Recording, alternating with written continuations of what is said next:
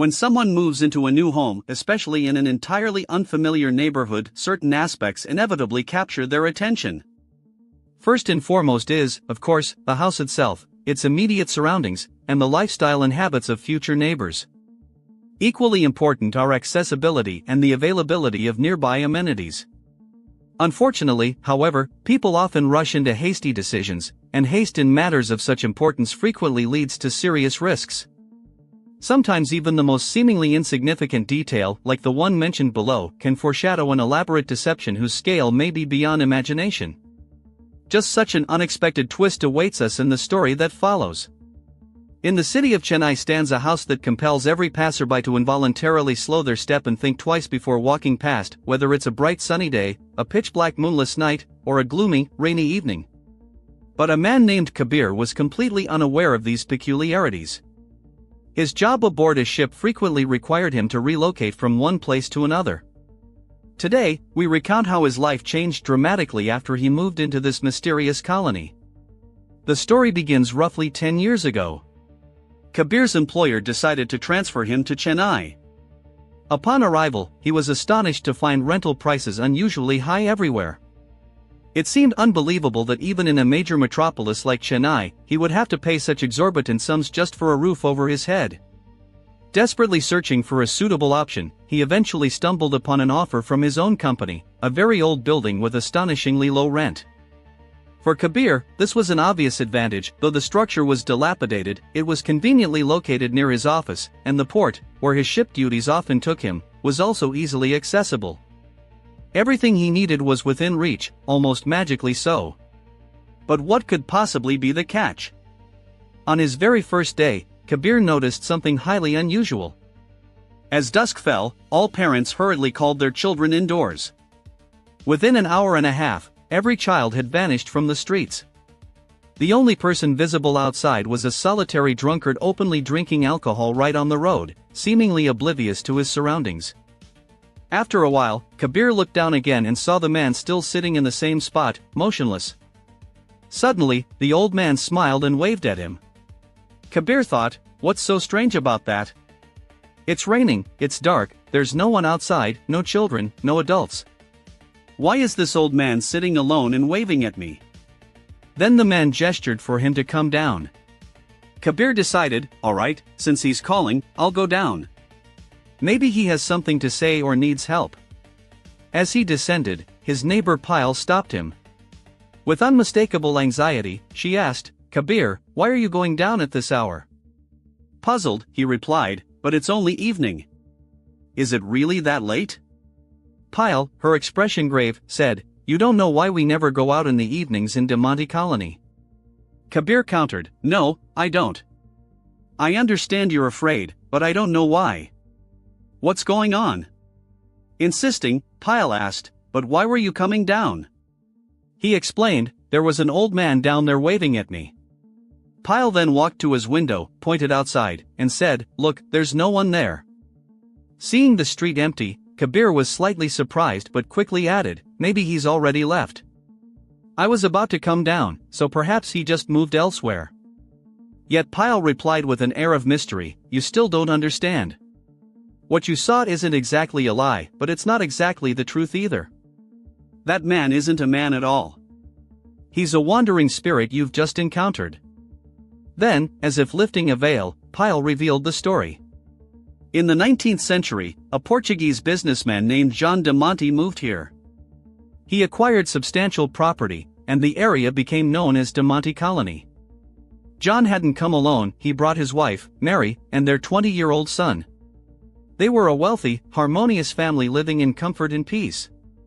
But over time, Mary began suffering from a mental illness, gradually losing her mind until she sank into madness.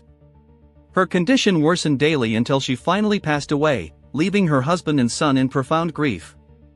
Soon after, perhaps unable to bear the weight of his loss, their son suffered a heart attack and died as well. João de Monte was now the sole survivor, broken and alone. He spent his days sitting and drinking incessantly, trying to drown his sorrow, seeing no purpose in life. He idled away his time, drank, and disturbed the colony's residents with his inappropriate behavior until the day he, too, died and left this world. Yet just months after John's death, every resident of the colony began noticing something strange, deeply, chillingly strange. Whenever they sat with their families, wives, and children, laughing and playing, they would hear from afar the sound of weeping filled with unbearable sorrow. Drawn by curiosity and fear, they would follow the sound only to find none other than John, sobbing bitterly, as if his soul could find no peace. Gradually, everyone became aware of this phenomenon, and a cold, penetrating fear gripped the entire community. Pyle explained that this was precisely why no one dared go outside in the evenings, when shadows lengthened and the world sank into twilight. No one wanted to be out there, for everyone knew the tragic, inexplicable history of this place. Then Pyle warned Kabir once more, her voice firm and compelling. "Kabir, I strongly advise you not to go down now, it will turn out very badly for you." With that, Pyle hurried away, leaving Kabir alone with his thoughts and growing unease. Back in his room, as if trying to shield himself from an invisible threat, Kabir made a firm decision. "No, I won't go down. I'll stay inside." But at that moment, the piercing ring of the telephone shattered the silence. Kabir picked up the receiver. It was his boss, demanding his immediate presence at the office in a commanding tone. Something urgent had happened, a critical error requiring his instant attention. Kabir tried to explain he couldn't come, but his boss refused to listen, his voice unyielding. Trapped by circumstances, Kabir reluctantly left the building, unaware of what awaited him beyond the threshold. When Kabir returned, the clock neared 11 at night. As he entered the colony, he found the atmosphere unchanged from 6 hours earlier. Absolute silence reigned, and not a soul was in sight. No one appeared on the horizon. All windows and doors were tightly shut, with only faint light seeping through curtains hinting at inhabitants. No one dared step outside at such a late hour. Kabir walked quickly, almost nervously, toward his home, feeling a sharp, piercing tremor stirred by the eerie tales he'd heard. Suddenly, he heard the sound of a glass bottle rolling across the asphalt. As if guided by an invisible force, it rolled straight toward his feet and struck them. It was an empty wine bottle. Kabir instantly sensed this incident might be an omen. Still, he pressed on. Then a piercing wail shattered the silence. Kabir immediately understood it was none other than the wandering spirit of the Portuguese businessman, seemingly trying to disorient him. He kept moving forward, step by step, straining to hear through the darkness. Now he could hear only his own footsteps echoing in the dead silence. But this lasted only a moment. Soon, other footsteps joined his, uninvited and frighteningly close. Instinctively, he quickened his pace. Almost running, he finally reached his building. And just as he arrived at the entrance, a cold hand landed on his shoulder. Kabir spun around. The old man stood before him, weeping inconsolably. Still crying, he said to Kabir, "You look so much like my son. May I stay at your place tonight?" In panic, Kabir jerked the stranger's hand off his shoulder and bolted for the elevator. He burst into his room and frantically began packing, determined to leave immediately. His luggage was already neatly packed. He grabbed his briefcase, and just then, the first drops of rain tapped against the window. Moments later, a torrential downpour began. Kabir had no choice but to accept his circumstances. He would have to spend the night in this house. It was deep night. He'd arrived at the colony around 11, and now it was probably 1 or 2 in the morning. He sat in his room, overwhelmed by anxious thoughts, utterly unable to sleep.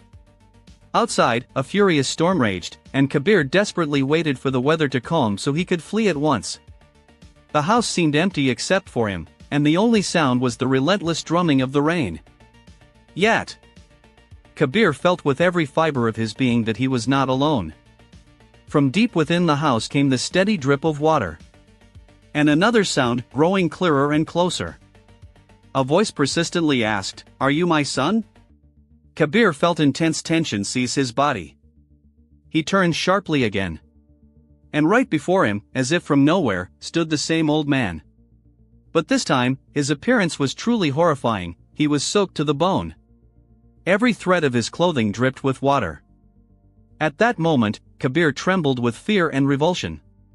When the old man received no answer, he asked again, this time with fierce aggression and unmistakable anger, raising his voice, "Why don't you answer? You are my son, aren't you?"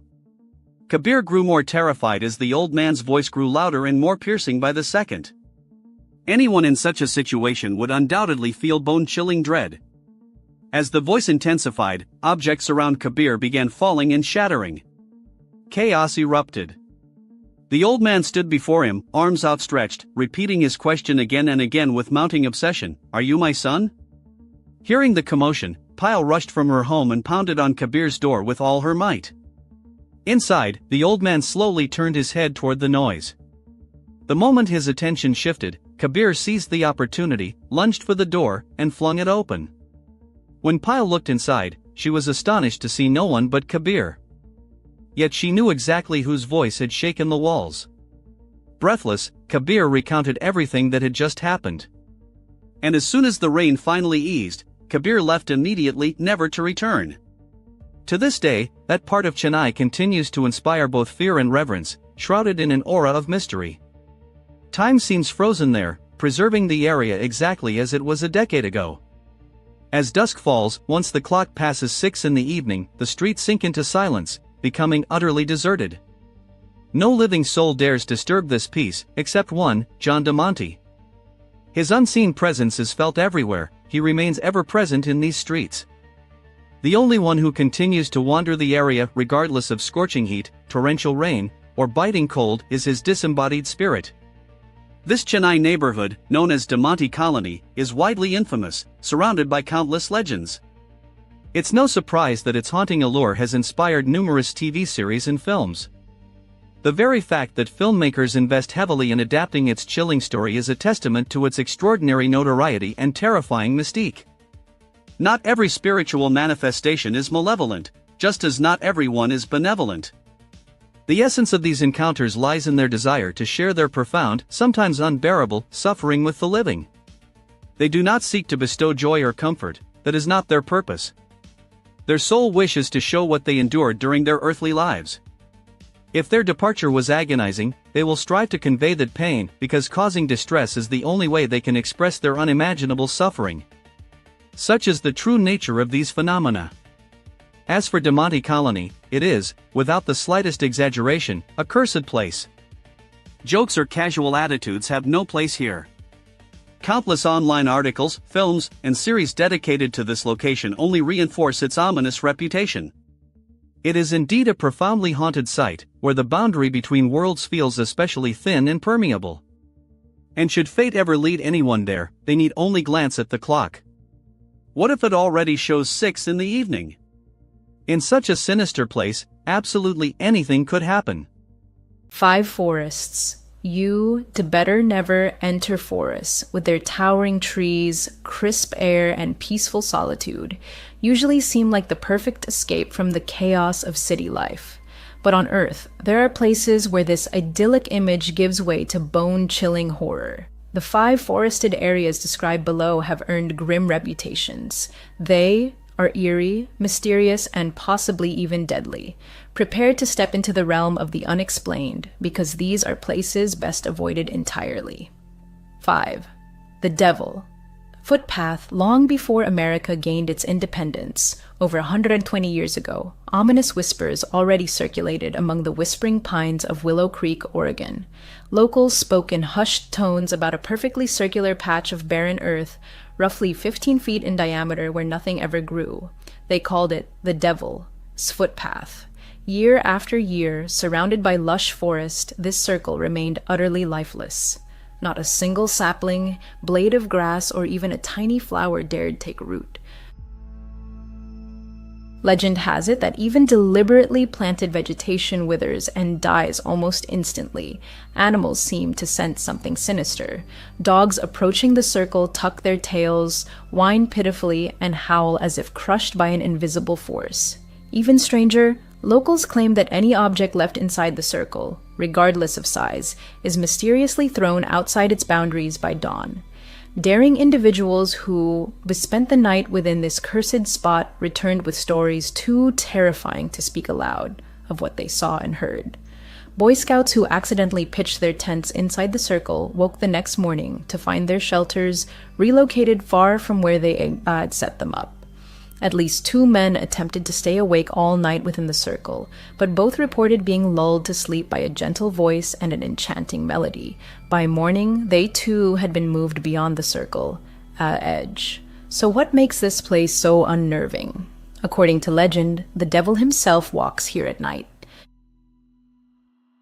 Deep within the silent, shadowed woods, he paces the circle, scorching the earth with his hooves, fixated on the chaos and malevolence he longs to unleash upon the world. The mystery of the devil's footpath has haunted imaginations for over a century. Passed down through generations, the tale endures. Scientists have been consulted and questioned about why this specific patch remains barren, but even they have no answers. Today, the site draws paranormal investigators. As for Willow Creek residents, most know the legend well and steer clear of the circle. Teenagers, of course, love to hang out there. Whether they had their own encounters or seen or felt the devil guarding his sacred ground remains unclear. 4. A man discovers a shrine to the missing. In October 2016, Marcus Chambers was enjoying a leisurely walk through Briarwood Park in Riverdale, California, when he stumbled upon a truly chilling sight. Along the trail, he noticed something odd attached to the trees. Upon closer inspection, he discovered printed sheets of paper carefully sealed in plastic sleeves, hanging from individual trees across a section of the forest. Chambers examined each one and was horrified to realize they were missing persons posters. That alone was unsettling, but what terrified him more was the realization that every poster featured real people. Deeply disturbed, he pulled out his smartphone with trembling hands and began recording. He later posted the video on Facebook, where it quickly went viral, amassing over 1 million views. Chambers showed around 25 missing persons posters affixed to trees and wondered aloud who could have created such a display deep in the woods. It seemed the area had been deliberately turned into a shrine for the disappeared. He ended the video by running away, claiming he'd heard voices nearby. You might assume it was a hoax, perhaps even staged by Chambers himself. But as soon as he left the forest, he immediately contacted the police and showed them the footage. Authorities investigated the area and closed the case 2 days later, stating they identified the person responsible. According to them, the landowner had hung the posters as Halloween party decorations. Despite this explanation, Chambers remains unconvinced. He argues that using real missing persons as Halloween decor is not only tasteless, but deeply disrespectful to grieving families still hoping their loved ones will be found. It's disturbing and shows complete disregard for their feelings, he said. The posters and materials looked weathered, as if they had been there for a long time. Maybe they just claimed it was Halloween decor because it was discovered right before the holiday. Some viewers offered alternative theories. One suggested it was leftover film set dressing from a new movie, The Blackwood Witch. Others speculated it was a cruel prank. Although police closed the case, many questions linger unanswered. 3. Shadow Woods, the forest, where shadows come alive.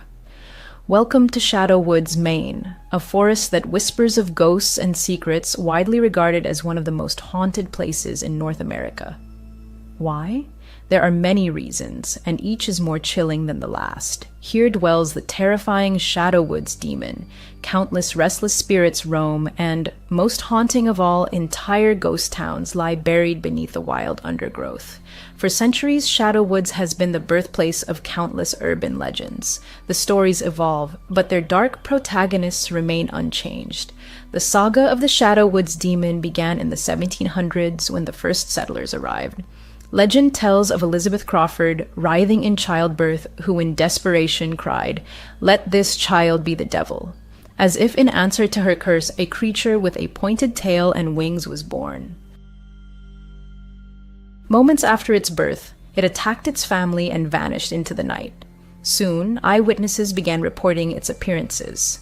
In 1901, residents of Portland, Maine were stunned when they saw and heard the creature. A trembling postman described it as grotesque, emitting unnatural sounds before dissolving into darkness. In 1925, a farmer shot a mysterious animal killing his chickens. He showed the carcass to over 100 people, yet no one could identify the beast. Even today, the Shadow Woods demon continues to unsettle the region. Locals, paranormal investigators, and campers regularly report encounters with winged creatures or unidentifiable animals that inspire primal terror. But Shadow Woods is more than just the demon. It is also home to some of the state's most haunting ghost towns, so many that the forest is often called the Forest of Ghosts. Ruins of 18th and 19th century settlements are still visible beneath the overgrowth. Glass factories, paper mills, cranberry farms, brickworks, all now silent echoes of the past. One of the best preserved ghost towns is the village of Batstow, nicknamed the Pearl of the Pines for its remarkable condition. Once a bustling hub, it housed iron and glass workshops and even produced cannonballs for Thomas Smith's army. It has no surprise that ghosts are frequently seen and felt by those brave enough to explore these woods. One of the most famous is the spirit of a little boy, believed to be the victim of a fatal car accident. He's often spotted on Burnt Hill Road at midnight. Locals say that if you drive down the road with your headlights off, you'll see the boy chasing his ball, his small figure flickering in the beam of your lights. Another spirit is Sarah Anderson, a former enslaved woman lynched for studying and practicing medicine. There are also reports of a blonde woman, a black dog, a headless specter, and a white deer, each appearing to lost travelers, as if inviting them into their shadowy realm. Whether you were drawn to ghost towns, seeking paranormal thrills, or hoping to confront the Shadow Woods demon itself, this forest seems tailor-made for you. But beware, it doesn't let its guests leave easily. 2. Blackwood, the whispering woods of the Mississippi. Along the mighty Mississippi River lies Blackwood, a deep, dark forest whose dense canopy blocks out nearly all sunlight. Known in the US as the Black Forest, it has become synonymous with the ominous thickets that inspired the Brothers Grimm's darkest fairy tales. The forest is so densely overgrown that in most areas, sunlight never touches the ground. This creates an oppressive, eerie silence. No wonder Blackwood is rumored to be a haven for the supernatural. For instance, the Lake Luna nymphs, water spirits dwelling in the murky depths of Mystic Lake which borders the forest, are said to live under the rule of the King of Mystic Lake. Legend warns, never throw stones into the water near the forest, or you will anger the king and invite his terrible wrath. Meanwhile, in the nearly vanished town of Harpersville, tales persist of a headless horseman who rides from the woods each year, his hooves clattering along old roads. There is also Greystone Castle, where beautiful, enchanting ladies are said to reside, visible only at night, their silhouettes flickering in the windows. Stories even tell of a ghostly king who abducts young women foolish enough to wander into the forest. As if that weren't enough, Blackwood is also linked to werewolves, witches, and even UFO sightings. Because of these spine-tingling tales, paranormal experts and thrill-seeking tourists constantly explore the area. While charming towns and scenic trails lie nearby, the persistent horror stories serve as a grim reminder. Blackwood may not be a place you want to enter if you value your peace of mind. 1. Interstate 75, the highway to nowhere. To most, the trees lining one of America's busiest interstates seem unremarkable. But few know that Interstate 75 near Austin, Texas hides a horrifying secret. It is a hidden dumping ground for bodies. For decades, the entire 200-mile stretch, from the Texas border deep into southern Louisiana, has served as a grim resting place for murdered and missing persons. Beneath the rustling leaves and the roar of passing cars lie untold stories that will never be fully known. A trail of tragedy. Highway 75, Graveyard of the Innocent. Highway 75 and its surrounding forests have silently witnessed unspeakable cruelty, becoming the final resting place for at least 30 victims. There is no discrimination by age or gender. Men, women, and children have all been callously abandoned in this desolate stretch, doomed to oblivion. A lucky few have been identified, but most remain nameless ghosts. Some bodies were found naked, others clothed, some relatively fresh, others badly decomposed. In some cases, only bones were discovered by hikers, gold prospectors, or developers encroaching on these sinister woods. Much of the land around the highway is wild and untouched. Thick underbrush and rolling hills provide perfect cover for criminals to conceal their crimes. One particularly gruesome case involves David Johnson. Her remains were found in muddy, swampy waters when a woman exploring beaver dams noticed a lone shoe that looked familiar. Upon picking it up, she was horrified to find a foot bone inside. Further searching uncovered clothing, limbs, a breast implant, and more bones. It was later confirmed to be David Johnson. Johnson vanished in October 2015. She was a mother, a Navy veteran, a former bodybuilder, and a cosmetologist. Shortly before her disappearance, she had filed a restraining order against her ex-boyfriend, Emily White, and told her sister that if anything happened to her, he would be to blame. Soon after, Johnson disappeared. Although White was arrested on unrelated charges, and for violating the restraining order, he was never charged with her murder, and the case remains unsolved. A similar tragedy befell 18-year-old Emily White. She had a habit. Whenever her boyfriend called, she'd drive to a payphone near a local convenience store on Oak Ridge Road in Springdale to call him back. She always did this. But on that fateful day, after heading to the payphone, Emily was never seen again. Her worried parents found her car in the store as parking lot and soon filed a missing persons report. A week later, on September 29, 1999, her partially decomposed naked body was discovered in the woods near the highway. Why does Interstate 75 attract criminals? Investigators believe the reason is simple: convenience. The highway lies just 20 miles from downtown. Within that radius, it's easy to turn onto a back road where a vehicle can vanish instantly into the dense forest. As parts of the highway are gradually developed, police suspect many more bodies remain hidden in these woods, waiting only for time to reveal them. These, then, are 5 terrifying forests you'd better never enter. The woods are lovely, dark and deep, as Robert Frost once wrote. But they also hold secrets far beyond what we seek, and sometimes those secrets are too horrifying to uncover. NUS last spring, a 17-year-old girl took a Friday night babysitting job at the Davids house, just 5 blocks from her own home in Chandler, Arizona. She was saving up for college, and the prospect of earning an extra $20 an hour seemed especially appealing. The neighborhood seemed like a safe haven, with neat single-story homes, manicured lawns, and streetlights every 30 yards. Her parents approved of the visit. She arrived at exactly 6:30 p.m. Mrs. David showed her the alarm panel, the Wi-Fi password, and emergency contacts. She changed 4-year-old Sybil and 6-year-old Tyler into their pajamas and left a portion of cool chicken nuggets in the refrigerator. Mr. David strictly reminded her of bedtime at 8:30 p.m. without any delays. The couple departed for a charity dinner downtown. As soon as the front door closed, the girl instinctively slid the bolt. The evening passed smoothly and peacefully. The children colored with crayons, then watched only half an episode of Paw Patrol, after which they brushed their teeth. At 8:25 p.m., she took them upstairs, read a brief story about a lost puppy, and turned on a nightlight in the shape of a glowing blue LED moon. The little ones fell asleep almost instantly.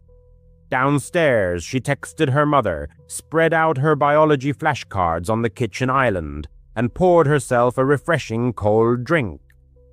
At exactly 9:15 p.m., there was a persistent knock at the door. She startled in surprise. The Davids had not mentioned any possible visitors.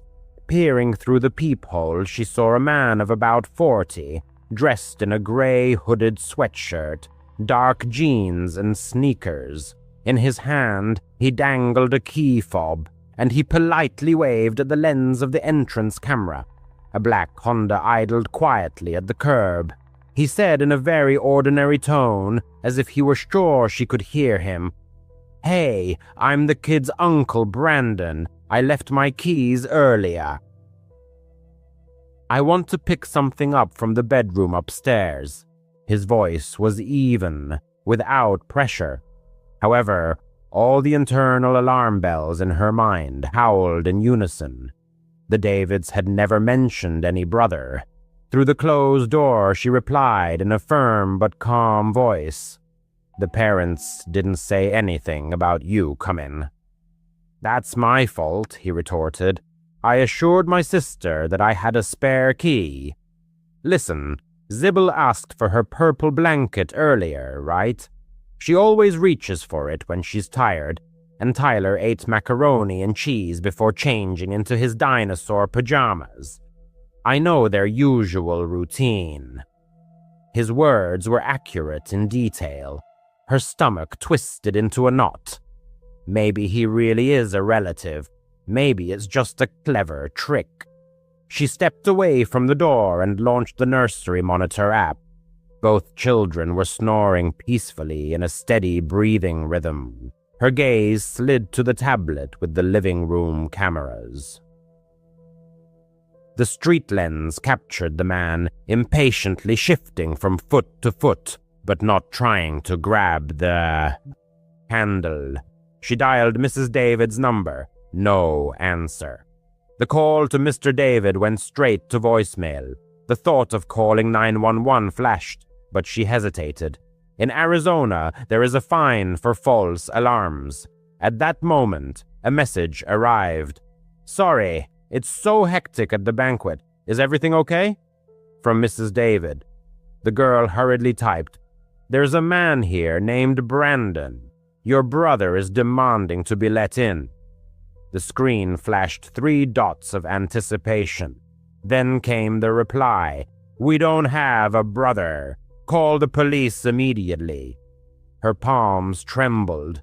She took a deep breath and dialed 911, clearly stating the address, the stranger's description, and specifying that 2 children were sleeping peacefully upstairs. A muffled knock came from the hallway. The man knocked again, maintaining the same politeness. "I really need that blanket. I swear, just 2 minutes." She said nothing. He waited about 10 seconds. The camera caught him heading to the front windows, pressing his hands against the glass, trying to look inside. The girl hastily turned off the lights in the room to remain unnoticed. In the faint glow of the phone screen, she watched him go around the wall and approached the side gate. Soon, the motion sensor in the yard flashed and went out. The dispatcher kept in touch. "A patrol will arrive in 3 minutes. Don't go out and keep everything locked." She crept silently to the patio door. The lock was secure, the curtain securely drawn. Outside, there was dead silence. A heavy stillness hung in the house. Even the usual hum of the refrigerator seemed muffled. In the distance, she heard the wailing sirens of 2 police cars, which soon fell silent. Red and blue flashes broke through the blinds. The girl froze in the hallway until an officer called out to her from the porch, giving his badge number through the door. Only then did she crack the entrance open. The police officers thoroughly combed the yard and the surrounding streets. The Honda had vanished without a trace. Tire tracks stretched to the main highway. Neighboring door cameras captured nothing useful. The stranger had parked out of their view. In the house, the children never woke up from the commotion. The officers recorded her statement, noted her vigilance, and waited for the return of Mr. and Mrs. David, who rushed home pale as sheets. Mrs. David squeezed her so tightly that she gasped for breath and muttered, "Thank you for protecting them." By 12:30 a.m., the patrol cars had left. The parents insisted on personally driving her home. She agreed, but kept looking over her shoulder throughout the ride. At night, All the details of what she had experienced swirled in her head. How did he know about the children's dinner and the exact bedtime? Had he been peeking in the windows beforehand? Had he been eavesdropping on her conversations? Later, the Davids found a gap between the window frame and the lock. He had, probably managed to break it before her arrival and was listening from the garden. He disappeared before the police arrived, suggesting either a signal scanner or animal instincts. Weeks passed before she dared to take on evening babysitting jobs again. When she did, she brought blackout film for the windows, replaced the unreliable latches with sturdy ones, and always kept a baseball bat close at hand. She learned that a calm tone and personal details are not always a guarantee of truthfulness. The detectives who got involved later revealed that similar men had been seen near elementary schools, where they picked up snippets of conversation for greater credibility. They believed that this type had targeted 3 houses that month, invariably hiding behind family ties. This brought no relief. On the contrary, it only highlighted the sophistication of his manipulative style. The case remains open, with no arrests. She still babysits, but only for trusted relatives, and never dismisses her gut feelings. Safety hangs by thin threads, locking the gate, not engaging in conversation with strangers, verifying backgrounds. That night, her decisions saved the situation. 2 little ones continued to doze under the soft blue light of the nightlight, undisturbed by the steps of an uninvited guest. There are nights when she wakes up to the echo of that quiet knock and even voice, begging for a child's blanket. He seems so patient, almost cordial, waiting for a moment of trust. Let no one succumb. No one will believe this story, but it still hangs in the air, giving no peace. Leah isn't one for ghost stories or wild fabrications, but the events of the past month still rob her of sleep. She's 32, working as a nurse at a small hospital in upstate New York. Her shifts often run late, and she drives home on deserted highways winding through forests and fields. On ordinary evenings, it brings peace. Just her faithful old Honda Civic, and the muted murmur of the radio. But that night, everything went wrong. The clock read around 11:30 p.m. when Leah, exhausted after a 12-hour shift, finally pulled out. The main highway, Route 12, was her usual route, a 2-lane strip with dense thickets of trees on either side, and occasional gas stations blinking in the darkness. Approaching a turn 5 miles from home, she noticed orange warning signs about construction and plastic cones blocking the way. A huge arrow pointed insistently to the left, onto a secondary road that Leah had never even heard of before. The sign was concise: detour, road work ahead.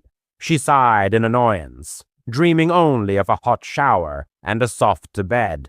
But there was no choice. She had to turn onto this narrow, unlit path. From the first few feet, the detour felt ominous, like a sinister labyrinth. The asphalt barely fit 2 cars side by side, and tree branches hung down on both sides, creating a feeling of being trapped. Not a single street light. Not a single light in the windows of houses, just solid blackness and the crunch of gravel under the wheels.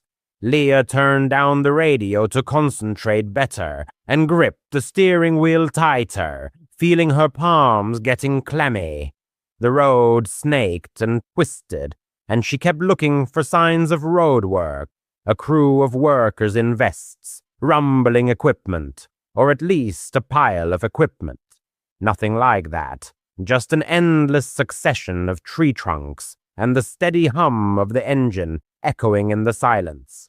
After 10 minutes, a vague unease began to grow into anxiety in Leah's soul.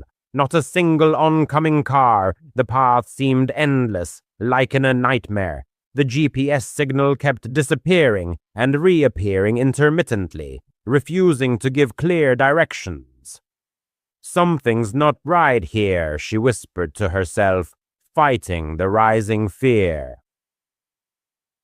At that moment, she glanced in the rearview mirror and saw it, a truck, 100 yards back, crawling forward at a snail's pace. Its headlights were off, blending into the night background. Her stomach twisted into a knot. Who in their right mind drives around in the dark without lights? Leah tried to convince herself that it was nothing, just a local resident on the same detour, hurrying about their business. However, the truck maintained its distance, neither approaching nor pulling away, like a shadow clinging to her tail. She pressed the gas pedal, trying to break away and escape this pursuit. It reacted instantly, also picking up speed. Leah's heart beat wildly, throbbing in her temples. To pull herself together, she mentally ran through explanations. Maybe their headlights had failed, or they were just as lost in this wilderness as she was. But then her gaze fell on the side of the road. There were no more construction signs. Not a single cone, no barricades, not even a trace of detour signs. Suddenly, the realization came. She hadn't noticed any work on Route 12 either. No excavators, no torn-up pavement. Just those mysterious signs and obstacles that had appeared out of nowhere. Panic washed over her in a wave, cold and clammy. Leah grabbed her phone to dial 911. There was no signal at all. In this wilderness, she was completely alone, cut off from the world.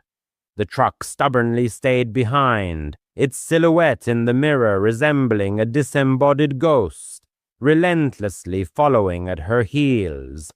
She pressed down even harder on the accelerator, and the car shook on the potholes, protesting against such driving. It didn't fall behind by a single step.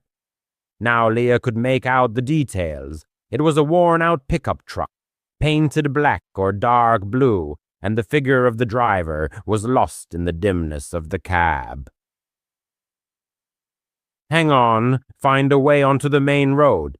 Everything will be fine," she repeated to herself like a mantra. But the road continued to twist and turn, and she lost all sense of her location. Suddenly, a dim light flickered ahead, promising salvation. Headlights of an oncoming vehicle were approaching, cutting through the darkness. A wave of relief washed over Leah. It could be a patrol car or just a good Samaritan willing to help. As the SUV drew level, she slowed down and flashed her high beams twice, signaling distress. It turned out to be a white SUV. It also slowed down and pulled to the edge of the shoulder. Leah stopped, leaving the engine idling, and cracked the window just enough to call out, "Hey, I think someone's following me." The driver, a middle-aged man in thin-rimmed glasses, leaned out of the cab and asked, "Are you okay?" She pointed back. "There's a truck back there, no headlights. It's been chasing me for miles." He squinted, peering into the darkness behind her. The expression on his face changed instantly, becoming concerned. "There's no truck there." Leah turned sharply to the mirror. The road behind her was empty, as if it had never been there. Her blood ran cold. She could have sworn she had seen it just a second ago, clearly and closely. "Listen," the man said soothingly. "This road is full of strange things. I was also detoured here, but there were no repairs on the 12th. I checked myself. Drive behind me. I'll lead you back to the main road." Leah nodded silently, too stunned to argue or ask questions. She pulled up behind the SUV, keeping her eyes glued to the mirrors. Not a trace of the truck, just the bottomless darkness, swallowing up all traces. After 10 minutes, they finally burst onto Route 12. The orange signs and cones had vanished, as if they had never been placed at all, leaving only a vague memory. Leah thanked the man heartily. He promised to contact the police and report what had happened, and sped home, carefully locking all the locks. In her apartment, she couldn't close her eyes, running through the events in her mind, those sudden signs, the mysterious truck, its inexplicable disappearance. In the morning, she dialed the sheriff's office. They confirmed that no repairs had been planned on Route 12 that night. Not a single complaint of false detours. Leah dove into the internet and came across forums where others shared similar cases. Fake detours, mysterious cars leading nowhere. Some blamed it on someone's prank. Others whispered about something sinister, robbers or something worse lurking in the shadows. What exactly she saw, Leah doesn't know for sure. Maybe it was just a prank, or her tired mind played a trick on her. But the feeling of the clammy, unnatural presence of that road doesn't leave her, as if the highway harbored its own will, waiting for lonely travelers. Now Leah chooses a different route, even if it's longer, avoiding suspicious sections. And every time she sees a construction sign, her heart clenches with foreboding. She doubts she will ever feel safe driving alone again under the cover of night. When Leah was 15, she first met her future husband, who had just turned 16 in art class. Their small town didn't spoil teenagers just starting romantic relationships with a variety of entertainment, except for rare outings to the nearest Target for small purchases. The settlement, despite its modesty, had a special charm due to its rich past. Tourists came specifically to wander along the ancient mining trails or enjoy the views of the river that cut through the canyon nearby.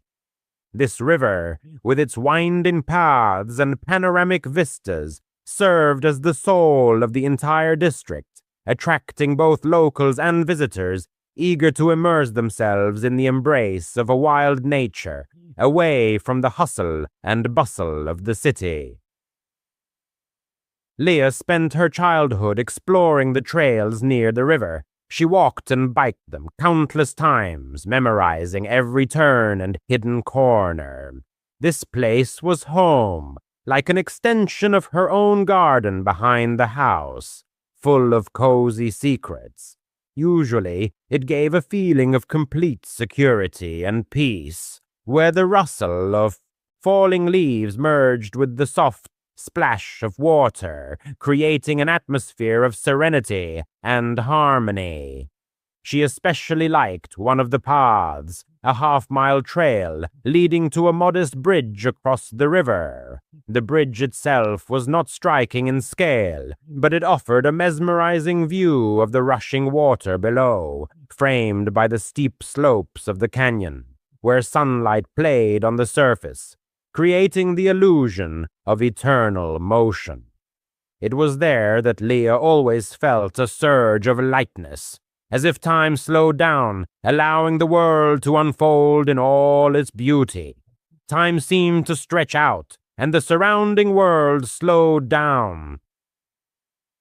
But nearby stood another bridge, far grander in scale and fame, one of the tallest on the planet, a true engineering masterpiece that attracted daredevils and curious tourists to its base.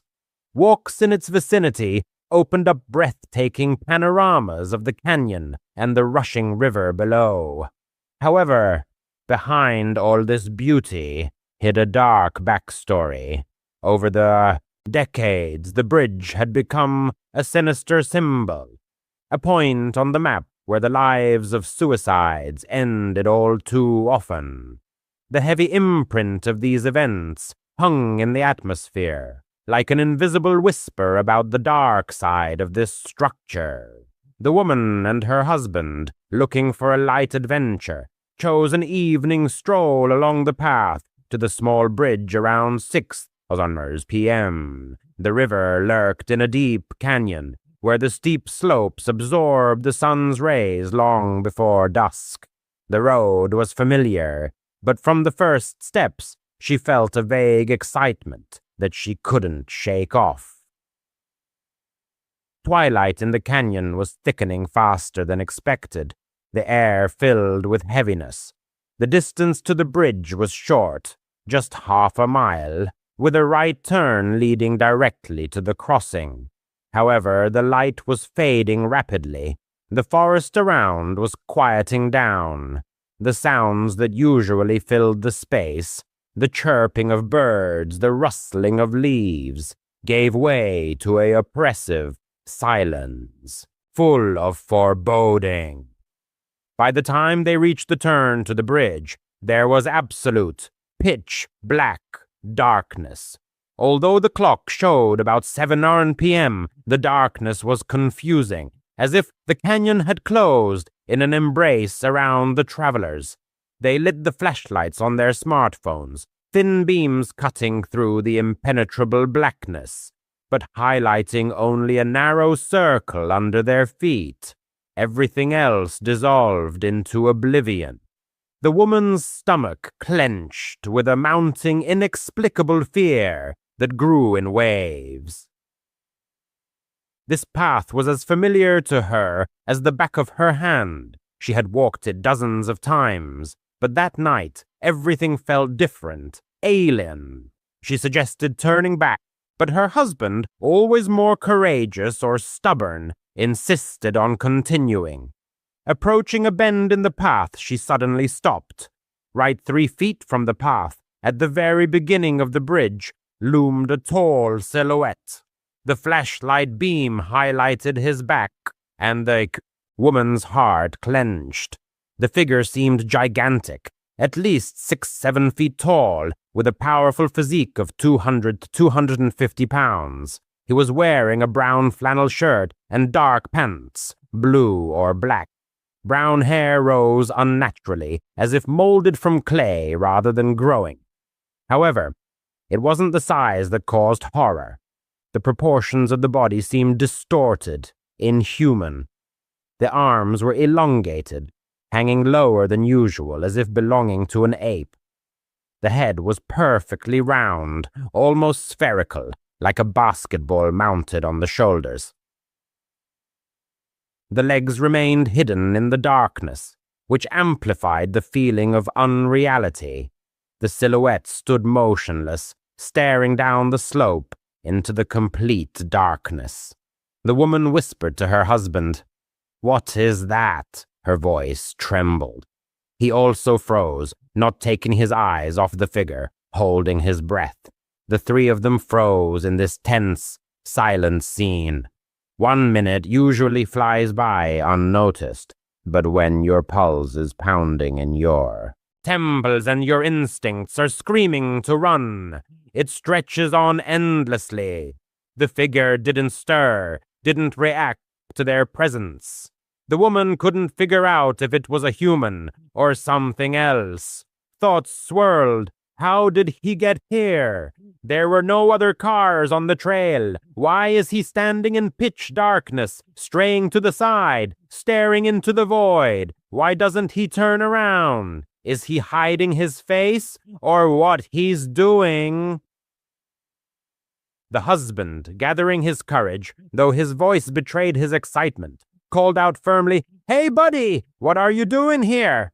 At that moment, the silhouette began to turn slowly, and the woman's stomach turned cold, nausea rising to her throat. The instinct she ignored earlier exploded with a shout, "Run, immediately!" She didn't wait to see his face. Grabbing her husband's hand, she darted back toward the car. The flashlight beam flitted in time with her steps. Her breath came in gasps. She never looked back. She didn't want to know if this creature was chasing them. Behind her, her husband shouted her name. His steps echoed. He was lagging noticeably behind. They burst out to the car, panting and shaking. The woman fumbled frantically with the keys. The parking lot was empty, not a single other car. The nearest town was 5 to 6 miles away, depending on the route, and the entire stretch of road was out of cell service. Her heart didn't calm down until the lights of the streetlights flickered into view. They barely spoke a word. Shock had tied their tongues. A few days later, curiosity outweighed fear. The woman couldn't get that silhouette out of her head. Was it a person, a joke, an illusion of light? She persuaded her husband to return during the day, bringing friends for backup. They needed to dispel their doubts. Maybe it was just a jacket on a pole, a bizarre boulder, or a prop from a local hoax. But there was nothing there. No pole, no clothing, not a single hint of an explanation. But what? She saw now sent a chill down her spine. The place where the silhouette had stood ended in a steep ledge, 4 feet down. If he was really standing there, then his height was not 6 to 7 feet, but closer to 8 to 10. The realization hit like a blow. What they had seen was not just tall, it was unimaginably huge. This river, this town, is steeped in a rich past. Some stories are full of charm, others of tragedy. Legends of mining times, lives cut short on the high bridge, the serene beauty of the canyon, all intertwined into a fabric, alive and almost sentient. What exactly they encountered that night remains a mystery. The woman shared the story with friends, relatives, anyone who would listen, but no one knew the answer. A person, a ghost, or something beyond. The memory of the motionless figure in the darkness doesn't let go. It's a fragment of the river's legacy that she will never solve. A mystery hovering like shadows in the canyon. For a long time she kept it secret. A year ago, silence seemed wiser. But now it's clear. It's useless to hide it. Someone may need a warning. He worked as a security guard at a small airport in Germany. Most flights took off in the pre-dawn hours, so his shifts were always at night. For 5 years, his service flowed monotonously, checking doors, verifying passes, monitoring cameras. Mid-July, the height of tourist season. Families with strollers, noisy groups with luggage, long lines at check-in counters. Despite this bustle, the terminal that night seemed distorted, wrong. He couldn't quite explain the feeling, so he just continued to perform his duties. Around midnight, he went out for a smoke. He went to the bakery, grabbed a chocolate bar and an energy drink, and sat down at a metal table. He was watching a short video on his phone when he felt an impulse to look back. Behind him stood a man in a black raincoat. The hood was pulled up, but his eyes were staring intently at him. His gaze didn't waver, no pretense of looking at the displays. Just him, the watcher. The guard held out for a couple of seconds, then returned to the screen. Strange types in airports are a common, daily occurrence. The vast majority of them are harmless. AirTag. The vast majority of them are completely harmless. He finished half the can, slipped the phone into his pocket, and headed to the toilet to rinse his hands before the end of his break. Returning, he noticed the same man, now standing 50 meters away, in the main hall. The stranger's head was tilted, his gaze fixed on him again. As soon as the man realized he had been noticed, he turned and silently rushed into a side corridor, without a sound, without the slightest hesitation. A quiet alarm bell rang in his head, but nothing reprehensible had happened. He returned to his post and spent the next hours patrolling the gates, checking the locks, and waiting for the first rays of dawn. With the first rays of sun, his phone died. His house was nearby, so he just put the gadget in his pocket and set off. Halfway there, he remembered the power bank in his backpack, took it out, connected the cable, and continued walking. 10 minutes before arriving, he pressed the power button to look at the charge level. The screen suddenly filled with a foreign notification. Unknown AirTag detected. It is moving with you at a distance of 800 meters. He didn't have an AirTag. He froze in place. The street was empty. Only a row of dim lights cast a faint glow. A new alert. The distance had decreased to 600 meters, then to 500. He frantically searched for a rational explanation. Perhaps someone nearby had lost luggage with such a device. The numbers continued to fall inexorably. 400, 300. He broke into a run. The phone vibrated. 200 meters. He turned the corner and dashed forward. His legs felt like lead, numb with tension. But the distance was decreasing even faster. 100 meters. Finally, he burst into the entrance, inserted the key, slammed the door, and leaned against it. The hallway greeted him with a deathly silence. The screen showed 50 meters, then 20, 10. He pressed his eye to the peephole. The street remained deserted. His hands were shaking uncontrollably. He emptied his pockets and turned his backpack onto the floor. Nothing suspicious. He wanted to dial the police, but how to explain? The signal on the display supposedly indicated surveillance. In the end, he convinced himself that he was overtired. The shift had been exhausting. His mind was in a semi-sleep state. After changing, he collapsed into bed and started a video with a scary story on his phone. The narrator's voice usually lulled him to sleep.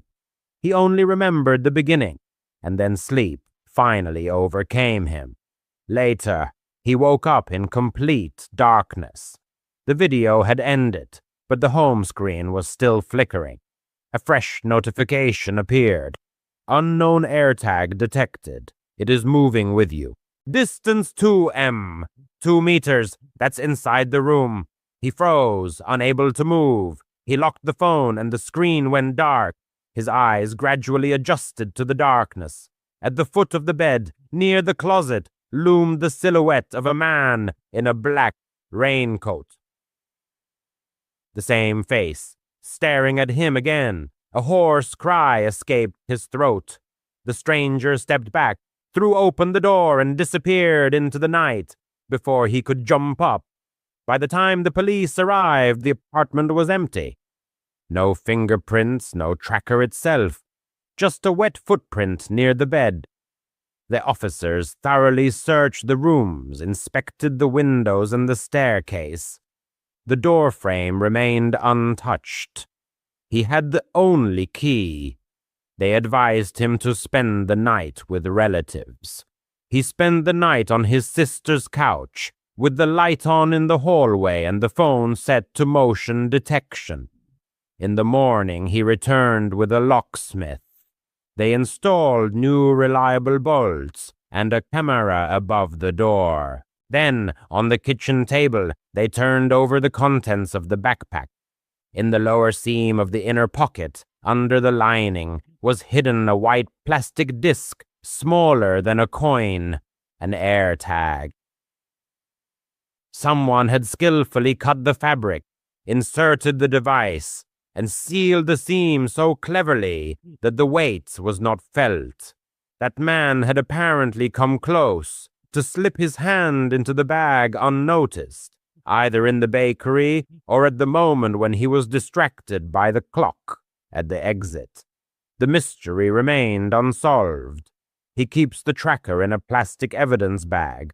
The device lies on the table as a silent warning, A threat can disguise itself as commonplace and creep up from behind without a sound. He still works nights, but he doesn't walk home anymore. Every time the phone vibrates in his pocket, that impassive face flashes before his eyes, watching, waiting for the right moment. If your intuition tells you you're being followed, trust it and react without delay. He managed to get out. The next one may not be so lucky. He had always loved camping. The scent of pine needles, the crackle of a campfire, the forest stillness, it all made him feel truly alive. Last summer, he and his friends, Jake, Matt, and Amber, planned a weekend in Blackwood Forest, a dense pine forest 2 hours from the city. It was a popular but vast place, with miles of trails and thickets where sunlight barely penetrated the canopy. They had camped there before, so they weren't particularly worried. However, this time was etched in his memory forever. Months later, he still woke up in a cold sweat, remembering Jake. They arrived in Blackwood on Friday afternoon, the four of them crammed into Matt's beat-up Jeep. The air outside was warm, but the forest was cool. They set up camp by a stream in a secluded spot away from the main trail in a clearing with a ready-made fire pit from previous visitors. Jake was in high spirits, cracking jokes, tossing a soccer ball around while Amber set up the tent. He was always the life of the party, the one to diffuse the atmosphere with laughter, even when things were tense. Matt, more reserved, was already tinkering with the campfire while he unloaded the cooler, soda, hot dogs, and other usual snacks. Twilight thickened quickly. By 9 o'clock, it was pitch black. You couldn't see your hand in front of your face without a flashlight. They settled down by the fire, roasting marshmallows, exchanging funny stories. Jake started talking about an ancient Blackwood legend. In the 80s, people disappeared there without a trace. Amber snorted, declaring it typical campfire nonsense, and everyone laughed. But he caught Jake glancing at the trees every now and then, as if sensing someone's presence. Close to 11, Jake announced that he was going for a walk. His usual excuse, to pee and check out the stream. He grabbed a flashlight. Amber reminded him not to go far, but he waved her off. "I'm not a kid, Mom." Classic Jake, cocky but harmless. No one paid much attention. The stream was only 100 yards away. Its splashing could be heard in the camp. Minutes dragged on, 10, 20. Amber began to get nervous, looking at her phone every now and then. "He's probably just messing around," Matt muttered, though his voice sounded uncertain. He grabbed a flashlight and called out, "Jake, stop kidding around." His voice echoed, swallowed by the trees. Silence. His stomach went cold. Blackwood is huge, but not endless. Jake couldn't have gone that far. They decided to organize a search. Amber stayed at the camp in case he returned, while Matt and he split up. He headed to the stream, sweeping the beam through the bushes. The flashlight pulled roots and boulders from the darkness, but not his friend. He called out his name every few steps, his voice fading. The forest seemed deathly silent. No chirping crickets, no hooting owls, only the crunch of his boots on the carpet of pine needles. His boot crunched on pine needles, echoing in the dense silence of the forest.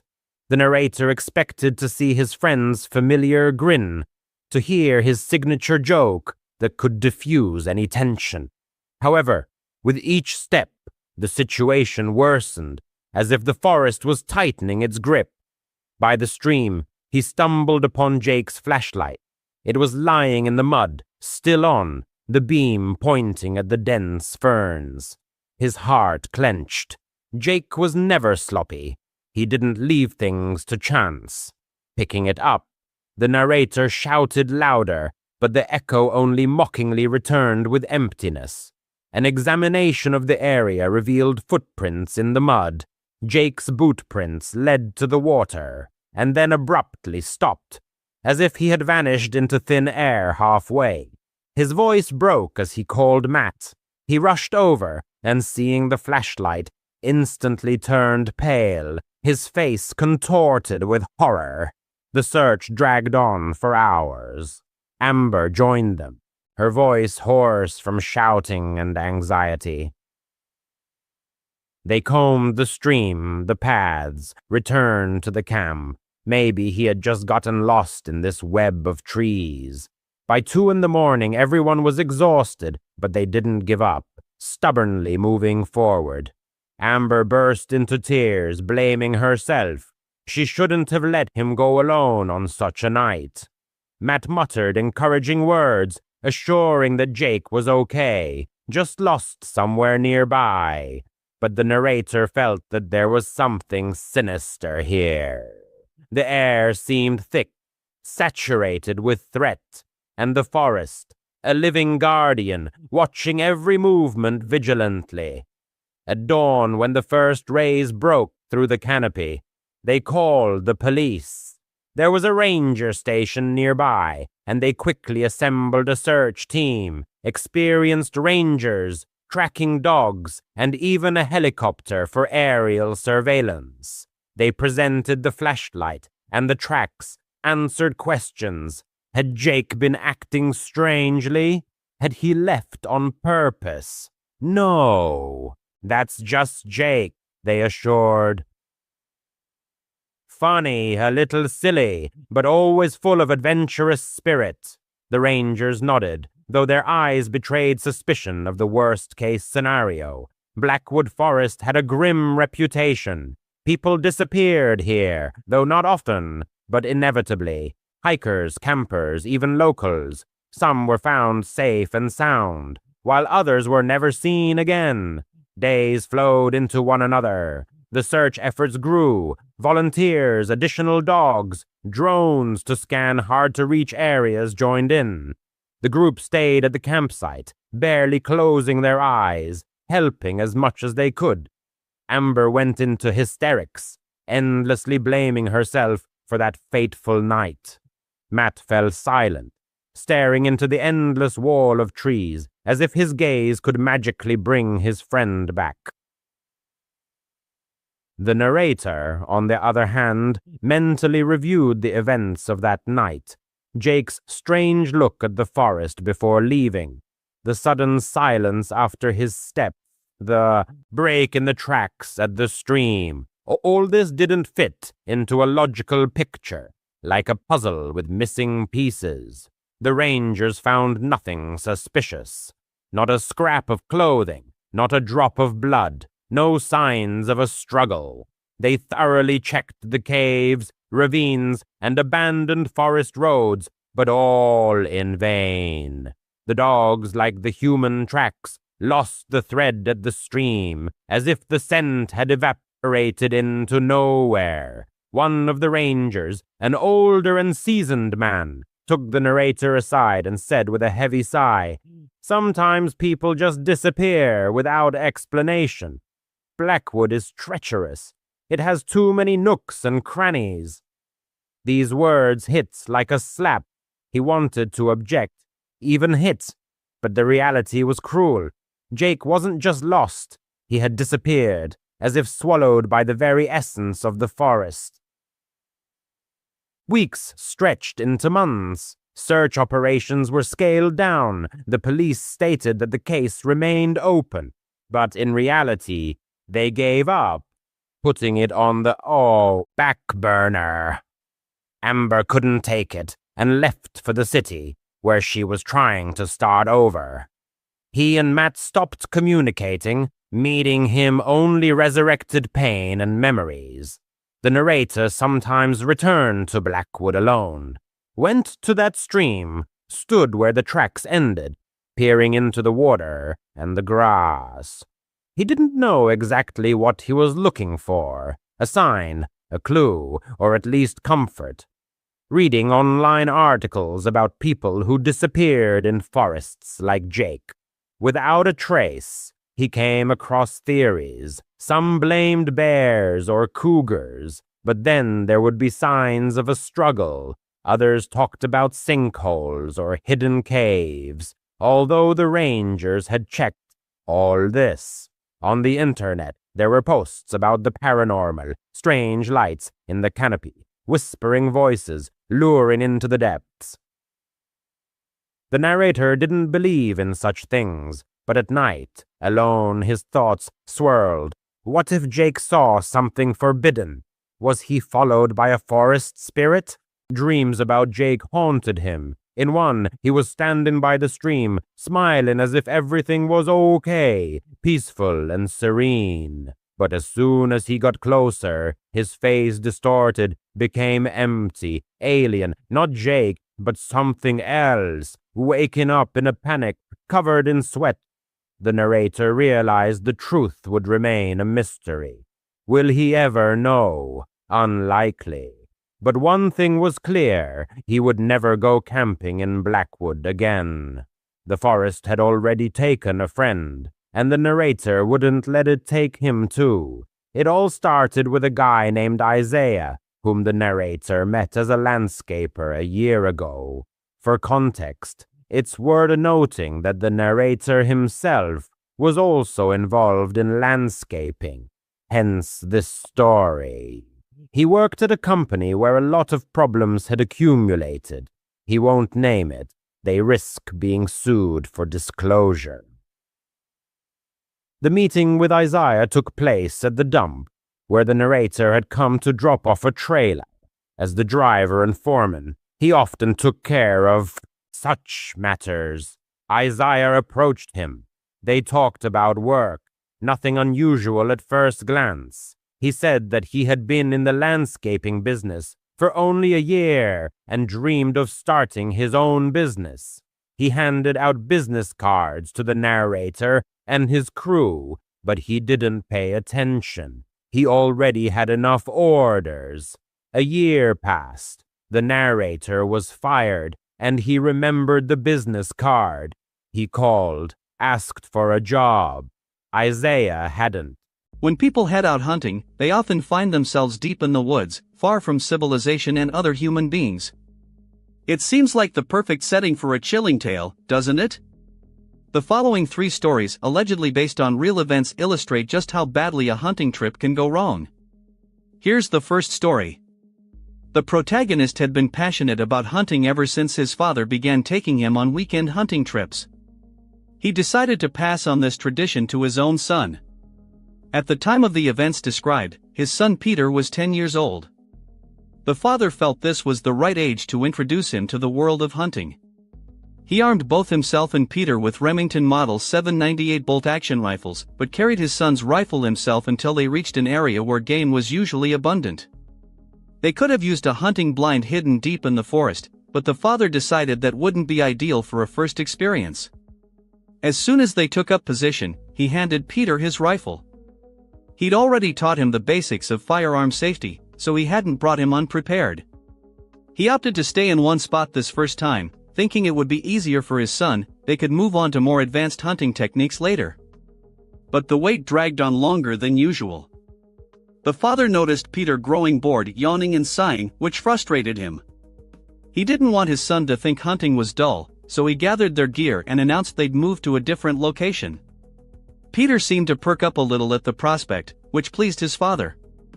As soon as they started walking, the father heard footsteps. He silently placed a hand in front of Peter and gestured for him to raise his rifle. Peter obeyed eagerly, but then the father spotted a figure peeking out from behind a distant tree. He immediately lowered his son's rifle, feeling both disappointed and relieved that Peter hadn't fired. With a quick, slightly apologetic wave, he acknowledged the stranger, who then vanished behind the tree. Was it another hunter? The father couldn't tell. But there was something unsettling about the man even from afar. He couldn't quite put his finger on what bothered him, but encountering anyone in such a remote area was unusual, and this person didn't look like a hunter. As a precaution, he steered Peter in a different direction. Still, no deer appeared. Predictably, Peter asked who the stranger might have been. His father admitted he didn't know and advised they keep their distance. He didn't want to lie to his son. A few minutes later, Peter complained of hunger. His father was hungry too, so they stopped to eat. He was deeply disappointed that nothing had happened so far. During their meal, he heard footsteps again. Peter heard them too and instantly raised his rifle, aiming in that direction. The father's heart raced as he spotted the same stranger peering from behind another tree. Once more, he lowered Peter's rifle and noticed his son now seemed uneasy, just as he himself felt. He told Peter to wait while he went to confront the stranger, mentally steeling himself for the encounter. About halfway there, he stopped and thought, "What the hell am I doing? My son is back there." He turned and rushed back to Peter, telling him it was time to leave. If you were alone in the woods with your child and sensed you were being watched, you'd likely want to get out fast too. They didn't run, just headed straight back toward the road. The father kept expecting the snap of a twig or the rustle of leaves behind them. When it finally came, he shoved Peter forward, spun around angrily, and marched toward the stranger, who was again peeking from behind a tree. At about 10 meters away, he saw the man disappear behind the trunk once more, followed by a dull thud, as if something heavy had hit the ground. Gripping his loaded rifle, the father cautiously approached the tree. He didn't utter a word, not even knowing why, and simply crept forward slowly. When he reached the tree, it felt as though the entire world collapsed, or rather, ceased to exist. All his attention focused on the head lying face down on the ground. There was no body, just a severed head. He didn't even look around the tree to see who might have left it there. He dropped everything and sprinted back to Peter, shouting for him to run. They made it safely home within 5 minutes, and the father was certain no one had followed them. Still, he didn't sleep all night, guarding his family. The next day, his wife told him 2 local hunters had gone missing. That's when he called the police. 4 months afterward, he remained extremely cautious before taking his son hunting again. He's still baffled by how that man managed to kill 2 hunters, men who were surely armed. Since then, he has resumed hunting with his son. This next story blends youthful adventure with hunting misadventures that befell the narrator in his early 20s. He was just 21 when he joined his friends Anthony, Christian, Tom, and Tom's girlfriend Diana on a hiking and moose hunting trip to a Colorado state park. The group brought 2 spacious tents, warm sleeping bags, 2 days' worth of food, and, of course, hunting rifles. The narrator carried a standard hunting rifle, its brand long forgotten, lent to him by Anthony. He admitted to mixed feelings about the hunt. The idea of taking the life of a creature driven by the same will to live, all for the sake of questionable entertainment, didn't sit well with him. But this was Anthony's 5th invitation, and he felt obliged to accept. En route, about halfway to their destination, he resolved not to shoot any animals. Upon arriving at camp, Anthony, who had been driving, carefully parked the car, and the group immediately began unloading their gear. After hiking about 1.5 miles into the dense forest, they found a suitable spot and set up camp.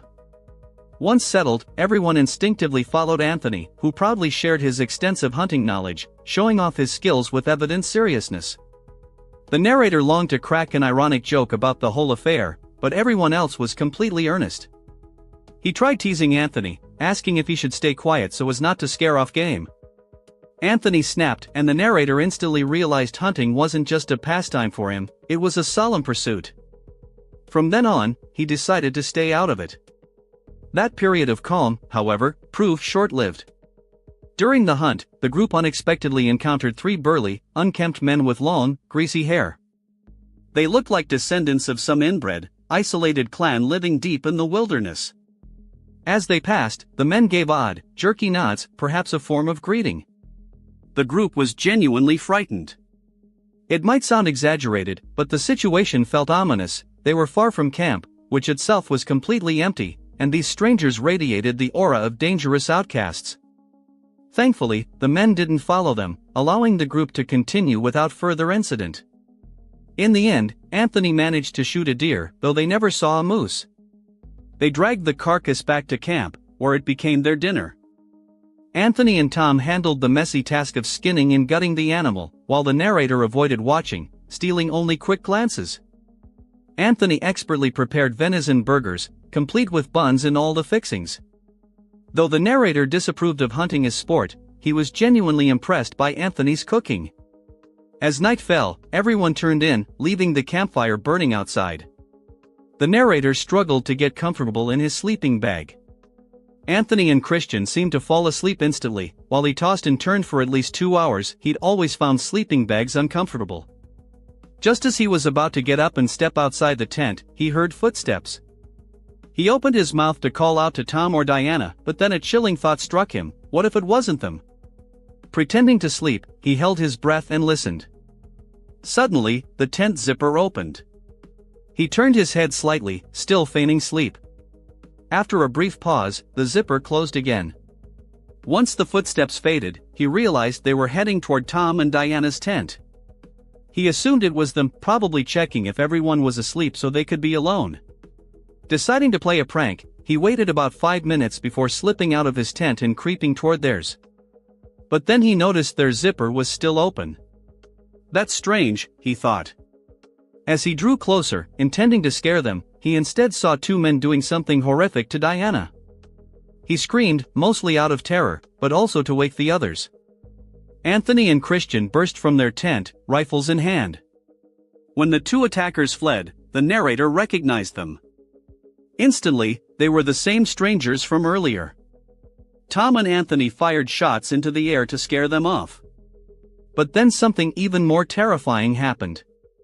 After the shots, everyone turned in horror to see dozens of men emerging from the bushes and from behind trees, where they'd been hiding all along. They tried to rouse Tom and Diana, but the couple seemed drugged.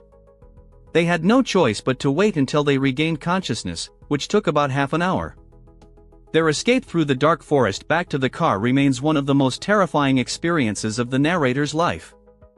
No one knows who those men were, perhaps members of an isolated, inbred family, or even cannibals. It's unclear what they intended to do to Tom and Diana, but everyone was just grateful to have escaped alive. The final incident, still vivid in the narrator's memory, occurred during a night hunt. An avid hunter with 10 years of experience, he was sitting in his tree stand on forested land adjacent to his property. Equipped with a night vision scope, he was waiting for wild boars, but instead witnessed a horrifying scene. Though it sounds unbelievable, he swears the story is true, considering himself a lucky witness to something truly dreadful. While waiting, he noticed movement below. But instead of an animal, he saw a man dressed entirely in black track pants, boots, and a hooded sweatshirt with the hood up. Most alarming of all, the stranger was dragging a heavy sack. The hunter's heart pounded. He feared he was witnessing someone disposing of a body. Suddenly, the man stopped and, to the hunter's horror, looked directly up toward the tree stand. Terrified, the hunter ducked behind the wooden walls of his blind. Despite having his rifle, the thought of using it on a human filled him with dread. He stayed low, praying not to be seen, even though, in the pitch-black darkness, that seemed unlikely. Tense moments dragged on as he held his breath, waiting for the stranger's footsteps to fade. Instead, he heard approaching steps climbing the wooden ladder of his stand. Each footfall sent vibrations through the structure. In his mind, a single question echoed like a drumbeat: can I shoot a person? Yet, for reasons he couldn't explain, the intruder never reached the top. The hunter heard him jump back to the ground and, judging by the sounds, dragged the heavy sack away. Paralyzed with fear, he remained motionless for at least 10 minutes before daring to peek out. Convinced the threat had passed, he resolved to return home immediately and call the police. Descending the stand, he carelessly switched on his flashlight, a reckless move he later regretted. He began running toward his house but hadn't gone 10 seconds when he heard swift footsteps crunching through fallen leaves behind him. He turned and came face to face with his pursuer, now just centimeters away. Reacting instantly, he spun and shot the man in the shoulder. The attacker let out a piercing scream of pain, and the hunter seized the momentary pause to sprint toward his home. He now realizes he should have tried to detain the criminal, but the chance was lost. 15 minutes later, police arrived and accompanied him back into the woods. There, among the trees, they found a clear blood trail leading first to the sack containing a body and then to the wounded suspect, who had tried to hide beneath a fallen log. It turned out the man was the murderer of Genkwan Sakakani, owner of a local Japanese shop. While the full details of the crime remain unexplained in this account, the hunter is certain the experience is forever seared into his memory and he'll retell this astonishing story for the rest of his life. After the divorce, I was left with nothing, and I desperately wanted to start over from scratch. I moved into a rundown apartment in a new city. I had no decent job, no pets, no kids, and of course, no wife. I was completely disconnected from the world, just existing. Endlessly sending out resumes for any vacancy, I eventually landed a lousy job at a lousy cafe, serving lousy coffee to equally lousy people. Boredom and despair were eating me alive. Even though I just moved to a new city, I felt I needed something more drastic.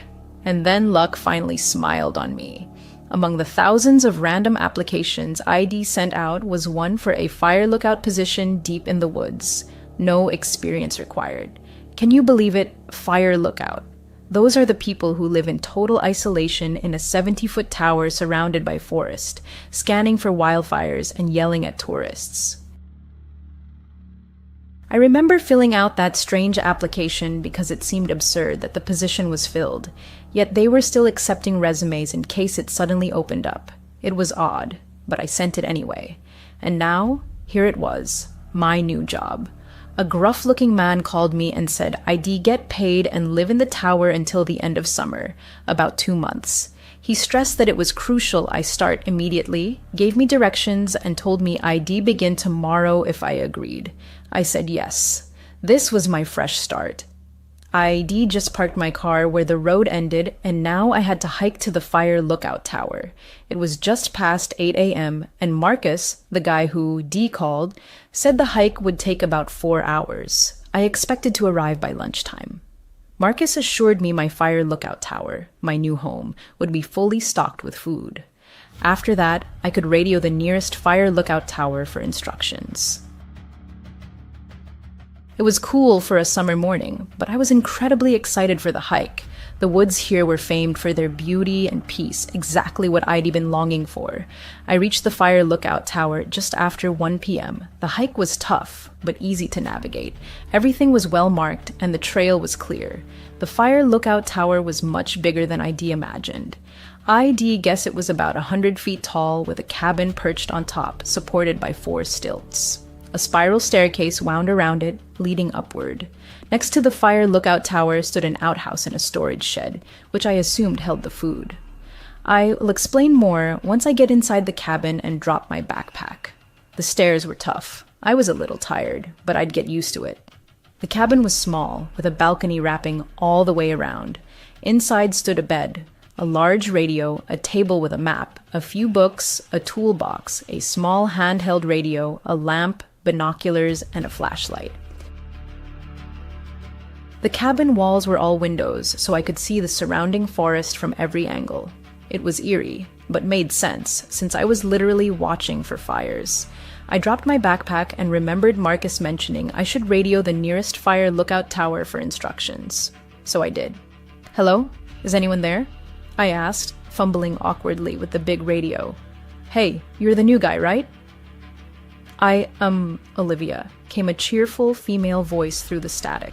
"I've been keeping an eye on your patch of forest while you were on your way, but I couldn't see too far, so I am glad you made it." "Nice to meet you. Yeah, I am the newbie." "Adam," I replied over the radio. "Marcus said you'd explain everything." "Sure thing." "Well, you've already figured out the radio. That's a start. The outhouse is down by the fire lookout tower, and that's where the food supply is too. It gets restocked weekly by Marcus or Hakeem.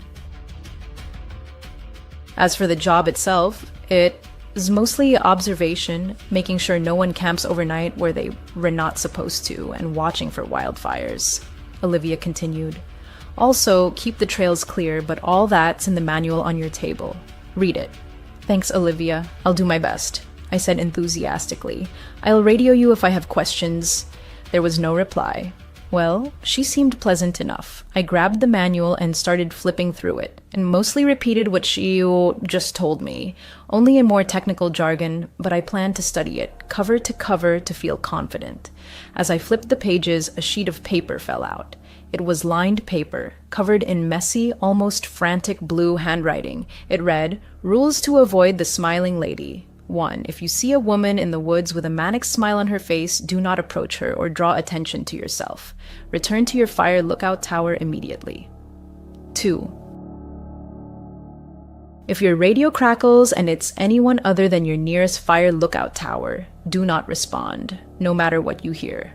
3. If you hear a woman weeping between 1 and 4 a.m., ignore it. 4. Always sleep with the lamp on at night. If it starts flickering, run to turn on the main light and keep it on until morning. If your lamp goes out completely before you can do this, hide under the bed until sunrise. 5. If, at night, you hear someone running up the stairs to your lookout tower, immediately turn on the main light. If you hesitate and the creature reaches the top, it'll be too late. 6. If you wake up and see those smiling women staring at you through the window, immediately hide in the closet and hold your breath. She will enter your cabin and you will feel her icy breath right above you as if she's hovering. Not a sound, not a breath. It will only last a moment. As soon as you feel she's gone, turn on the main light until morning. 7. At any scratching sound, whether in your cabin or near the outhouse, turn off all radios and hide under the blanket until the noise stops. 8. If, while investigating a campfire at night, you hear a woman scream, run back to the lookout tower as fast as you can. 9. If, upon returning to your lookout tower, you find someone inside, run. Don't stop until you reach the next tower. Never look back. She'll be chasing you. What the hell? What sick, twisted joke is this? I thought. I reached for the radio to ask Olivia about these bizarre rules ID just found, but stopped myself. I didn't want to be the rookie who fell for a prank, so I stayed quiet. Instead, I looked around, finally ate, and got comfortable. "Good night, dude," Olivia's voice crackled over the radio just as I drifted off on my first night. I jolted awake, heart racing, and quickly replied, "Good night, Olivia. Thanks for your help today." My first day was over. After dinner, I explored the woods, practiced with a machete used for trail clearing, a great stress reliever, and reviewed forest regulations and job duties. Olivia checked in occasionally, but I never mentioned the strange rules ID found. I was still awake, probably from the fright her "good night" call had given me. I got out of bed and looked around. Nothing but endless forest. It was dark and eerie, but the darkness was also a good sign. No fires. I knew other lookouts searched for flames at night, easier to spot in the dark, but I needed to be ready in case I saw one myself. I was about to climb back into bed when I heard a scratching sound. Weird, I thought. Probably just an animal trying to get into the shed. I jumped into bed, exhausted from the first day, and reached to turn off the lamp. The moment I did, the scratching sped up, almost as if whatever was making it got excited. I yanked my hand back from the switch, and the scratching slowed. That was very strange. Even weirder was that the scratching seemed almost rhythmic, methodical. Suddenly, both my radios emitted a high-pitched whine. What the hell? Terrified, I leapt out of bed and grabbed the handheld radio. As I fumbled with the big one, I caught sight of the rule sheet again. Wasn't there something about scratching? Oh crap, I am not superstitious, but I wasn't taking chances. I quickly grabbed Rule 7. If you hear any scratching, inside your cabin or near the outhouse, turn off all radios and hide under the blanket until it stops. I shut off the big radio and dove under the blanket. What the hell, man? I could still hear the scratching, but it sounded closer now, like it had moved from a distant noise to something right at my cabin door. It grew fainter, as if whatever was making it was lightly dragging nails along the door frame. I didn't move. What the hell is this? Morning came. I'd have finally fallen asleep under the blanket last night. The scratching had stopped, but I hadn't moved an inch. Exhaustion had won. In hindsight, I feel a little foolish. I am in the woods, there are tons of animals, and radios pick up all kinds of interference. It makes sense the first night would be the hardest. adjusting to life 100 feet up, alone in the forest. But today, I am going to make the most of it, and I am sure the rest of my nights will be far less eventful. To stop thinking about that scratching last night. What was it? It must have been an animal, right? God, I hope it was just an animal. I am also trying not to think about that list, but damn, it's hard. I brought it with me just in case, though I feel a little silly doing so. Bet it was a prank.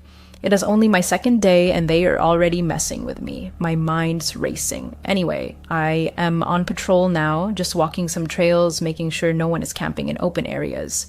It's getting dark, so I think it's time to head back. I was almost ready to turn toward my fire tower when I spotted a flash of a campsite. There it was. My first real task. Tell these people to pack up and leave.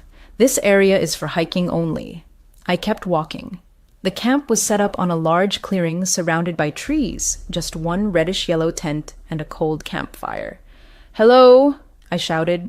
"You can't camp here. This is hike-only territory." Silence. No answer.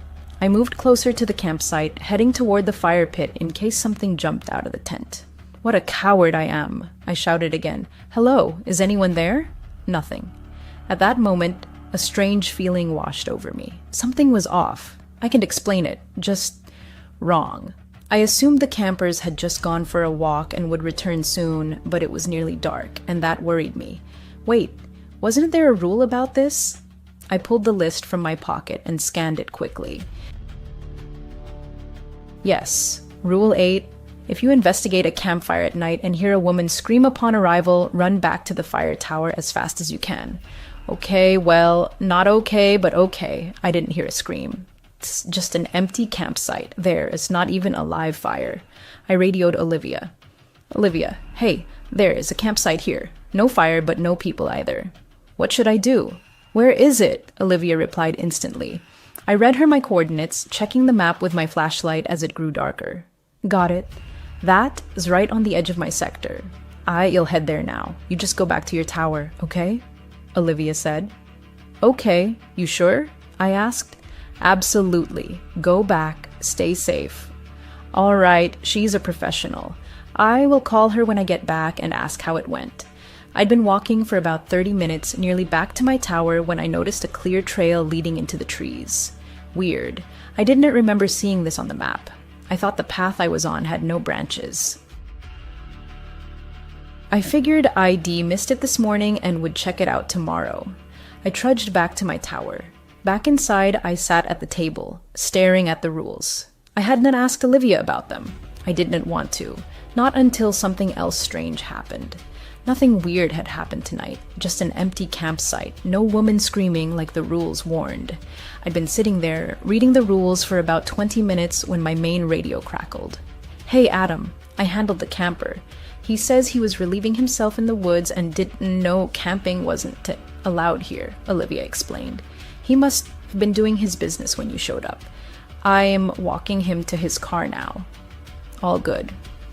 "All right, thanks for handling that." "Good night," I replied, feeling guilty she'd gone through all that trouble for nothing. I climbed into bed. The next day came. Last night had been fine. No issues. Now I felt safer and left the list on my table. I ate a lot this morning. My appetite must be growing from all the hiking. I spent the morning just sitting in the woods near my tower. It was calming. Time for my afternoon patrol to make sure no one's camping. But first, I want to check out that strange trail that's not on any map. I reached it quickly. It was relatively close, and sure enough, it was as clear a trail as any other. Like it had been maintained just as well as the main ones. I wandered down it, not expecting much. It sloped slightly downward, but wasn't difficult. After about 5 minutes, I thought I saw the end of the trail, and that was all I saw. Just an end, leading literally nowhere, just a wall of trees. I was about to turn back when I saw it, a small red scarf hanging from the branch of the nearest tree. Interesting.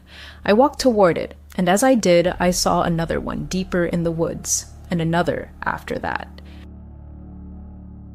What the hell? Am I really going to be an idiot and walk straight into a serial killer's trap by following these? Almost as if to prove I wasn't a coward, I decided to follow them. I passed 5 scarves, each bright red, no writing or markings, and I was about to reach another. This one was different. It lay on the ground. The others had been on branches. Beyond it, I saw nothing. That was annoying. As I bent to pick up the last scarf and examine it, what the hell? It was tied to something wooden and fairly heavy. I lifted it. Dirt shifted as a wooden door revealed a small bunker. It was impressive, about 10 feet deep and 10 feet wide. A ladder was built into the wall where the door had lifted. I shone my flashlight and saw a sleeping bag on the floor below, and a camera. That was it. I climbed down the ladder. That was all. With every step down into the bunker, its solidity brought a strange sense of calm. The whole bunker was surprisingly clean for an underground structure, but inside was only a sleeping bag and a camera plugged into a charger. No outlets, of course. I picked up the camera. It was dead, a fairly modern model with a screen for viewing photos slightly cracked, but the main lens was shattered. It looked like its days of taking pictures were long over. I will charge it when I get back to my tower, I thought, eager to see what was on it. I'll call Olivia as soon as I return, otherwise she'll notice I started my patrol late, and then it hit me. The campsite, it was back. Damn, it looked like it had never left. Same reddish-yellow tent, same spot as last night. Did this guy think he could sneak back unnoticed? The only difference, there was a fire burning, the only light besides my flashlight. Annoyed, I decided to deal with this jerk myself and then call Olivia with the good news that ID handled it alone. I walked up to the tent and yanked the flap open. I didn't care if I scared him. He didn't belong here, and he knew it. I pulled the flap back. What? The tent was empty. Completely. No person, no sleeping bag, no backpack, just dirt. The fire burned brightly behind me. I turned, scanning the trees lit by its glow. It felt like something was watching me. I quickly doused the fire, pouring the rest of my water to kill the last embers. In an instant, I was plunged into total darkness. I kept my flashlight pointed at the ground, unable to look up at the trees that still gave me an inexplicable sense of dread. I reached for my phone to call Olivia, when a blood-curdling scream tore through the silence, coming from the trees right behind where the fire had been. God, that scream. Nothing I could have imagined. A scream of pure pain and pure rage. A dark figure burst from the trees, still screaming, and charged at me. I only caught a glimpse of her silhouette before I ran myself. It was a woman, with long hair and arms swinging loosely at her sides as she sprinted toward me. I ran through the woods I was just beginning to know, sticking to the trail leading to my tower. She didn't stop screaming, chasing me, that long, drawn-out cry piercing my thoughts. I rounded a bend in the trail and started screaming too, though I couldn't even hear myself over hers. I was halfway to the tower. Look back? No way that would slow me down. What the hell? The scream was getting louder. She was catching up. How was she still screaming? The fire tower. I saw the dim glow of the lamp ID left on in the cabin above, cutting through the darkness ahead, giving me hope. I reached the ladder and raced up it at full speed. The spiral staircase was a bit uneven. I stumbled every few steps but didn't lose my balance. Halfway up, I heard her hit the first steps. She was fast, and I could hear her gaining on me, but I thought I could make it. I was at the top. I burst into my cabin, and the moment I slammed the door, the screaming stopped. I pressed myself against the door, adrenaline surging, flashlight in hand like a weapon, ready to fight. The sudden silence didn't help. At least when she screamed, I knew where she was. My ears still rang as I stayed pressed to the door. An hour had passed since the scream stopped, and I hadn't heard a sound since. The adrenaline had faded, but I was still terrified. I finally stepped away from the door and tried to contact Olivia, too scared to speak. If this was a prank, it was awful, though for my sake, I hoped it was. I turned on the main radio. "Olivia!" I gasped urgently. "Olivia, please answer." After what felt like an hour of silence, though it was probably only half a minute, I heard a raspy moan. That wasn't Olivia, was it? It was a woman's voice, sounding in pain. What if the monster that chased me had gotten to Olivia? Just as I was about to respond to check on her, the radio crackled again. What started as another moan grew louder, turning into a scream. The same scream, the one that would haunt my dreams, tainted with pain and fury. She was screaming through my radio. I turned it off. "Good morning, dude. How'd you sleep?" Olivia chirped cheerfully the next morning. "Olivia," I replied, "probably from lack of sleep last night." "What's that list I found?" "What list?" Olivia replied over the radio. "What list?" Olivia's voice came back, alarmed. I spilled everything. The creepy note, the scratching, and of course, the nightmare with the insane demon woman. Olivia sighed deeply, like, "Here we go again." I realized this wasn't the first time. It seemed this story repeated with every lookout assigned to this tower. "I don't know what to believe," Olivia admitted. "At first, I thought people just went crazy from isolation. I've never seen anything like it myself. But after Henry, and now you, just 4 days in, I just don't know what to think." "Henry?" I asked. "Who's that?" "The guy before you," Olivia explained. "He lived in your tower for over a year, refused to go home or take leave. Henry was a great guy, handy, always had some project going. Sometimes near the end, I would not hear from him for days. I think he spent whole nights outside the tower. No idea where he went, honestly." "Near the end?" I pressed, sensing this was important. "Yeah, he disappeared. Marcus thinks he just ran off. The tower was completely empty when he checked. No bags, no belongings, no Henry, but I don't get why he'd leave after a year of refusing to leave the forest at all?" Olivia sounded confused. "But months before he vanished, he became obsessed with the smiling lady, said he saw her at night but never gave details. If I asked, he'd just go quiet. Like I said, he barely talked to me."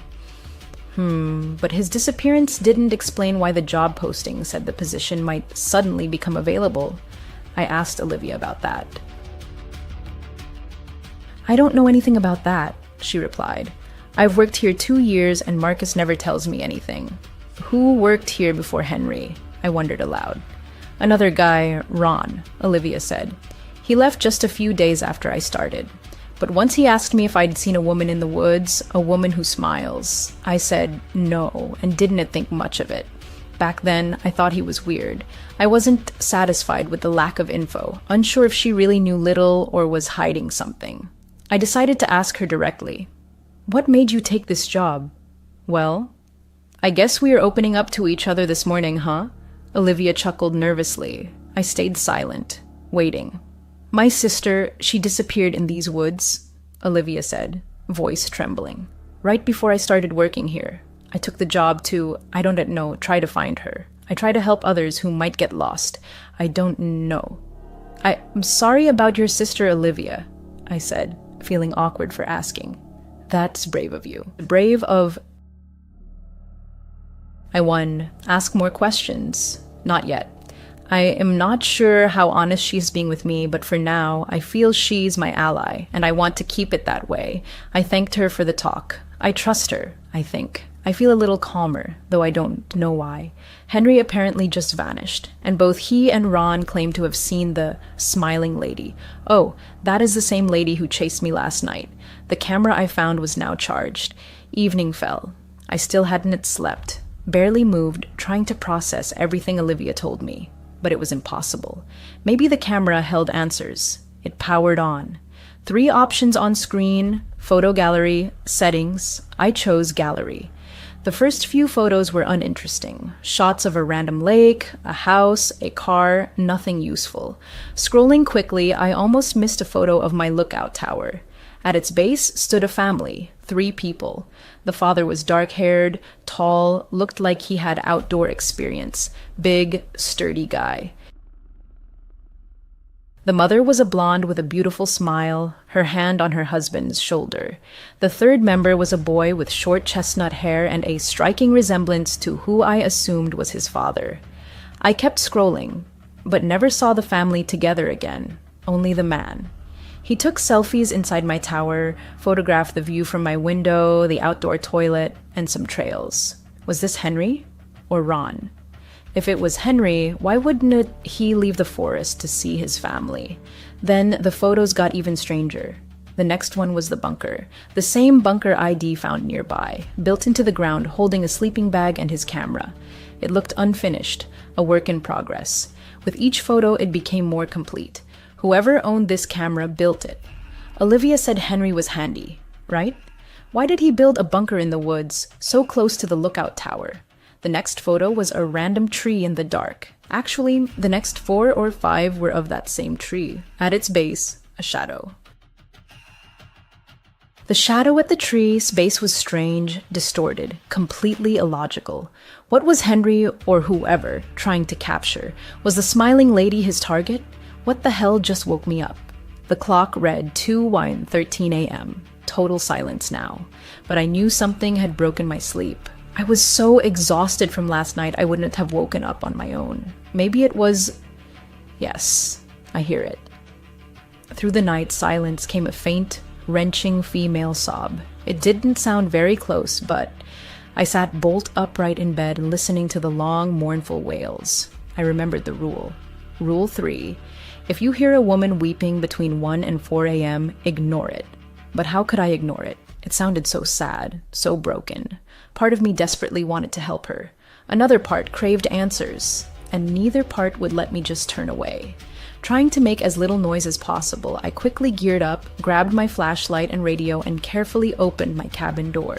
Descending the stairs, I shone my light to avoid tripping. The weeping came from the woods off the trail. I moved cautiously toward the dark wall of trees. The cries were soaked in unbearable pain, deep sorrow. I could only compare them to a mother's howl after losing her child, howling in utter despair, losing a piece of her soul with every agonizing breath. I turned off my flashlight as the weeping grew louder. I crouched, moving from bush to bush, then to a tree. The air was misty, piercingly cold, and the closer I got, the stronger the frost felt. Crouching behind a tree, I finally saw her. She sat hunched against the trunk, face buried in her hands, sobbing. She had long, dark hair spilling down her back and onto the ground.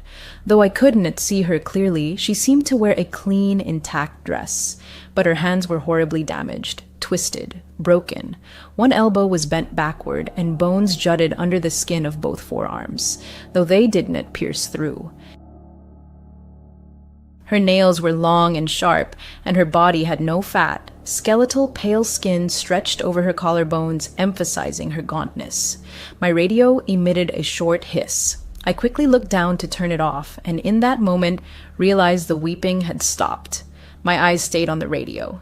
Damn, she heard me. I couldn't look up. Nausea overwhelmed me. I forced myself and slowly raised my eyes. She was staring at me. Her eyes were empty, dark, white, lifeless, the white stark against her dark pupils. Her eyebrows were raised. She smiled. The smile was unnaturally wide, stretching across her face farther than humanly possible, baring all her teeth. It was sinister. Her face bore traces of recent tears. Some still streamed down her sharp cheekbones and thin neck. But now she wasn't crying. She looked excited. I was going to run. I could not look away, but I desperately told myself, "Run! Damn it! Run!" I needed to run. I stared at her for about half a minute, and she hadn't moved. Her eyes were still locked on me, her smile sinister. Just as I gathered the courage to turn and flee, she made a sharp movement. Her neck snapped to the side, and she crawled into the darkness behind her. The movement was so fast, her broken arms crackled as she slithered away, and that was my chance. I turned and ran. I ran with all my might, not looking back. I dodged some trees and crashed into others, but didn't stop. Why didn't you just leave me alone? There, my fire tower. Stumbling, I raced up the stairs to my cabin and slammed the door shut. From the safety of my cabin, I heard nothing. I scanned the base of the tower, the surrounding forest, saw nothing. Forget it. I climbed under the blanket, turned on the lamp, and jumped into bed. Shaking, I tried to calm down, to listen past my pounding heart, but heard nothing. Just silence. As I peeked out from under the blanket, gathering courage to radio Olivia, I saw it. Scratches on my cabin floor. Scratches that hadn't been there before. Scratches I must but missed in my panic. They looked like something an animal or something crawling had made. Scratches from my cabin door all the way across the room to my bed. I had seen her outside earlier because she was already inside the cabin with me. She was under the bed. I froze. I knew she was there. I felt it. She was under my bed. What should I do? I remembered the rules. Was there anything about this? Rule 6. If you wake up and see those smiling women staring at you through your window, hide in your closet and hold your breath. She will enter your cabin and you will feel her breath right above you as if she is hovering. Don't breathe. It will last just seconds. As soon as you feel she's gone, turn on the main light until morning. Or Rule 9, chilling me to the bone. If at any time you return to your fire lookout tower and find someone else inside, run. Run without looking back until you reach the next tower. Never look back. She'll be chasing you. My heart hammered like a trapped bird. Should I hide under the blanket and wait for her to leave as Rule 6 says? Or run? Because she's already inside my tower as Rule 9 commands. She was already there when I entered. So that's Rule 9, right? I heard her, not loud, but clear. A soft, careful movement, like someone trying not to break the silence. Then a faint rustle. A second later, the bone-chilling crack of her arms. They moved, and with it, a low, stifled groan that froze my blood. I closed my eyes, trying to push back the terror. I had to decide. Stay under the blanket or run. Rule 6, Rule 9. Suddenly, I felt a slight tug on the bottom of my blanket, barely noticeable, lasting just a second. Then a second tug, slightly stronger, as if an invisible hand was testing my resolve. I chose Rule 9. With an adrenaline surge, I leapt from bed and burst through the door, which slammed shut behind me. I didn't see her. I didn't look. Luckily, ID slept in my boots, ready to flee. Halfway down the tower, I heard a deafening crash above. The door slammed as she left the cabin. I reached the base and heard footsteps above. She was halfway down. Time was slipping away. I ran toward the trail, and behind me came a terrifying rustle of dirt and grass. She was at the tower's base. I sprinted to the bunker and struggled to open it. I jumped down the ladder and slammed the hatch shut, cutting myself off from the world. I heard her. She moved around me in the trees and grass surrounding the bunker. Her low moans pierced me, making my hair stand on end as she rasped in pain, or something else beyond explanation. I huddled in a bunker corner, staring up at the hatch, but saw nothing through the pitch black. She was still above me. I heard her movements, a strange mix of quick, sudden lunges and slow, almost confused steps. Maybe she didn't see me descend into the bunker. Maybe she didn't even know it existed. Or maybe she just couldn't enter. Was this where Henry spent his nights when he was in the tower? Olivia said she didn't know where he disappeared to sometimes. Could this be it? Now I heard nothing. 20 minutes had passed. I thought the creature had left. But I wouldn't be that foolish again. I'd stay here until morning. Eventually, I fell asleep to the soothing sound of wind whispering through nearby trees. Last night was too close. Looking back on my decision to investigate, I feel incredibly foolish. I'm not sure if it was sleep deprivation or if she'd cast some spell on me, but I want to make reckless decisions again. I'll strictly follow the rules. Morning came.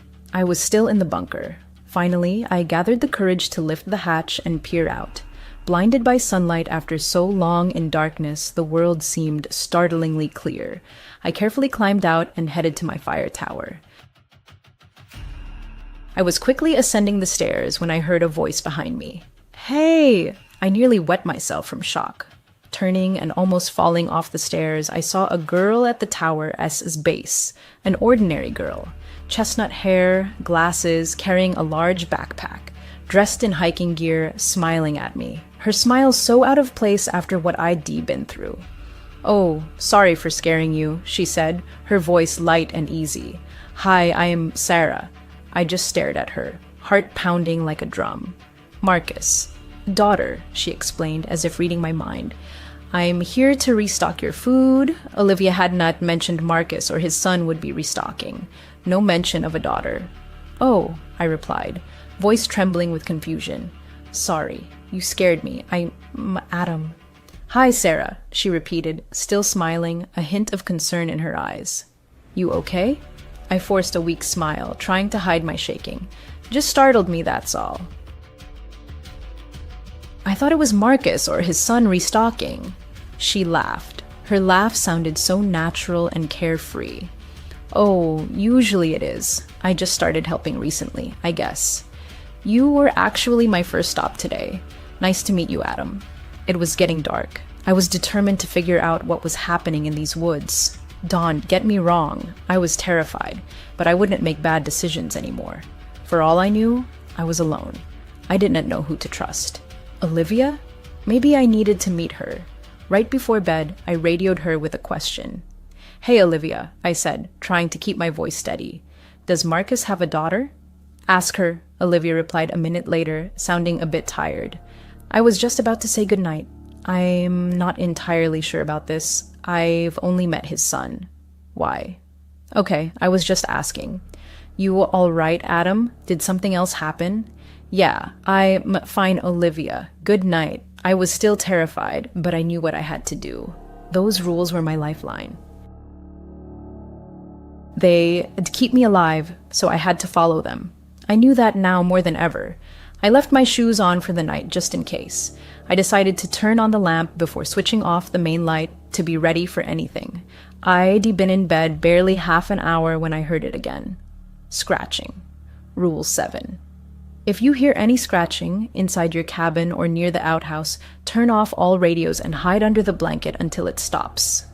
The scratching was faint, as if coming from the stairs, or maybe from the outhouse below. No time to hesitate. I grabbed my big radio and turned it off, made sure the small one was off too, then hurried back to bed and dove under the blanket. The scratching continued, growing louder. Each sound was slow and drawn out, like nails dragging across wood. After each scratch came about 10 seconds of silence, then another, sounding closer. Soon, the scratching seemed right next to me, almost on my bed frame. I held my breath and closed my eyes, breaking all the rules. I was pure terror. The next scratch was longer than the rest, either on my bed or my cabin door. I did not know. I couldn't think clearly, but I wasn't moving. The scratching stopped. For about 15 minutes, I heard only the rustle of trees below as wind swept through them, creating an atmospheric hiss that pierced straight to my heart. I'd already decided to stay under the blanket all night, just in case, when I heard another sound. Faint footsteps, each quick but growing louder, until I realized something was racing up the stairs. In panic, I forgot the rule. Instinctively, I jumped out of bed and dashed to the main light switch. I flipped it on, and the running stopped immediately. I froze by the switch, waiting for something to happen, but nothing did. Shaking, I walked to the rule sheet I kept by my bed. I picked it up and checked if I'd done everything right. Rule 5. At night, if you hear someone running up the stairs to your fire lookout tower, turn on the main light until morning. If you don't, do it before she reaches the top. It'll be too late. Thank God. I knew the main light was in more than one rule, and I was so glad I'd chosen right. I scanned the balcony surrounding my tower, saw nothing. I watched the top of the stairs, where an eternity seemed to pass. But nothing happened. Nothing climbed up. The bright glow of the main light made it impossible to see the woods below. I sat at the table, thinking. 2 hours had passed since it tried to climb my stairs, and I knew I wouldn't sleep tonight. So I used my time wisely. I intensely studied maps of the area, learning the trails around my tower like the back of my hand. But I also learned something new. I figured out the route to the nearest fire lookout tower. It wasn't too hard, and though I still thought I could trust Olivia, I wanted to meet her in person. I wanted to see her with my own eyes and talk face to face, not hide behind a radio. I decided tomorrow I'd head to Olivia's sector. I woke early. I'd slept only a few hours, but it was enough. I was too focused to even notice. I packed a light backpack, food, water, flashlight, radio, map, and machete. I also took the camera to see if Olivia could confirm the man in the photos was really Henry. Sunlight filtered through the trees, but I'd never truly appreciated a sunrise before. I was usually either asleep or terrified. but this was beautiful. I decided not to tell Olivia I was coming. Though I felt a certain trust, I did not want her to know my location, giving her a chance to alter or fake anything. Just in case, I laced up my boots and headed to Olivia's sector. It should take about 3 hours. The route was fairly straight, and according to the map, no steep climbs or anything like that. I noticed a stark difference when I left my zone and entered Olivia's sector. Each lookout is responsible for maintaining trails and handling issues in their area. But as I entered Olivia's sector, I saw her trails weren't maintained at all. Honestly, they weren't. It maintained whatsoever. Overgrown trees, bushes, and flora forced me to thank myself for bringing the machete as I hacked through barely visible paths. It was exhausting work, but I wanted to ensure the trails were clear enough to run on if needed. I was losing motivation and getting hungry when I reached her fire tower. It took about 5 hours due to trail clearing, but I was here. The fire tower was identical to mine. Same layout. Cabin atop 4 stilts hidden in a small woods clearing. Her outhouse was on the opposite side, but her food shed was in the same spot as mine, left of the tower base. But I immediately noticed something startling that made me flinch. What the hell? 50 feet from her tower, like a giant campfire, lay the remains of a huge fire. The surrounding stones looked heavily used. And this, despite our main job being to prevent wildfires in these woods. A bit strange, right? I started climbing the tower. I moved relatively quietly, partly not wanting her to mistake me for some crazy lady charging up the stairs, but mostly from growing nervous tension. Reaching the top, I immediately knew the tower was empty. More than that, it seemed like no one had ever been there. Old nests on the cabin, cobwebs on the railings, and dust. Dust everywhere, like a thick veil of oblivion. I tried the door. It was locked. That was odd. My tower didn't even have a lock. I pressed my face to the glass, trying to see through the thick dust on the inside window. It was darker inside than it should have been. I could make out the main radio on the table next to a stack of what looked like newspapers and folders. The bed looked dirty and unmade. A bag seemed like a backpack peeked out from under it. From what I saw, there were no books, no deck of cards, nothing to occupy her during the day. How did she keep her sanity? I decided to radio her. I'd come all this way. I wasn't leaving without meeting her. I grabbed my radio. Olivia, come in. Hey, came a quick reply. What's up, Adam? Hey, just checking in, I said, deciding to scout a bit before revealing my presence. Where are you? Oh, I am in my tower. Why? She replied. What the hell? I'm sure this is the right tower. It's her tower. I am looking at it. No one's here. She's lying to me. Nothing. I lied, trying to mask my trembling voice with fake confidence. Just some campers on the edge of my zone. I'll handle them. No reply. Did she believe me? Does she trust me? Reply, Olivia. I need to know if you believe me or not. Cool. Good job, Adam. Thanks for that. All right. Thank God she believes me, I thought.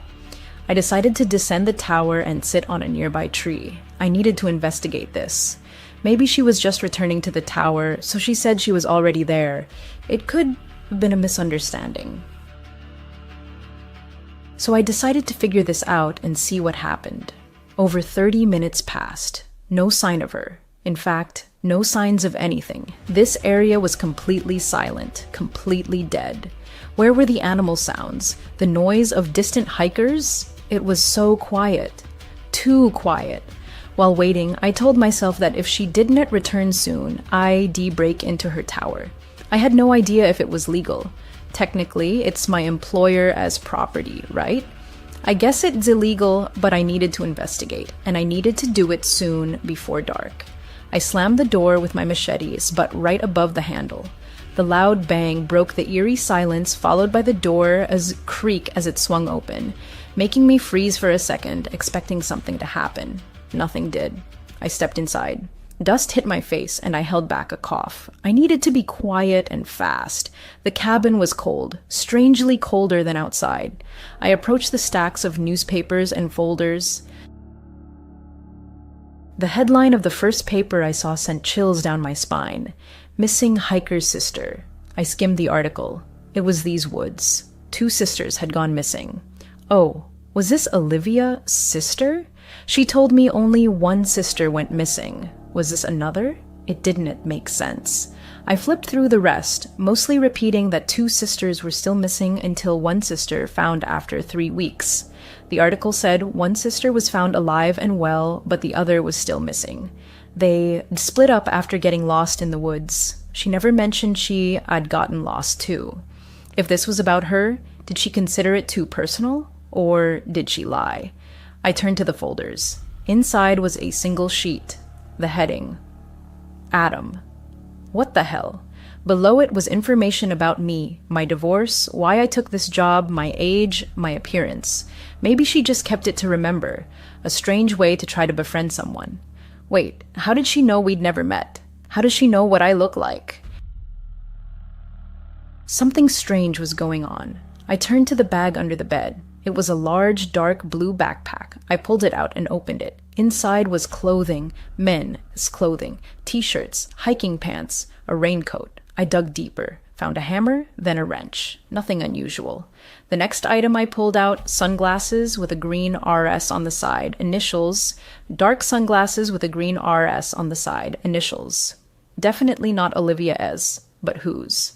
My hand dove to the bag as bottom and felt something small and metallic. I pulled it out. A pocket knife, stunningly beautiful, custom-made, gold trim with silver and black patterns winding through it. Microscopic engraving. To my love, for you, Henry. What the hell? Why does she have Henry's knife? Are these his things? Where did his belongings go after he disappeared? I touched nothing. She'll know I was here, but I need to leave. I am not safe here. I was about to leave when a familiar voice pierced the silence. Olivia's voice. You know, she wants you to smile. I spun around. A woman stood behind me, blocking the door. She was shorter than me, with dirty, tangled blonde hair sticking out everywhere. Her clothes, long, light brown hiking pants, were stained with ingrained dirt. Her light red plaid shirt looked like it had weathered more than one storm, wrinkled, dirty, with a torn sleeve. Her face? Ordinary, human, but her eyes. Bright blue irises sharply contrasted with bloodshot whites. She looked like she hadn't slept in weeks. Pure madness shone in her gaze, her arms hung limply. Her body was frail, emaciated, as if abandoned by everyone. Olivia? I stammered. What do you mean she wants me to smile? She just wants you to smile, Olivia repeated, not breaking eye contact. Okay, Olivia, what's going on? I tried to sound confident. Are you all right? Olivia started moving toward the bed. I circled her, staying near the door, a great move. She sat on the bed staring at the dusty floor. A tear rolled down her cheek. A broken woman stood before me. We got lost, Olivia whispered. Both of us. They saved me, but not her. I couldn't tell them what I did, but it was awful. And now she trailed off. What did you do, Olivia? My hand was ready to grab the machete at any moment. We got lost, and we're lost so long. She kept telling me, it'll be okay, Olivia. They'll find us. But they didn't find us for so long, and I was so hungry. She was always so positive, always smiling, but the food... We couldn't catch anything. Nothing worked. We tried, Adam. I swear we tried. Olivia's voice thinned to a whisper. All right, Olivia. I know you tried. What happened? She looked up. I flinched, but she just kept talking. She looked at me, smiling when I pushed her. I pushed her far away. It was a moment of weakness, of hunger. She fell so far. Her arms, they broke. She didn't move. I was so hungry. She looked down again. She died the way she lived. Smiling, my stomach twisted. She'd killed her own sister. I'd heard hunger drives people to madness, heard it makes you do anything for food. But after I pushed her, I couldn't do it. She looked at me again, tears streaming down her mad eyes. And the next day, they found me. My stomach clenched. They found her, just one day after. Despite my fear, I felt sympathy for Olivia. I couldn't live with that. A moment of madness defining my life forever. And for what? Literally nothing. And then she found me, Olivia whispered, looking at the ground again. Another tear rolled down her cheek. Who found you? I asked, hoping it wasn't who I thought. My blood froze. My sister. Still smiling, still hungry, Olivia muttered. She's avenging me, and she's avenging you. Olivia stood and looked at me again. All of you. I took a small step back, exiting the cabin without taking my eyes off Olivia. What have I done? I asked. She blames you all. You couldn't find her. Your job, our job, is to find her. Instead, she found me, and I'll never lose her again. Olivia started slowly walking toward me. Hey, Olivia, I wasn't even working here. I'd never even been in these woods. I started panicking, backing away. Olivia, we can help you. We can get you out. She gets hungrier each time. She'll never be full again. There's no way out. As she said this, I understood why the woods had been so silent. Henry even made 10 rules, and she still got him in the end. Rules I couldn't even understand. Olivia started smiling for the first time. And Adam, she's so hungry now, she lunged at me with a sudden, sharp shriek, arms outstretched. Her frail body was easy to overpower. I rolled to the side and shoved her away quickly. She stumbled and her foot slipped off the balcony edge. She lost balance, hit the wooden floor with a dull thud, then fell sideways off the fire tower. It all happened so fast. I collapsed to the floor when I pushed her, mostly from shock. I heard her hit something on the way down, probably the steps, followed by a heavy thud as she hit the ground below. She did not cry out once as she fell. My God, I just killed her. Oh my God. I jumped up and raced down the stairs, hoping she wasn't dead. When I reached the bottom, I saw her lying about 10 feet from the tower base, face down, arms broken and twisted. A small pool of blood seeped from her head, feeding the soil below. Motionless. I ran back to my fire tower, stopping only briefly when exhaustion took over. I had to get there before dark. Forget it. Mom, leaving these woods.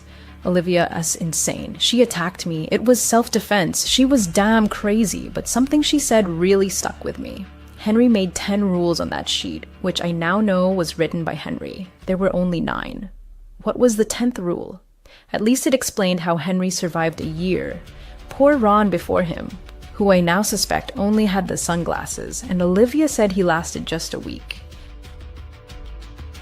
But Henry had 9 rules. 9 ways a smiling lady could get you and how to avoid her. I am not staying to find out what that 10th rule is. I am leaving these woods. I am still running back. I feel like someone's watching me. I see my fire tower. It is almost dark. I don't know how the hell I'll reach my car, and I don't want to walk these woods at night. So I decided to spend the night in the bunker.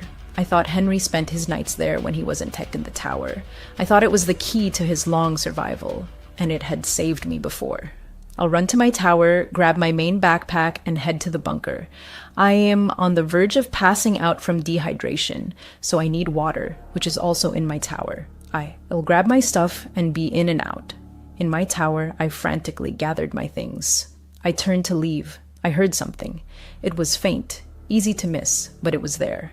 I held my breath and stopped, listening. Long, slow, quiet sounds. I heard scratching. Rule 7, if you hear any scratching inside your cabin or near the outhouse, turn off all radios and hide under the blanket until it stops. You've got to be kidding me. She knows. She knows I am trying to leave. I froze in place, hoping the scratching would stop, knowing that if it didn't, I'd have to follow the rules. I turned to my radio. In the woods below, I saw a pale white face staring up at me. Same stringy, dark hair hanging from her head. Same wide, sinister smile frozen on her face. Her white skin lit by the surrounding darkness. I couldn't see her body, just her face emerging from the black night. She stared at me, her excited eyes locked on mine. She knew I was trying to escape. I'd have to spend another night here, and I felt she'd do everything to catch me. I looked away and turned off the radios before diving under the blanket. Olivia, words echoed in my head. She's so hungry now. The scratching stopped soon after I got under the blanket. I literally felt her hunger in the air, hovering over my tower. focused on me. I peeked out from under the bed once I was sure the scratching had stopped. I didn't want her to catch me off guard. I wanted to be ready for anything she threw at me. I stood and walked around my cabin as balcony, scanning the area where she'd stood, but she was gone. I knew she was fast. She'd outrun me back to my tower before when I found her crying in the woods. She could be anywhere. I turned to enter my cabin. I looked out one of my windows when the dim lamp's reflection started flickering behind me. Damn. Rule 4.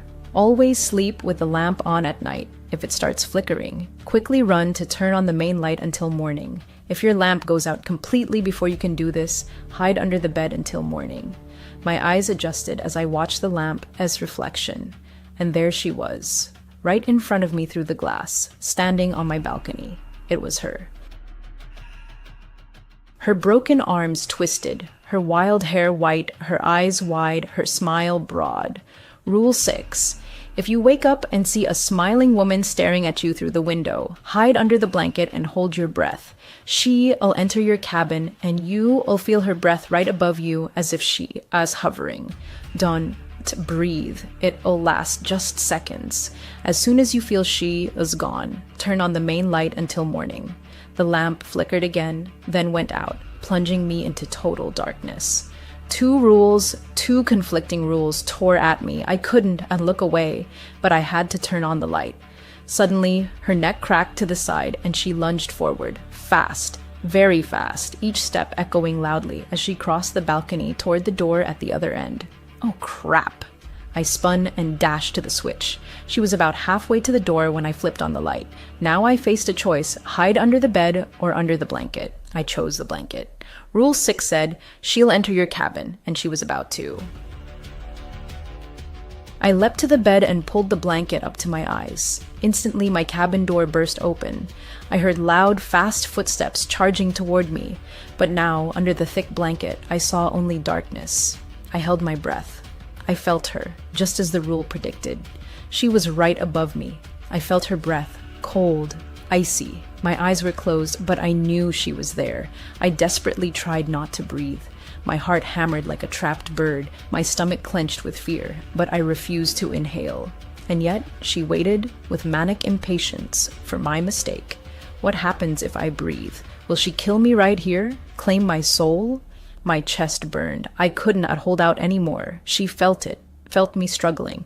Her ragged breaths grew more excited.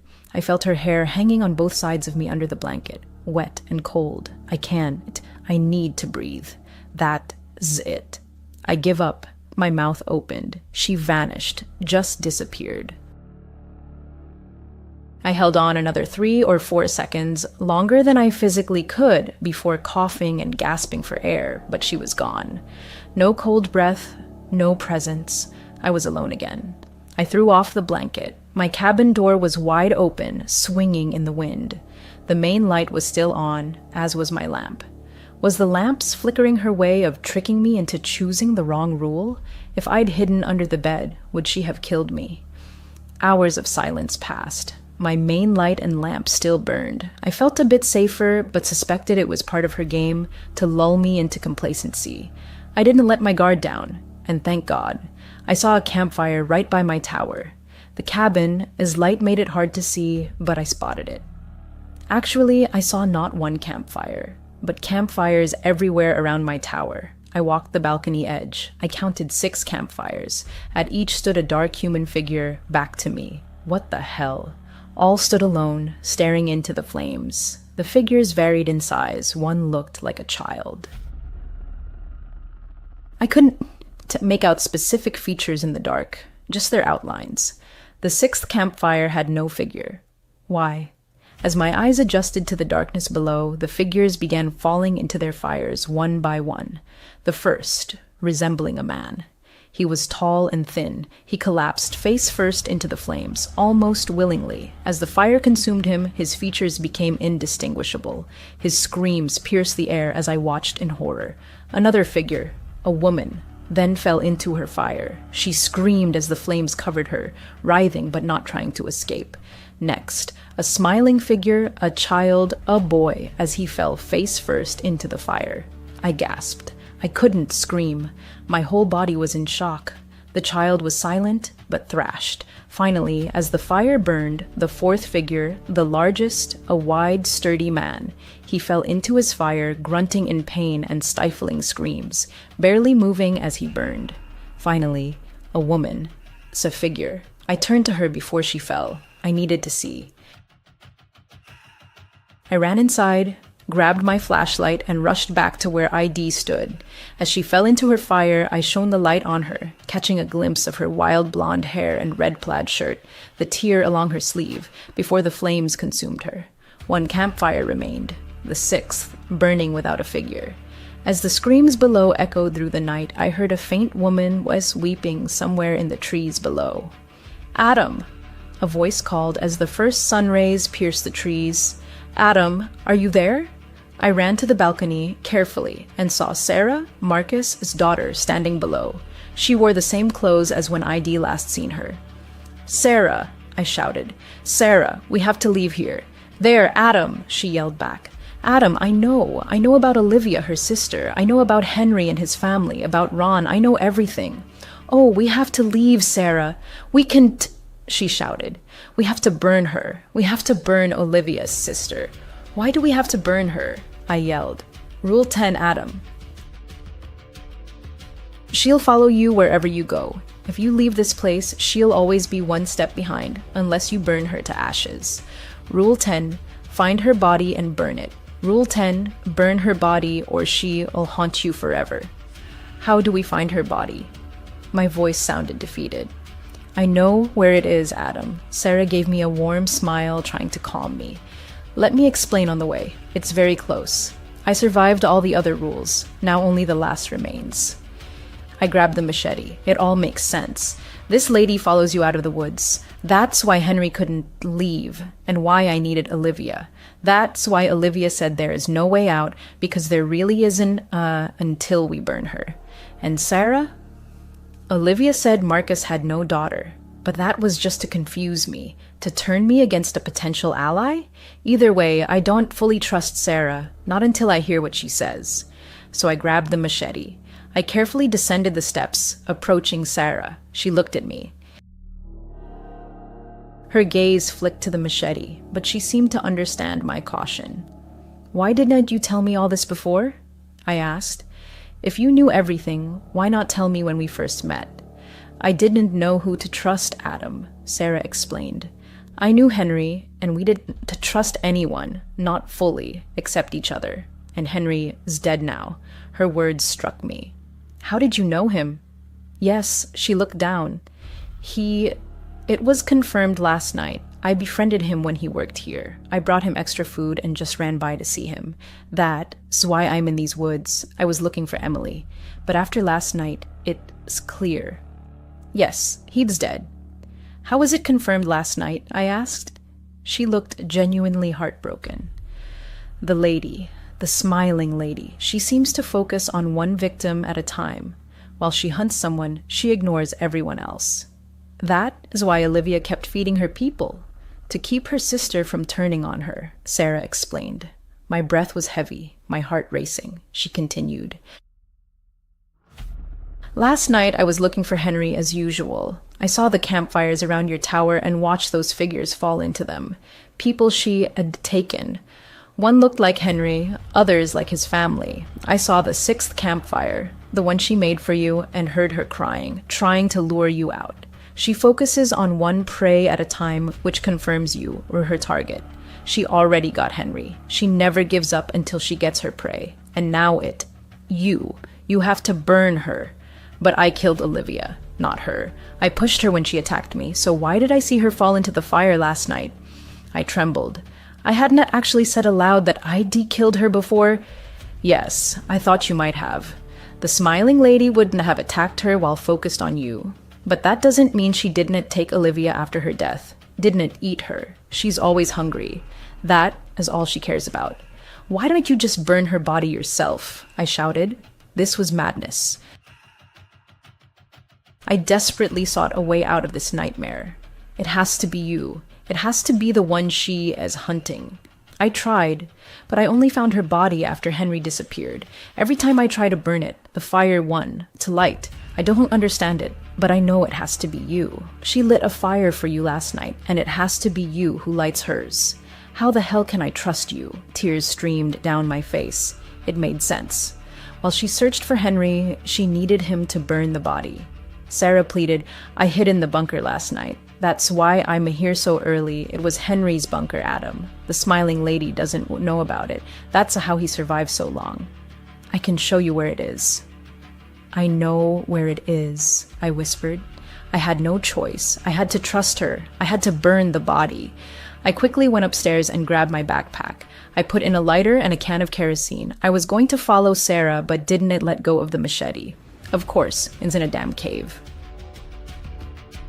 On the way, Sarah explained that after being pushed, Olivia, a sister, crawled in there seeking shelter, but died from her wounds inside the cave. She explained that it's probably why I heard her weeping, because these smiling ladies replay her final moments in a loop, fueling her hatred. It also explains why she is always smiling. Olivia said she was smiling when she pushed her. When Sarah stood at the cave entrance, carved into a steep hillside, I shone my flashlight inside. I saw little. It was a narrow tunnel-like structure, about 8 feet wide and 15 feet high. Not much room to maneuver if we ran into trouble. I couldn't see far enough to tell where it ended. We entered the cave. Where it ended. We entered the cave. She's closer to the cave's end, Sarah whispered, her voice tense. Past the turn, about 300 feet. We'll be safe there. I have never seen your ghost during the day. Sarah fell silent, her footsteps echoing on the damp stone. She walked ahead and I followed, straining to see into the darkness. With each step, the impenetrable gloom thickened, swallowing the last traces of light. Soon, we were in pitch blackness, our flashlights the only guides. When daylight vanished behind us, sounds faded too. Only our footsteps and shallow breaths broke the eerie silence. Suddenly, as if from nowhere, we hit a wall. To the left, in the dark abyss, a steep descent led even deeper into the cave's depths. Why the hell did she go so deep? I whispered, feeling my anxiety rise. If she wanted to be rescued, she didn't, Sarah said softly, her voice barely audible. She died at the entrance. Something moved her deeper, to protect her. I think it was Olivia. We kept descending. 10 minutes later, the cave widened. Normally, eyes adjust to darkness, but mine couldn't. It was some other darkness, unfamiliar, or perhaps the smiling lady's strange, eerie influence. I don't know. I just knew that, aside from my flashlight's beam and Sarah's silhouette ahead, I saw nothing. Suddenly, a sharp, quick crack echoed behind us. My heart pounded, and I spun around, aiming my flashlight at the sound. For a moment, I saw only feet, slipping away, vanishing into the darkness we'd come from. Bare, dirty, female feet. Damn, something was with us, and it was alive. The smiling lady was here. I turned to Sarah. She was gone. What the... I was alone. Sarah's flashlight lay on the ground. What? Where was she? Was I screaming? I don't know. I left her flashlight. I needed one hand to grip the machete tightly. I couldn't let go back. The lady was behind me. I needed to find her body, and I needed to burn it. And I needed to help Sarah. I frantically swept my flashlight around, searching for Sarah, when I noticed a backpack leaning against the cave wall. I cautiously approached it, knowing something watched me from the darkness. NASA. My sweaty palm slipped on the machete's handle, but I gripped it tightly. I quickly reached the backpack, scanning the cave, but saw nothing but rocks. I turned my attention to the bag's contents. It was already open. She hadn't been here long, maybe less than a week. I barely glanced through it. An old tarp, a lighter, and the same small kerosene can ID taken.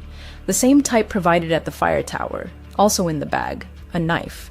The same style as the one ID found in Olivia. Sector. Only bigger. Same gold trim with silver and black patterns. Engraved on the knife. Your pair of knives, your pair of hearts, my Henry. Another of Henry's knives. This was Henry's bag. I opened the knife. Recently used, its once sharp blade now dull, stained with rock residue. I shone my flashlight on the wall where the bag leaned. Carvings, scratches on the rock. 10. Sarah lies. A crack behind me. I spun and saw Sarah. She was smiling. Sarah, I started. Her eyes were locked on me. She saw me through the darkness. Her hands began breaking, as if the air around them crushed them. They snapped, her elbows bending backward as bones jutted, hugging the skin under her forearms with each crack. Her smile widened. Soon, it stretched unnaturally across her face. Her eyes were wide with joy. Her skin turned whiter, her hair longer. She was unrecognizable. Sarah. Now I recognized her as the smiling lady. I fell for it, just like Henry. She needs darkness. That's why she roams at night. That is why I felt watched when leaving Olivia's sector. But she couldn't, act in daylight. She watched me as Sarah by day, but attacked as the smiling lady at night. That note in Olivia's sector describing my appearance. Only Sarah had seen me before. God, I feel so stupid. I was safe from her in daylight, but now it's dark, and she's changing. She died in darkness, and now she lives in darkness. I stood up, my machete trembling in my hand. I cautiously approached her. I was ready to strike. In a burst of movement, I was grabbed from both sides. Creatures crawled over me. I felt their bony hands dragging me down. I counted 5 as I struggled against their grip. Too many. Too strong. My flashlight fell from my hand and now shone toward me. I made out my attackers. Faces, Henry, his wife, his child, a tall man, Ron, and Olivia. They held me. Olivia's broken arms cut me as I struggled. Her shattered bones were sharp as they all pinned me to the ground. They smiled. I glimpsed Sarah as she lunged from the darkness and sank into my chest. A new person lives in my fire tower. He has a family, and a dog that visits him. We leave the darkness only when she tells us to. She doesn't and want to lose us. I smile now, and when she tells me to burn, I burn too. I am writing this to warn you about the smiling lady in the woods. Dawn, to try to find me. This will be the last time I speak to you. Dawn, and look for me. I belong to her, and she'll never lose me. NUS Alice, who was 16 at the time, would never forget the events of 1977 in Colorado Springs. For several months, she had been babysitting for her neighbor, Mrs. Carter. The kids, Tommy, 6, and Lily, 8, were remarkably well behaved. They both went to bed quietly without making a fuss. The task seemed simple, just a couple of hours of watching to prevent any mishaps, like an accidental fire, and some cash in her pocket. However, that night, February 7th, started routinely, but ended so dramatically that the memories still haunt Alice to this day. Mrs. Carter lived in the same apartment complex as Alice's family, just a few doors down. As a single mother, she always looked exhausted, rushing off to her night shift at the local diner. She had found Alice through an ad she posted at the community center. Reliable teen babysitter, $2 an hour. The woman liked that the girl lived nearby and didn't charge high rates. That evening, Mrs. Carter kissed Tommy and Lily. Goodbye handed Alice a $5 bill and instructed, "I'll be back by midnight. Lock the door, Alice." The girl nodded, already flipping through channels on the old TV. The apartment was a modest one, cluttered with toys and piles of unwashed laundry. The children, dressed in pajamas, were curled up on the sofa. Alice picked up a Dr. Seuss book, their favorite story with bright illustrations and funny rhymes, and read aloud until the little one's eyelids drooped. By 8:30, they were sound asleep. She carefully carried them to their beds, went around the rooms checking the windows, and locked the front door, following her usual routine. A peaceful silence settled, broken only by the hum of the refrigerator and the occasional noise of passing cars. Settling on the couch with a bag of chips, Alice turned on a light-hearted comedy, turning the sound down to a whisper so as not to disturb the children. Around 9 in the evening, a suspicious noise occurred. A light thud, as if something had slipped in the kitchen. Alice froze, her hand with a chip paused at her lips. The apartment was on the first floor, and the kitchen window faced directly onto the parking lot. She tried to convince herself it was nothing. Maybe a stray cat had jumped onto the windowsill or the wind had stirred the trash. But her pulse quickened. Her heart pounded. She grabbed the phone, an antique rotary dial, and moved it closer. There were no cell phones back then, just a cord that barely reached the couch. Taking a deep breath, she tiptoed into the kitchen and flicked on the light. Empty. The window was locked. The sink was clean. Alice chuckled at her own fear, feeling foolish, and returned to the screen. Soon after there was another sound, a sharp scraping, as if metal scratched against glass. It came from the back door, which led to a narrow patio. Alice turned off the TV, listening in the darkness. The children were still sleeping peacefully in their room. From behind the door, she could hear Tommy's soft snoring, reassuring in its ordinariness. Barefoot, in socks, she moved silently to the door, where the linoleum gently cushioned underfoot. There was a small window in the door, covered by a thin curtain. Pulling it aside a centimeter, Alice peered out. The patio was shrouded in gloom. The nearest street lamp was too far away to dispel the shadows. But in the corner, behind the glass, something stirred. Or was it just her imagination? Her stomach clenched. She pulled the handle the lock held firm. Stepping back, she was already mentally dialing her mother's number. But then she heard footsteps, not outside, but inside the apartment. Heavy, measured, they echoed from the hallway near the children's room. Alice darted to the kitchen drawer and grabbed a knife. Her hands were shaking, and the blade nearly slipped.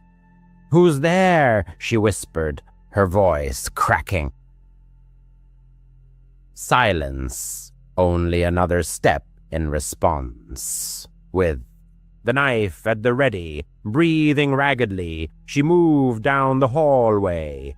The door to the children's room remained ajar, as it should, but the air suddenly felt thick, filled with the sensation of being watched. Pushing the door open, Alice burst inside. Tommy and Lily were sound asleep in their beds. Relief washed over her, her knees buckling. However, a shadow lurked in the corner, tall, static, like a sentinel. The girl froze. The knife fell from her sweaty hand. "Go away," she said more firmly, trying to sound confident. The shadow didn't flinch. Turning on the lamp, Alice expected to see emptiness, the product of her overactive imagination, the weariness of a long evening. But no, a man in his 20s stood by the children's dresser, tall, with tousled hair and the piercing gaze of dark eyes. He stared directly at her. A knife gleamed in his fist, far more imposing than her own, reflecting the light from the bulb. Alice screamed, recoiling. The stranger was silent, only taking a step forward. In a panic, she lunged for the front door, her fingers slipping on the lock, wet with sweat. Behind her, his boots thudded, heavy and relentless. Finally, the door swung open, and Alice burst into the parking lot, screaming for help into the cold night. A light flashed on in a neighboring apartment window. Someone shouted, "Call the police!" Barefoot, not feeling the asphalt burning her feet with frost, she ran on until she burst into her own apartment. Her father had already run outside. Sensing something was wrong from the noise, he dragged his daughter inside, held her close, and dialed 911. The police arrived quickly. After inspecting the scene, they stated that the man had fled, the back door forced open with a tool. The children had slept through everything safe and sound. Thankfully, blood was found on Alice's pajamas, not her own, but smeared in haste when she brushed against the wall. Detectives collected samples along with fingerprints from the door. It later turned out to be William Kernan, a local college student who knew Mrs. Carter. He had often appeared in the complex, loitering aimlessly. He was not arrested that night. He had long since melted into the darkness. Decades later, in 2024, Alice stumbled upon a news story. The case was finally resolved. DNA from that blood perfectly matched the profile of Kernan, who died in 2010. Full verification was impossible. The body had been cremated, and there were no relatives left, but investigators had no doubt of his involvement. That same evening, he had stabbed a 14-year-old girl named Maria Hansel in a neighboring apartment. She, like Alice, was working as a babysitter and did not survive. Still, in her nightmares, Alice sees his eyes, icy, bottomless. After the incident, she refused to babysit again, never set foot in that complex again. At times, she wonders how close she came to the edge, to becoming just a line in a police report or a newspaper chronicle. She started babysitting for the Millers when she was 12. By 15, it had become a routine. Walk a couple of blocks, watch their 6-year-old son and 8-year-old daughter get paid, and go home. The children were rambunctious, completely messy, and devious in the ugliest ways. However, the money she earned allowed her to buy necessary school supplies and save up for a used bicycle. That Friday evening, Mrs. Miller said that she and her husband would be back around 11. Nothing unusual, she said, shrugging on her coat. The girl nodded, mentally planning, get the kids to bed by 9, finish her homework at their kitchen table, and be in her own bed before midnight. By 8:30, the house was quiet. The single lamp on the floor lamp softly illuminated the living room. Cartoons played at low volume. Rain drummed against the wide front window, and from time to time, headlights swept across the curtains, casting shadows. The children, exhausted from an hour of wild games, were curled up on the couch, wrapped in blankets up to their chins. She clutched to the remote to instantly mute any intrusive commercials that could wake them. 9 o'clock passed. She decided to give them an extra 10 minutes before carrying them upstairs. Getting up, she stretched and headed to the thermostat to turn up the heat slightly. And at that moment, everything changed. A dull thud at the front door, massive, decisive, nothing like the crack of a broken branch or a gust of wind. The lampshade vibrated slightly. A second blow sounded muffled, as if someone was pressing their ear against the panel. Her heart pounded. She looked at the children. Their eyes were now wide with fear.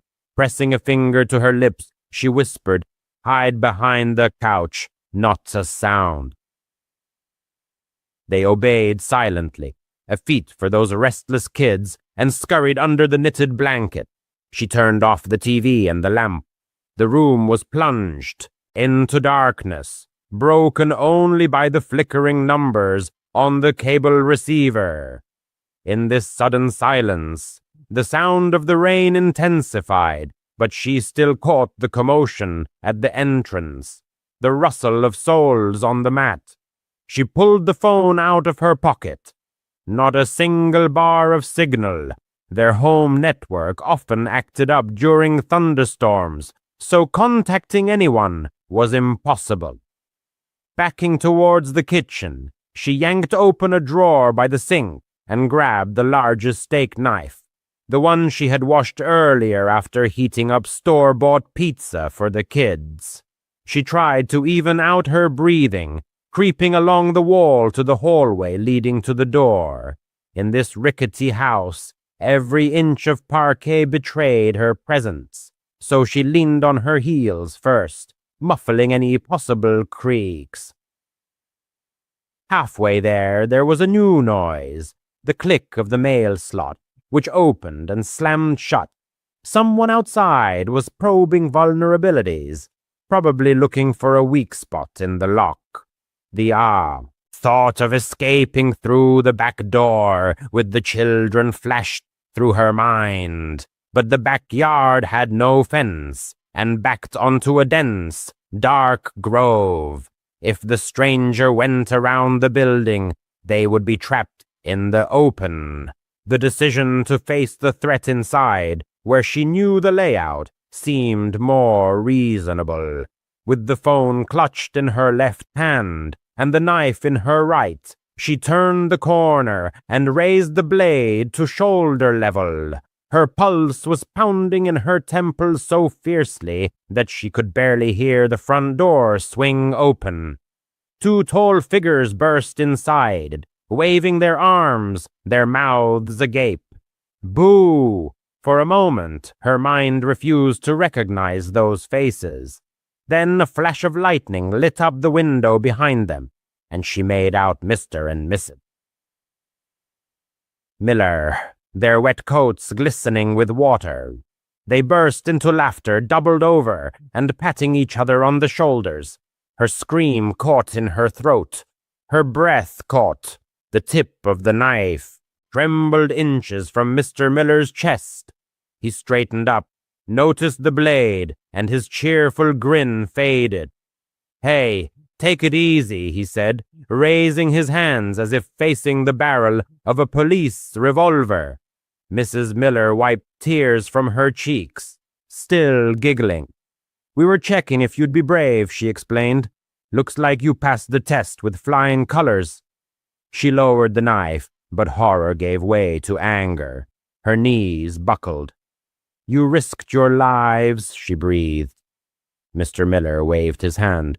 "All for fun. We came back early, wanted to test your mettle." He turned away to hang up his coat.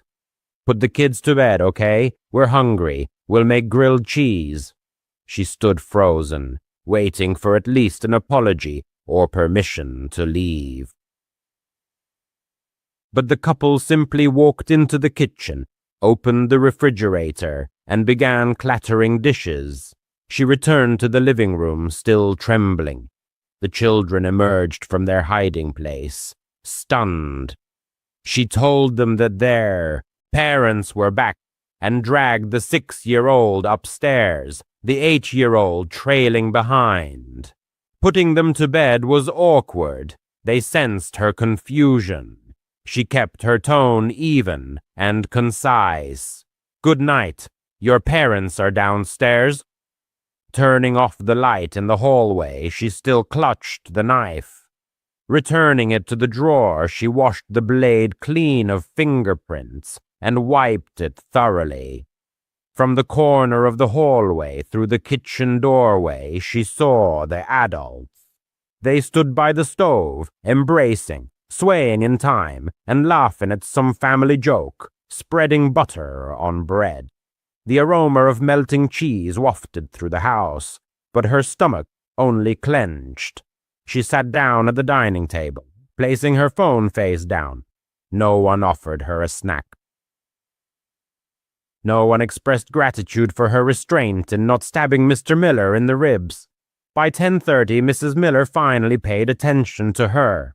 "You can go," she chirped. "Standard pay." The girl walked home in the pouring rain, the money folded in half in her pocket, her boots squishing through puddles. That night, she lay in her room staring at the ceiling, replaying in her mind the moment the door swung open, the flash of lightning, the glint of the knife, Mr. Miller's dark, wet coat like a silhouette from a police procedural. She realized how close she had been to turning her fate and their lives upside down with one instinctive movement. She realized that her own life and the lives of their children hung by a thread. The girl also realized that the parents were completely indifferent to her distress. This prank served only their personal entertainment. Since then, she no longer agreed to look after their offspring. When Mrs. Miller sent a message 2 weeks later, the girl replied that she was busy with schoolwork. After that, the invitations stopped. In the evenings, heading to the bus stop, she sometimes passed their porch. From the outside, the house seemed quiet. Ordinary warm yellow light shone through the windows. Toys littered the lawn. However, the chilling rush of horror they had caused for fun flashed in her memory. This incident taught her 2 important lessons. Panic feels as acute as a real threat, and some adults remain eternally immature. Now she carefully checks every door she enters, including her own. Her phone is always charged and ready, and if someone brings up a harmless joke built on someone else's embarrassment, she remembers the trembling knife in her hand and shakes her head firmly. No, the girl never particularly believed in ghosts, but after babysitting at the Thompsons' house, her certainty wavered. It was an ordinary-looking cottage at the end of Willow Street, right across from St. Mary's Church in her quiet, provincial town. The girl's mother worked as a kindergarten teacher and knew the Thompsons' sons, Ethan and Liam, well from her classes. Mrs. Thompson had called her one evening last summer because their regular babysitter had suddenly cancelled. She was 17, needed the money, and figured it was an easy gig. How wrong she was. The evening started uneventfully. Ethan and Liam, 6 and 8 years old respectively, turned out to be charming but restless scamps running around their dilapidated 2-story house. It was a typical house built in the 70s, with creaking wooden floors and a faint, musty smell, as if permeated with all the decades it had lived through. Mrs. Thompson left a clear list of tasks: feed the boys, oversee hygiene, and put them to bed by 9 in the evening. Nothing complicated. At 6:30, she was in the kitchen with them, preparing dinner. The boys insisted on tacos, so they were taking ingredients out of the refrigerator. Liam slammed a plastic container of store-bought salsa onto the table. She turned around for the cheese, and suddenly the container exploded.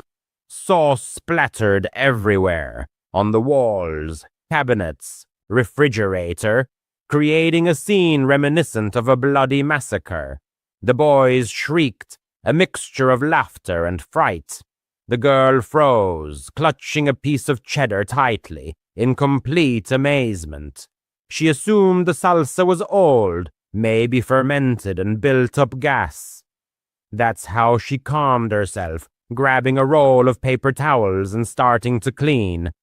The children helped, giggling nervously, but Ethan kept glancing towards the living room, as if anticipating someone's arrival. It took them a good 20 minutes to wipe up all the mess, and the pungent tomato smell stubbornly lingered. They were still wiping remnants off the refrigerator when a sharp crash came from the living room, as if something massive had collapsed. She told the boys not to move and headed there, her heartbeat accelerating. 2 photo frames, one with a picture of the boys on the beach, the other with the parents at their wedding ceremony, had fallen off the walls opposite each other. Both lay on the carpet, the glass intact, face up, as if they had been carefully placed on purpose. She inspected the walls. The nails were in place, no cracks or damage. The windows were locked, no draft.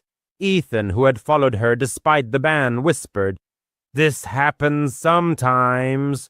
She forced a smile, leaned the frames against the wall, and didn't put them back.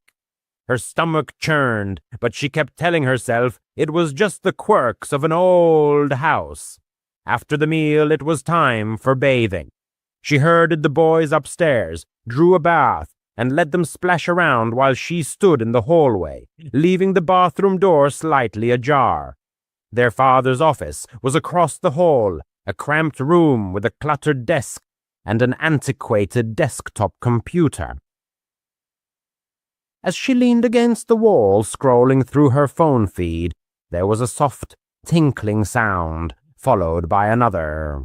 The monitor came to life, its fans whirring loudly. The screen lit up with a blue light, displaying the Windows login window. She froze. No one had touched the device. The children were splashing in the bath, and she kept her distance from the desk.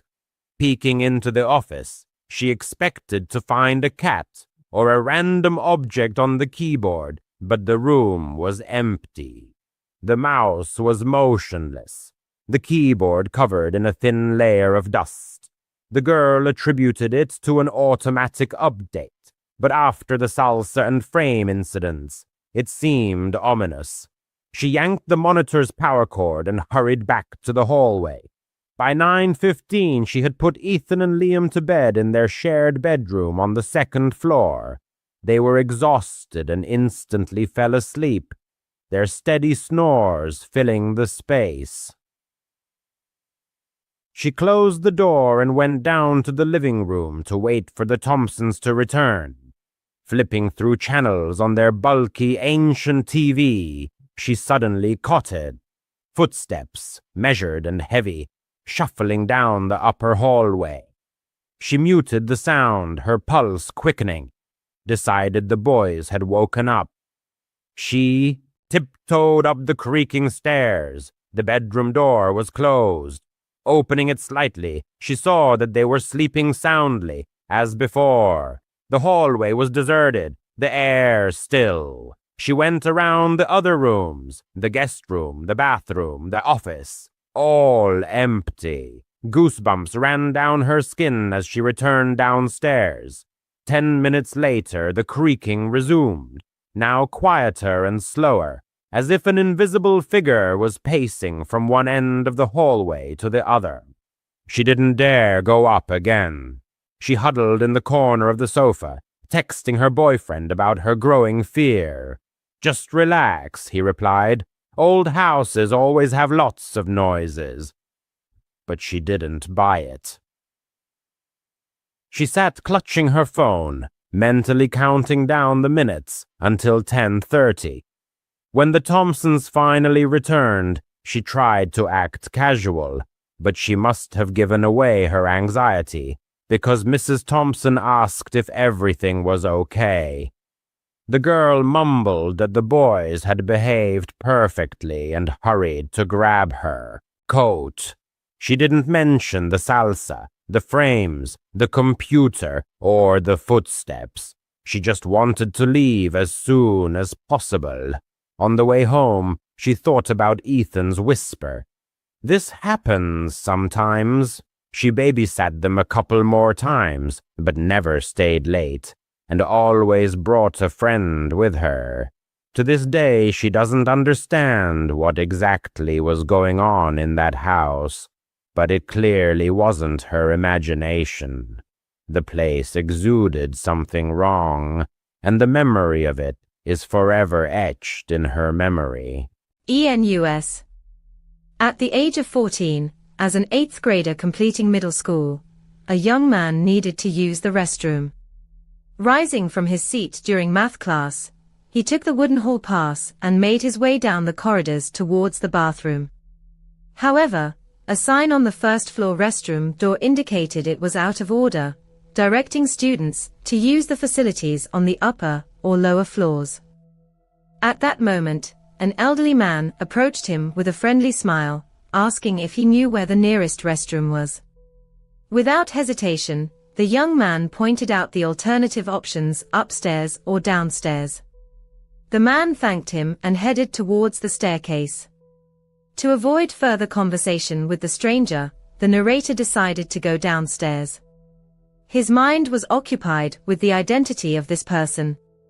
He was certainly not a school employee, perhaps a parent. The lower level had only 4 restrooms and changing rooms for sports teams. Opening the restroom door, he found the lights, as usual, were off, the sign that this particular restroom was used less frequently. Entering a stall, he closed the door, covered the toilet seat with paper, and sat down. Suddenly, the restroom was bathed in bright white light, and outside, the fire alarm blared. It was a drill, the first fire drill of the school year. The young man's heart pounded faster, as he didn't know how to proceed. He wondered if he could get away with simply finishing his business while everyone else was outside. Making a decision, he continued with what he was doing. The flashing lights and loud alarm began to irritate him. Suddenly, the alarm grew even louder. The young man realized this was because the door had opened, and someone was walking directly towards his stall door. He saw feet beneath the door. He was sure it was a teacher checking the room for students. However, the person said nothing. The young man hesitated, unsure whether to speak. His gaze fell upon the stranger's shoes. Facing the door, the stranger seemed to be simply waiting. But upon closer inspection, the young man noticed this wasn't the case. Through the hated gap in the stall door, which everyone dislikes, he saw a face pressed against it, or rather, a wide-open eye of the man. Then, a sinister chuckle came from the other side. The young man's breathing quickened, his heart pounding wildly. He didn't know whether to scream. Suddenly, the stranger knelt down and put his head under the stall to look at him. It was the same man from the hallway. Recognizing him, the man crawled under the door into the stall, grabbed the young man, and covered his mouth. He whispered things like, "Don't resist, and just relax." The young man didn't know what this person was going to do to him. In that moment, he experienced something unreal, as if his entire life flashed before his eyes at such a young age when one usually feels invulnerable. Suddenly, the fire alarm grew louder again, as the restroom door burst open. The principal's voice echoed through the room, "Is anyone in here?" The young man screamed, and although the sound was muffled by the man's hand, the principal heard him and rushed to the stall, trying to open it. He demanded the door be opened. The man released the young man, flung the door open directly into the principal's face, and ran away. The principal was elderly and unable to pursue the assailant. There were no surveillance cameras in the school at the time, so the perpetrator managed to escape. The principal hugged the young man, and, very upset, offered to take him to his office to call his parents. The young man's friends saw him almost in tears as he walked with the principal to his car. It was humiliating, but at the same time, he felt immense relief. The principal had seen the man press the fire alarm button and run downstairs, so he had calmly gone down there and checked the restroom first. Unfortunately, 5 years later, the principal passed away. The young man still feels deep gratitude towards this man, considering him his hero. In high school, fire drills were typically a source of amusement, especially if you were with good company and in the right class. One overcast day, during third period, the narrator's friends, all in the same class, heard rumors that a fire drill would occur during that period. It was a Friday, near the end of the school year, and they had no assignments in subsequent classes, so they decided that during the drill, they would sneak to the storm drain behind the school, near the woods, and smoke.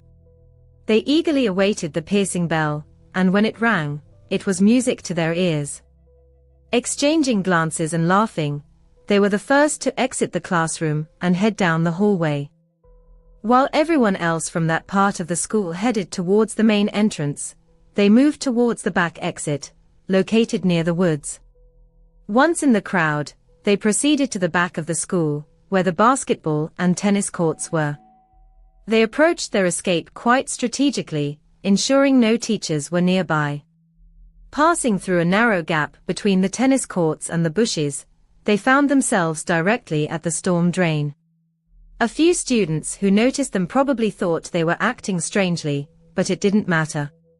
They reached the storm drain, a huge hole in the ground, surrounded by bushes and trees, located at the edge of the forest.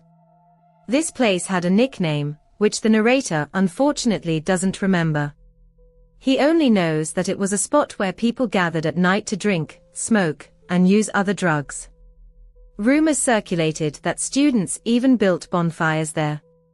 In this place, where bonfires once blazed, a chain of mysterious events unfolded. The day was unusually gloomy. Heavy, leaden-gray clouds hung low, creating an oppressive sense of impending evening. Gusty winds, a harbinger of the storm, only added a sinister piquancy to the scene. After waiting for the commotion on the hill to subside and people to disperse, the group of friends indulged in carefree fun. One of them, rummaging through his backpack, pulled out a pipe and a grinder. At that moment, one of his friend's eyes caught a strange silhouette in the distance, at the very edge of the woods. Something resembling a human face peered through the dense thicket of bushes that concealed the rest of the figure. For a moment, he looked away to get his friend's attention, but when he looked back, the vision was gone. His friends merely laughed at his apprehension, but deep down, he was 70% sure he had seen a person. The remaining 30% were tormented by doubt. Had he imagined it in the prevailing gloom? Unwilling to argue, he stayed with his friends. As the smoke from the pipe increasingly enveloped his consciousness, so did his paranoia. He had never been a big fan of smoking, as it often triggered anxious thoughts, but the desire to keep up with the group was stronger. Now, all his thoughts were focused on the mysterious face in the woods. Was someone watching them? Were they in danger? Meanwhile, his friends decided to venture deeper into the forest and visit an old shed that once belonged to the school. He felt uneasy about this venture. The damp air and the first signs of rain only intensified his anxiety. He tried again to persuade his friends to return, citing the approaching storm. But his words went unheeded. As they ventured deeper into the forest, he swore he heard footsteps other than their own.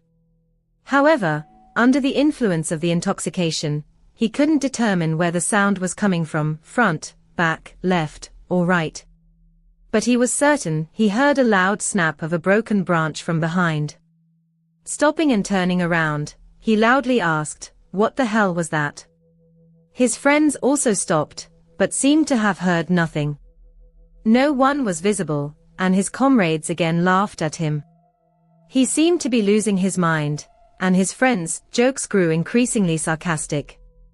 Finally, the old shed appeared ahead. It seemed larger and more ominous than he remembered. The school had long abandoned this dilapidated structure, which looked as if it would collapse at any moment. Even on the path leading to the door, grass pushed through the cracks. The front door was ajar, as if inviting uninvited guests. One of the friends, Jack, forcefully pushed the door open. Inside, impenetrable darkness reigned, with only faint light penetrating from outside. Piles of old, broken crates were visible in the room. However, there was an unpleasant smell in the air that the friends did not remember from their previous visit.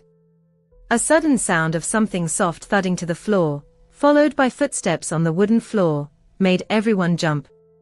In the corner of the room, in the shadows, the silhouette of a very tall person emerged.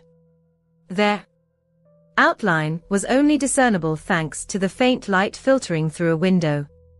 Without screams or extra words, the company hastily rushed out of the shed and headed back towards the school, towards civilization.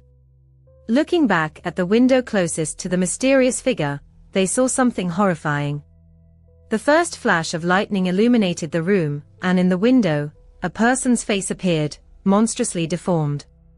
Without wishing to offend people with physical disabilities, it should be noted that this person barely resembled a human. Half of their face seemed to droop, and one eye was missing entirely. They stood so close to the window that their face was practically pressed against the glass. Without losing a second, the friends ran. Reaching the storm drain, they stopped to catch their breath and decide what to do next.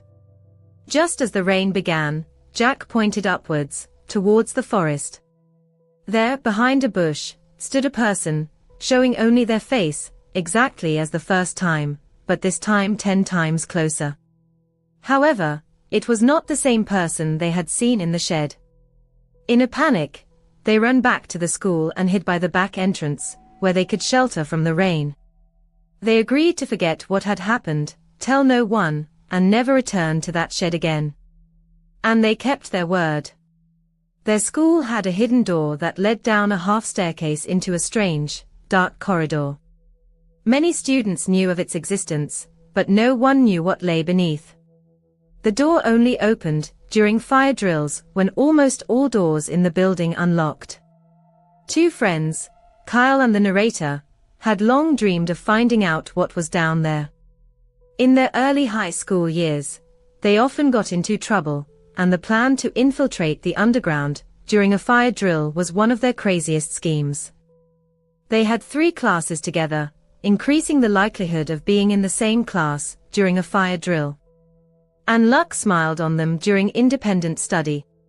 When the alarm sounded, Kyle and the narrator hurried to take cover in one of the restrooms, the door of which was thoughtfully propped open with a doorstop. They hid in a stall, waiting out the commotion until everyone had left the building. Descending the stairs after that proved easy. A dim light barely illuminated the doorway leading to the next flight of stairs, where complete darkness reigned. Attempts to find a light switch were futile, and they had to use their phone screens for orientation. Soon, they discovered a door with a warning sign, "Do not enter." Naturally, this only piqued their curiosity. The door seemed to weigh a ton and opened with a terrible screech, revealing a small square room. Strange clicking sounds echoed in the room, originating from a ventilation shaft in the corner. Deciding to investigate the source of these sounds, they approached the ventilation and heard grunting and moaning. Kyle suggested holding his phone screen up to the vent to peer inside. Unable to restrain his curiosity, the narrator followed Kyle's advice. Pressing his phone screen against the ventilation grate, he knelt down and heard someone breathing. As he pressed his ear to the grate, something suddenly grabbed his ear. In a panic, he screamed, and Kyle pulled him away from the vent. Stepping back, the narrator saw a hand reaching out from the ventilation shaft.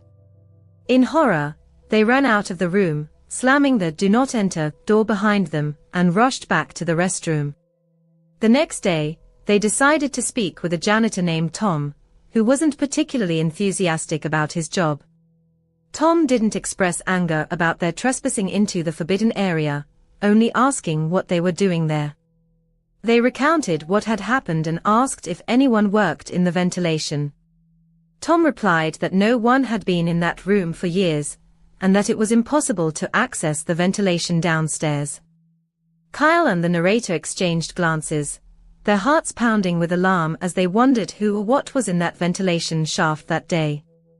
NOS. In 2014, after losing his driver's license for 12 months due to a DUI charge, an annoying and foolish mistake, the protagonist of this story became a frequent user of the Uber app. There was a nightclub bar in his city that he and his friends would sometimes visit on weekends. Getting home often involved a designated driver, if available, or calling an Uber. On this particular night, he wasn't feeling well, which prompted him to leave the venue a bit earlier, sometime between 1 and 2 a.m. Walking home was out of the question due to the biting cold, so he decided to call an Uber. A driver named Alex, who was nearby, accepted the request. His image, frankly, seemed a bit ominous. An older man, no smile in his photo, with a grayish goatee and a black beanie. Despite this, the short 2-mile distance to his location didn't cause much concern. The car description listed a Chevy Malibu, which sounded perfectly acceptable, and the ride request was sent. He waited, on a bench by the club's entrance, next to the bouncer who stood motionless like a statue, arms crossed. After about 5 minutes, a silver Chevy Malibu, presumably a 2003 model or around that year, pulled up to the club.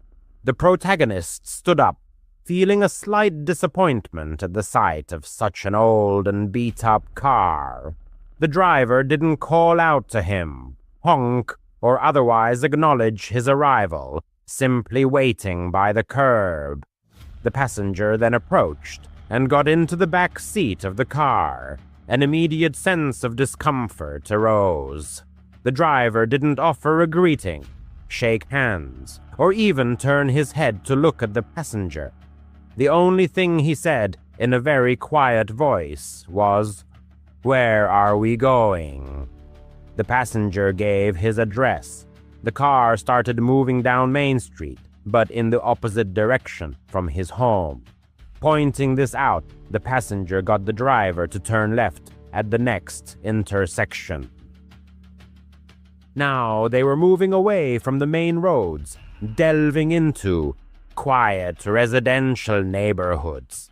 The driver hadn't entered the address into his phone, which felt very strange. The passenger didn't know if the driver expected him to provide directions or not. Eventually, he entered his address into his own phone so the driver could follow the voice prompts. When the GPS indicated a left turn on the next street, the driver completely missed the turn. The passenger expressed his confusion with a hand gesture. The driver noticed and said, "I just need to make a quick stop. Don't worry, I'll give you a discount." Despite being intoxicated, the passenger clearly realized something was wrong. It was at this moment that he noticed a gun protruding from the center console next to the driver. By now, his thoughts were consumed with finding a way to get out of the car. At the next red light, he very quietly tried the door handle, but it wouldn't budge.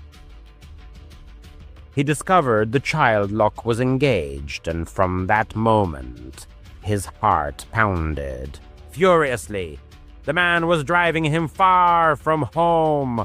Apparently, they had already crossed 2 city limits. Desperation engulfed the passenger. He couldn't call the police, fearing this man's unpredictable reaction.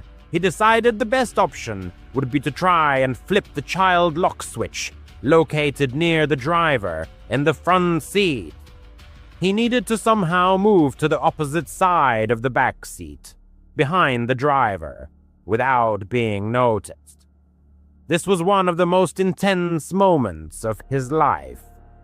The passenger watched the driver's head intently through the rear-view mirror, making sure he wasn't looking. He very casually slid behind him. Fortunately, the driver didn't notice anything. Now came the scariest part. He needed to reach the button on the front seat at the next red light before the driver could react. With each passing traffic light, the tension grew as the passenger waited for one of them to turn yellow, and finally one did. The driver slowed the car at an intersection that would normally be busy during the day. This was the perfect place to escape. The car stopped. The passenger knew this light didn't stay green for long, so he had to act fast. The car was on the opposite side of the intersection, which was a little reassuring. Gathering all his courage, he reached for the glowing child lock button and must have startled the driver because he jumped a couple of inches in his seat. The driver yelled at him and, as the passenger feared, reached for the gun beside him. The passenger managed to open the door and run to a nearby Cadillac Escalade, where he knocked on the windows, begging for help. They drove off, completely ignoring him, but it no longer mattered because the man in his Chevy Malibu had already disappeared around the block. The passenger ran into the nearest 24-hour convenience store, where this time he called a taxi. It was a very sobering experience, as he had no recollection of being drunk in that store or during the taxi ride home. The driver was reported to Uber, who promised to escalate the situation to the authorities.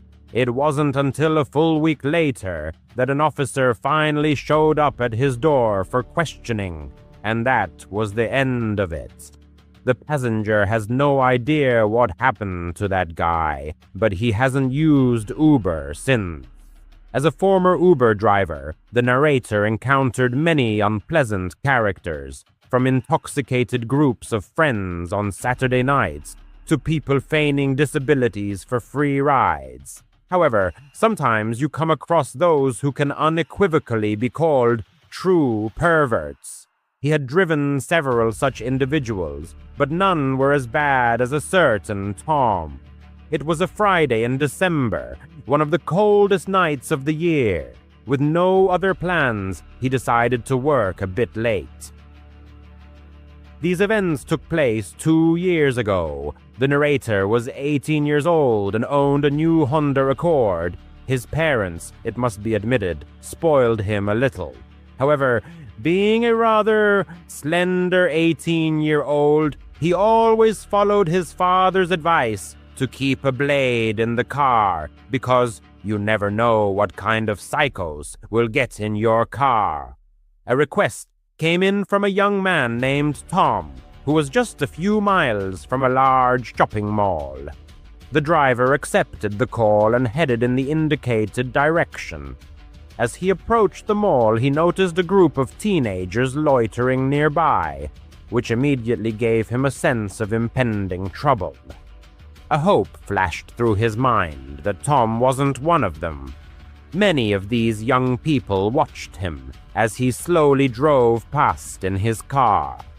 Eventually, the driver simply pressed the gas pedal and hurried into the mall parking lot, eager to leave the vicinity of this suspicious company as soon as possible. He made 2 full loops around the entire parking lot before finally noticing a figure approaching his car from behind in his left rearview mirror. Rolling down the window, the driver called out loudly, "Tom!" And an affirmative yes came in response. He offered the passenger a seat. This request had to be repeated 3 times, and considering the words were spoken very clearly, the situation felt very strange from the start. On the 4th attempt, Tom finally understood and slowly walked around the back of the car, sitting directly behind the driver. Usually passengers preferred to sit diagonally, which the driver found more comfortable. When someone sat directly behind him, it sometimes caused him a slight paranoia, especially if the person seemed sinister. This particular passenger was an older man, probably in his 40s. "Where are we going?" the driver asked. Tom gave an address, which was immediately entered into the phone. From the passenger's voice, it was clear he was a heavy smoker. Indeed, the car's interior began to fill with the smell of cigarettes. The address given was 10 miles away, which, fortunately, promised a decent fare. At first, the driver tried to strike up casual conversation, but these attempts were unsuccessful. To yes or no questions, Tom sometimes mumbled something unintelligibly, and any other questions met with dry and concise answers. The driver stopped talking when one of his questions was completely ignored. They had already driven 5 miles, with 5 more to go. By the 6th mile, the atmosphere in the car became unbearably tense. The driver was afraid to look in the rearview mirror, convinced the passenger was watching him. He quickly glanced for half a second and confirmed he was right. Tom was indeed looking. Involuntarily, the driver pressed harder on the gas pedal, wishing this ride would end sooner. By the 8th mile, he realized they were practically in the middle of nowhere. They were driving down an almost deserted street, surrounded by woods on both sides, with only occasional isolated buildings. Now the driver began to suspect the true location of the address the passenger had given. So, while continuing to drive, he swiped his finger across the phone screen to shift the map toward the indicated location. Apparently, the address led to a dead-end street, with no other roads nearby. His nervousness grew with each passing minute. He looked in the mirror again, and Tom was still staring at him intently. Finally, gathering his courage, the driver asked if the given address was his home. Silence reigned for a few moments, and the driver thought he would be ignored again, or perhaps unheard, but after 5 seconds, Tom finally replied, "Yes." Less than a mile remained until the end of the trip, and still only woods stretched around them, with sparse, empty-looking buildings. The driver was approaching the dead-end street where the passenger said his address was, secretly hoping to see at least some houses. When the street appeared, he slowed down to examine it carefully, but there was nothing to be seen but pitch darkness. He could only guess why Tom wanted to take him here alone, so far from people and civilization. The driver casually continued driving, pretending to have missed the turn, hoping the passenger wouldn't notice, but he did. Instantly, Tom sprang from his seat and yelled at the driver, demanding he turn around. Frankly, the driver felt his life was hanging by a thread, so he hastily apologized and quickly made a 3-point turn. As he approached the dead-end street again, his hands slipped into the mesh pocket on the side of his seat where he kept his blade. He very quietly opened the blade and gripped it tightly in his right hand, ready for action. Turning onto the dead-end road, he saw in the headlights exactly what he expected. Nothing but trees on both sides. The driver drove to the end of the road, not a single house or building. He just knew something was about to happen. He was merely trying to prepare himself, physically and mentally, for it.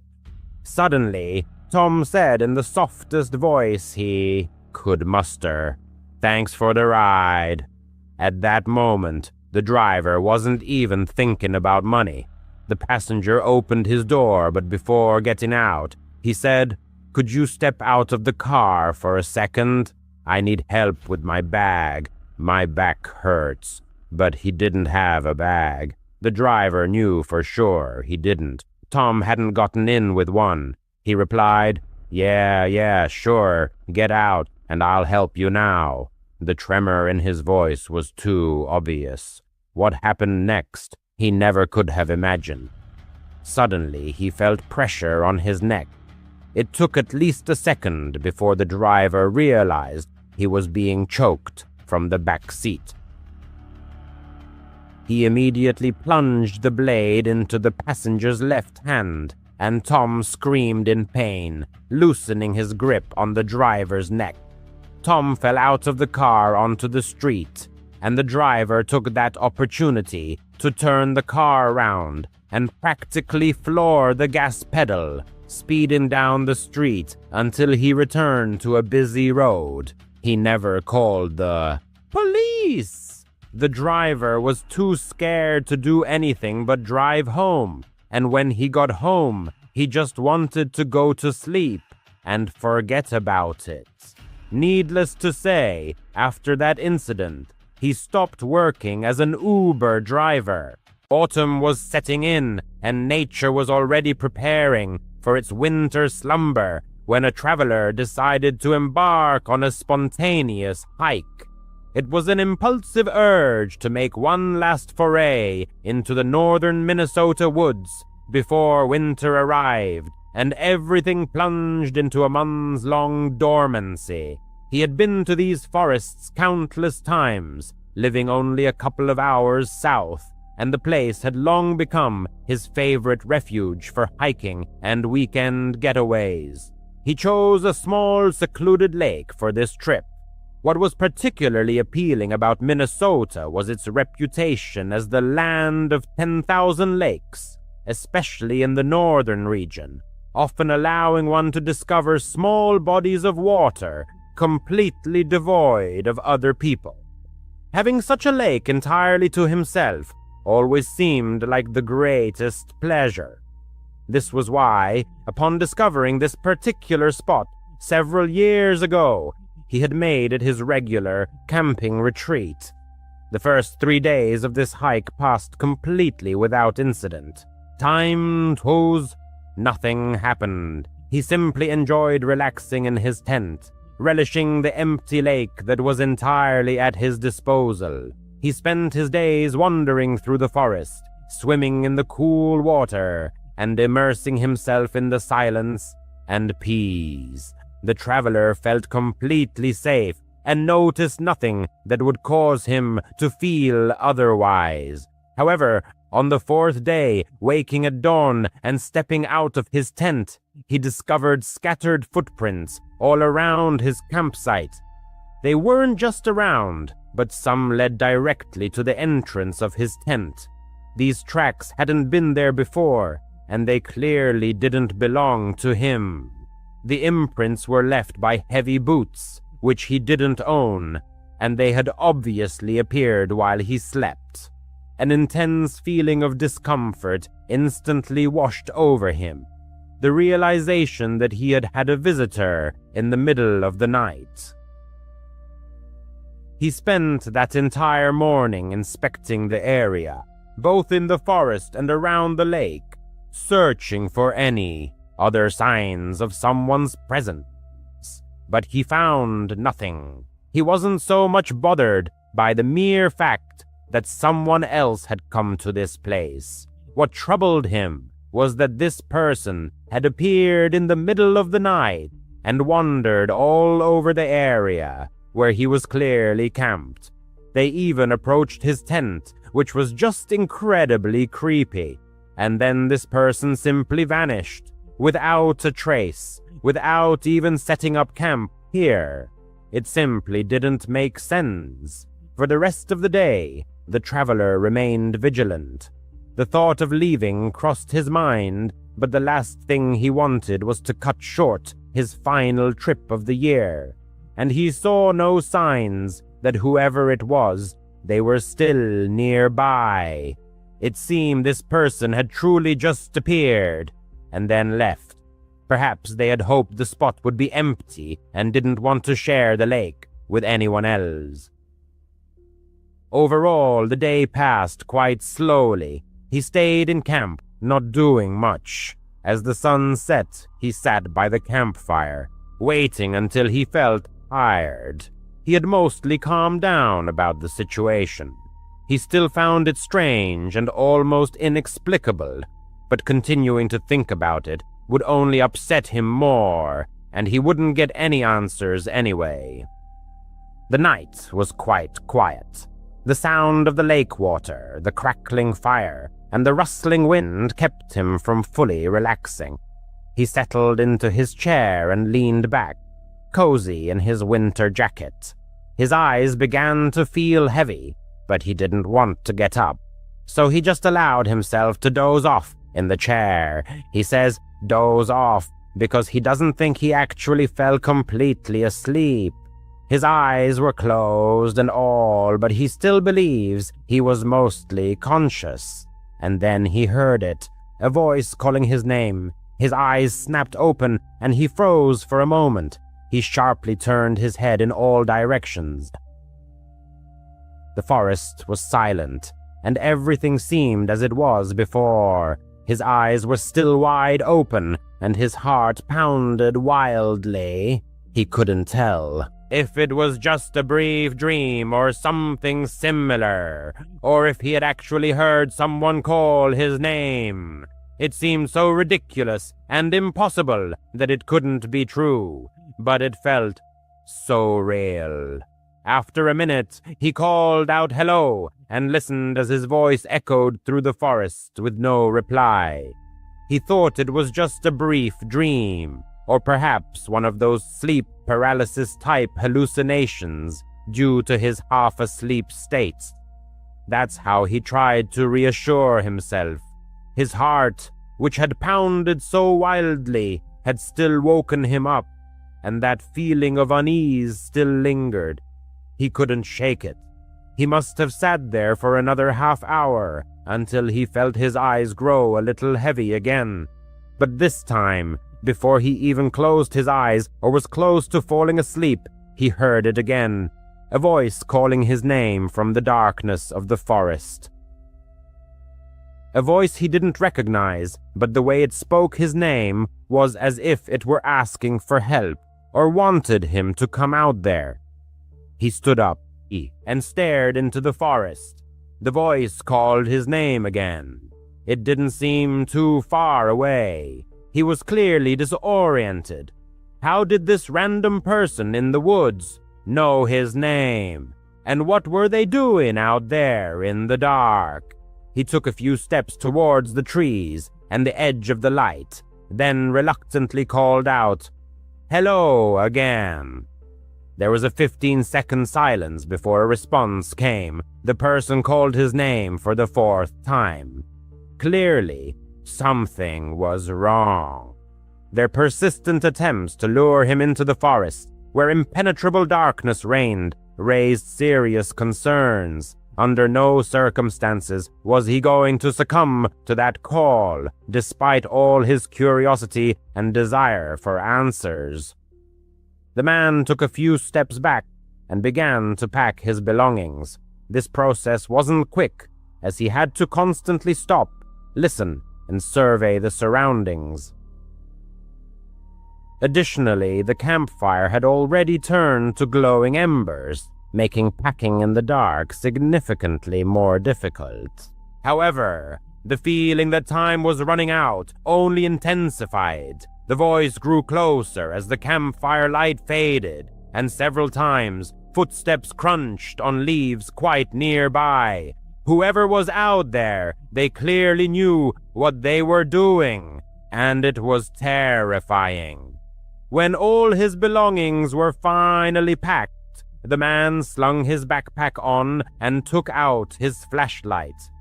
He hesitated whether to turn it on, but decided it would be better to keep it off and try to blend into the forest, allowing the darkness to provide sufficient cover for retreat and to prevent pursuit. So the flashlight remained off, and the man quickly hurried in the direction opposite to the voice. The man called his name again as he was moving away, and he only looked back once he was a significant distance away. The barely perceptible warm glow of the campfire embers was visible, and right behind it, a faint silhouette was outlined. Nothing distinct could be made out, though something about it seemed extremely unnatural or just wrong. He turned and hurried deeper into the forest, hearing the man call his name one more time before he found himself alone again in the empty, silent, and dark woods. Getting out of the forest was, to say the least, exhausting. But the relief he felt upon making it out, getting back to his car, and driving away from those woods was indescribable. He considered calling the police, but honestly, he thought he'd sound crazy. Some guy calling his name in the woods and seeming to pursue him. What could the police even do about that? So, almost 3 years later, he still doesn't know what actually happened there that night. He admits it's crazy, but a part of him is frustrated that he didn't get closer to the voice. to try and figure out who it was or how they knew his name, though he knows that if he had, it might have been the last decision he ever made. The man prefers to remain anonymous, but this event happened several years ago. He worked at a small independent company, and one of his colleagues was a guy named Cameron. They hit it off immediately as they were hired around the same time and their desks were next to each other. So it goes without saying, they talked a lot and developed a great work friendship. They never socialized outside of work, but they always joked about going on a hike together, as they both enjoyed hiking and the outdoors and often brought it up during the work day. However, he never thought it would actually happen until one day he came to work and found Cameron's desk empty and Cameron himself gone. It turned out he had been fired for reasons they, of course, weren't allowed to know. That same day, he received a message from Cameron suggesting they meet up outside of work and go on that hike they always talked about. Honestly, he felt bad for him, and knowing now that he'd likely never see him again if he didn't agree, he accepted his offer. After all, what could go wrong? They made arrangements, and a week later, they met at the trailhead 2 hours west of the city. Cameron looked very excited and happy to see him, and he, in fact, was glad to see him too. However, right away the man felt that Cameron wasn't the same person he was in the office. It wasn't alarming, but he just noticed it. They started down the trail and talked the whole way. The man tried to delicately ask why Cameron wasn't at the office anymore, but Cameron evaded the question. At work, Cameron had always been very open about everything, perhaps even too open, so it was a little strange to see him so reserved, but the man assumed he had just made some awkward mistake or something similar. In short, they reached the campsite, set up both tents, and then made lunch, and as soon as they finished eating, Cameron abruptly stood up and said, "Be right back." Then he walked into the woods. The way he said it was as if he needed to go somewhere, which, in that setting, made no sense. Why not just say you're going for a walk or something? The man stayed in camp, resting for 10 minutes until Cameron returned. He said nothing and acted as if nothing had happened, so the man just let it go. They talked a little more, unsure, about an hour probably. Then Cameron did the same thing, said he'd be right back, and walked into the woods, only this time it happened right in the middle of their conversation. A silent escape from the forest. Suddenly, mid-dialogue, something inexplicable happened. Quite unexpectedly, his companion, fixing his gaze on the forest trees, fell silent, then resolutely walked away. His first impulse was to follow the direction of his gaze, but nothing remarkable could be found. At this moment, the strangeness of the situation reached its peak, causing an almost alarming unease. 10 minutes later, he returned. This time, a direct question was posed about the purpose of his absence, to which, after a second's thought, a laconic answer followed: nowhere. No further explanation was offered, and again it was decided to let this oddity go. 6 months of daily interaction with Cameron prevented a few inexplicable occurrences from completely altering the established opinion of him. The conversation by the campfire continued for a while longer, after which they retired to their tents, preparing for sleep. The fatigue was so profound that falling asleep presented no difficulty whatsoever. However, he awoke in the middle of the night. His eyes snapped open, and the absolute silence, broken only by the soft rustling of the forest, was clearly imprinted in his memory.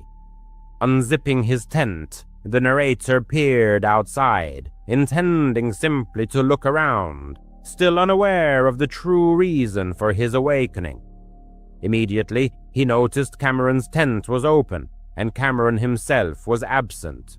A search of the entire camp yielded no results. He noticed the flashlight was missing, but no light was visible anywhere among the trees. "Cameron!" he called several times, but there was no answer. For a minute, the narrator sat by his tent, looking around and waiting for his return, until sounds resembling a quiet conversation between two people drifted from deep within the forest. "Cameron, are you out there?" he asked. The conversations instantly ceased, and silence once again reigned in the forest. After 30 seconds of tense waiting, Cameron slowly emerged from behind the trees into the camp clearing. His face was strained, but he tried to hide it with a nervous smile. He was asked about the presence of anyone else. He paused, then uttered, "Nobody." However, as he spoke, footsteps could be heard from behind the trees. It was clear that Cameron heard them too. Looking at him again, the narrator repeated the question about who was there. The feeling of discomfort intensified, but even then he stubbornly uttered, "Nobody." An extremely tense 15 to 20-second silence followed, during which both simply stared at each other while quiet footsteps slowly but steadily approached from the darkness. Adrenaline surged, and suddenly the narrator bolted down the trail, leaving everything behind.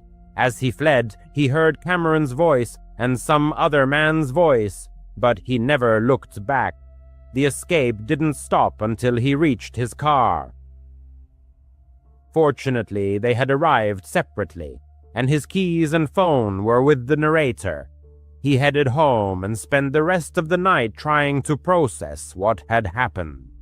An attempt was made to contact Cameron, but the message never went through. He had already blocked the contact. Since that night, there has been no further contact with him. It's unknown who else was there or what Cameron was up to, but the narrator believes he was incredibly lucky to get away. Last year, around early November, the narrator traveled to his hometown, primarily to meet old friends, and also to spend a week in a cozy country cabin, a spacious rented dwelling located deep in the woods. His hometown was small, surrounded predominantly by forests, offering many scenic views and camping spots. Although he had never been into hiking before, he had done extensive research and had a strong desire to try it. Gathering all the necessary gear, he decided that the ideal first hike would be a trip into a familiar forest just outside his hometown. This approach provided a sense of security and allowed him to gradually ease into his new hobby. The rented cabin was chosen specifically because of a trail that led to a small camping spot. The narrator reasoned that in case of unforeseen circumstances, he could always return to the cabin and everything would be fine. It seemed like a risk-free way to enjoy his first trip. The first few days were dedicated to meeting friends, and another day was spent relaxing at the cabin and preparing his gear. Then, finally, he set off for the camping spot. The trail was only about an hour long. For the first 10 minutes, he focused on properly adjusting his backpack and checking all his equipment. Once everything was settled and there was nothing more to worry about, a strange feeling washed over him, a sensation as if he was being watched from behind the trees. Since this was his first time alone in the forest, he assumed he was just nervous. However, this feeling didn't disappear as expected. Every time he looked into the forest beyond the trail, that empty, dreadful sensation enveloped him. It truly seemed like a sign, a warning to get out of there. But he didn't listen. He kept walking, battling these feelings all the way to the campsite. The camping spot was small, just a little patch of land that, frankly, the narrator wouldn't even have considered a campsite if it weren't for a few scraps left behind by previous campers. The place was definitely undeveloped, as it was unkempt and not maintained at all. Nevertheless, being off the trail and in a more open area, the narrator felt a bit better. He felt comfortable enough to stay. He began unpacking his things and setting up his tent. Since this was his first experience, he meticulously followed the step-by-step instructions, aiming to complete all actions flawlessly. This task took, by his estimation, about 15 minutes, which he felt was a perfectly acceptable result. It was at that very moment, as he was pulling the last tarp, that an unfamiliar man approached the campsite. The stranger was tall, and his age, judging by his appearance, was approaching 25, which matched the narrator's age. When the narrator looked at him, the man waved and gave him a strange smile. The strangeness of this smile was that it was normal, yet the rest of his face remained immobile. It seemed he was only smiling with his mouth and teeth, while maintaining a completely blank expression. The narrator found it extremely unusual, and even a crazy coincidence that the stranger appeared right after him at a campsite that, from his observations, wasn't very popular. However, what could he know? He continued with his tasks, setting up his area, getting everything he needed, and gathering branches for a fire. There was already a small fire pit there, likely built by someone long ago. While he was busy, the man set up his tent nearby. But oddly enough, that was all he had brought with him. The narrator saw the stranger approach with what he thought was a proper hiking backpack, but it was actually just a shoulder bag containing only a tent. He had no sleeping bag, no food, no other essential items. The narrator was certain of this because the stranger's tent was mostly mesh, see-through, and it even lacked a rainfly, and the man just sat there, doing nothing. The narrator felt a growing unease every time he accidentally glanced in the stranger's direction, because the man would instantly look back, forcing him to quickly avert his eyes. After gathering all the branches and finally being able to just sit and rest, the narrator became more and more frightened of this man. Simply put, his intuition told him something was wrong with him. And as the sun began to set, the thought of staying there alone with him overnight began to truly alarm him. No matter how much he chided himself for it, he decided it wasn't worth staying here when he felt such strong feelings, especially since his rented cabin was nearby. He might even make it back before the sun fully set. He started packing up, and the man immediately came out of his tent. He stood next to it, and although he tried not to show it, it was perfectly obvious that he was watching the narrator. His smile was gone, and his entire face was tense and almost annoyed. The narrator didn't even bother to organize his backpack, just threw everything inside and hoped it would zip. When he was finally ready to leave, sunlight was barely filtering through the treetops, so he knew he needed to hurry. But the man didn't pack up his tent, so the narrator hoped that meant he was staying. He set off, constantly looking back to ensure the stranger wasn't following him. For the first few minutes, he was relieved to see an empty trail each time he turned around. But after about 10 minutes, he turned again and saw him. The path wasn't perfectly straight, but far behind him, through the trees, he saw the man walking down the trail towards him. The narrator felt a sense of dread. He was terrified. He quickened his pace, moving faster along the trail. As far as he could tell, the stranger didn't seem to realize the narrator had spotted him, and the setting sun actually worked to his advantage. He was able to get back to the rented cabin, threw his bag inside, and locked all the doors.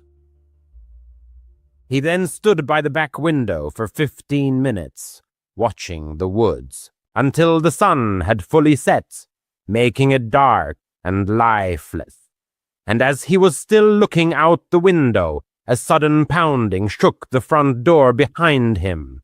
But it wasn't just an ordinary knock. Again and again, he hammered his fist against the door. In a panic, the narrator called the police. He genuinely couldn't tell if the stranger was simply knocking very hard or actually trying to break down the door, and he was too scared to even look. As soon as he started speaking on the phone, the man fell silent for a second. The narrator knew he was listening. Then his footsteps ran around the cabin, and he was almost certain he heard several thuds as the stranger tried to open one of the windows before his footsteps disappeared into the woods. After that, silence fell until 2 officers arrived 20 minutes later. After hearing everything the narrator told them, the officers agreed that the man seemed to have very bad intentions. However, finding him wasn't so easy. The narrator knew what he looked like, but that was all. That night, they conducted a quick search with flashlights, but never found him. His tent had also vanished from the campsite. The narrator truly doesn't know what might have happened that night. He still can't forgive himself for not listening to his intuition right away. It would have prevented everything that happened that night. He should have listened to his gut feeling the moment he sensed something was wrong in those woods. Ennius. Undoubtedly, having a dog in the house, especially when a person lives alone, is of immense value. It's not just about having company, but also about security. Canine instincts are extraordinarily developed, allowing them to notice the slightest changes in their environment before a human does. That's why, when the author moved out of his parents' house and began living on his own, he firmly decided to get a 4-legged friend who could not only brighten his loneliness, but also protect him if necessary. This loyal companion became Jenny, a German shepherd known for her boundless devotion, protective instinct, and amazing ability to sense danger. In moments when the silence in the house became oppressive and the space seemed too empty, Jenny's even breathing, or the sound of her claws gently tapping on the parquet floor, helped the author cope with feelings of loneliness. She was more than just a pet to him. She became a true member of the family. That evening started out completely ordinary and gave no indication of any trouble. The author spent most of his time comfortably settled on the couch, engrossed in watching a series on his laptop. Jenny, as usual, lay on the rug, in a semi-sleeping state, but always remaining vigilant. Around midnight, the author decided it was time to go to bed. He carefully locked all the doors, checked the windows, and turned off the lights before climbing under the warm blanket. At first, silence reigned in the house. However, suddenly Jenny jumped up abruptly. Her body tensed, her ears perked up alertly, and she turned towards the front door. The author, alarmed, sat up in bed, trying to catch the slightest sound. A moment later, a muffled knock was heard. He froze, unsure if he had imagined it. Who could be knocking on the door so late at night?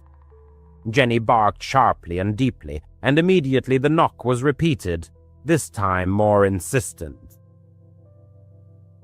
The author cautiously slipped out of bed and headed into the hallway. From there, he could see the front door, but he couldn't make out who was standing behind it. Jenny was already there, pressed against the door with her whole body and barking furiously, which made the author's heart clench. Then he heard a male voice shout, "Delivery! I just need you to come out so I can take a picture as proof." Every word seemed out of place and suspicious. Delivery services don't operate at this hour, the author thought. Besides, he hadn't ordered anything. Intuition told him to remain silent and not open the door. He hoped the stranger would realize he had the wrong address and leave. However, instead, the knocking turned into rough banging.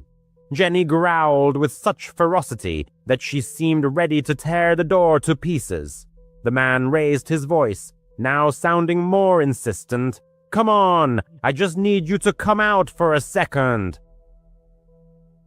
The author, gripped by fear, retreated into his bedroom, locked the door, and grabbed his phone with trembling hands. He dialed 911. The operator answered immediately, asking what was happening. The author, trying not to raise his voice, whispered into the phone that someone was at his door, pretending to be a delivery person and trying to get him to come out. The dispatcher's calm voice advised him to stay on the line, not to leave the room, and not to make any noise. Police officers were already on their way, but as the author spoke, the situation began to deteriorate rapidly. The banging became stronger and stronger, and the door began to shake in its hinges. Jenny barked furiously, throwing herself at the door as if sensing imminent danger. And then there was a sharp crack of breaking wood, echoing throughout the house. The author's insides went cold. The stranger was trying to break down the door. Jenny lunged forward as soon as the door gave way. The sounds that followed merged into a chaotic nightmare, the dog's ferocious growling, the man's gasps, the crash of falling furniture. The author pressed himself against the wall, not letting go of the phone and whispering every detail of what was happening to the dispatcher. "He's inside! My dog is attacking him! Please hurry!" Suddenly, there was a metallic clang, and something fell to the floor. In the chaos, the author didn't immediately realize that it was more than just an object. It was a knife. The author's heart seemed to stop beating. The next sound caused him unbearable pain. Jenny yelped pitifully. The author's heart clenched with pain and fear. He wanted to rush to her aid, but the dispatcher begged him to stay in the room. Tears burned his eyes as he helplessly listened to his loyal dog desperately fight for his safety. The man cursed, fending off Jenny, and the house shook with every movement they made. The author couldn't tell who was gaining the upper hand in this fight. He continued to whisper into the phone, praying that the police would arrive in time, and then finally the sound of police sirens pierced the night silence. Red and blue lights flashed through the windows, painting the walls of the author's room. Loud shouts filled the house, authoritative and confident. "Police! Drop the weapon! Hands up!" The struggle moved elsewhere. Heavy footsteps echoed inside the house. The author heard the man shout, then a dull thud as he was tackled to the ground. The clanging of handcuffs marked the end of the fight. "Police! You're safe!" a voice called out, followed by a knock on the author's bedroom door. He slowly opened the door, feeling his legs trembling. 2 police officers stood in the doorway, shining flashlights on him. Behind them, another officer held a handcuffed man, pinning him to the floor. Jenny stood nearby, panting heavily, her fur matted with sweat and splattered with blood. Her body trembled, but her growl remained low and steady, as if warning the stranger not to try again. One of the police officers crouched down, picked up the knife, and placed it in an evidence bag. The sight made the author's stomach churn. If it weren't for Jenny, that knife might have been used against him. He rushed to his loyal protector, kneeling down next to her. She pressed against him, her breathing heavy but steady. The police officers assured the author that Jenny had cuts, but nothing fatal. A wave of relief washed over him, with such force that he nearly lost consciousness.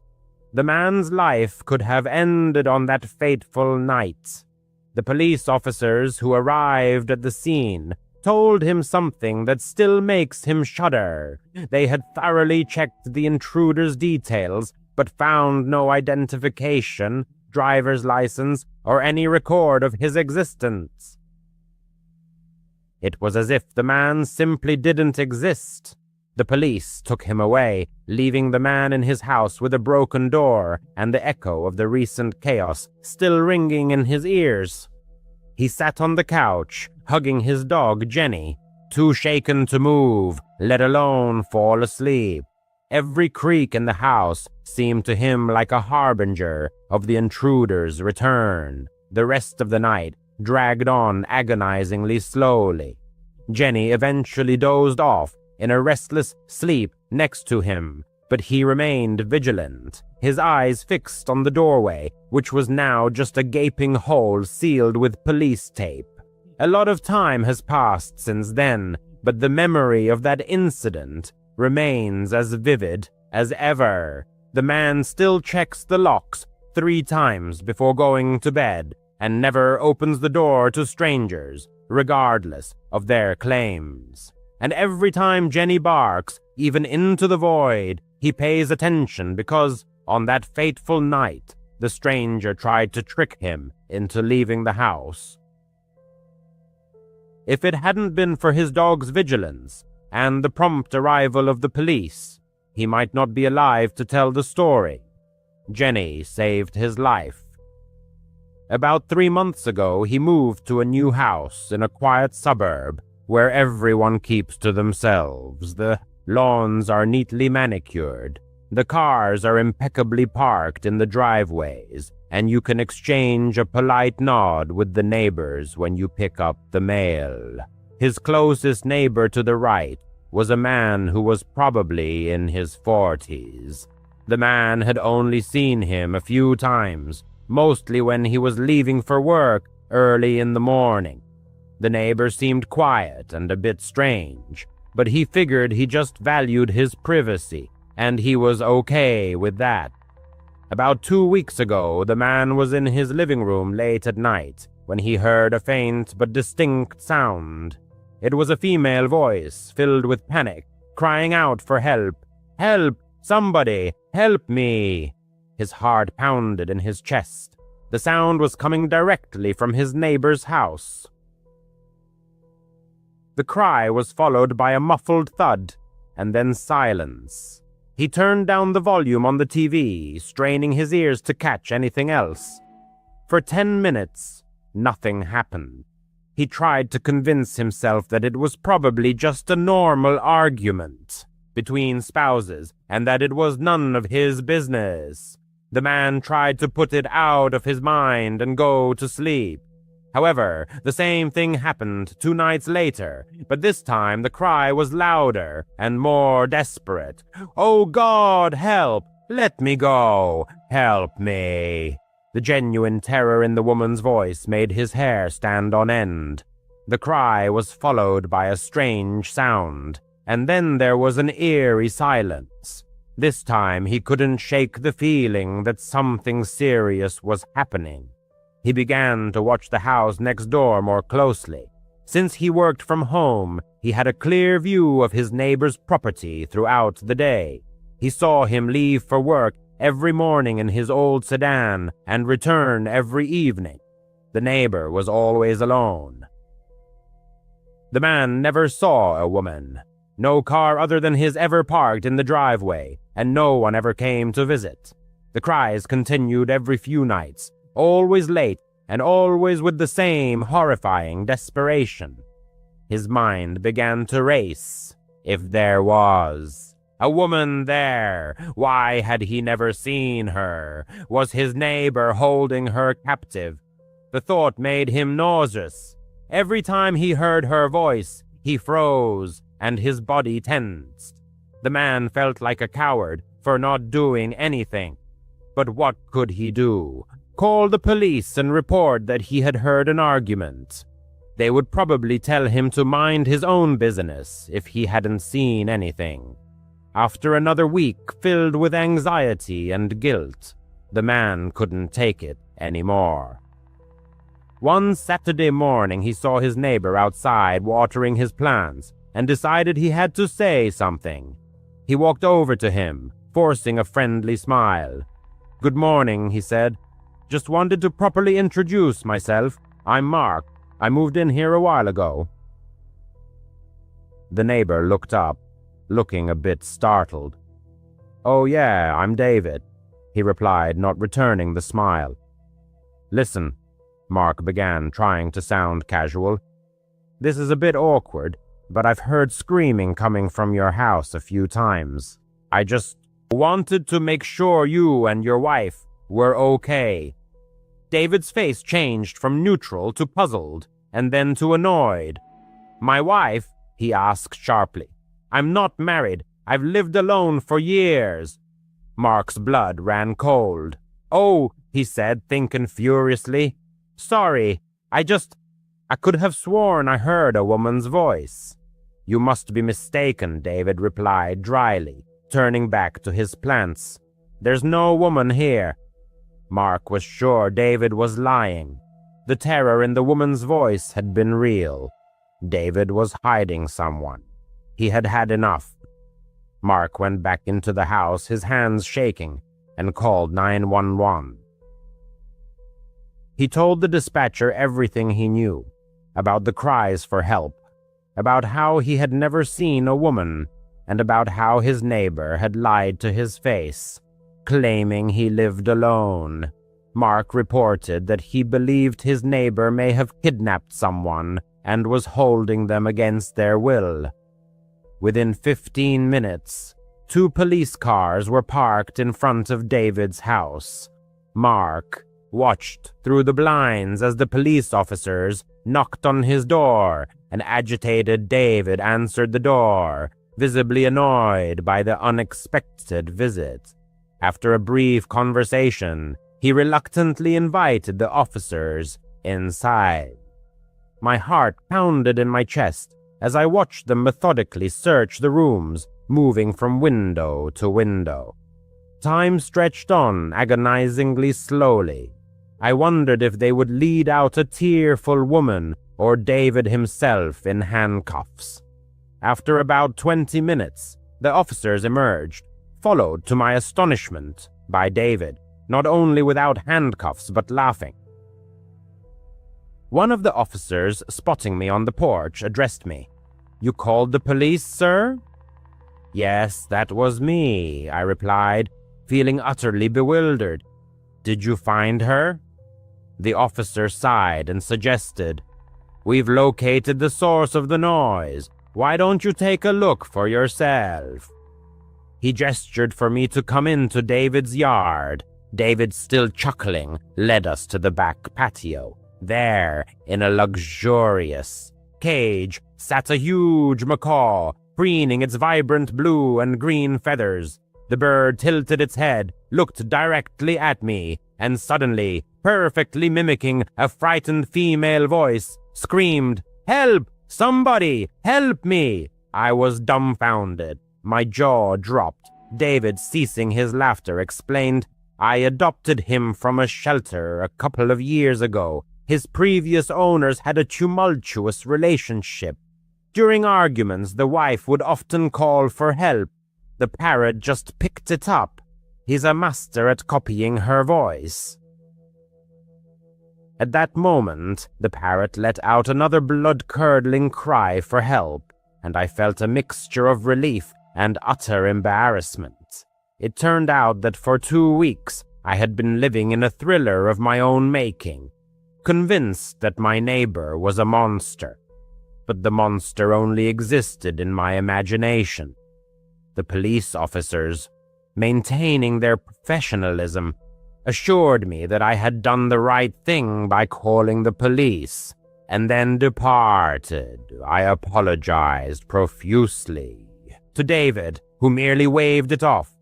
But even knowing it's just a bird, I still sometimes hear those cries. My heart can't help but clench, and I can't shake the thought of the real woman whose words are now eternally repeated by a parrot in a quiet suburban yard. When I turned 12, my family finally got our first dog. Max, a golden retriever mix, was adopted from a local shelter. He was about a year old, very friendly, and quickly won the hearts of all the family members. My room was on the second floor, and it was my personal space, small but cozy, with a window overlooking the yard. Every night Max slept at my feet, and I would fall asleep to the sound of his calm breathing. I felt safe, as if I had a personal bodyguard. However, a couple of years later, the situation changed. My parents had another daughter, a younger sister, and they decided to convert my room on the second floor into a nursery. I was moved to the basement. It wasn't really a room, but more of a utility space.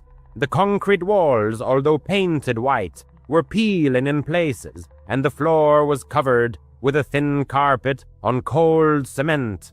A small window near the ceiling let in meager daylight, so it was always dim, even during the day.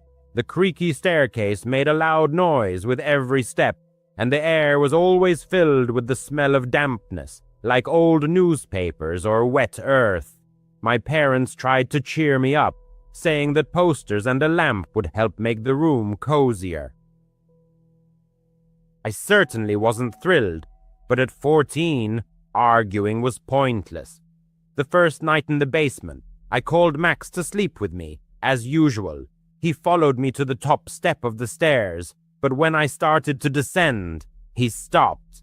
His ears perked up, and he stared into the darkness below. I gently pulled him by the collar. "Come on, buddy, time for bed." But he backed away, whimpering softly.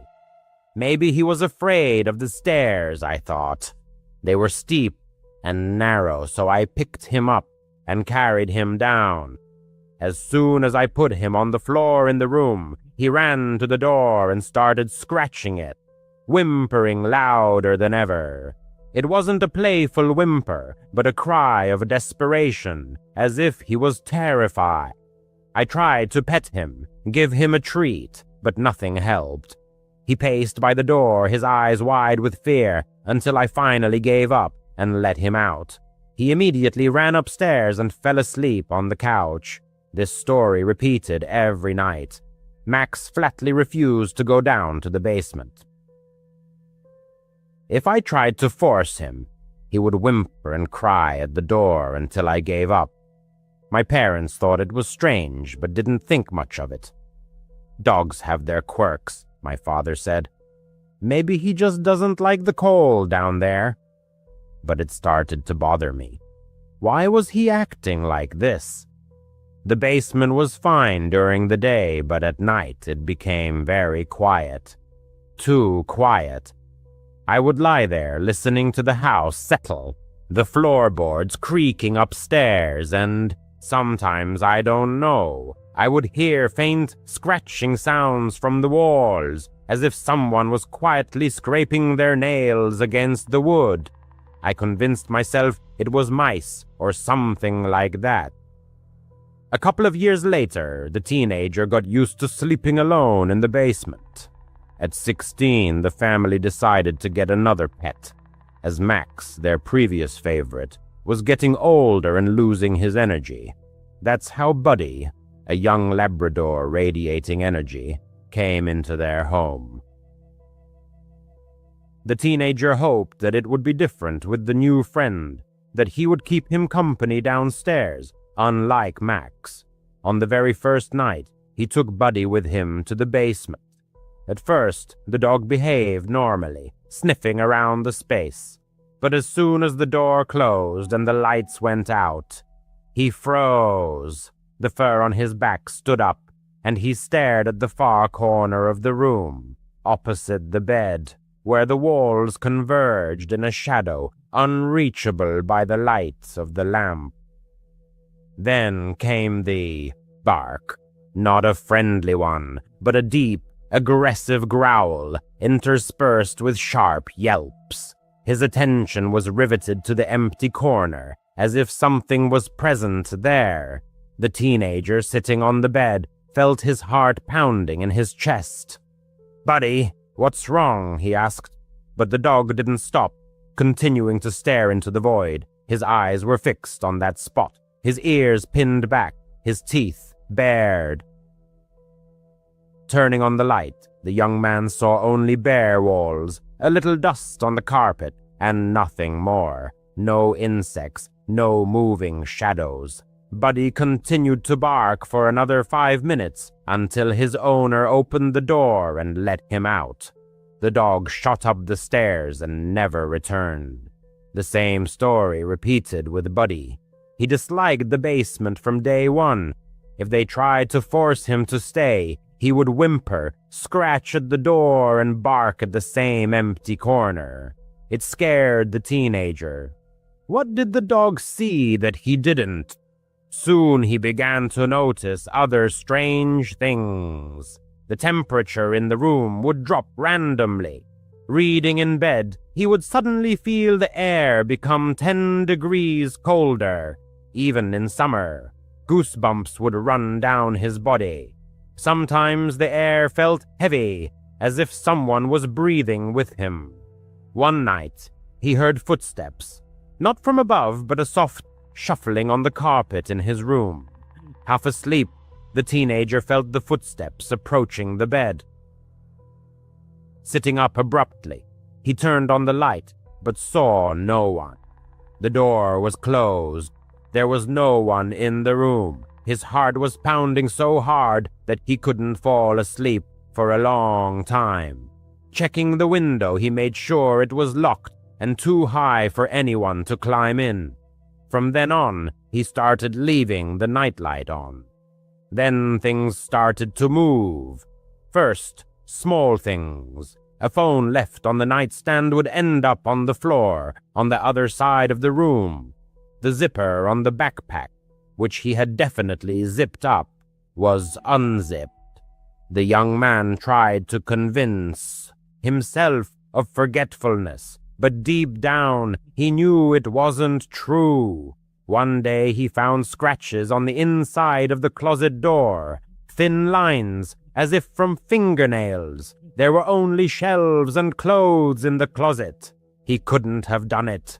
Enna's the dog's reaction only made things worse. Even during the day when the teenager brought Buddy down to play, the dog would whine and pull toward the stairs. Max wouldn't even go near the top step anymore. Sometimes both dogs would start barking at the basement door upstairs, as if they could hear something that humans couldn't. The teenager started searching online for information about why dogs behaved this way. Some sites suggested they could sense mold or gas leaks that people didn't notice. He convinced his parents to check the basement. His father bought a carbon monoxide detector. Everything was fine. No visible mold or pests were found. But the strange occurrences continued. One night, the teenager heard whispering, Faint murmurs, like a quiet voice with indecipherable words, were coming from that same empty corner. He froze under the covers, straining to listen. The whispering stopped as soon as he turned on the light. Sleep was out of the question. The scariest night happened about a month after Buddy arrived. The teenager was home alone. His parents had taken his sister to some family event.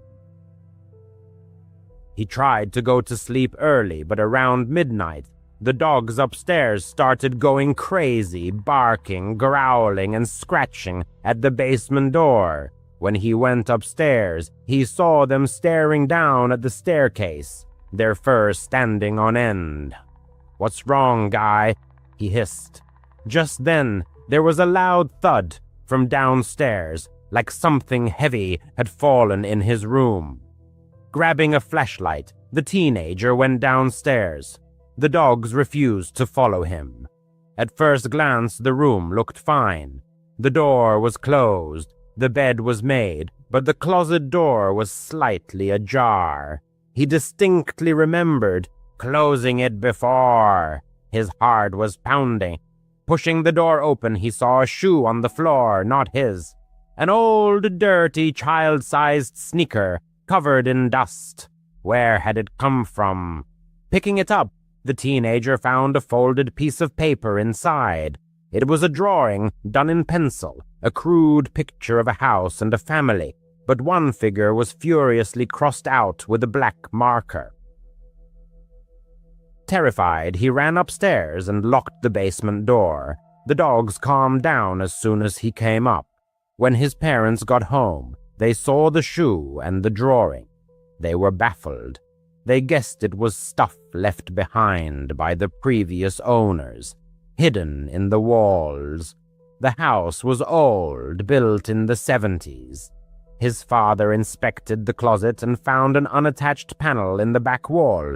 Behind it was a small space, empty except for insulation and cobwebs. Probably just some old junk that fell down there, he said. But why was it happening now? And why did the dogs hate the place so much? The panel was fixed, and the shoe was thrown away. Things quieted down after that. There were no more thuds or whispers, but the dogs still refused to go into the basement. The teenager left for college last year, and honestly, doesn't miss that basement room at all. 10 years ago, when Halloween still held on to its former glory, a group of 3 friends, referred to in this story as Alex, Ben, and the narrator, set out on their annual trick-or-treat adventure. That year marked a significant milestone for them. For the first time, they were allowed to go out without adult supervision. Alex's parents, known for their overprotectiveness, usually dampened much of the fun, so their absence was a source of unambiguous joy for all 3. As for costumes, the narrator chose a terrifying clown, Ben dressed as a scarecrow, and Alex wore a white sheet with a pumpkin mask. His concept wasn't entirely clear. Perhaps he was meant to be a ghost with a pumpkin for a head, creating an enigmatic figure. Their adventure began at 5 p.m., considered rather late, but in their town trick-or-treating continued until 9 p.m., making such a start perfectly normal. The first few hours passed in carefree revelry as the friends playfully dashed from door to door, relishing every moment of the holiday. By 7:30 p.m., however, their attention was drawn to 2 men who seemed to be constantly following them. This was especially odd given that the group kept switching streets and visiting random houses without following any set route. Noticing this, the friends grew uneasy and made several extra turns, essentially looping back on themselves. To their alarm, the 2 men mirrored nearly all their maneuvers. Still, it was hard to say for certain they were being followed. The men were dressed in costumes like everyone else and approached houses as ordinary trick-or-treaters would. Yet they were noticeably larger and seemingly older than teenagers, perhaps even college students or adults, which raised suspicions. Against better judgment, Ben and the narrator agreed to Alex's suggestion to leave the neighborhood and cut through the woods to lose their pursuers and reach another part of town. Their only reason for agreeing was the presence of a well-trodden path through the forest. Though they'd never walked it at night, their familiarity with the route gave them confidence they wouldn't get lost. They hurried to the trail and plunged into the dense woods, hoping the two men hadn't noticed them. The deeper they went, the darker it became, so dark they could barely see anything ahead. This was long before mobile phones were ubiquitous, so none of them had a light source. They had to stop briefly, overwhelmed by the eerie and potentially dangerous situation, debating whether to turn back. But as they stood still, they began to hear footsteps crunching on gravel behind them. All they could make out were vague silhouettes of two approaching men before all three bolted deeper into the forest. The situation worsened when Ben, who'd started running last, swore he saw the two men chase after them the moment they left their hiding spot. In a panic, they became completely lost. Every time they paused to catch their breath, they had only 10 to 20 seconds before hearing footsteps again, forcing them to flee once more. This convinced them beyond doubt that they were not only being followed but that their pursuers had truly sinister intentions, relentlessly chasing them through the woods. They wandered for what felt like over half an hour before finally emerging onto a street. None of them knew where they were, so they picked a direction at random and, by chance, ended up in Ben's neighborhood. They rushed straight to his house, locked themselves inside, and remained glued to the windows for the rest of the night, gripped by fear and anxiety. Naturally, being children, they told no one about what had happened. Alex was picked up around 10 p.m., and the narrator stayed the night at Ben's. Notably, in the middle of the night, somewhere between 2 and 3 a.m., both friends woke up convinced they heard two sets of footsteps on the driveway. Ben's room was on the ground floor, right at the front of the house, so the sound was quite distinct. Yet when they looked outside, they saw no one. It might have been nothing, but the fact that they both woke up to the same sound leaves room for speculation. Nothing else happened that night.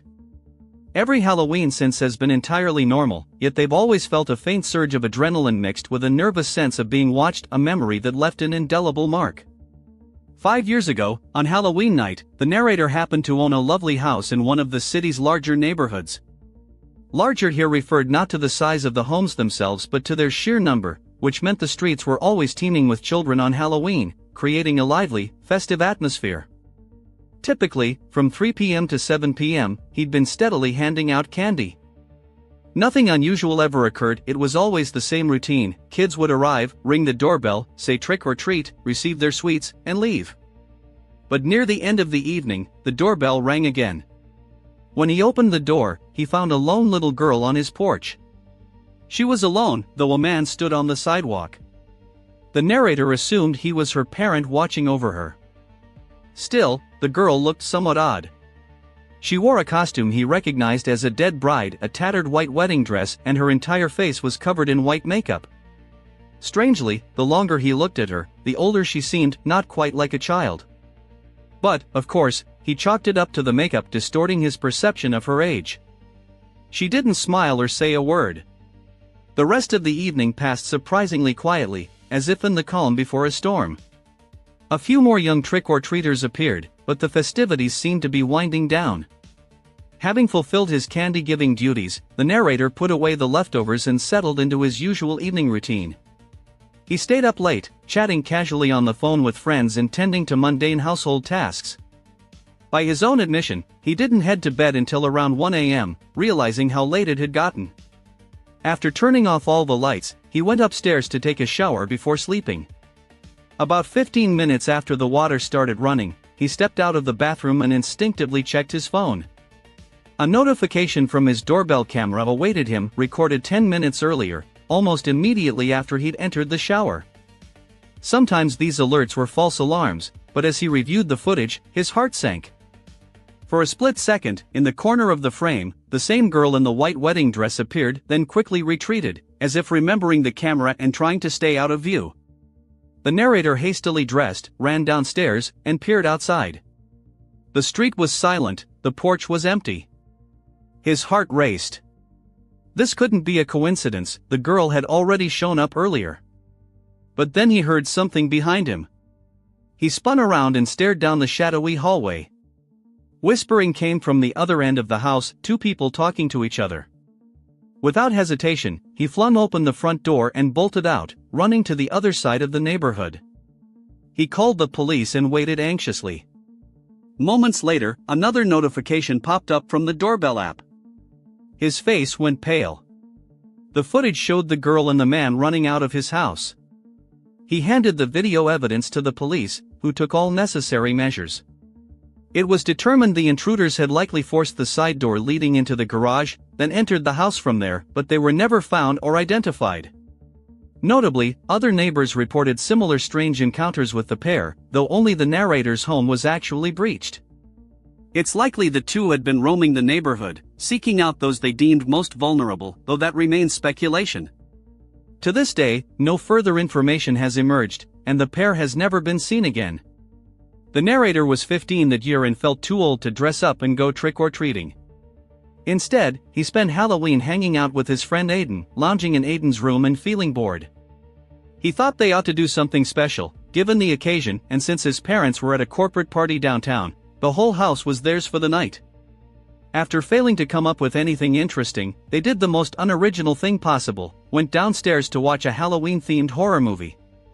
They found one, turned off all the lights, and immersed themselves in an atmosphere of mystery. The basement was already a creepy place, unfinished, cluttered with boxes and random stored items. There was only a couch in the middle and a small TV facing it. Usually, his dad would come down to drink a couple of beers and stay late while everyone else slept. They watched the movie for a while, getting through the opening scenes, when suddenly they heard a dull thud. They exchanged glances and paused the film. Silence enveloped the house, thick and heavy. The narrator thought it might have been from the movie, so he rewound and replayed, but there was nothing even remotely similar to the sound they'd just heard. Everything upstairs sounded muffled, yet they were certain the noise had come from the floor above. The narrator stood up, and Aiden followed as he crept to the bottom of the stairs and listened again. Very faintly, they heard more dull thuds, quieter now, moving across the upper floor. They just stared at each other in fear, not moving or speaking, both certain of what the sounds meant. It sounded like someone was quietly walking upstairs. Then, suddenly, a voice called out, "Aiden! Aiden!" It repeated his name several times, low and unfamiliar. Aiden clearly had no idea who it was. And even if he had, these people had broken into the narrator's house while his parents were away. The friends quickly found a hiding spot, a tiny closet in the basement corner. The narrator was almost certain it was a utility closet, housing the water heater and such. Just seconds later, the basement door creaked open. Through narrow gaps in the closet door, they could see. The overhead light pierced the darkness, illuminating the stairs leading down into the shadowy space. After a brief pause, a man began descending. His steps were slow and deliberate, stopping occasionally to look around. He walked to the center of the basement, noticed the still running TV, stared at it intently, then called out again, "Aiden!" He started searching behind boxes and even opened one, carefully examining its contents for about a minute. That box held old photo albums and cherished family heirlooms, so watching a stranger rifle through them was deeply unsettling. After about 5 minutes, he turned and headed back upstairs. His footsteps echoed through the upper hallways for a while, then complete silence fell. The narrator waited in the closet for what felt like an eternity before finally daring to emerge. He grabbed his phone and dialed emergency services. The wait was agonizing, and by the time help arrived, the intruder had vanished without a trace. In the pitch-black basement, the man's face was impossible to discern, making identification hopeless. But one thing was clear, he knew who Aiden was and that he'd be alone in the house that night. The stranger's actions left no doubt about his stalking intentions, possibly aiming to abduct Aiden, or perhaps the narrator himself. The incident was deeply disturbing, and though the narrator still keeps in touch with Aiden, the case never progressed further. The man was never seen again. This unsettling episode occurred in the last week of October, just before Halloween. The narrator lived in a cozy, modest house in a typical suburban neighborhood. While he certainly enjoyed the holiday, outdoor decorations had never been his passion. A few years earlier, his sister had given him a small ghost figurine, so he simply placed it in the yard, and that was the extent of his Halloween preparations. But a week before Halloween, there was a knock at the door. It was the narrator's day off, so he was home and answered. The man on the porch was unfamiliar, around 40, with light stubble, short chestnut hair, and wearing a thick down jacket. He smiled broadly and said he just wanted to compliment the narrator's Halloween decorations. The narrator didn't quite know how to respond. After all, there was only one small ghost in the yard. It wasn't unusual or unique at all, just a piece of wood with a painted ghost. He thanked the man, who kept smiling, and left. It struck the narrator as odd but not alarming, probably just an overly friendly person, perhaps a bit too friendly. Yet just a couple of days later, the man reappeared. This time, the narrator had just returned from work at 7 p.m. and hadn't even changed out of his work clothes when he heard another knock. Seeing him again filled the narrator with dread, and the ensuing conversation only heightened his unease. The man praised the ghost again but then tried to strike up casual conversation. The narrator gave short, disinterested replies, clearly signaling he wasn't interested in whatever the man wanted. At this point, the situation turned genuinely creepy. Eventually, the narrator claimed he was busy, but even then, the man kept trying to keep him at the door, forcing the narrator to simply shut it in his face. The man stood there for 20 seconds, seemingly considering whether to knock again. Thankfully, he changed his mind and walked away. This guy was becoming truly disturbing, but the narrator hoped that would be the end of it.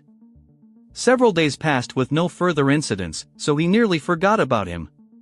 It was Halloween night, and the narrator had the good fortune of finishing work early, so he was home to hand out candy. He ate an early dinner and spent the evening alternating between watching TV and keeping watch at the front door. By about 7 p.m., most of the trick-or-treating crowd had dispersed, and only a few small groups of children occasionally walked by. But when he opened the door to give out candy, he happened to notice something across the street from his house. He recognized the thick down jacket and realized it was the same man who had shown up twice before. The man stood on the sidewalk, almost as if watching the narrator or his house, but the narrator couldn't be sure. It was too dark. After handing out the candy and watching the children walk away, he made sure the man didn't follow them or do anything suspicious. Maybe he was being overly cautious, but eventually the stranger walked off in the opposite direction. The narrator closed the door and tried not to worry too much. After all the kids seemed to have gone home, and the neighborhood streets were quiet and peaceful. No one else was in sight. He stayed in the living room and put on a horror movie to round out the night. He thinks it was around 10 p.m. when he started watching, and probably 11 p.m. or midnight when a sudden knock at the door startled him so badly he nearly fell off the couch. He got up and cautiously peered out the door to see the same man standing there, holding something. It was far too late for trick-or-treating. The narrator immediately knew something was wrong. He didn't open the door, but the man must have heard him inside, because he began speaking. "I've got something for you. Nothing special, just wanted to give you a little Halloween gift." He knocked again. "Hello? It's just a present. You'll like it." The narrator didn't respond. Instead, he silently dialed 911, his eyes fixed on the door as he waited for the police to arrive. The stranger kept knocking persistently, trying to deliver his mysterious gift, though its nature remained hidden. All that was visible was an ordinary box clutched in his hands. A moment later, the stranger left, taking the enigmatic item with him. The victim gave law enforcement all the information he had, but it wasn't enough to identify or locate the man. A nagging feeling told him the stranger was still nearby, perhaps even watching from outside during his call to the police, because after that night, the man never reappeared. What the gift was, and what had driven such relentless pursuit, remained a mystery. Yet every year as Halloween approaches, the obsessive dread that the stranger might return and resume his haunting never fades. Years earlier, on another Halloween Eve, a series of events left a deep mark on the narrator's memory. At the time, he was still a child, though nearing the age when many of his peers began losing interest in the traditional candy collecting ritual. That year, most of his friends decided to skip it, but the narrator and his loyal friend Jason were still full of enthusiasm. For the narrator, the real joy wasn't so much in the candy itself, but in the rare chance to wander aimlessly through the neighborhood, soaking in the festive atmosphere, enjoying time with friends, and doing things normally forbidden in everyday life. And, of course, by the end of the evening, they'd have a whole mountain of sweets enough to last for weeks. Jason lived in a slightly larger neighborhood than the narrator's, so right after school, the narrator headed to his friend's house to begin their route from there. Both boys wore the most ordinary, unremarkable costumes they could find. Neither had felt the need to put much effort into their outfits. Around 4 p.m., they set off to collect candy. Everything started exactly as expected. They went door to door, gathering as much candy as they could, running joyfully through the streets and admiring all the incredible decorations. By 6:30 p.m., they'd covered Jason's neighborhood and possibly 2 or 3 others, eventually finding themselves in a completely unfamiliar area. It looked like any other part of town, except that instead of leading to another residential zone, the road ended by disappearing into a dense forest. Lining the road were enormous houses, at least twice the size of those they'd visited, maybe even more imposing. They resembled mansions hidden among the trees. Both friends realized they had to find out what treasures these grand homes were giving out. They didn't even finish the houses they'd already started, they headed straight for the giant estates. In their excitement, they didn't even notice the sun sinking below the horizon. And, honestly, since they didn't know where they were to begin with, venturing deeper into this unknown, wooded area wasn't the wisest choice. They approached the first house. A long driveway led up to it, and only a single porch light illuminated the entire mansion. The narrator rang the doorbell, but there was no answer. After waiting a minute, they moved on to the next house. Almost immediately, they felt how eerily quiet it was. Only crickets chirped in the trees. There were no other children or parents walking around or collecting candy. Somehow, they still didn't get the hint and kept going deeper, stopping at every house along the way, but none of them opened their doors. They must have knocked on 8 or 10 houses before spotting an orange glow in the woods, the first sign of Halloween decorations they'd seen all evening. The house looked just like the others, old and extremely large, but this one had vintage-style lanterns and garden decor that matched its character. They figured that if the owners had gone to such lengths with the decorations, they were surely handing out candy. Excited, they hurried up the driveway to knock on the large wooden door. But when they reached the porch, they saw the door was already slightly ajar. Inside, the house was very dark, and everything looked outdated. Still, the narrator knocked. For a full 30 seconds, there was complete silence as they waited. Something felt off. If you had all those decorations and left your door open on Halloween, you'd likely be home, watching the door. Just as they were about to leave, a man suddenly appeared in the doorway. He was elderly, at least 50, with thinning hair and unnaturally wide-open eyes. He smiled and said, "Happy Halloween," adding that he had candy inside for them. An awkward pause followed. They expected him to go fetch a bowl, but instead, he simply stepped aside, as if inviting them in. Neither the narrator nor Jason moved. "Come on in," the man said. "It's right there in the hallway." "The bowl's too heavy for an old man like me to carry."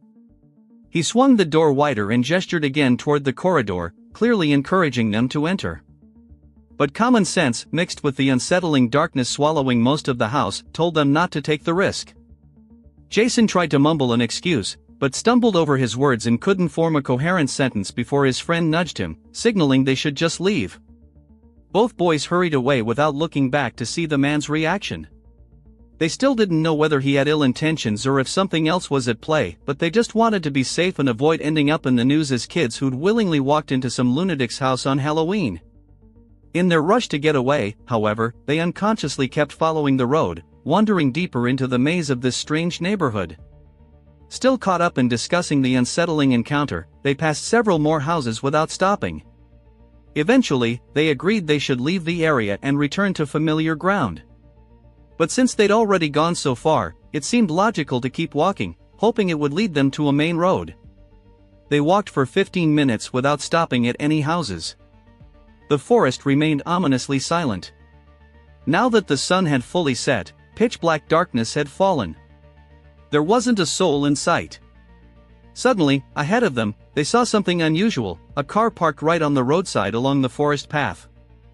In the complete darkness, with its headlights off, it was barely visible. By the time they noticed it, they were only about 20 feet away. It was a very old vehicle, and with no lights on, it almost looked abandoned. Confused and curious, the boys nervously walked past it, staying on the opposite side of the road. Through the windshield, they could see nothing. The car was perfectly parked in shadow. But as they passed right beside it, one of them glanced through the side window and caught a glimpse of a person sitting in the driver's seat. In that instant, he recognized the same unnaturally wide, anxious eyes. His friend told Jason to run and they both bolted down the road. Almost immediately, the car's headlights switched on.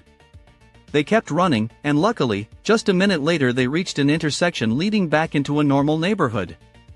They never saw the car follow them, but perhaps their sudden sprint made the driver realize they'd spotted him, discouraging him from pursuing them further. They went straight back to Jason's house and never told anyone, not even their other friends, about what had happened. It was their last year trick-or-treating on Halloween. NOS, a tragic anniversary, remembering a fateful day.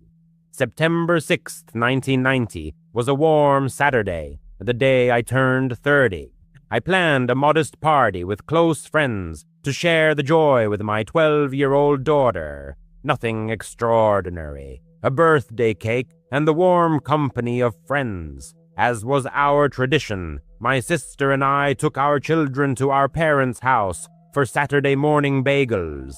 My mother, or rather my stepmother, Linda, had entered our lives about 5 years earlier after the untimely passing of my real mother.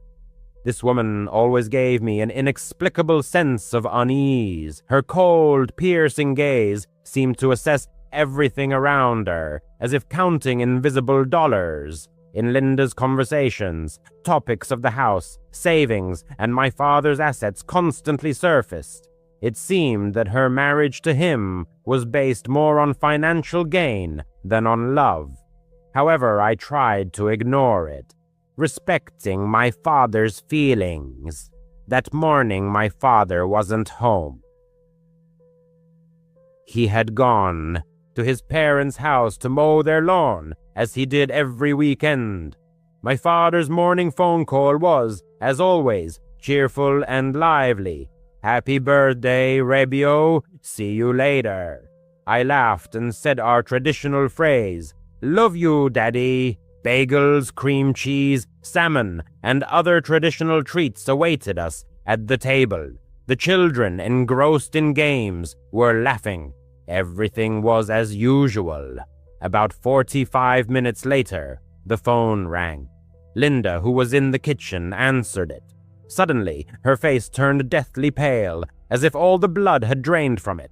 She repeated in confusion, "Stroke, stroke." Her voice trembled, but there was a strange artificiality to it. Hanging up, she turned to us with wide eyes and said, "It's your grandfather, your father. He's in the hospital." My world collapsed in an instant. "Dad! Hospital!" My husband and brother-in-law, alarmed, rushed to comfort Linda. Without wasting time, my sister and I grabbed the children, put them in the car, and raced to my grandparents' house. On the way, I tried to reassure myself by resorting to absurd omens. If I get all greens, my father will be okay. If I see children playing, he'll be fine. If a bird flies by, everything will be all right. The warm September wind ruffled my hair, but everything felt wrong. As we pulled up to the house, I heard a heart-wrenching wail, a sound I had never heard before. This loud, desperate cry came from inside the house. My grandmother, my real grandmother, stood on the porch, hunched over and sobbing so loudly that her voice echoed down the street. That sound still haunts me, embodying pure grief and pain. Running to the house, my daughter noticed broken and bent glasses on the grass. Picking them up in confusion, she said, "Mom, there's our grandpa's glasses." Confusion flashed through my mind. No, wait. Dad was her grandfather. No, my dad was her grandfather. My brain refused to accept reality. My dad is dead. Her grandfather. I felt sick. My grandfather returned from the hospital shortly afterward, shaking his head helplessly. He was silent at first, but his face spoke volumes. Relatives began to arrive, uncles, aunts. Then the terrible truth came out. My father didn't have a stroke. It was a massive heart attack. He had collapsed right on the lawn while mowing. Passing sanitation workers witnessed the tragedy. They rushed to help him, trying to give him CPR along with my grandfather, but it was all in vain. He died before he hit the ground. The rest of the day passed in a haze. The party was, of course, out of the question. Everyone sat in a daze, overwhelmed by grief. Linda, who arrived later, feigned inconsolable sorrow, hugging everyone. But her eyes, they darted around the room, as if she were already contemplating her next steps. The house, the money. It filled me with a horrible irritation that I tried to suppress. Grief can do strange things. For the next 15 years, I couldn't bear to hear birthday greetings without shuddering. I forbade them. If anyone dared to say those words, I would scold them severely. Even now, 36 years later, I don't celebrate my birthday in a big way. September 6th is just a day to get through. But I have enormous respect for sanitation workers, considering them true heroes. A few months after my father's death, even stranger things began to happen. I was helping to sort through his belongings in the house. Linda, who lived there alone, was eager to sell everything as quickly as possible. "We need to move on," she said, but her voice sounded more greedy than grieving. One day, while cleaning out the kitchen cabinets, in the furthest corner where you rarely look, I found a bottle of syrup hidden behind old jars. It was a plain glass bottle with a thick, dark liquid without a label. A strange place for syrup, I thought. Taking it home, I started searching for information online. It turned out it wasn't ordinary syrup. The description, the color, even a photo uploaded to several forums, all pointed to one thing. It matched the description of a homemade mixture with digoxin, a heart medication derived from foxglove. It's prescribed for heart problems, but in large doses, it's deadly, especially for elderly people like my father, who was in his 50s. It can cause irregular heartbeats, leading to a massive attack. And worst of all, it's hard to detect in an autopsy unless you specifically look for it. Story 1. My father's death was ruled a natural cause, raising no suspicion of foul play. However, traces of a substance were found in one of the bottles, which tested positive after an anonymous sample was sent to a lab. Gradually, sinister details began to emerge. Linda, a former nurse, had knowledge of medications. She expressed dissatisfaction with my father's unwillingness to do household chores and how property taxes were draining their savings. She longed to possess everything alone. The sinister glances and the hasty organization of the house sale began to form a single picture. She had probably been adding the poisonous substance to his food or coffee, gradually accumulating to a critical dose. Working in the garden was probably the final straw that pushed his heart over the edge. After this discovery, sleep deserted me, and nightmares of my father falling and Linda's cold smile haunted me. First, I anonymously contacted the police, providing them with all the details. They reopened the investigation, tested the contents of the bottle, and exhumed my father's body for a toxicology examination. Traces of digoxin were found. Linda vehemently denied any involvement, but foxglove was found in her garden, hidden in a secluded spot. Emails with information about natural heart remedies and inheritance laws were found on her computer. A week later, she was arrested. Despite her cries of innocence, the evidence relentlessly mounted. The trial was swift, and she was sentenced to life in prison for murder. That day, my grandmother sincerely mourned her loss, but Linda's tears were later revealed to be fake. She had taken my father's life out of greed. Story 2, my 16th birthday, is etched in my memory as if it happened just yesterday, even though it was years ago. My name is Smith, and I live in a quiet suburb near Chicago. My older brother, Alan, who was 22, was always known for his love of pranks. He declared that he was going to make my birthday unforgettable and took it upon himself to organize a party at our house. Our parents were away for the weekend, visiting relatives in Ohio, so it was just me, Alan, and about a dozen friends from school at the house. The party started around 7 o'clock on Friday evening. Alan decorated the living room with balloons and streamers, ordered pizza from Domino's, and got a cake from the local Walmart bakery. My friends gradually arrived, guys, like Ben, Tyler, and Chris, and a few girls, including Sophia and Emily. We played video games on the Xbox, enjoyed music from Spotify through a Bluetooth speaker, and just hung out. Alan was acting mysterious, smirking at me. About an hour in, he pulled me aside in the kitchen and told me about a surprise. He had hired actors from a local theater group to stage a fake home invasion. They were supposed to burst in wearing masks and wielding toy guns, scare everyone a little, and then reveal the prank. He asked me to play along and pretend to be scared. I chuckled, knowing Alan's penchant for such antics. Last year, he hid in my closet, dressed as a clown to scare me. I figured it would be harmless fun, and agreed to play along.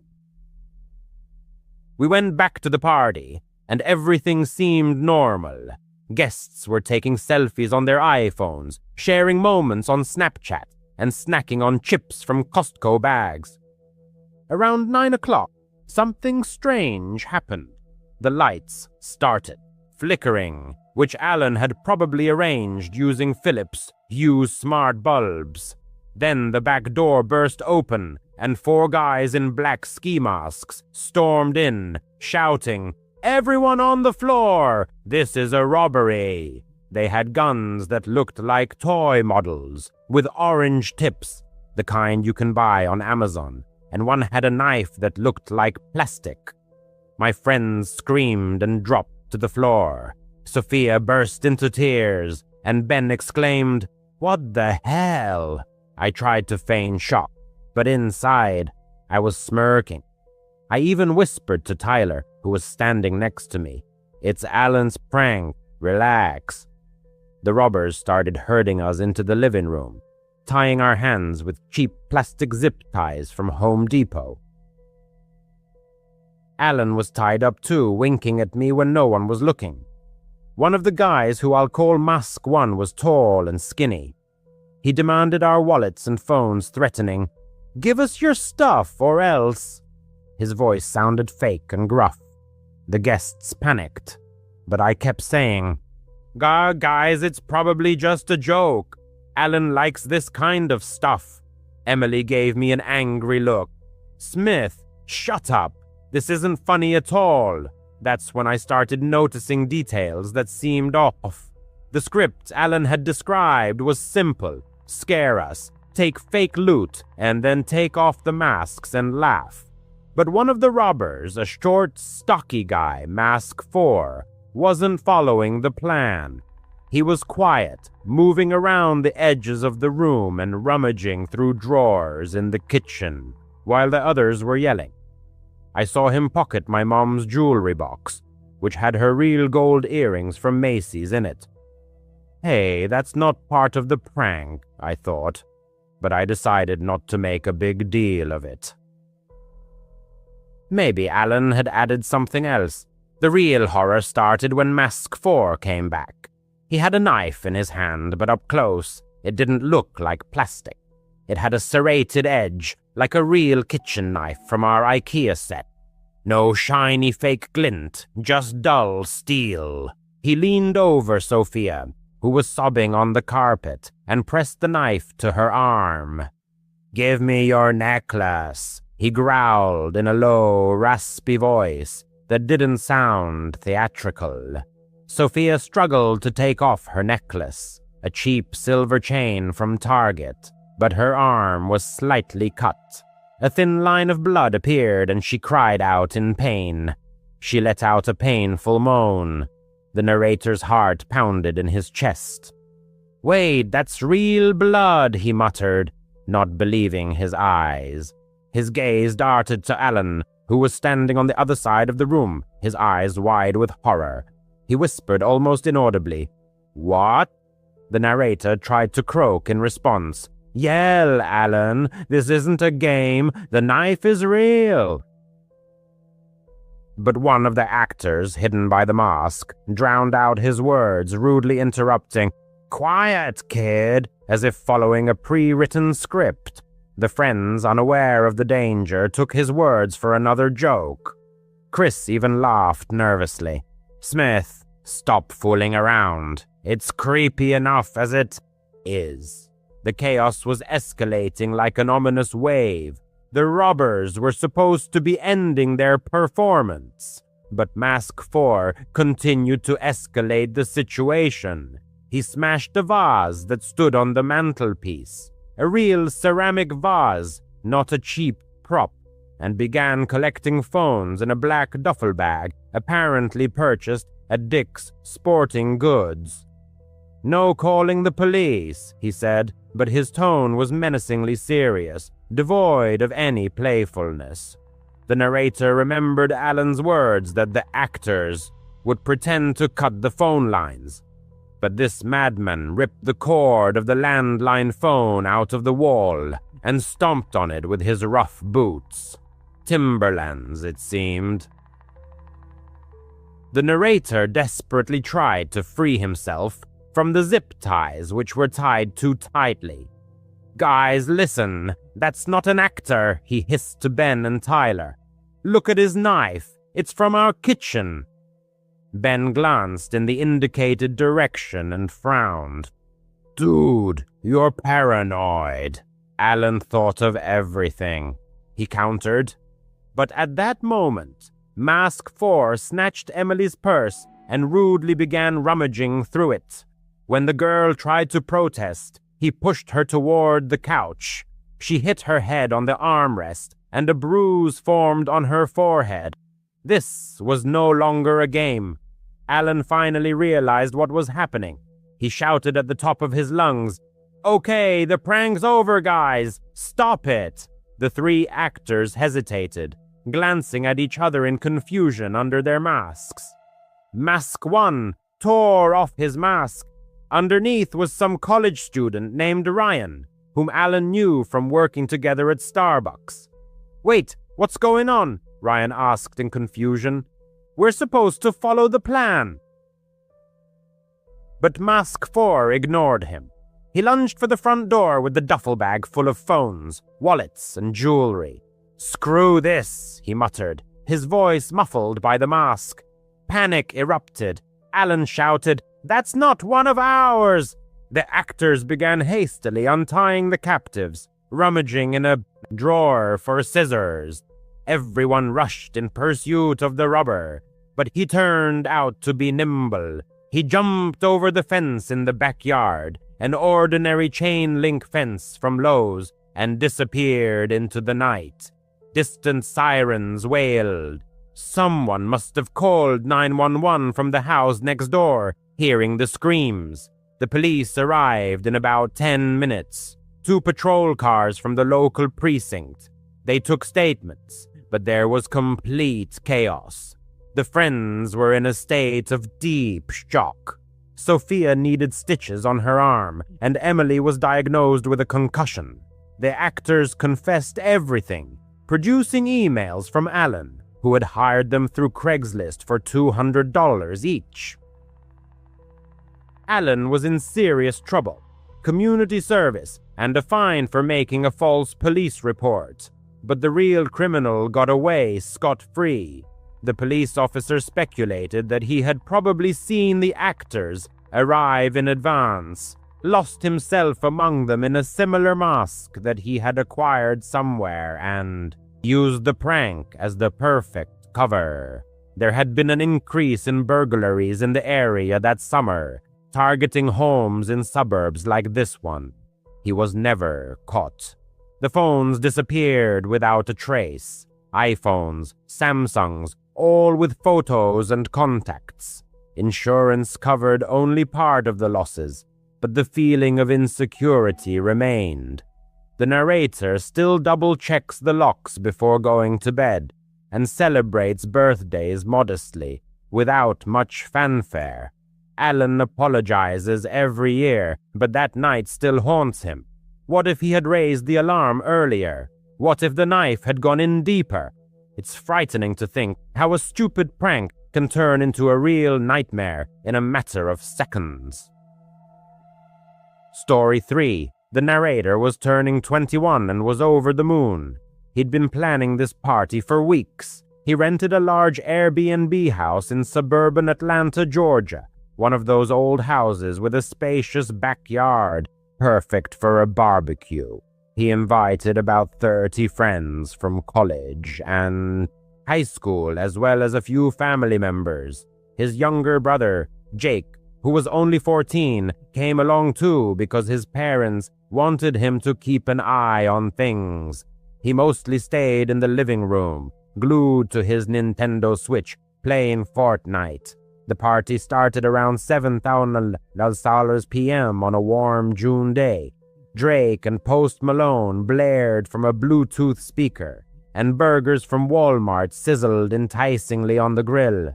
Everyone was laughing and taking selfies on their iPhones. It was one of those nights that sticks in your memory forever.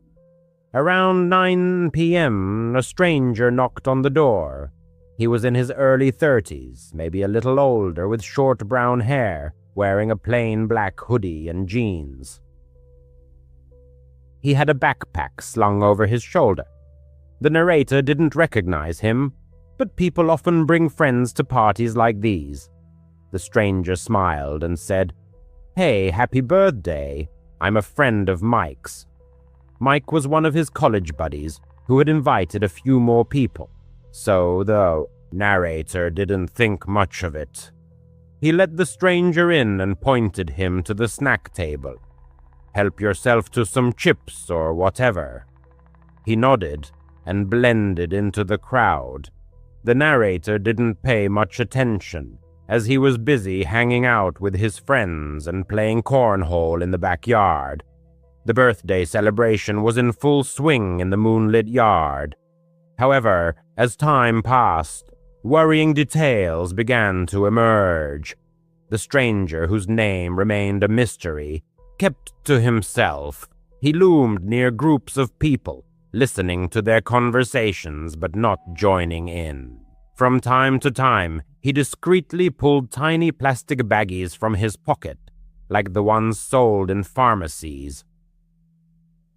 These manipulations occurred surreptitiously when he thought he wasn't being watched. A concerned friend, Nicole, pulled the narrator aside around 10:30. "That guy in the hoodie is creeping me out," she whispered. "He's been staring at people, and I think I saw him slip something into someone's drink." A chill ran down the narrator's spine.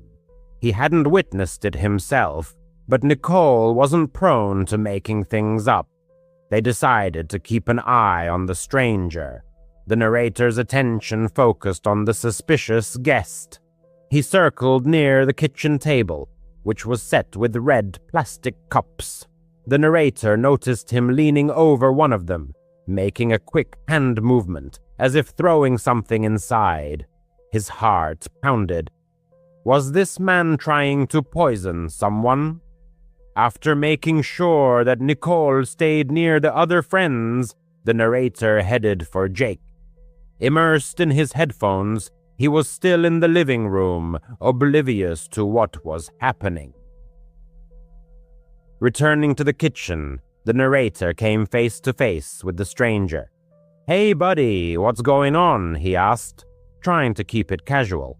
He replied with a strained smile, "Just enjoying the party, birthday boy."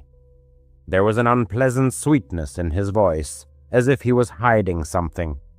The narrator stated that he didn't know him and demanded that he leave. The stranger shrugged, grabbed his backpack, and left the house. That seemed to be the end of it. Around midnight, the guests began to leave. The narrator was cleaning up when he received a frantic call from his mother. "Where's Jake?" she asked. His heart sank. The narrator rushed to the living room. His brother's game console was left on the couch, but Jake himself was gone. The search encompassed the entire house, the backyard, every corner. Not Jake. Friends joined the search, but it was all in vain. Nicole remembered seeing Jake talking to someone at the front door, but didn't think anything of it. Panic began to mount. The narrator called 911, NS. The police arrived promptly. The narrator shared all the information, including a description of the stranger, black hoodie, jeans, backpack. Several friends confirmed they had seen the person. One of the cousins mentioned seeing him talking to Jake on the street, offering to show him some cool game. The narrator's legs went weak. Could this person have taken his brother? The police immediately issued an alert and began scouring the area. Everyone was told to stay indoors in case Jake returned. Time crawled by agonizingly slowly, and the narrator began to lose control, imagining the worst. Around 4 a.m, a call came from the police. The stranger had been found hiding in an abandoned building about a mile away, an old warehouse on Peachtree Road, a place where teenagers often hung out. Jake's phone and several plastic baggies containing a white powder were found on him. The police suspected it was narcotics, possibly a sedative. The stranger was immediately arrested. Jake was found not far from the warehouse, frightened but unharmed. He said the stranger offered to show him a new game on his phone, lured him outside, and tried to drag him to some cool place. Scared, Jake ran, but the stranger managed to grab his phone. The police are continuing their investigation to determine the stranger's true intentions, but it is suspected that he was preying on children at parties for robbery or something even more sinister. The narrator can't shake the feeling of guilt. It was his party, his house, and he let the man in. Jake is safe, but deeply shaken, as is the narrator himself. His thoughts keep returning to those plastic baggies. What might have happened if Nicole hadn't been vigilant, or if Jake hadn't run?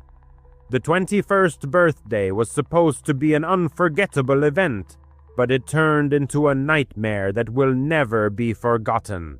On that fateful night, as the threads of fate wove themselves into a sinister pattern, one of the friends had taken on the role of the designated driver, entrusted with safely getting the group home after a wild party. His companions were Michael, Eddie, and Daniela. Since their homes lay far from the bustle of the city, every trip to bars or entertainment venues meant a long drive. This made it absolutely essential that someone remain sober enough to drive. Their route followed Highway 513, a dark, largely deserted road, interrupted only occasionally by solitary buildings and otherwise flanked by endless stretches of dense forest. It was the only way into the city, where nightlife thrived and most entertainment venues were located.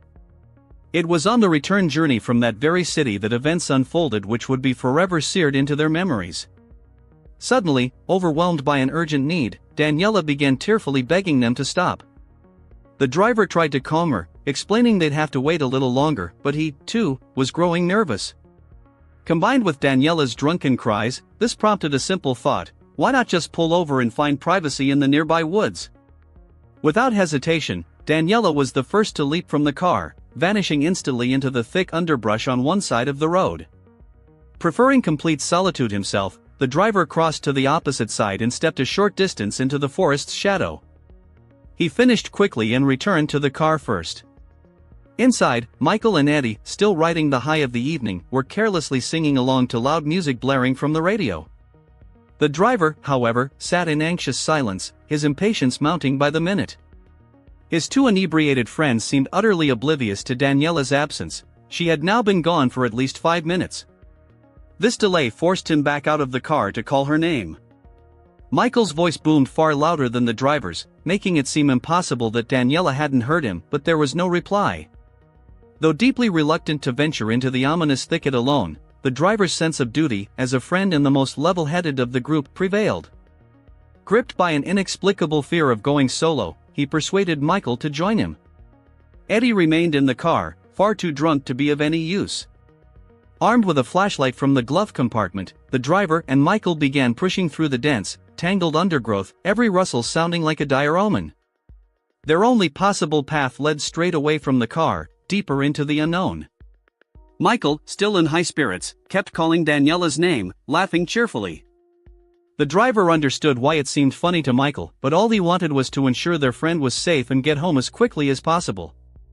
Suddenly, cutting through the sounds of their footsteps, crunching leaves, and Michael's loud laughter, the driver heard something else, something deeply unsettling, very close by. He instantly shot out his arm, pressing it against Michael's chest to stop him. In the sudden silence, only a faint night breeze stirred the underbrush. "What was that?" Michael whispered, barely audible. The driver hissed, "Shoo," demanding complete silence. After a tense, breathless pause, Michael called Daniela's name again. The driver joined in, trying to convince himself it was just her playing a prank, sneaking up to scare them in the dark. After their shouts, the footsteps stopped once more, prompting them to push a little deeper into the mysterious thicket. That's when they unexpectedly emerged onto a narrow clearing. The driver knew little about farming or crops, but this spot seemed more like a narrow, man-made trail, perhaps just wide enough for two people to walk side by side. He slowly swept the flashlight beam across the area, first left, then right, straining to pierce the encroaching darkness. Suddenly, 3 distinct footsteps reached his ears, then several plants parted as someone stepped into the opening. At first, the flashlight illuminated only the newcomer's legs. Given the situation, the driver assumed it was Michael. But as the light rose, he realized with horror that it wasn't Michael at all, it was a complete stranger he'd never seen before. The man's features were too indistinct to describe clearly, but one thing was certain, he did not look friendly. Overwhelmed by sudden, all-consuming terror, the driver bolted back in the only direction he remembered. He ran so fast he estimated it took him only about 10 seconds to reach the car. Eddie was asleep inside, deeply unconscious, rendering any hope of help from him useless. The driver began honking the horn desperately, trying to get Michael's attention, and, deep down, hoping Daniela would hear it too. The sight of that stranger had shaken him to his core. He didn't know if the man owned the land or not, but his presence was undeniably menacing. He kept honking until finally, Michael burst from the underbrush, dragging Daniela behind him. She appeared unconscious. The driver rushed to help lift her into the car. That's when Michael pointed to a terrible wound on her forehead, as if she'd been struck by a heavy, sharp object. The shock and horror of the situation seemed to sober Michael quickly. He urgently told the driver to head straight to the nearest hospital, just 10 minutes away. The drive was filled with panic and desperate cries. The atmosphere inside the car was unbearably tense. They rushed Daniela to the emergency room for immediate treatment. Only at the hospital did Michael explain to the nurses, but notably not to the driver, that he'd seen the man dragging Daniela's lifeless, unconscious body before vanishing deeper into the brush upon spotting him. He hadn't mentioned it in the car, but now this horrifying revelation made chilling sense. The man they'd encountered in the thicket that night was the perpetrator of the attack. Daniela regained consciousness after her wound was stitched, but, tragically, she remembered nothing from the moment they arrived at the party until the terrifying blow to her head. Silent terror on the night road. According to the glowing green digits on the car's dashboard, it was 017. The driver, returning home after a night shift at the pharmacy, remembered that moment clearly. Driving on the highway at such a late hour carried special dangers. Poor lighting, sparse traffic, and frequent deer crossings created a high risk of sudden collisions, often too late to avoid if an animal appeared directly in the car's path. So the driver always kept a moderate speed, never exceeding 80 kilometers per hour. As the road curved gently to the left, a distinct line of reflective lights appeared on the horizon. It soon became clear they were reflective strips on a row of traffic cones, with a faint blue light flickering in the distance. Ahead, the reflective material of a safety vest was visible. So puzzled was the driver by the scene that he didn't immediately realize he needed to brake. Only at the last second did he slam on the brakes, tires screeching, as the man in the vest began approaching the car. The man advanced with arms outstretched, waving them in what seemed like a signal not to move the vehicle. As he drew closer, the driver could make out what looked like a police uniform beneath the vest. The man tapped his index finger's knuckle on the driver's window, a clear demand to roll it down. When the window lowered, the driver got a better look at the man's face. He was black, about 6 feet tall, lean, with light stubble and an earring in his left ear, around 25 years old. He spoke in an unusually low, non-authoritative voice, which struck the driver as odd for an officer. "License and vehicle registration, please," he said. The driver froze for a moment, confused, wondering if he'd committed some violation, though he was certain he hadn't been speeding. The man fell silent too, glancing briefly to the left before meeting the driver's eyes again. "Sir, this is a sobriety checkpoint," he repeated in the same uncommanding tone. The driver asked why he needed to provide documents if he wasn't under suspicion. In response, the man stepped back and ordered him out of the car for testing. The driver immediately opened the door and stepped out. It was now obvious the supposed officer was significantly taller than him. From his vest pocket, the man pulled out a roll of tape and unspooled about 15 feet of it onto the ground. He instructed the driver to stand at the start, extend his arms, and walk a straight line. The driver performed the task easily, but the man stood uncomfortably close behind him the entire time. At the end of the tape, the driver got a clearer look at the flashing blue light. It wasn't coming from a police cruiser, but from an old, small sedan. He turned to the man and asked to see his badge. The man simply stared back with a completely blank expression. In that moment, realization dawned and the driver's heart clenched. This man was not a police officer.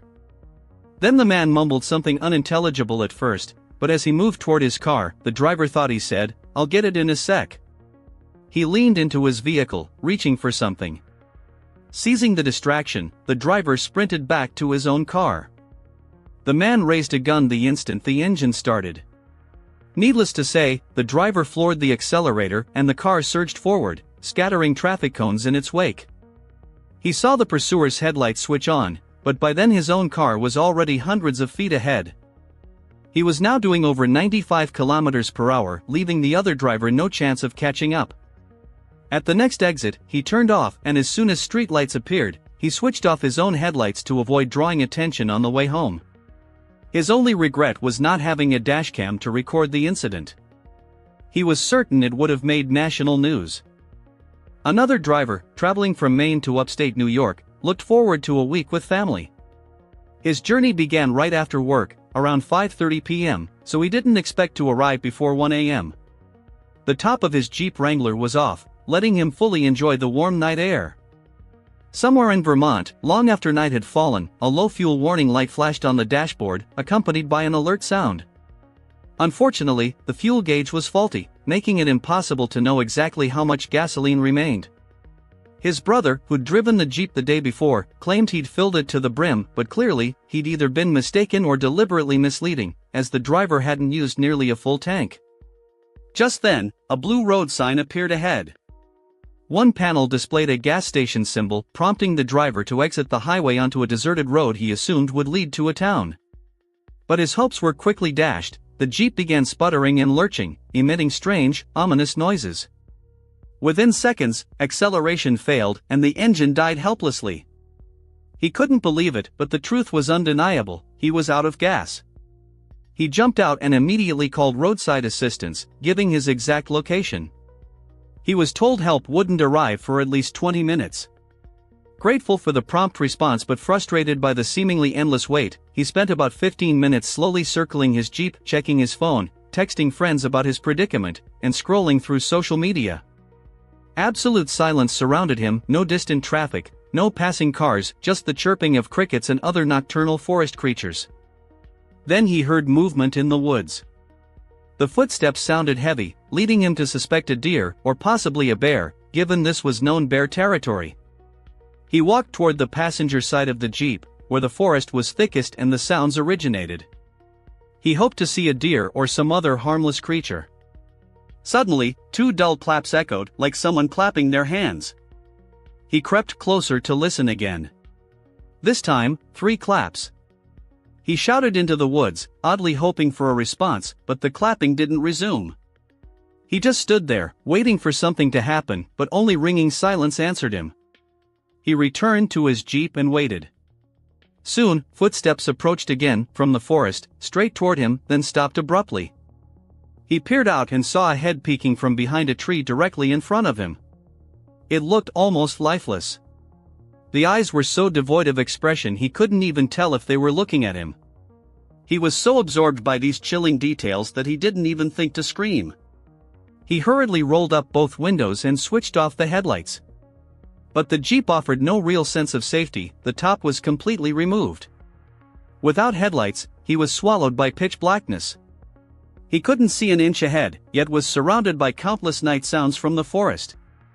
He huddled under the dashboard, doors locked, but still felt utterly exposed to the outside world, praying he wouldn't hear sudden noises like footsteps. Yet a cold shiver shot down his spine when he heard someone yank the car door handle sharply.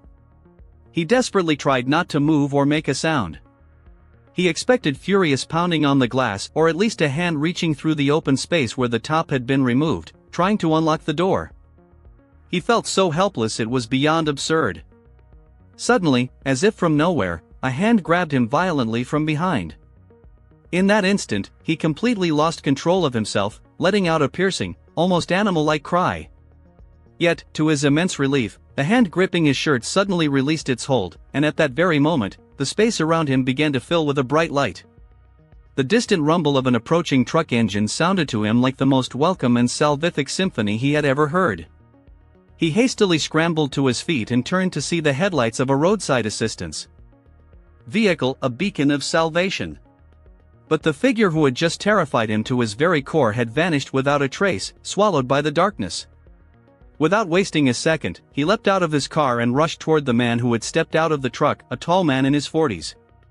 He was nearly sobbing, struggling to recount the horror he had just endured, gasping for breath between every sentence. There was something inherently calming and reassuring in the man's manner and very presence.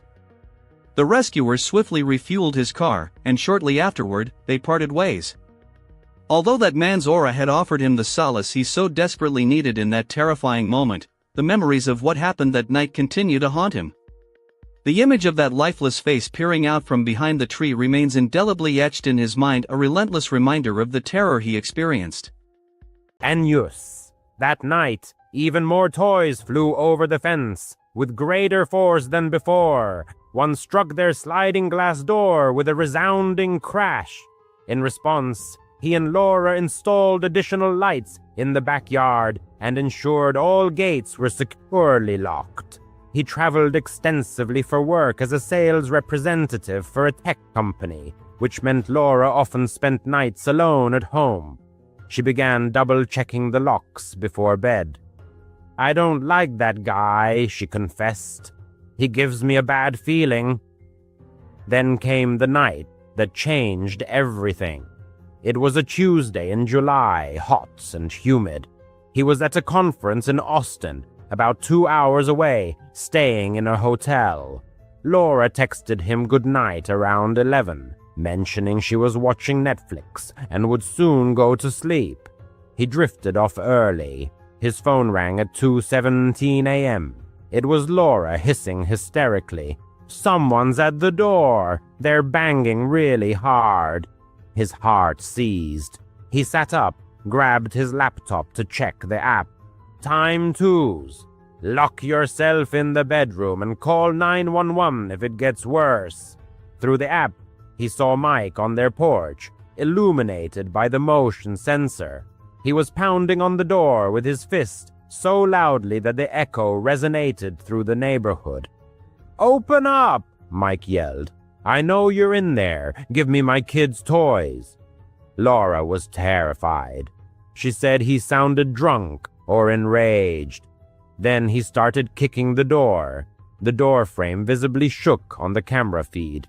"He's trying to break in," she whispered.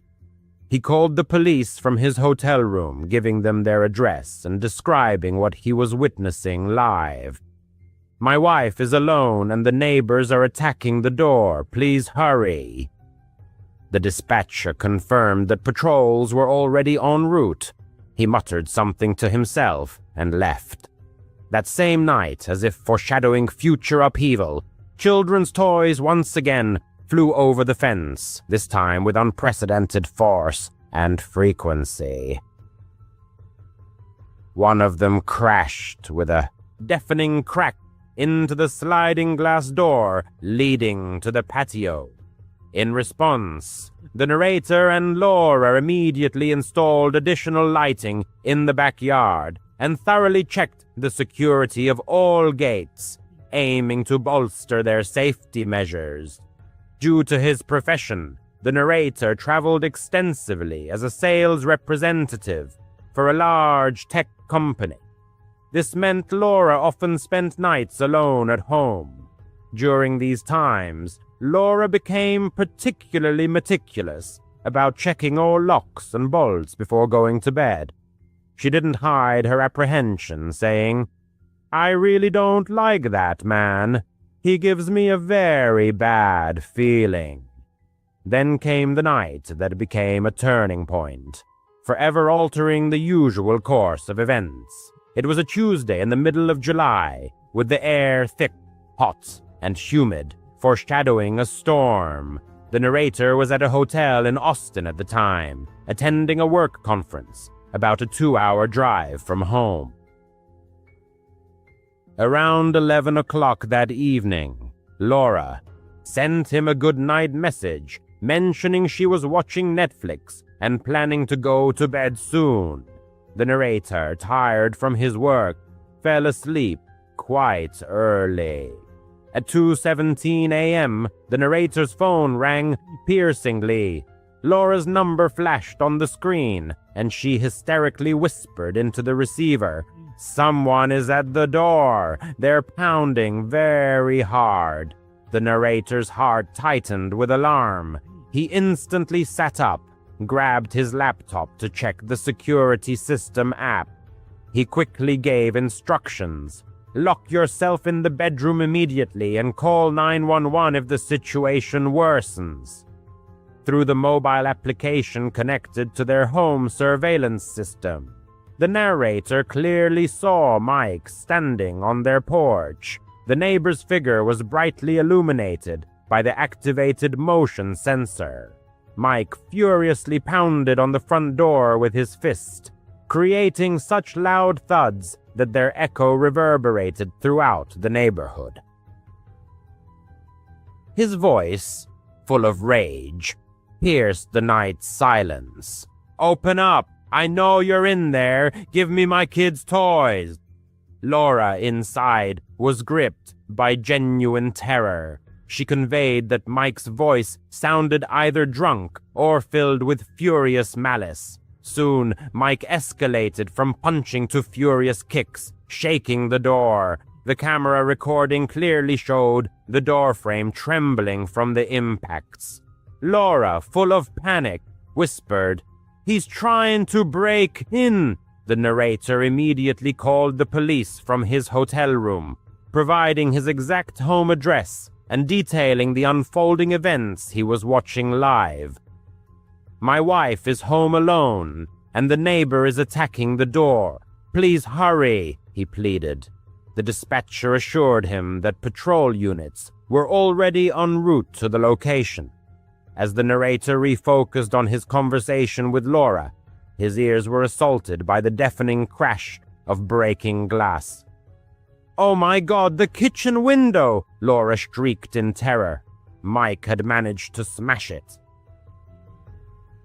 The narrator clearly saw this moment on Hamaninoenau, the backyard camera recording. Sharp shards of glass showered inwards, and through the created opening, Mike stretched out his hand, desperately trying to reach the latch and unlock it.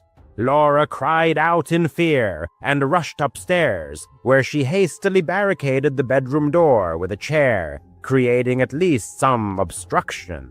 At this critical moment, the distant wail of police sirens could be heard on the camera's audio feed. Mike froze in place, then hastily retreated from the porch, but his actions had already gone too far, and there was no turning back. Soon, 2 police cars pulled up to the house, their flashing lights cutting through the night's darkness. Officers swiftly exited their patrol vehicles, pistols drawn, ready for any contingency. Clear commands rang out. "Hands up! Get on the ground!" Mike complied, raising his hands, but immediately began to protest, shouting, "They stole from my children!" He was promptly handcuffed right in the middle of the front lawn. Laura, still holding the phone to her ear and continuing her conversation with the narrator, cautiously peered out the window. One of the officers entered the house to check on her safety, and Laura showed him the shattered kitchen window. Bloodstains were visible on the glass shards, indicating that Mike had cut his hand when breaking through the barrier. As Mike was being led to the patrol car, he sharply turned and through the open front door fixed his gaze directly on Laura, as if trying to burn a hole through her. The surveillance camera captured this moment with absolute clarity, as if it were broad daylight. Ominous words escaped his lips. "I'll kill you someday, bitch!" Even while handcuffed and restrained by the police, he uttered this phrase with striking calmness, as if making an unbreakable promise. The officers who witnessed this also heard the threat and immediately documented it in their report. The narrator immediately started his journey back, arriving home only at dawn after many hours on the road. Laura was utterly shaken by what had happened, and upon seeing him, hugged him tightly, seeking comfort. The police arrested Mike, charging him with attempted burglary, vandalism, and making terroristic threats, which underscored the seriousness of his offenses. He spent the night in jail, while the victims, in the meantime, obtained a court-issued restraining order intended to ensure their safety. The next day, his wife came over, offering her apologies and explaining her husband's behavior as anger management issues caused by work stress. The neighbor's children stopped throwing toys over the fence, and their family began to keep to themselves, avoiding contact. However, the deeply rooted fear in the hearts of the victims did not disappear. They repaired the broken window, installing reinforced glass instead of regular, and added even more surveillance cameras, striving to maximize their home's security. Now Laura flinches at every rustle and sound that breaks the night's silence. Her nerves remain on edge. The narrator sometimes rewatches that ominous recording, hearing Mike's chilling voice again and again, uttering, "I'll kill you someday." Mike is out on bail and still lives next door.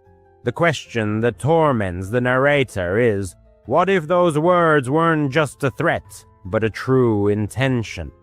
They are seriously considering moving, but the cost of real estate remains a significant obstacle.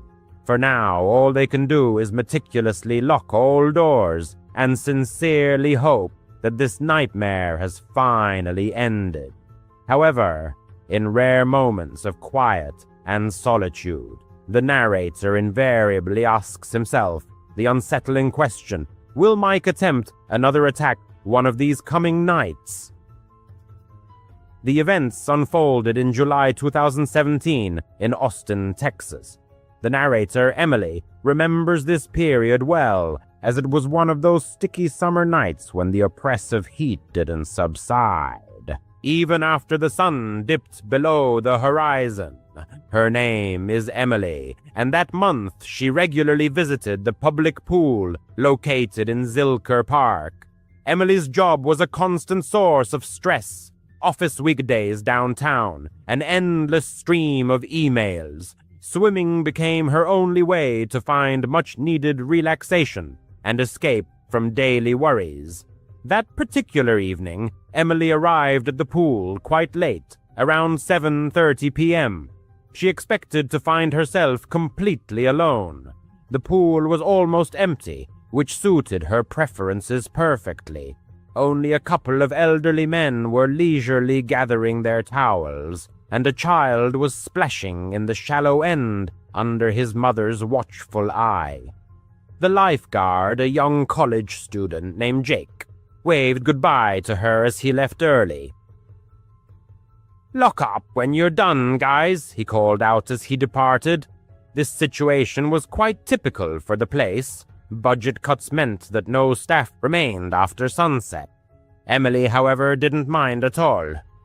The pool water felt pleasantly cool against the humid air, and the sharp scent of chlorine hung in the atmosphere. The continuous buzzing of cicadas in the trees created a unique, calming background noise. She smoothly glided into the deep end of the pool, adjusting her swimming goggles. Freestyle swimming had become her familiar routine.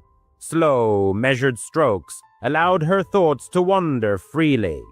With each movement, work worries and anxieties receded, dissolving into the water. The sun was already sinking low on the horizon, painting the sky in rich orange hues and stretching long shadows across the wet pool deck. The chain-link fence surrounding the pool rattled slightly in the gusts of wind, but Emily paid it no mind. This was her personal time, a moment of solitude and peace. Enos. As Mike was led to the patrol car, he abruptly turned and fixed his gaze through the open front door directly on Laura, as if trying to burn a hole through her. The surveillance camera captured the moment with absolute clarity, as if it were broad daylight. Ominous words escaped his lips. "I'm going to kill you someday, you bitch!" Even while handcuffed and restrained by the police, he uttered this phrase with striking calm, as though making an unbreakable promise. The officers who witnessed it also heard the threat and immediately documented it in their report. The narrator immediately turned back, arriving home only at dawn after many hours on the road. Laura was utterly shaken by what had happened, and upon seeing him, she embraced him tightly, seeking comfort. The police arrested Mike, charging him with attempted breaking and entering, vandalism, and making terroristic threats, which underscored the seriousness of his offenses. He spent the night in jail while the victims obtained a restraining order to ensure their safety. The next day, his wife came, offering her apologies and explaining her husband's behavior as anger management issues caused by work-related stress. The neighbors' children stopped throwing toys over the fence, and their family became reclusive, avoiding contact. However, the deep-seated fear in the victims' hearts never disappeared. They repaired the broken window, replacing it with reinforced glass, and added even more surveillance cameras, striving to maximize their home's security. Now Laura startles at every rustle and sound that breaks the night's silence, her nerves remaining on edge. The narrator sometimes rewatches that sinister recording, hearing Mike's chilling voice repeat, "I'm going to kill you someday." Mike is out on bail and still lives next door. The question that torments the narrator is, what if those words weren't just a threat, but a true intention? They seriously consider moving, but the cost of real estate remains a significant obstacle. For now, all they can do is meticulously lock all the doors and sincerely hope this nightmare has finally ended. Yet in rare, moments of silence and solitude, the narrator invariably asks a disturbing question. Will Mike attempt another attack one of these coming nights? The events unfolded in July 2017 in Austin, Texas. The narrator, Emily, remembers this period well, as they were some of those sticky summer nights when the oppressive heat didn't relent even after the sun had dipped below the horizon. Her name is Emily, and that month she regularly visited the public pool located in Zilker Park. Emily's job was a constant source of stress, office days downtown, an endless stream of emails. Swimming became her only way to find much-needed relaxation and escape from daily worries. On that particular evening, Emily arrived at the pool quite late, around 7:30 p.m. She expected to be completely alone there. The pool was almost deserted, which suited her preferences perfectly. Only a couple of elderly men were slowly gathering their towels, and a child splashed in the shallow end under the watchful eye of his mother. The lifeguard, a young college student named Jake, waved goodbye to her as he left early. "Lock up after you're done, guys," he shouted as he departed. This situation was quite typical for the place. Budget cuts meant no staff stayed after sunset. Emily, however, didn't mind at all. The pool water felt pleasantly cool against the humid air, and the sharp smell of chlorine hung in the air. The continuous buzzing of cicadas in the trees created a unique, calming background noise. She smoothly glided into the deep end of the pool, adjusting her swimming goggles. Freestyle swimming had become her routine. Slow, measured strokes allowed her thoughts to wander freely. With each movement, work worries and anxieties receded, dissolving into the water. The sun was already sinking low on the horizon, painting the sky in rich orange hues and casting long shadows across the wet pool deck. The mesh fence surrounding the pool rattled slightly in the gusts of wind, but Emily paid no attention. This was her personal time, a moment of solitude and peace. It was his time. After about 10 laps, the swimmer stopped at the edge to catch his breath. The other patrons had already left the pool, leaving him alone, with only the quiet splashing of water disturbing the peace. He wiped the water from his eyes and looked around. The parking lot beyond the fence seemed deserted. His beaten-up Honda was the only car left. Good, he thought. Quiet. But then he felt it. A slight prickling on the back of his neck, as if someone was watching intently. It was that vague premonition, familiar to many. He scanned the tree line beyond the fence, about 20 feet away. Nothing but the shadows of mighty oak trees, probably just paranoia brought on by too many late-night podcasts. He dismissed the thought and slipped back into the cool water. A few more laps, and he stopped again. This time a sound reached his ears, a faint creak, as if a gate had opened. He turned, treading water. The gate was ajar, but no one was visible. Perhaps it was just a gust of wind. He called out, "Hello!" His voice echoed off the tiled walls, sounding surprisingly quiet and unsure. There was no reply. The cicadas continued their monotonous hum, emphasizing the silence. He swam towards the shallow end, keeping his eyes on the deck. That's when he noticed him. a dark silhouette emerging from behind the changing rooms. A tall man with broad shoulders, wearing a hooded jacket, despite the 90-degree heat outside. His face was hidden in the shadow of the hood.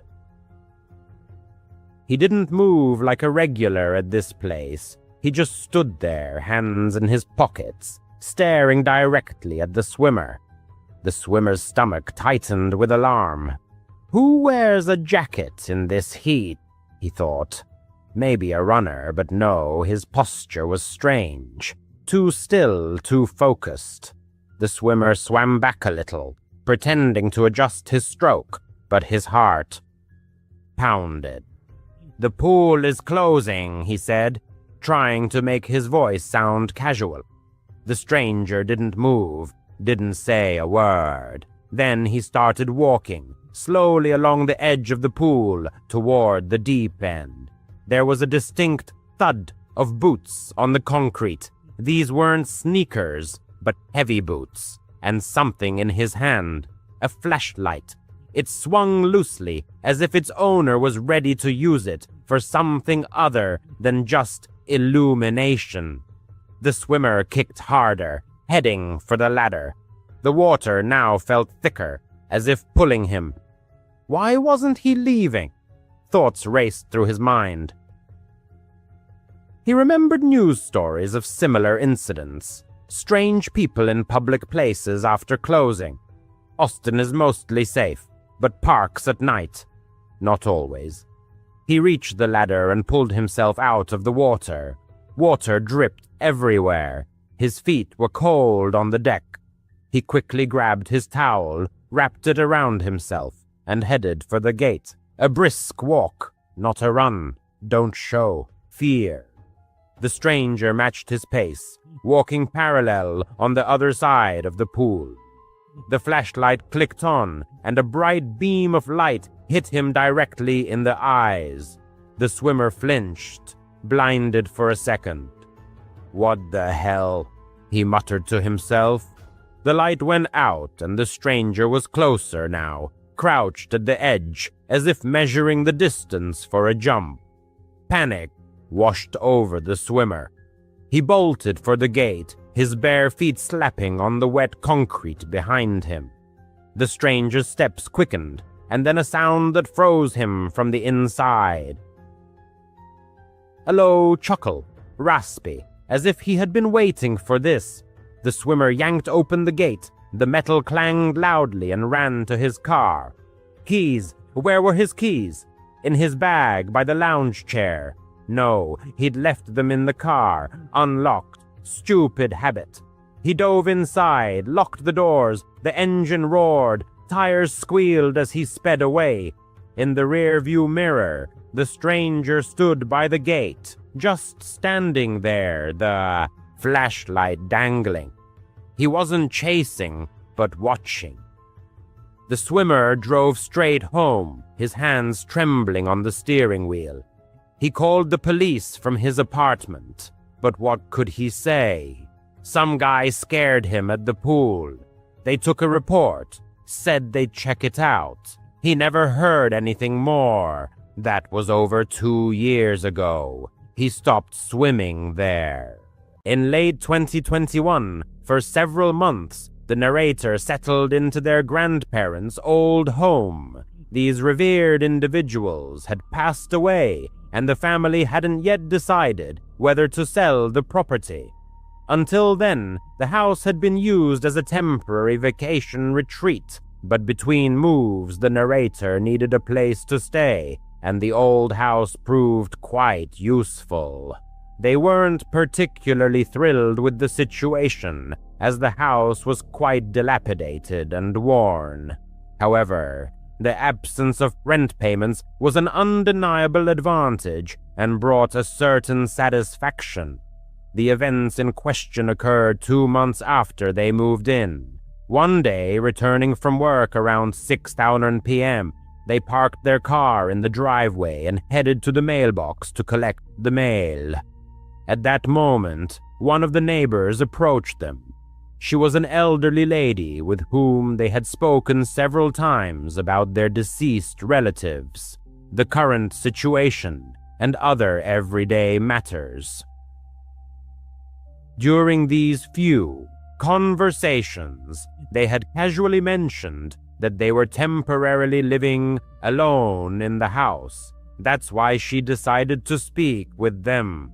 The neighbor recalled them saying a few days prior that they were living alone. However, earlier that day, while walking around the neighborhood, she had noticed some movement behind the windows inside the house.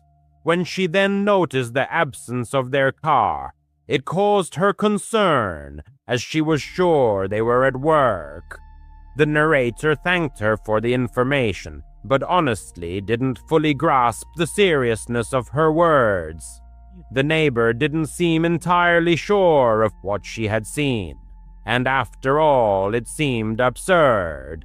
Why would anyone break into their grandparents' old house? Continuing into the house, they quickly looked around for signs of a break-in or any disturbed items, but found nothing suspicious. There weren't even any shoe prints on the floor. This was certainly a strange and unsettling start to the evening, but they hoped there was nothing to truly worry about. They cooked dinner and spent the rest of the evening watching television in the living room. It was Friday, and they had 2 days off ahead. They likely stayed up late, past 1 a.m. By then, they had almost forgotten everything the neighbor had told them. The evening seemed completely normal. However, as it was very late, they turned off the TV and headed upstairs. When they had returned home earlier, the sun was still illuminating most of the house, so they hadn't turned on most of the lights, which made the entire house very dark, now that it was deep into the night. The only lights they had turned on were in the bedroom when they changed out of their work clothes. They ascended the creaking wooden stairs to the second floor, then walked down the hallway and entered the bedroom. It was a very old room, like the rest of the house, but it was divided into 2 sections.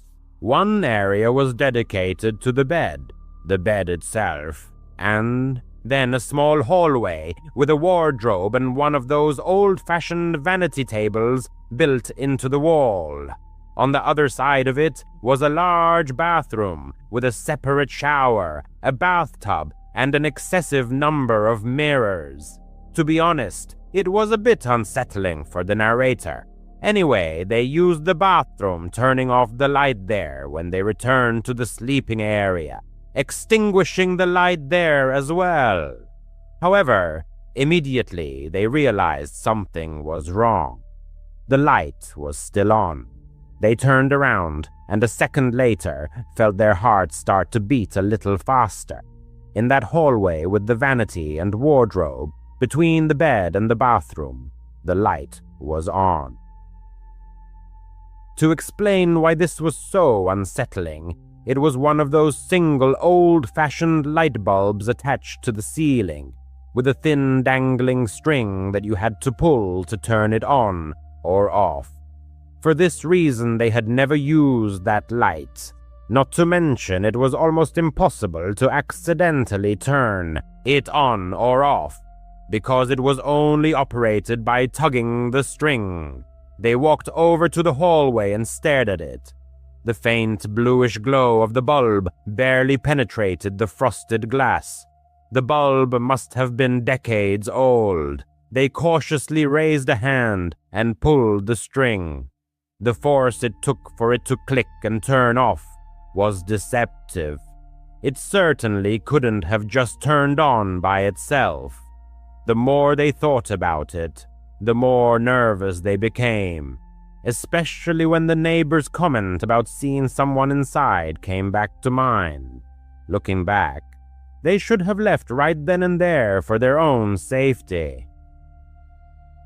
But they supposed it was much easier than it seemed for people to convince themselves it was just some kind of fluke, What if the light really did turn on by itself?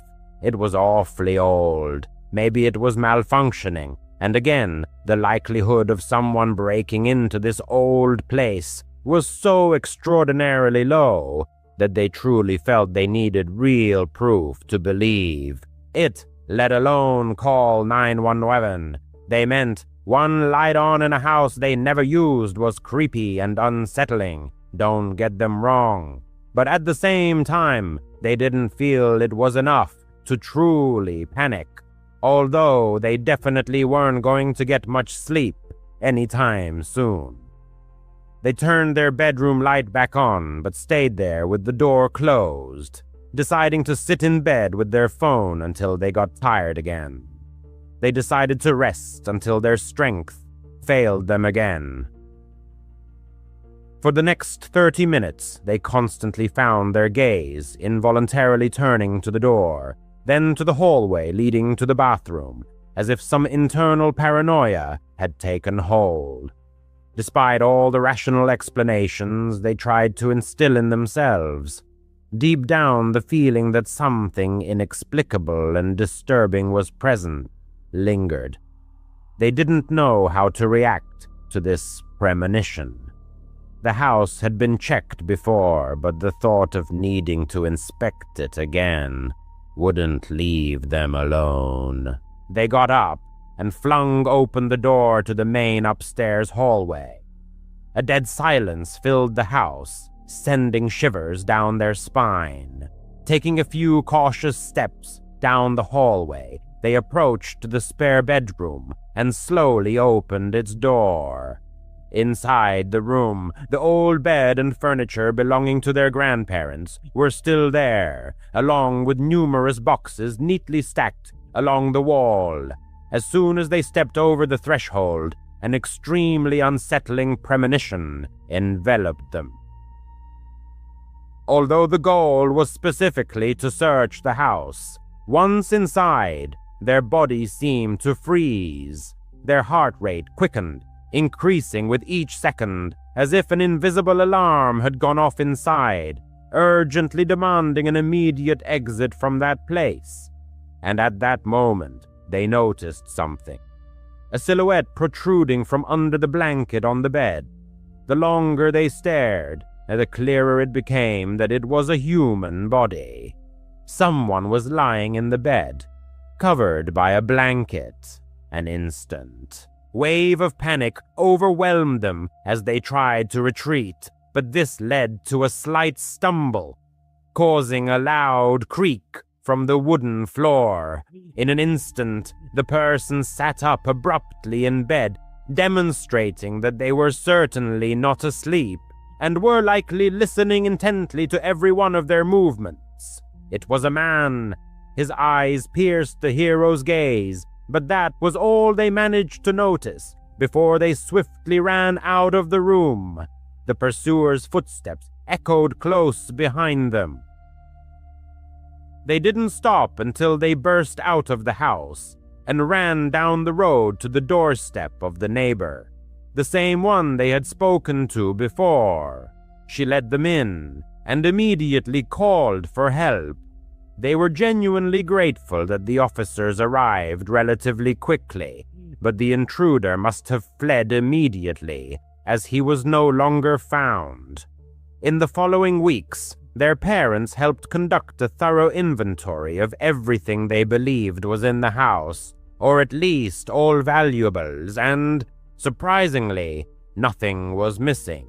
If anything was absent, it held no value. This circumstance raised the question, why was he there? Many were inclined to believe that the man simply knew the house was vacant and was therefore squatting in it, living unnoticed.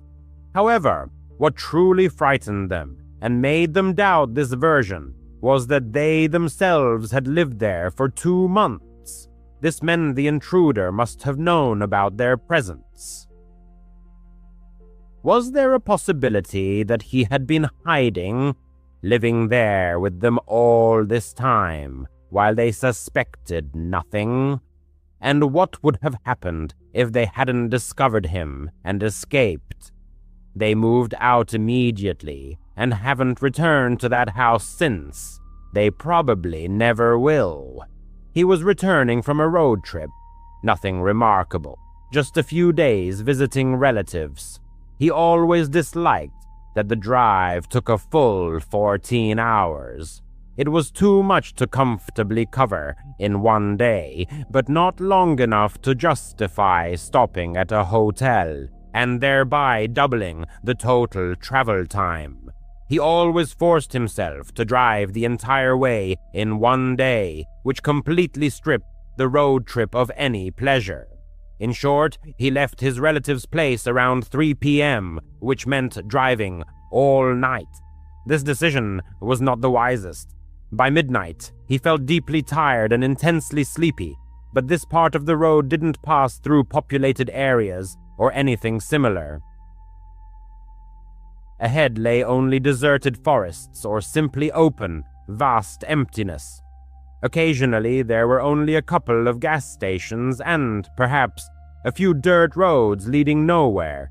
He decided to stop at the first opportunity and buy something to stay awake. Coffee, an energy drink, literally anything. Soon a small gas station appeared before him, nestled among the trees on the side of the highway. It looked like a typical local establishment. Perhaps a small town was hidden behind it, though, of course, it was completely obscured by the dense foliage of the trees. Even on the road leading past the gas station, there were no streetlights. As he pulled up, he noticed that this gas station looked somewhat strange. It didn't resemble modern facilities with a giant canopy sheltering the pumps. Here, there were only a few pumps standing in the open air, and not a single light was on near them. Even the building itself had no lights. All of this suggested that he would definitely have considered the place closed or even abandoned, had it not been for the 3 or 4 other cars parked in the lot. It really looked like a typical old-fashioned gas station on the side of a deserted highway with other customers, just not as brightly lit as it should have been. However, he assumed that since others were there, it must still be open. He parked next to the other cars and got out. As he approached the door, all he could see was his own reflection in the glass until he pushed it open. The very moment he opened the door, all 4 or 5 people, standing haphazardly inside the store, immediately turned and stared at him. It wasn't just a fleeting glance. They all simultaneously turned and stared intently, their eyes fixed on him. The men's faces were grim and utterly expressionless. But that was all he could make out, because caught off guard by them, he also noticed that not only was it incredibly dark inside, but it was also absolutely empty. All the shelves were in place, but there wasn't a single item on them.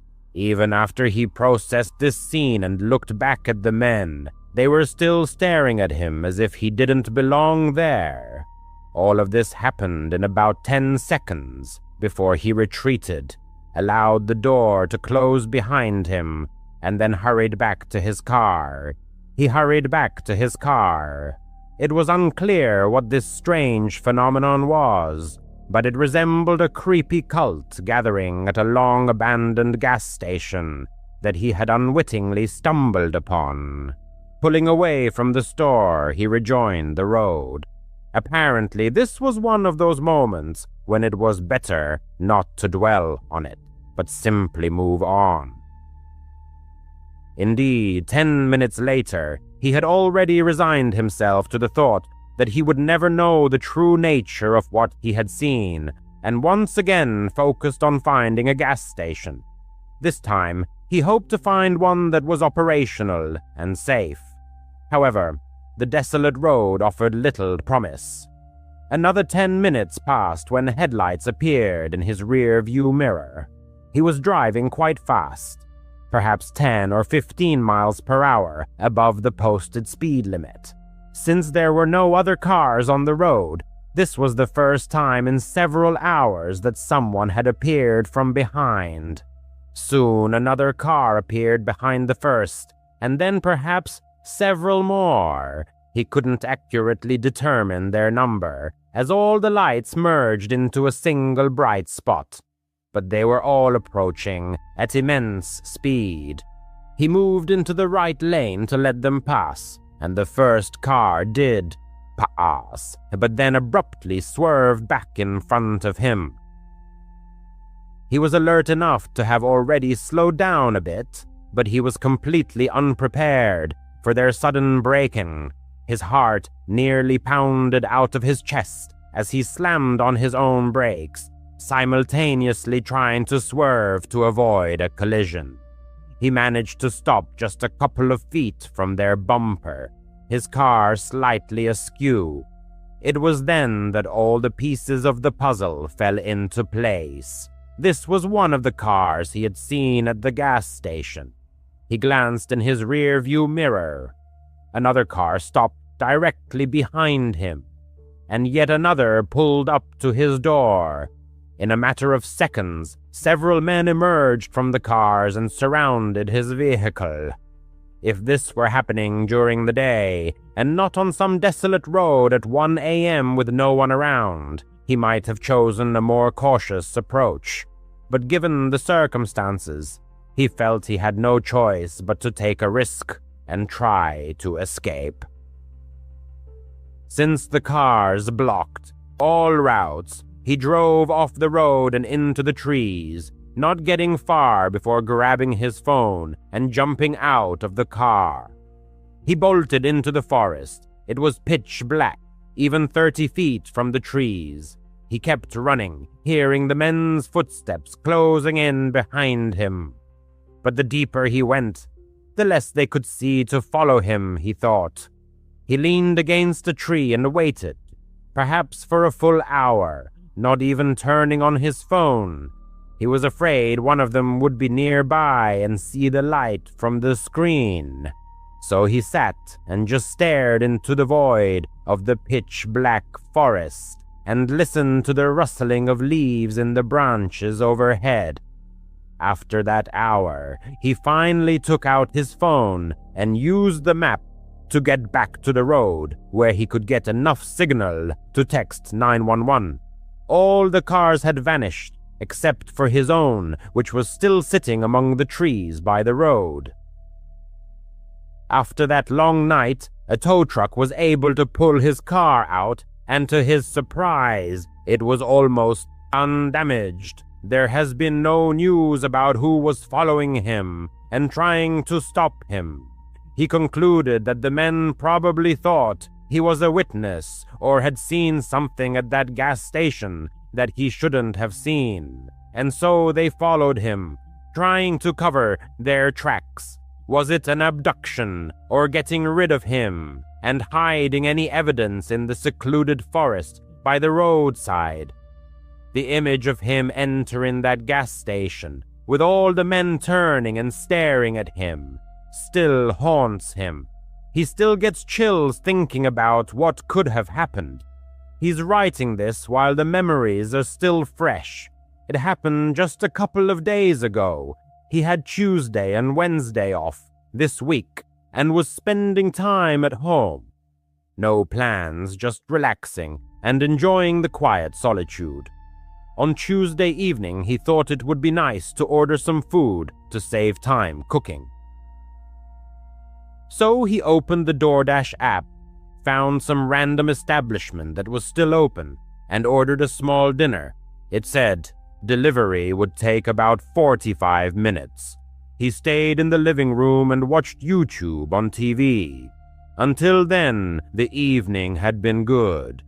About 45 minutes later, he happened to get up and just casually looked out the window.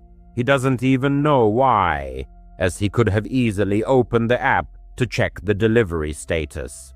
But when he looked out, he noticed a car parked in his driveway. Immediately, He opened DoorDash and checked the map, and the delivery driver was still 10 minutes away. But then, who was in his driveway? He's not one to speak loudly, so he wasn't keen on going outside and saying anything to them. He meant they would surely realize they had the wrong place and leave without his words. He went back to the couch but kept getting up and checking the window every couple of minutes. When the DoorDash order arrived, the car was still in the driveway. From the window, he couldn't really make out anything inside the car. So, when he opened the door for the delivery, he asked the driver if he had seen anyone in there. The driver replied, "Yeah, there was some guy in the driver's seat, but I didn't really look closely." He thanked him, and the driver left. He felt very uneasy. A profound sense of discomfort enveloped the person. In an attempt to gather his courage, he intended to go outside and find out what the unwelcome guests were doing. However, barely 5 minutes after he started eating, there was a knock at the door. The person jumped up from the couch. His heart pounded wildly, and he froze, staring at the door before slowly and silently approaching it. When he looked outside, no one was visible. The car was still in the same spot. Taking a deep breath, he cautiously opened the door and stepped outside. It was pitch black and completely silent. He scanned the porch but found no one, so he headed down the driveway towards the car.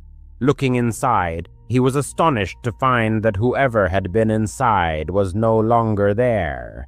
A chilling sensation ran down his spine. He walked to the back of the car to examine the license plate, but was horrified to discover it was missing.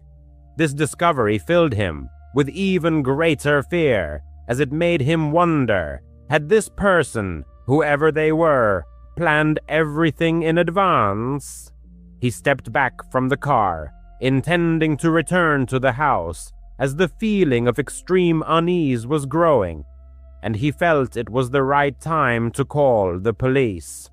Upon entering and firmly closing the door behind him, he immediately sensed something very strange. The house was silent, but his intuition persistently signaled that something was wrong.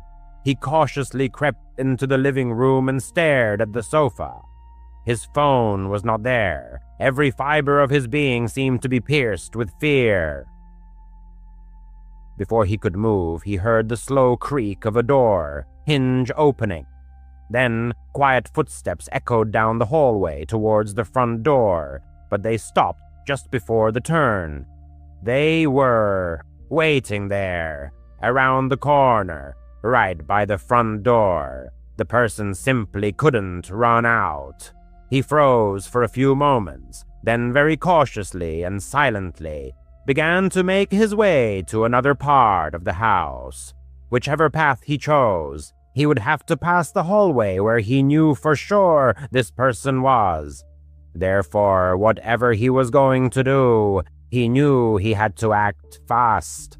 He froze for a second. He felt a surge of anxiety about the impending action. But then he composed himself and rushed to the back door. He unlocked it and ran out of the house. As soon as he was outside, he heard a man behind him call his name. Not just his first name, but his last name too. This confused and shocked him so much that he turned around to look. The man was sprinting towards the back door, and he could see most of his face, but he didn't recognize him. He had never seen him before. He turned back around and kept running. The area behind his house was just a flat extension of the neighborhood. There weren't many places to hide. He could hear the man still chasing him. He kept running past the next row of houses and decided to just run along the sidewalk, hoping someone would drive or walk by and help him. But after a few minutes, he looked back, and the guy wasn't there. It took him a long time to find someone willing to help him call the police. By then, the man was nowhere to be found. He had taken his car and fled. And apparently this guy was smarter than he thought. He immediately tried to track his phone, but the man had thrown it into his front yard before driving off, so they couldn't use it to track him down. If this had been a regular robbery or something similar, he would have been far less traumatized. But clearly it wasn't. There was something more to it. This was a stalker who knew his full name and probably much more about him. It's unknown how long he had been watching him or what he intended to do. Only a few days have passed, but he is already planning to move far away. He can't just sit idly by, knowing that whoever it was still knows where he lives. If there's any news in the next few weeks, he'll try to provide an update.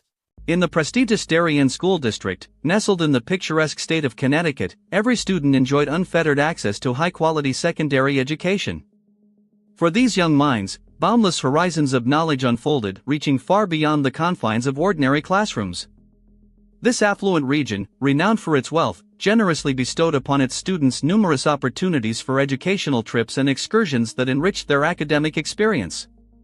One such student, an active member of the school choir, embarked annually on thrilling journeys that gradually became an integral part of his personal and intellectual growth. By his sophomore year of high school, fate brought him and his classmates to the scenic Woodloch Pines Resort, nestled amid the tranquil landscapes of Pennsylvania. The bus ride to this secluded retreat took several hours, filled with eager anticipation. The protagonist of our story, accompanied by his loyal friend Landon, looked forward to the adventure ahead, especially since they were sharing a room, promising countless memorable moments. Upon arrival, however, the travelers immediately sensed an unusual emptiness, as if the place lacked its usual bustle and human presence. This, though, had a logical explanation. It was November, and the crisp air unmistakably heralded the approaching winter, deterring most vacationers. The 3-day trip was supervised by 4 adult chaperones, though their oversight wasn't all-encompassing. Students merely had to inform them of their leisure plans, granting a degree of freedom. The first day passed swiftly, filled with carefree fun. The protagonist and Landon, joined by 2 female friends, raced go-karts, scaled the climbing wall, cooled off in the pool, and later dined to replenish their energy. After dinner, they returned to their room to rest. Not all students were fortunate enough to have rooms near each other. Theirs was on the ground floor, offering a mesmerizing view of a lake glistening beneath a hill, visible through a transparent sliding glass door. Later that evening, they took another stroll, soaking in the night's atmosphere, and returned to their room around 10 p.m. The blinds remained open, allowing moonlight to cast an ethereal reflection on the water's surface. Little did they know this idyllic moment would foreshadow a true nightmare. They likely tossed and turned in bed for about an hour, whispering occasionally to break the silence. Then, in an instant, Landon, whose bed was closer to the door, let out a piercing scream that shattered the night. The protagonist couldn't tell if it was real or another one of Landon's pranks. But when he turned toward the door, what he saw resembled a scene straight out of a horror film. Standing there was an unnaturally tall, emaciated old woman with long, silver hair swirling around her pale face. Her hands pressed against the glass near her face, as if straining to examine every detail inside the room. Then, just as suddenly, she vanished into the night. Shaken, Landon looked at his friend, seemingly expecting him to be the first to muster courage and chase after her, hoping to unravel the eerie mystery. When both finally overcame their fear and stepped outside, the woman was nowhere to be seen. The concrete walkway running alongside the building stood completely empty, not a soul on the surrounding grass or descending the hill, deepening the sense of supernatural disappearance. Yet both friends had clearly seen her. This was no figment of their imagination, but a chilling reality. The next day, they chose not to report the incident to their chaperones but confided in their 2 friends, seeking comfort and validation. That evening, after another full day of activities, they re-entered their room through the back door and made sure the blinds were tightly shut, seeking a sense of safety. Landon fell asleep first, his friend followed about half an hour later, slipping into a restless slumber. He was jolted awake by an unnatural, ominous silence. He couldn't pinpoint what had roused him. Only an overwhelming sense of dread permeated his entire being. Sitting up, he whispered Landon's name, seeking reassurance. Receiving no reply, and driven by inexplicable curiosity, he turned left toward his friend's bed, but something massive blocked his view. Looking up, he froze in terror. The same gaunt old woman loomed over his bed like a sinister statue. She took 2 steps back and spoke softly but clearly, "Your back door wasn't locked," before turning and disappearing into the night. Paralyzed with fear, he finally roused Landon and stammered out what had happened. With trembling hands, they locked the back door, closed the blinds once more, and resolved to stay awake until dawn, only about 4 hours away. By 8 a.m., they headed to breakfast, trying to distract themselves from the horror. But upon returning to their building, they encountered something even more disturbing. Through the window of the adjacent room sat the very same woman. She was perched on a bed, arms crossed, facing the door and them, as if awaiting their arrival, her gaze piercing and terrifying. Without hesitation, they rushed to the lobby's front desk to alert the staff rather than their chaperones, feeling it was the right course of action. Strangely, none of them knew quite how to handle such an unsettling situation. Eventually, they persuaded the staff to accompany them to the woman's room. There, they found her in the same position and an elderly man sitting on the other bed, watching them with an equally unnerving stare. Clearly, the woman struggled with mental health issues, but the man seemed equally disturbed. There was something deeply unsettling about him. Neither belonged at a family resort. Their presence felt profoundly wrong. Yet the staff didn't evict them as the boys had hoped. So they finally reported everything to their chaperones. After lengthy discussions between staff and supervisors, the trip was cut short, and everyone returned home early. The boys were simply relieved to leave that place behind. Years earlier, in 4th grade, the same student had gone on a class field trip to a small rural zoo about an hour from school. He vividly recalls it was an overcast day with occasional raindrops, lending the outing a peculiar mood. The zoo was modest, designed for children, with interactive and educational exhibits. It housed mostly small, non-exotic animals, nothing too intimidating. A large building on the grounds displayed taxidermied animals and other curiosities, though many details have since faded from memory. In elementary and middle school, he later admitted, he was somewhat eccentric, prone to unusual behavior that didn't go unnoticed by teachers or his mother. During the group tour of the exhibit building, for reasons he can't explain, he slipped into a restroom without telling anyone. After washing his hands, he stepped back into the hallway only to find it deserted. Boldly, he ventured down an unfamiliar corridor. He still remembers the dim, twilight-like lighting and the burgundy carpeting. His 8-year-old imagination ran wild as he gazed at the lifeless, frozen animal mounts once alive, now trapped behind glass cases. Then he froze. A strange man was crouched behind a stack of folded chairs. The boy even thought the man might be joking. But the stranger emerged, approached him, and asked where his group was. The child replied he didn't know.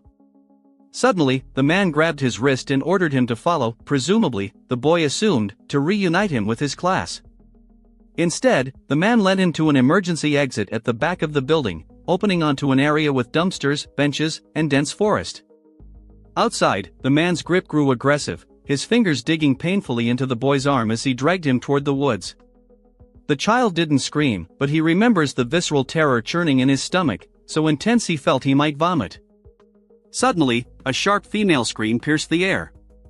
It was one of the chaperoning teachers, standing on the other side of a fence. The man loosened his grip and vanished into the trees. Moments later, several teachers burst through the emergency door, pulling the boy back inside. They scolded and consoled him simultaneously, then immediately contacted his parents. The trip was officially cancelled. Authorities were called at once. As the bus pulled away from the parking lot, the boy's sharp 8-year-old eyes spotted the man again, hiding in the woods by the roadside, peering from behind a tree branch, watching the departing buses. For some inexplicable reason, he said nothing. Perhaps he was too shy or too shocked to speak. The other children eyed him strangely all the way home. He didn't care, but he sincerely hopes that man never succeeded in carrying out his sinister plan to abduct an unsuspecting child like he once was. Later, in high school, he took a course best described as Mysteries in Mythology, though the exact title escapes him. It focused on real, unsolved enigmas, a subject that always fascinated him. He took the class with his steadfast friend, whom we'll call Ben. Their instructor organized a field trip to a nearby abandoned village with a murky history. Built in the early 1900s, it appeared to have been hastily deserted soon after completion. The bus ride took about 20 minutes. As they approached along a suspicious, half-collapsed road winding through thick forest, students pressed against the windows. The path eventually opened onto a large clearing. They had arrived. Stepping off the bus, they stood on a road where green grass boldly sprouted through cracks. The surrounding field rose nearly to their knees. Soon, buildings emerged, imposing, archaic brick structures with boarded-up windows, exuding a sinister, oppressive aura. The teacher gathered the 20 students, counted them carefully, and led them forward. The goal was to apply classroom skills to uncover why the village had been abandoned so long ago. Some buildings gaped with holes serving as makeshift entrances, others had pits dug beside them, clearly dug to access basements, a deeply unsettling sight. But one structure stood out, taller than the rest, it radiated mystery. While the teacher guided the group toward the village church, Ben and his friend quietly broke away, seeking something extraordinary. Heading toward the tallest building, they found a depression in the earth near its rear, tightly boarded door. Inside the pit lay a ladder descending to a concrete floor. They exchanged glances and silently agreed to investigate. Ben went first, followed by his friend. Fortunately, this was around the time Apple introduced the flashlight feature on iPhones, giving them a reliable light source. Inside, the atmosphere was ominous. Empty beer bottles littered the floor, graffiti marred one wall, and dusty wooden planks were scattered everywhere. In a corner, they discovered an old wooden ladder leading upward into pitch blackness, the upper level's windows and doorways all tightly sealed. They'd come this far, so they decided to climb. Ben's friend went first, each creak of the ancient wood making him fear he'd plunge through the steps. Ben followed. The upper floor was extremely cramped, with numerous openings leading to small rooms. It was so dark they couldn't tell it was daytime outside. Their anxiety mounted, and they openly admitted their fear, deciding to leave immediately. But their plans were thwarted in that very moment, because from one of the narrow, unassuming rooms came a deafening, hollow thud, as if a massive boulder had crashed onto solid concrete. Under normal circumstances, their natural instinct would have been to bolt in blind panic, but both boys, as if frozen by some invisible force, stood rooted to the spot. Their eyes locked for a brief, tense moment, after which, driven by inexplicable curiosity, they tiptoed simultaneously toward the dark doorway of the room. The instant their flashlight beams pierced the gloom within, they grasped the full danger of the situation and fled without hesitation. Rushing down the rickety staircase, they hurriedly climbed a rusty metal structure leading outside, finally bursting into the open air. Once they'd caught their breath, they rejoined the main group, which had continued on its way. Despite their terror, the boys made a conscious decision to remain silent about what had happened, fearing trouble or disapproval from the adults. Yet one of their classmates, noticing their disheveled appearance and labored breathing, couldn't help but ask what had caused such obvious agitation. Yielding to their friend's curiosity, they confessed their reckless intrusion into one of the abandoned buildings. They described how, shining their flashlight into an interior room, they'd spotted 3 young people standing about 3 meters from the doorway, their faces turned directly toward Ben and his companion, arranged in an unnaturally odd formation as if they'd been waiting specifically for their arrival. As the group moved on, the boys' attention was involuntarily drawn once more to the tall, imposing building they'd dared to enter. Just before departure, casting a final glance at its grim facades, they clearly saw a face in one of the upper floor windows, the only one not boarded up. They never summoned the courage to tell their teacher what they'd experienced, deterred by a well-founded fear of disciplinary consequences. What had happened left them deeply unsettled, and they couldn't quite determine what or who they had actually seen. Were they merely homeless people seeking shelter among the ruins? Or members of some gang hiding from prying eyes? Ben, however, proposed a far more disturbing theory, one that especially frightened his friend. He insisted they'd encountered the ghosts of long-dead residents of that forsaken town. Yet regardless of all speculation, it was the image of those three figures eerily motionless in the doorway, staring intently at them the moment they peered inside, that continued to haunt one of the boy's minds, refusing to fade. Deep down, he harbored a quiet resolve to return someday to that abandoned village, not so much out of curiosity, but driven by a desire to finally disprove Ben's ominous hypothesis once and for all. At 16, he began his working life at a pizzeria located in a suburb of a large metropolis. Initially, his duties were limited to assisting the chef in the kitchen and maintaining cleanliness. However, after a couple of months, management offered him a weekend courier job, filling in for the main pizza delivery driver. He, of course, agreed, seeing it as an opportunity to earn more money and gain new experience. Soon, something unexpected happened. The main courier suddenly quit. After delivering an order to one of the houses, he returned to work in a state of extreme shock. Something in his eyes and facial expressions spoke of the terror he had experienced. Following a heated 15-minute argument with his boss, he emerged from the office and, with a final "good luck, kid," announced his departure. When asked the reason for such an abrupt decision, he merely replied that it was a shitty job, and, patting his young colleague on the back, left the pizzeria. The story's protagonist felt it was more than just difficult working conditions, but didn't give it much thought. This was their last encounter. Thus, for several weeks, he performed the duties of a courier until management found a replacement for the departed employee. Approximately 2 weeks after starting as a courier, his boss handed him the address of another client. As usual, he entered the address into his GPS and set off, admiring the sunset. He hoped the delivery wouldn't take long, and he could return home quickly. To his dismay, the house was located in a remote rural area, where homes were spaced about a quarter of a mile apart. As he pulled up to the 2-story house, he felt an unexplainable unease. The overgrown lawn, weeds, dead trees, and old, unfurnished porch gave the impression of abandonment. It seemed as though no one had lived there for a long time. Nevertheless, he got out of his car and knocked on the door, hoping his boss had made a mistake with the address, and he could leave this eerie place as soon as possible. Suddenly, the door lock rattled, and the door slowly opened. Standing on the threshold was an elderly woman, about 70, with gray hair, several missing teeth, and painfully thin. Her piercing gaze instilled genuine horror. Mustering his courage, he decided to remain polite. "Pepperoni pizza?" he asked as friendly as he could. "Yes," she croaked, as if her throat was sore.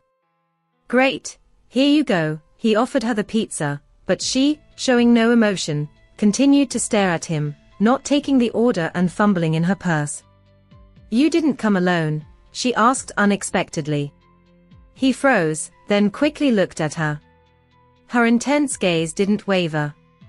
That question truly scared him. No," he replied. "Where's the other one?" "He ran away from me last time he came." Ran away, flashed through his mind. It made no sense. The previous courier had quit weeks ago. He tried to explain the situation, but the old woman, ignoring his words, continued rummaging in her purse, trying to find money, or so he thought. The search continued for a full minute, which felt like an eternity. With her hand still in her purse, she suddenly froze and looked at him with an expression that couldn't be clearly interpreted. She seemed to be deep in thought. He noticed something in her right hand, but couldn't make out what it was. At that moment, genuine panic seized him. What if it was pepper spray, a knife, or even a gun? Was it really that hard to get $10 out of a wallet? Suddenly, behind the old woman, he saw a shadow, the silhouette of a man approaching the door. Simultaneously, he heard footsteps crunching on leaves to his left, near the porch, and heard a rough male voice say, "Hey." He turned and saw the head of a middle-aged man, with an angry expression peeking from around the corner of the house. As this man started to climb onto the porch, he knew he'd had enough. He rushed to his car, threw the pizza onto the seat, started the engine and sped away. He didn't look back as he sped down the dark road. He had to lie and pay for the pizza out of his own pocket, but it was worth it. On the day he quit, he told his boss what had happened. His boss, in turn, panicked and asked why he hadn't reported it sooner. The boss recounted that James, the previous courier, had mentioned a strange incident where he simply drove off, ignoring a client. After that, the boss called the police to investigate the suspicious situation and sent him home. 2 days later, his boss called back and informed him that the house had been registered by the police as foreclosed due to debt over a year ago. During the search, 3 people were found in the house, 2 men and the old woman. All 3 were arrested.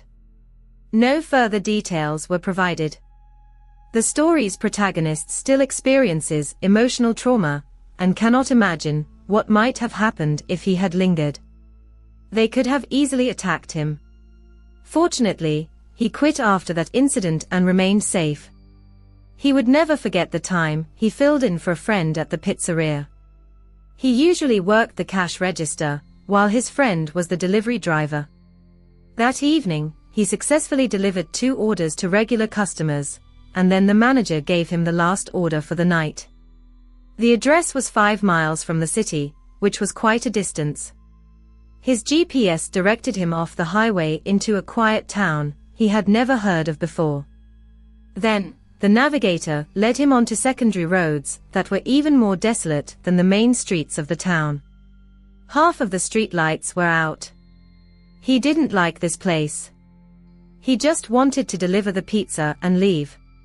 Late in the evening, as a pizza delivery driver, he received an order that turned out to be the farthest in his entire career. A 20-minute drive wasn't unusual for his area, but the order included 4 large pizzas, which suggested a party and a generous tip. However, driving at night on country roads was always inconvenient. Upon arriving at the specified address, he discovered an old, sinister-looking building, lost deep in the woods. The absence of parked cars and lights only heightened his anxiety. Stopping his vehicle, he called his manager, who, despite being in a bad mood, insisted he verify the address and attempt the delivery. The manager was known for his anger regarding returned orders, and the prospect of bringing back 4 pizzas caused the delivery driver serious apprehension. Despite his intense unease, he got out of the car and headed towards the door. The lack of a doorbell forced him to knock loudly. The silence that followed was broken by rustling sounds from within. He knocked again, announcing himself as the pizza delivery driver, but silence once again prevailed. Suddenly, a movement flickered in the window. Someone was staring at him, their eyes unnaturally wide, their gaze fixed and terrifying. Overwhelmed with horror, he dropped the pizzas and rushed back to his car. But when he tried to start the engine, the car refused to obey. Only on the 3rd attempt did he manage to get it moving. However, as he drove from the grass onto the country road, he felt the car behaving strangely. Soon, a loud scraping sound echoed, and the car came to a halt. Getting out to assess the damage, he felt a chilling terror. All 4 tires were punctured, and he realized this had happened while he was knocking on the door. Instead of running, he locked himself in the car and called 911. The operator advised him to stay hidden and wait for the police to arrive, remaining on the line. A shiver ran through his body as he realized he was trapped in the middle of a dark, endless forest, knowing that help would not arrive soon. He was extremely uncomfortable being in the car, so close to whoever had committed this act of vandalism. Recalling another incident, he recounted a delivery to a single-story house, where he was met by an elderly man, with a pale face and a grey mustache. The man seemed nervous and insisted on inviting him inside while he waited. Unable to resist the persuasion and escaping the cold, the delivery driver entered the house, but immediately felt uncomfortable. The man disappeared into another room, then suggested he go down to a dark basement for the money. Refusing, the delivery driver heard footsteps in the basement and, sensing danger, tried to leave. But the man blocked his way. In desperation, the delivery driver hit him and ran, not looking back. After this incident, he told his manager everything, who then called the police. He was subsequently given a few days off. This experience taught him never to enter strangers' homes. The trauma he experienced left an indelible mark on the narrator's memory. But the most horrifying moment was what left him in a state of paralysis. To this day, the memories of it make him shiver, and he sincerely hopes no one ever has to experience such terror. While checking the windows to ensure no one was outside, he accidentally glanced in the rearview mirror and froze. There, in the reflection, he saw the same sinister figure he had seen in the window. The stranger's eyes were unnaturally wide, and now the narrator could discern that it was a woman. A creepy smile slowly spread across her face, chilling his blood. Without losing a second, he flung open the car door and ran into the woods, ignoring the noise he made. He ran until he was breathless with exhaustion. Overcoming his weakness, he hid behind a huge log lying on the ground. Trying to quiet his loud breathing, he lay in wait. Time dragged agonizingly slowly until, in the distance, he heard the wail of police sirens. Gathering his last strength, he ran back to the country road. Soon, flashing red and blue lights appeared in sight. Never before had he experienced such relief. The police officers were standing by his car, examining it with flashlights. Noticing them, the narrator burst from the woods and, frantic with fear, began screaming for help. He fell to the ground, gasping and nearly fainting from the exertion. The police helped him up and began questioning him about what had happened. Brokenly and disjointedly, he recounted everything he had seen and experienced. One of the police cruisers headed towards the abandoned building, and 2 officers began inspecting it. However, their search yielded no results, except for several sharp objects scattered nearby. These objects turned out to be identical to those used to puncture his car tires. The police speculated that some mentally disturbed couple was behind the attack, given the account of the woman seen in the rearview mirror. Unfortunately, the perpetrators were never found, and this uncertainty still haunts the narrator. After the nightmare, he immediately quit his job and found employment at a local grocery store. He understands that he will never be able to forget the eerie image of the woman who appeared in his car's rearview mirror. Music. I am a former car salesman from a Chicago suburb in Illinois. After my wife passed away, I moved in with my son, and that is when I encountered something I never could have imagined. I simply did not want to be alone, yet my son, fully aware of my mobility issues, put me in a bedroom on the 2nd floor. Essentially, I live in this room, getting up only occasionally to shuffle down the hall to the bathroom. As hard as it is to admit, I think I was too broken by grief after losing my wife to insist that my son let me stay on the 1st floor. And honestly, he probably never would have agreed anyway. He's got a job, a family. He's far too busy to worry about an old codger wasting away upstairs. Sometimes I wonder, have they forgotten about me entirely? They hardly ever come into my room to talk, and lately, the characters on my TV shows feel closer to me than my own son and grandchildren. I get so unbearably bored that I have even taken to spying on the neighbors, just to have something to do. My bed sits close enough to the window that I can see their backyard without getting up. For a couple of years, I saw that family more often than my own. There was a middle-aged man named David living there with his mother and sister. I don't know who owned the house, but based on what I observed, I assumed it belonged to David. I swear, at first glance they seemed perfectly ordinary. Nothing suspicious, just sweet, happy little lives that made my own dull, bedridden existence feel a bit more bearable. I'd watch them chatting on the back porch in the evenings or tending the garden in the mornings, and for a long time, everything seemed perfectly normal. That changed about 2 years after I moved in, around Christmas. I'd just turned off the TV and was getting ready for bed when I heard people arguing. The voices were unfamiliar, so I realized the noise was coming from the neighbor's house. At one point, the shouting escalated into screams, and then I started hearing other sounds, doors slamming, glass shattering, loud thuds. Then, suddenly, everything went silent. I was exhausted, so I figured it was just a domestic squabble that had blown over on its own. But something about it gnawed at me, keeping me awake. A few hours later, around 4 a.m., I was jolted awake by more noises. I peeked out the window and saw David in the backyard.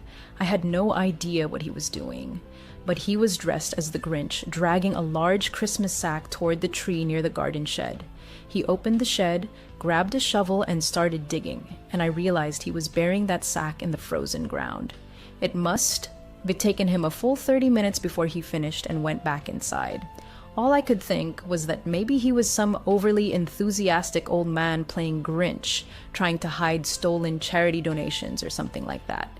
I don't know. ID always thought of him as a decent guy, so none of it made sense. I waited until morning to tell my son, of course, but he didn't believe me. He thought I was just a senile old fool. Everyone else in the house felt the same. No one backed me up, and eventually I started believing them myself, so I let it go and tried to forget. But here's what struck me as strange. I never saw the neighbor's mother again. She had always tended the garden, but after that night, she was never out there. I still occasionally saw David and his sister on the porch, but they never looked happy anymore. Things seemed to settle back into routine, until about 4 years later. My son tried to befriend the neighbors. He'd always make small talk, but they just stare at him blankly and say nothing, eventually retreating back inside. Both siblings were definitely odd, but things took an even darker turn right before Christmas, just like before.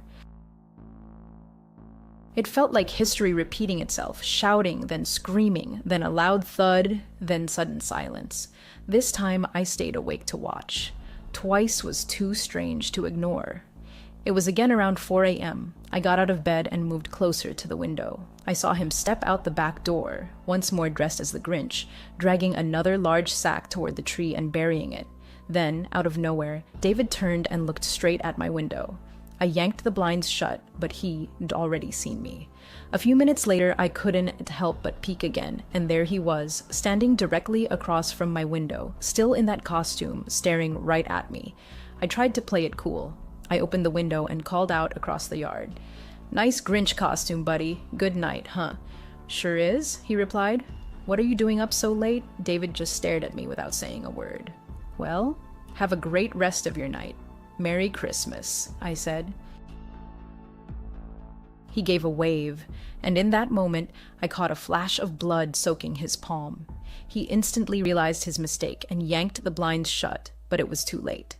I lay awake the rest of the night, haunted by thoughts of what could be caused that bloodied hand. The only conclusion I could reach was horrifying. He'd killed his mother and sister and buried them in the backyard to keep it secret. I didn't tell my son. I knew he had just brushed me off again. So this time, I called the police. By morning, officers were at David S.'s house and he was arrested on the spot. It turned out David S.'s mother had died during an argument with his sister, and he helped cover it up. Over the years, his sister fell ill and, sadly, passed away young. As for why he buried her in the backyard, he claimed it was due to financial hardship. It just goes to show what people will do when they desperate for money. But if you ask me, the police barely got half the truth out of that man. I am certain something far more sinister happened in that house. This story was inspired by a truly shocking real-life incident in Chicago, Illinois. Here's a photo of the so-called Grinch, a man named Michael who was 45 at the time. He since been charged with concealing the deaths of the family members mentioned in this story, burying them in his backyard. Ominous music, nervous applause. Raising my daughter alone was incredibly tough, especially after her own mother abandoned her. Damn that whore. When my daughter was just a year old, my wife left us for another man from a wealthy family. Every night I prayed that cursed witch would burn in hell. But the Christmas season is usually when I try to keep the darkness at bay and let my daughter enjoy the holidays. So on Black Friday, I took her to Mega Mart to buy a Christmas tree. The place was packed, like vultures circling, caring only about deals. People were snatching up electronics left and right, fighting, stepping over others, lying on the floor, screaming with toothless rage. I pushed my way to the tree section, where among dozens of small, pathetic trees stood 2 large Christmas trees, and one of them seemed to pull me in. There was something special about it, something that made it stand out. I stepped closer, but as I tugged at the branches to check what it was made of, I got cursed out. Not by someone trying to claim the tree, but by a strange, unsettling man standing right in front of me. "What the hell is your problem?" the man snarled, shoving me to the ground. "I'm sorry, man," I said. "You just blended in with the trees." I was about to buy the last big one. The man, eerily Grinch-like, scowled, baring sharp teeth. "Well, whoever told you that tree is yours is wrong. It's mine. Got it?" "What is the matter, you little runt?" I got back on my feet. "Excuse me, did you just say it's your tree?" "That's right, Buster. So if you are looking for a big one, go drink your way through the forest." I couldn't tolerate this bizarre behavior. I stood my ground, determined to buy that tree. My little girl was terrified, her whole body shaking as she whispered, "Daddy, can we go now?" "Not yet, sweetheart. Just 1 more minute." "Is that what you told your wife?" The Grinch snapped. "Now get out of my way." He grabbed me by the collar and hurled me across the floor like a rag doll. Disoriented, I knew if he didn't stop, I might not survive. So I screamed for security. When they finally arrived, I told them everything. There were 3 guards and only one of him, so they warned him that if he stayed, they said they have no choice but to call the police and arrest him. Clearly furious, the man stormed off, muttering incoherently. I felt like a winner as I grabbed the last big tree and finally bought it. Back home, my daughter and I set up the tree together. On Christmas Eve, we watched a heartwarming movie by the fireplace as the flames crackled. As my daughter waited for Santa, I noticed her head nodding, her eyelids drooping. So I carried her to bed, assuring her all her presents would be under the tree in the morning. But I was sleepy too, so after tucking her in, I went to my room and passed out instantly. Later that night, I woke to heavy footsteps downstairs. But it wasn't just footsteps. I heard piercing, chilling sounds that sent shivers down my spine. "What was that?" I muttered, checking the clock. It was 3 a.m. I couldn't fall back asleep. Part 1. The Disappearance of Olivia. It was 3 a.m. Sleep fled from me like fire. Strange noises echoed through the house. I got up, opened my door, and listened. The sound seemed to come from my daughter's room, its door slightly ajar. Must be her down there, I thought. But then icy terror shot through me. A man's voice drifted from the living room. "Ah, foolish tree, silver tongue shall add a chance." My heart, once steady, now raced wildly as the sounds grew louder, more unnatural. I bolted downstairs and froze. Standing there was the same man from Megamart. His face was sickly green, his features twisted into a sinister grin. Slung over his shoulder was a sack stuffed with my belongings, probably stolen. He was dragging our Christmas tree toward the front door. "Hey, stop!" I shouted, trying to sound brave. "I am armed. Drop it, or you are dead." "Then voila!" he sneered. "I dare strike you, you little whore. This is Eleanor. You won't ruin my Christmas this year, buddy." His words hit like a hammer. Fear of getting hurt, or worse, paralyzed me. I let him leave, hoping the security cameras had captured enough to catch this lunatic. Once his truck vanished around the corner, I called the police and gave them every detail. The worst part? His truck had no license plate. "Damn it all, over a stupid tree," I muttered in despair. I locked every door and waited. When the officers arrived, they searched the house thoroughly, every room, every corner, and then my heart stopped. My daughter was gone. Not in her room, not in the kitchen. "Olivia, sweetheart, Olivia," I called desperately, but only silence answered. A horrifying thought struck me. She might have been in that sack he carried. The police promised an investigation, but over time, the case went cold. Ever since, I've spent every Christmas alone with only photographs to remind me of my lost Olivia. Part 2, The Grinch and Ethan music. I am a single mom raising a teenage son. My job takes up so much of my time that we rarely get to spend real quality moments together. So I try to bring Ethan along wherever I go, errands, shopping, anywhere. Last Christmas, we went to the mall. It was absolute chaos, but holiday deals and promotions were everywhere. I decided to dive in. I suggested a game. Whoever found the best discounts and bonus points on food stamp eligible items would win. He didn't seem excited, but he played along to avoid disappointing me. He's such a sweet kid. Still, I figured he was just growing up, too old for silly games. I was in Sneaker Palace when I suddenly realized I'd lost him. My heart dropped. I rushed out to search and saw a huge crowd gathered outside a store. I pushed through to see what was happening. There, dressed as the Grinch, was a man so perfectly costumed he could be starred in the Jim Carrey movie. And there was my son, standing in line to take a photo with him. I scolded him for running off, ready to drag him back, but he was more determined than I expected. "I'm sorry, Mom. I really wanted a picture with the Grinch. What about Santa? He's boring. I want the Grinch. If I wanted a fat Santa, I'd take a photo with your ex." I decided to give him what he wanted. As we waited in line, I couldn't take my eyes off that Grinch. Something deep inside screamed, "Don, trust him." He kept glancing at us, even with the crowd around. Even stranger? He never broke eye contact. While others took photos standing beside him, when it was Ethan's turn, the Grinch sat on a bench and told my son to sit on his lap. "Merry Christmas. What's your name, boy?" "I am Ethan." "You don't have to sit on his lap if you don't want to," I said. "It's okay, Mom, I want to."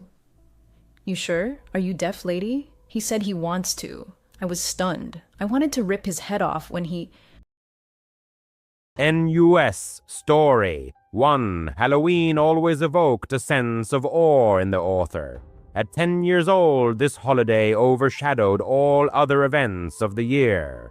Preparation began long before the cherished date and included developing a unique costume and, most importantly, decorating the house. The father shared his son's enthusiasm and spared no expense in acquiring all sorts of attributes: artificial cobwebs, huge plastic spiders, terrifying skeletons hung in the trees, and even a fog generator, creating a sinister atmosphere. That year, the narrator's best friends, James and Curls, actively participated in the holiday preparations. 14-year-old James, who seemed older and more experienced, easily reached the highest branches of the trees. 12-year-old Curls, slightly older than the author, also contributed to creating a spooky atmosphere. The friends had fun in the yard, trying to turn the house into the scariest in the neighborhood. The father set up a menacing scarecrow by the porch, and the author skillfully hung cobwebs on the bushes, creating an impression of abandonment and mystery. One day, as James stood on a small ladder and placed a plastic ghost on the branches of an old oak tree growing by the sidewalk, the author noticed a stranger for the first time. The unfamiliar man, never seen in these parts before, was slowly walking down the street and suddenly stopped right in front of their house. He wasn't walking a dog or jogging. He was just standing and staring intently at what was happening. He didn't stand out externally. A man in his 30s, dressed in an ordinary jacket and jeans. However, his smile attracted attention, broad but lacking friendliness. The stranger looked directly at the narrator and said, "Wow, guys, you're doing a great job getting ready for the big night." The author, known for his friendly nature, smiled back. "Yes, we want to make the spookiest house." "I bet you'll collect a mountain of candy," the man said, glancing at the decorated house. "Are you planning to trick or treat in this area? What's your route?" The question seemed a little strange to the author, but he didn't pay much attention to it. Suddenly, the father came out of the house and, placing his hand on his son's shoulder, stood between him and the stranger. The author felt his father's hand tighten slightly. "Can I help you?" the father asked in a calm but firm voice. The stranger's smile faltered for a moment, but he quickly put it back on his face, continuing to examine the decorations. "Your son is working hard," he said, looking at the author. "Be sure to get a lot of king-size chocolate bars, kid." "It's time to go inside, son," the father said, not taking his eyes off the stranger. The author obediently headed toward the front door. Looking back, he noticed how the man's face had changed. The fake smile disappeared, replaced by a cold, almost evil look. The stranger glanced at the father, then turned and silently walked away down the street. A couple of nights later, the author was awakened by a loud bang coming from the yard. The sound was like something heavy falling. The author's room was on the second floor, and the window overlooked the street and the yard. Overcome with fear but giving in to curiosity, he got out of bed and peeked through the blinds. Streetlights cast long, eerie shadows. Right in the middle of the yard stood that same stranger, partially hidden behind the trunk of a large oak tree. The sound was probably caused by him bumping into the scarecrow that the father had set up, which was now lying on the grass. The stranger did nothing, just stared at the house. His gaze was directed right at the windows, and it seemed to the author that he was looking directly at him. In fright, the author recoiled from the window, feeling his heart pounding wildly. He ran out of the room and down to the living room, where his father was watching television. "Dad, that man is in the yard," he blurted out. The father instantly jumped up from the couch and headed for the front door. He flung it open and went outside, looking around the yard. Returning a minute later, he locked the door. "There's no one there," he said, though he looked worried. "The scarecrow fell over. The wind probably knocked it down." But the author knew it wasn't the wind. The next day was October 31st, Halloween. The author was still feeling some anxiety, but the anticipation of trick-or-treating took over. James and Curls came over after school, and the friends donned their costumes. The author was a ninja, James was a werewolf, and Curls was a vampire. As soon as it got dark, they grabbed their candy bags and went outside. At first, they went to houses in their neighborhood, but soon they had the idea that houses farther away might be giving out more generous treats.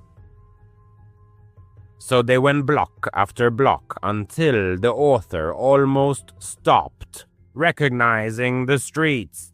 The bags were filling up with candy, and the friends were proud of themselves. As they approached the dark house decorated with only one pumpkin on the porch, a voice came from the shadows across the street. "Hey kids, come over here. I have something interesting for you." The friends turned around. Standing in the shadows of the driveway of an unlit house was that same stranger. He was holding a large bowl in his hands and took a step forward. The same fake, broad smile was plastered on his face. "Come on, don't be shy," he said, trying to make his voice sound friendly. Curls and the author took a step forward, because who would refuse extra candy? But James grabbed both of them by the arms. "No," he said in a trembling voice. "Don't. We need to leave." James was older and obviously sensed that something was wrong.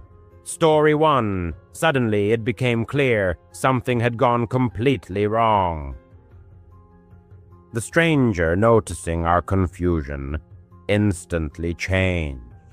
His face and his welcoming smile disappeared as if it had never been there. Dropping the empty bowl, he rushed towards us. "Run!" James shouted desperately.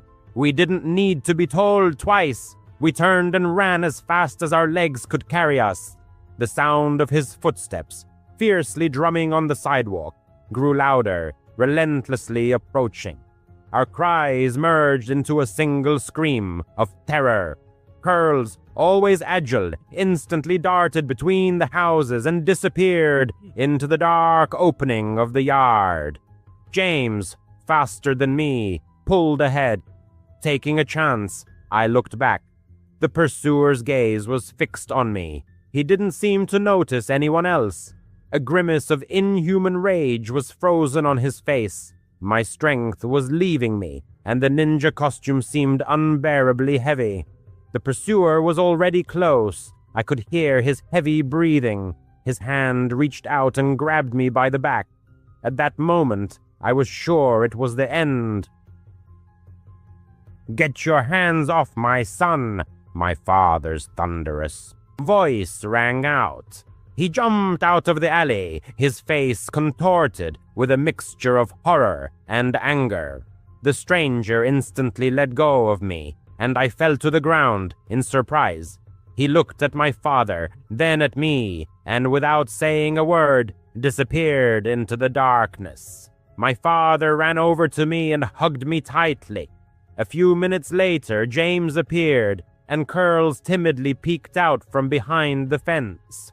We were all crying, unable to hold back the tears. On the way home, my father squeezed my hand so hard that it felt like he was hurting me. He said that he had started to worry when we didn't come back on time. Calling James, he found out that he wasn't home either. In a panic, he rushed to look for us. Stopping, he asked the neighbors if they had seen us. Fortunately, they said that they had seen 3 children in costumes heading to that part of town. If it hadn't been for them, it's hard to imagine how it would have ended. We never saw that man again, but his face was forever etched in my memory. That Halloween, which was supposed to be full of fun, turned into a nightmare that I will never be able to forget. Story 2. My name is Mark, and I'm 17 years old. I live in a quiet suburb near Chicago, where everyone knows each other by sight. That evening, our neighbor, Mr. Taylor, was having a small party. This elderly man, who is retired, invited a few guests for refreshments and entertainment. I decided to stop by, as my parents didn't mind, and I had no other plans. That's where I met Jake. He introduced himself as a 19-year-old guy, a distant relative of Mr. Taylor, or something like that. He immediately made an impression as a cool guy, tall with short-cropped chestnut hair, dressed in a simple hoodie and jeans. We started talking about video games. It turned out that he, like me, was into Call of Duty. We even played a few rounds on Mr. Taylor's old console, laughing at bad shots and funny glitches. Jake said, that he lived in another city, but often visited Mr. Taylor. We exchanged phone numbers, and I thought that he could well become a good friend of mine. Soon, my mother reminded me of the need to buy a pumpkin to decorate the porch. My father was delayed at work due to an urgent project. He works as an accountant and is constantly busy working with spreadsheets. Therefore, my mother asked me to take on this task. I shared this with Jake, and he smiled mysteriously. "I know a great place. There's a farm on Country Road 47, about a 20-minute drive away. There are huge pumpkins there, and at ridiculous prices, too. Do you want to go?" I thought it was a good idea. It wasn't too late yet, around 6 in the evening, and Halloween wasn't over yet. I had my mom's old Ford truck, so we jumped in and set off. As we moved away from the suburb, the road became darker. There were no street lights, just fields and trees all around. A thick fog began to creep along the ground as in old horror movies, limiting visibility to a few meters. The headlights barely pierced the fog. We chatted about school. I was still in high school, and Jake said that he had taken a year off before going to college. Finally, we got to the farm. It was a dilapidated place with a wooden sign that read Miller's Pumpkin Patch. But there were no lights, no cars, no people, just rows of pumpkins, half hidden by the fog. "Where is everyone?" I asked, feeling a growing sense of anxiety. Jake shrugged. "They're probably closing already. Wait here, I'll check the back." He got out of the car and disappeared into the fog. I sat in the car trying to get a phone signal, but to no avail. The minutes dragged on painfully slowly. 5, 10 minutes. I began to worry seriously. What if something had happened to him? Finally, he came back, but not alone. He was with a man in his 40s, dressed in overalls and a flannel shirt, a typical farmer. He had an ordinary face, clean-shaven, with brown eyes, but something about him was off. His smile was too broad, strained, as if he was squeezing it out of himself. "Hey, buddy," he said to me. "Jake said you need a pumpkin. Come on in, I have the best ones in the barn." The barn was an old wooden building located behind the field. The creaky doors were banging in the wind. Jake nodded. "Yes, Mark, let's go. He says the biggest pumpkins are stored there." But the farmer suddenly started asking strange questions. "Do you live here? What's your family name? Do you have any siblings? What does your father do?" This wasn't a normal small talk. It seemed like he was trying to pry out personal information. And why inside the barn? The pumpkins were right in the field. That ill-fated day, they stood right there in the middle of the autumn field. The main character glanced at Jake, but he, as if spellbound, watched indifferently, his hands in his pockets. The surrounding fog seemed to erase the boundaries of reality, and the young man imagined that a door slammed somewhere in the distance, perhaps in the old farmhouse adjacent to the barn. Were there more people there? An inexplicable anxiety gripped his insides. Both strangers were now staring intently at him, waiting for a decision. "Come on, what are you afraid of? It's just inside," the farmer repeated insistently, with undisguised impatience in his voice. "No way." The young man firmly stayed by the car. Actually, I just got a message from my mom. She's waiting for me, and I need to get back urgently. Maybe we'll just take a pumpkin from here?" He mechanically took out his phone, pretending to check the message, although there was no sign of a signal in this wilderness. Jake and the farmer exchanged fleeting glances, in which the young man thought he saw some sinister secret. However, the farmer only shrugged. "Sure, buddy. Pick anyone." They hastily grabbed the largest pumpkin lying on the edge of the field. The young man paid in cash, and they hurriedly drove away. All the way back, Jake was silent, which was very unlike his usual behavior. The young man dropped him off near Mr. Taylor's house and drove home to carve a pumpkin for Halloween with his mother. He tried not to think about this strange incident, but the image of the sinister farm was firmly stuck in his head.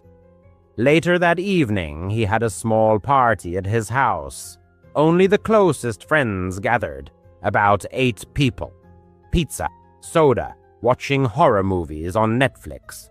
The young man also invited Jake, who had seemed so cheerful before. He showed up around 8 in the evening and immediately joined the company. They played board games, told each other scary stories. Everyone was laughing and having fun. Suddenly, Jake's phone vibrated. He glanced at the screen and, without saying a word, slipped outside. "I'll be right back," he mumbled. No more than 5 minutes passed before the doorbell rang. A young man opened the door, assuming it was a late trick-or-treater. However, a tall stranger in a black jacket and a creepy mask that mimicked a human face, like those silicone masks you can see online, barged into the house. The sight was truly terrifying. Empty eyes, a frozen grin. It was a private party, and no one had been warned about costumes, except for maybe a harmless hat. "Who are you?" the young man asked, blocking his way. The stranger didn't answer, just stood there in silence. The young man's friends noticed the uninvited guest, and Ben and Leah approached them. "Hey, man, it's by invitation only here. Do you know anyone?" Only silence in response. Then the stranger reached into his jacket and pulled out a gun. A real one, black and heavy like a Glock or something like that. He pointed it straight at them. "All the money, phones and jewelry. Put everything in this bag." He threw a sports bag on the floor. Panic broke out in an instant. The young man's heart was pounding wildly. It felt like it was about to jump out of his chest. Everyone froze in shock and then started giving up their belongings. The young man's iPhone, Leah's necklace, Ben's watch. The robber acted quickly and assertively, waving the gun around. The young man glanced at Jake furtively. He was standing in the corner and, like everyone else, was throwing his wallet into the bag. But there was no fear or horror in his eyes. No wide eyes, no trembling. He looked absolutely calm, as if he had been in this situation many times before. The robber even took Jake's belongings, but it all seemed like a pre-planned performance. The robber grabbed the bag and, backing away, headed for the door, disappearing into the night darkness. They locked the door and called 911. The police arrived very quickly. 2 patrol cars with flashing lights woke up the quiet neighborhood. They told the police everything that had happened. They checked the street surveillance camera that the young man's father had installed last year for security purposes. The recording showed everything clearly. When Jake went outside to talk on the phone, he met the same guy in the mask, but without it yet. They talked briefly, huddling their heads together. Then the guy waited for Jake to return to the house. Everything had been planned in advance.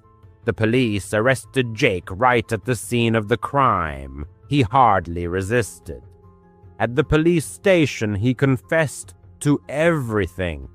It turned out that the farmer, the owner of the pumpkin plantation, was Jake's uncle, a certain Carl, previously convicted of theft. They carried out their dirty deeds, choosing victims like the young man, looking for suitable houses through friends like Jake. The trip to the farm was just a pretext to gather information about the young man's family, to assess the presence of valuables. The strange questions were part of their plan. They wanted the young man to go inside the farmhouse, perhaps to steal keys or a phone, but he luckily refused.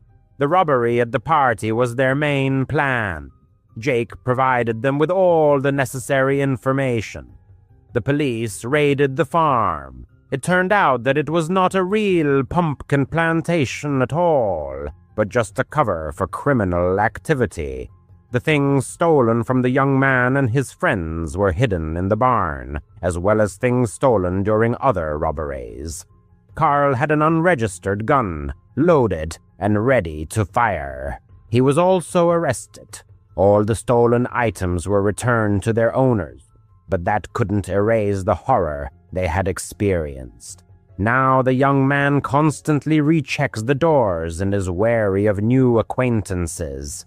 Mr. Taylor was completely unaware of Jake's criminal tendencies. He felt terrible.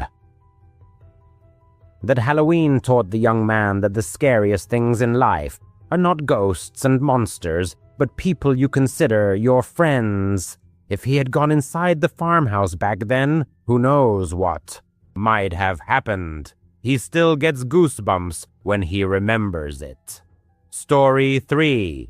When the young man was still a child, about 11 years old, his family visited his grandparents every year during the holidays. They lived in a quiet provincial town in rural Ohio, in a place where everyone knows everyone else's secrets, but no one likes to talk about the oddities. They lived somewhere else, about a 2-hour drive from the town. But Thanksgiving, Christmas, and Easter always meant one thing: pack your bags and hit the road. And so the time came to set off. The house where his grandparents lived was located in a quiet cul-de-sac. The street was unremarkable, ordinary old wooden houses with spacious yards. The author's aunt and uncle lived 2 steps away from them. They had a little daughter growing up, the author's cousin, who was barely a year old. To get from one house to the other, you had to walk along the cracked sidewalk past the house in the middle. That's where she lived, a woman who inspired an inexplicable fear. No one knew her real name. The children simply called her the woman with the chain behind her back. She was striking in size, nearly 6'3", and a build like a professional American football player. An unchanging attribute of her appearance was heavy logging chains wrapped around her neck, like those used to transport felled trees. They made an ominous clanging and rattling sound with every movement she made. Her look was completed by dirty, old-fashioned dresses, as if they had come from the pages of 50s magazines, and rough work boots covered in a thick layer of dirt. Her hair, wild gray and tangled, seemed to have never known a comb. Only rarely could she be seen in the yard, digging in the garden, or engaged in the strange activity of washing the walls of her house. Yes, she washed her house from the outside. Armed with a bucket of soapy water and a stiff brush, she would fiercely attack the siding, as if trying to scrub away invisible dirt. She did this constantly, regardless of the weather. Even in pouring rain, it seemed extremely abnormal. Enos, and if she noticed children playing nearby, she would start yelling in her hoarse voice, raspy from years of smoking. "You brats, the devil is coming for you. He'll drag you all to hell." Her voice, low and gravelly, sounded like she had been smoking a pack a day for decades. These cries would terrify the author and his cousins. The adults always warned the children to stay away from her. "She's just old and lonely," the author's mother would say. "Don't bother her, and she won't bother you." But the children sensed that it was more complicated than that. Whenever they had to walk from their grandparents' house to their aunt's, to borrow sugar or play with their little cousin, for example, they would run as fast as they could. The woman's house had large windows facing the street, and the children often saw her, silhouette watching them from behind the half-drawn curtains, her face pressed against the glass. They never went alone, only in pairs or groups. One day the author's older cousin swore she heard the woman mutter something about funerals for sinners as they passed her house. The children laughed it off, but those words stuck with the author. One Halloween, when the author was about 11 years old, the whole family gathered at their grandparents' house. There was the author, his cousins Jake, who was 13, and Sarah, 9, as well as a few neighborhood kids. Everyone was in costume. The author was a ghost, wearing a sheet with eye holes cut out. Nothing special. After dinner, the children went out trick-or-treating. It was dark outside, with no streetlights, only the occasional light spilling from house windows. Suddenly, a sly grin spread across Jake's face. "Hey, who here is brave enough to go up to the chain lady's house?" Everyone froze. No one ever dared to go near that house. The porch light was off, but Jake persisted. "Come on, don't be such chickens. We're all together. What's she going to do to us?" The author didn't want to look like a wimp, especially in front of Jake. His heart was pounding, but he nodded in agreement. They crept up the walkway to the house, the leaves crunching betrayingly under their feet. A musty odor emanated from the house, like the smell of damp earth. The flower beds in front of the house were raised and filled with fresh soil, which the woman must have just added. One of the children, Sarah it seemed, mustered the courage to ring the doorbell. At first, nothing happened. Then there was a deafening crash. Loud sounds came from inside, like doors slamming. There were heavy thuds.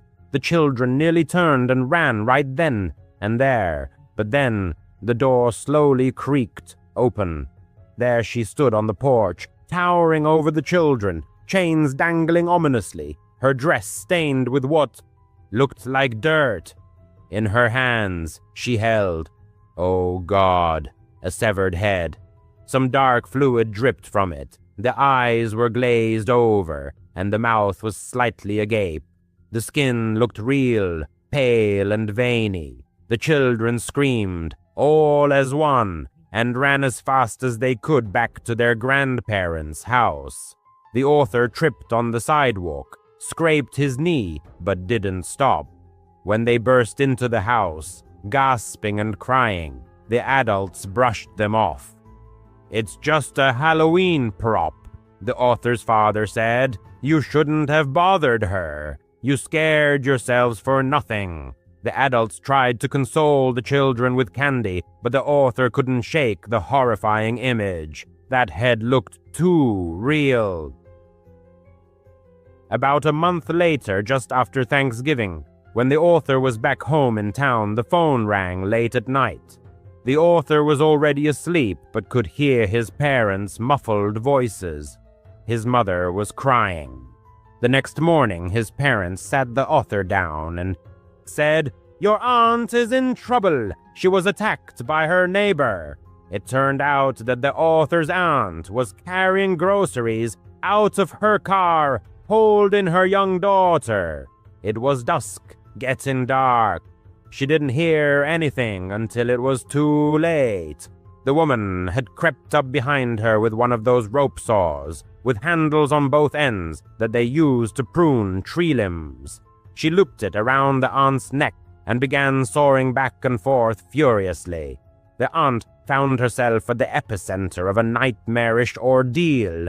As seized by panic, she discarded her belongings and frantically kicked at the front door, desperately calling for assistance. The rope, like a serpent, bit into her flesh, leaving a crimson trail in its wake.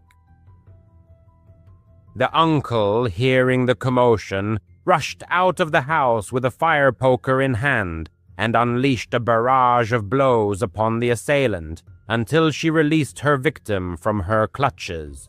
Responding police officers and paramedics provided necessary aid. The aunt was rushed to the hospital, where doctors determined that she had sustained a deep laceration on her neck, requiring stitches and surgical intervention. Fortunately, the aunt survived, but the memory of this horrific event remained in the form of a long, unsightly scar stretching from ear to ear. To conceal this mark, she often resorts to wearing scarves. However, this was only the beginning of the nightmare. The police arrested the perpetrator and searched her residence, where they discovered something unimaginable. It turned out that the woman had been digging tunnels under her house for years. These weren't just holes, but actual underground labyrinths, reinforced with wooden beams like old mines. They ran from her basement and underneath the aunts, the grandparents, and even the neighbors' houses. That's why she was always digging in her garden, carrying out buckets of dirt at night and hiding it in the raised flower beds. The gardens were overflowing with soil, but no one paid any attention. In the tunnels, the police found a gruesome shrine, a dirt-filled room lit with melted candles, with religious symbols and inverted crosses scratched into the walls, and strange drawings of devils. Lying around were severed heads, real human heads. 3 of them had been somehow preserved, placed in jars or wrapped in plastic. According to the police, they belonged to missing persons, drifters, or hitchhikers that the woman had picked up over the years. For decades, she had been living in her own deranged world, without family or friends, surrounded only by her chains and her secrets. It turned out that the head from Halloween wasn't just a prop, but a real head, possibly quite fresh. The police identified it as belonging to a man who had gone missing a week prior. If the aunt had stayed out there, she might have been next. After these events, the house was torn down and the tunnels were filled in. The aunt and uncle couldn't stay there anymore and moved away. The grandparents stayed, but put up fences around their house. The narrator doesn't visit them often, but sometimes at night. He remembers the woman watching from the windows, and he wonders how many other creepy neighbors are hiding their tunnels, and something even more horrifying. This story makes one wonder who lives next door. Children's creativity, especially drawing, serves as a means for young talents to express deep feelings and emotions that they are not yet able to comprehend and articulate. At the same time, children often depict their surrounding world, familiar objects, and situations. Therefore, if a child's drawings include figures of strangers holding their hands, it could indicate something deeper and more unsettling. Martin and his wife, raising a 6-year-old daughter and a 3-year-old son, encountered an unexplainable phenomenon. Their daughter, whom we'll call Jess, had an extraordinary love for drawing, and her parents fully encouraged her hobby, providing her with all the necessary art supplies. They had a whole Crayola backpack filled with markers, colored pencils, crayons, and drawing paper. Jessie's room and even her backpack were filled with numerous drawings, mostly with ordinary, innocent subjects. However, one day Martin discovered a drawing in his daughter's room that puzzled him. It depicted an unfamiliar woman holding Jess's hand. The woman didn't resemble the girl's mother, who was blonde. Instead, she had dark hair. Martin asked Jess who the woman was, and the girl replied that it was someone who sometimes visited her. Such words could be attributed to the fantasies of a 6-year-old with an imaginary friend. But when Martin asked for the friend's name, Jess said Lucia. This name immediately alarmed Martin, and he hurried to show the drawing to his wife, asking if the woman resembled her sister. Initially, Martin's wife suggested it could be anyone, but when Martin told her that their daughter had called the stranger Lucia, her face contorted in horror. Lucia was the name of Martin's wife's deceased sister, who had died long before the children were born. The couple went to their daughter's room and again asked Jess who Lucia was. The girl repeated that she sometimes visited her. Trying to find out more details, the parents asked when Lucia usually came and what they talked about. Jess replied, "She comes sometimes at night when I'm drawing." Martin's wife asked Jess that the next time she saw Lucia, she should draw her again, but with more details. Jess agreed. From that moment on, Martin and his wife started leaving Jess's bedroom door ajar so they could hear if the girl was talking to someone. A few nights later, while in the kitchen, the couple suddenly heard Jess talking to someone in her room. They quietly approached the door to listen in on the conversation. There were long pauses in Jess's speech, but it was clear she was talking to someone or something invisible, answering questions the parents couldn't hear. At one point, Jess said, "They asked about you when they saw my drawing of you. They want me to draw you again." Then Jess fell silent, and Martin and his wife entered the room, asking if she had been talking to Lucia again. The girl nodded, and the parents asked where Lucia was in the room. Jess looked around the room, then stopped at a corner and said, "She's standing right there." Martin and his wife looked at the indicated corner, where there was nothing, but both felt an unsettling sensation and discomfort. Martin's wife quietly asked Jess to draw Lucia exactly as she looked now, in full detail. Jess agreed, and the couple left the room, feeling slightly uneasy. Soon, Jess called her mom back into the room. Martin and his wife returned to their daughter, and she showed them a new drawing. This drawing confirmed the couple's worst fears. In it, Jess had depicted Lucia with blue eyes, a small mole above her lip, and dressed in white. Lucia had been buried in a white dress, she had blue eyes, and a mole above her lip. Martin's wife wasn't close to her sister, only briefly attending her funeral. Jess had never known about her deceased aunt, and there were no photos of her in the house. Martin and his wife forbade Jess from talking to Lucia. Not because Lucia had done anything terrible in life, but because it frightened the couple. They invited a priest to bless the house and ask all souls to depart in peace. According to Martin, such occurrences ceased afterward. This story was told by an elementary school art teacher. Twice a year, she held an event with each class called Draw and Tell, where children drew something meaningful to them and then told the story behind the drawing. One day, in a third-grade class, most students drew themselves, their families, pets, and other familiar things. But one boy was drawing something that resembled fire. Other children at his table were making fun of him. The teacher approached the boy and asked why he was drawing fire, when he was supposed to draw something meaningful to him. The boy replied, "I know, I'm not finished yet." The incident in the art class left an indelible mark on the teacher's memory, and made her rethink her approach to children's art. During the art lesson, as the children enthusiastically transferred their fantasies onto paper, one of the students, whom we'll call Ul, declared that he hadn't finished his work yet. The teacher, showing patience and understanding, allowed him to continue. As the other children finished their masterpieces, she noticed Ul's drawing and saw that he had added a depiction of a house. Intrigued, she asked the boy to step into the hallway with her, taking the drawing. In the hallway, the teacher, concerned by what she saw, asked Ul why he had drawn a burning house, as such a picture clearly didn't fit the Draw and Tell lesson's theme. The boy's answer shocked her, "It's not.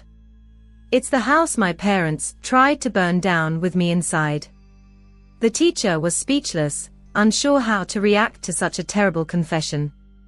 Confused, she kept the drawing, asked the boy to return to his seat, and announced that the Draw and Tell lesson was cancelled. Returning to the classroom, she sat at her desk for a moment, holding back tears, and then told the students that everyone would take their drawings home. This tragic story, shared by an anonymous parent, makes one wonder what secrets might be hidden behind children's drawings. Another story, involving Molly's family, a 5-year-old quiet and well-behaved girl, according to her father, also causes alarm and concern. One night, Molly came into her parents' room and said she was afraid there was someone in her closet. Brad, the girl's father, took her back to her room and showed her the inside of the closet to convince her there were no monsters there. The next night, Molly again came into her parents' room, saying there was a monster in her closet again. This time, Brad and Jane allowed Molly to sleep with them. The next day, Molly drew the supposed monster she had seen and showed it to her parents. Brad stated that the drawing, admittedly, scared him, but up until that point, it all seemed like normal childish things. Until one of the following nights, Brad and Jane were woken by Molly's crying and screaming. They rushed to her room to find out what happened, and she said, "I'm bleeding," lifting her shirt on her back, where 2 scratches were visible. Molly claimed it was the monster. Brad turned the entire bedroom and the whole house upside down, looking for anyone who could have done it. When the house was empty, Brad and Jane had no choice but to assume that Molly had probably done it herself somehow, either intentionally or accidentally. But over time, as the couple was able to think it over, the chain of events seemed too wild to be just a coincidence. While the couple was getting Molly used to sleeping alone again, Molly never changed her story that the monster had scratched her back. To make her more comfortable sleeping alone, they moved Molly's furniture into the guest bedroom and made it her new room.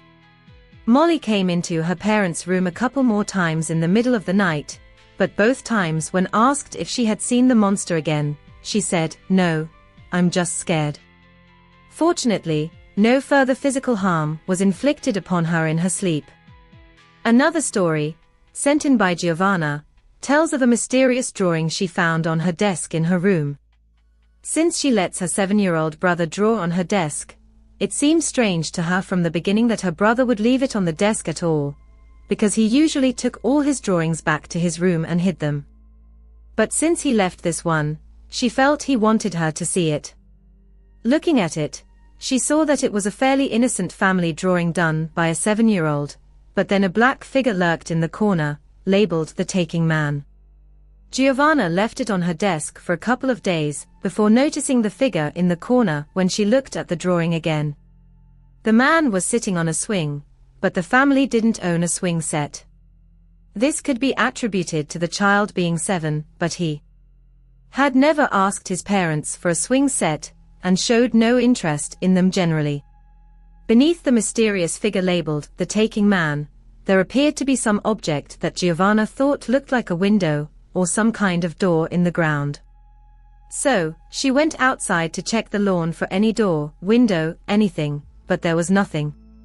A few days later, while in the bathroom, which was across the hall from her brother's room, Giovanna was washing up when she heard her brother giggling and talking. It could have just been him playing with his toys alone, but still, after finishing her skincare routine and rinsing her face, Giovanna went to check on her brother. His door was slightly ajar, so she peeked in and saw him on the floor, talking to something under his bed. She quickly opened the door, and her brother stood up, sat on his bed, and turned his head towards the television. When she asked who he was talking to, he replied that he wasn't talking to anyone. Assuming he was just playing, Giovanna went to bed. The next morning, her brother woke up holding an empty glass and asked if she could fill it with chocolate milk. Giovanna went downstairs to fill his glass and came back upstairs with a couple of snacks for herself. She entered her brother's room and, strangely, saw him sound asleep. She woke him up and handed him the glass, but he insisted he hadn't asked for it. However, she knew he had, so she didn't argue with him and left the glass next to his bed. A glass of water had been left on the nightstand. That night, around 4 in the morning, Giovanna awoke to the sounds of conversation coming from her brother's room. Without losing a second, she went across the hall to his room and peeked inside.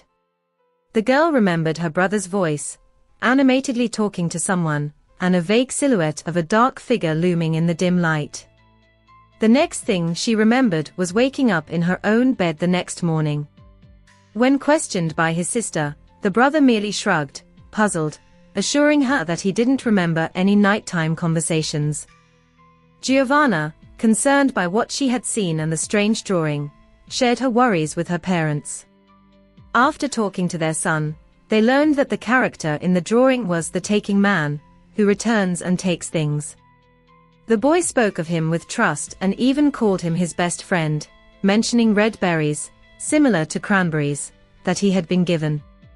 However, according to the child, this mysterious friend would not return. Giovanna still cannot say with certainty whether what she saw in her brother's room was a dream or a sinister reality. The image of the dark figure, imprinted in her memory, was too vivid and clear to be a simple dream.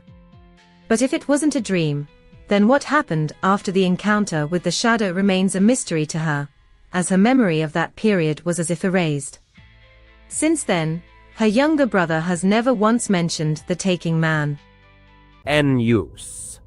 Several months ago, the author of this account was returning home from his sister's place. It was an ordinary Tuesday, approaching midnight. The highway seemed deserted, with only the headlights cutting through the darkness and the yellow lane markings flashing beneath the car's wheels. Fatigue was setting in, but the driver remained vigilant. To avoid falling asleep at the wheel, the radio was kept at a low volume. About 60 kilometers from the city, a turnoff onto a small dirt road leading into agricultural fields caught his eye.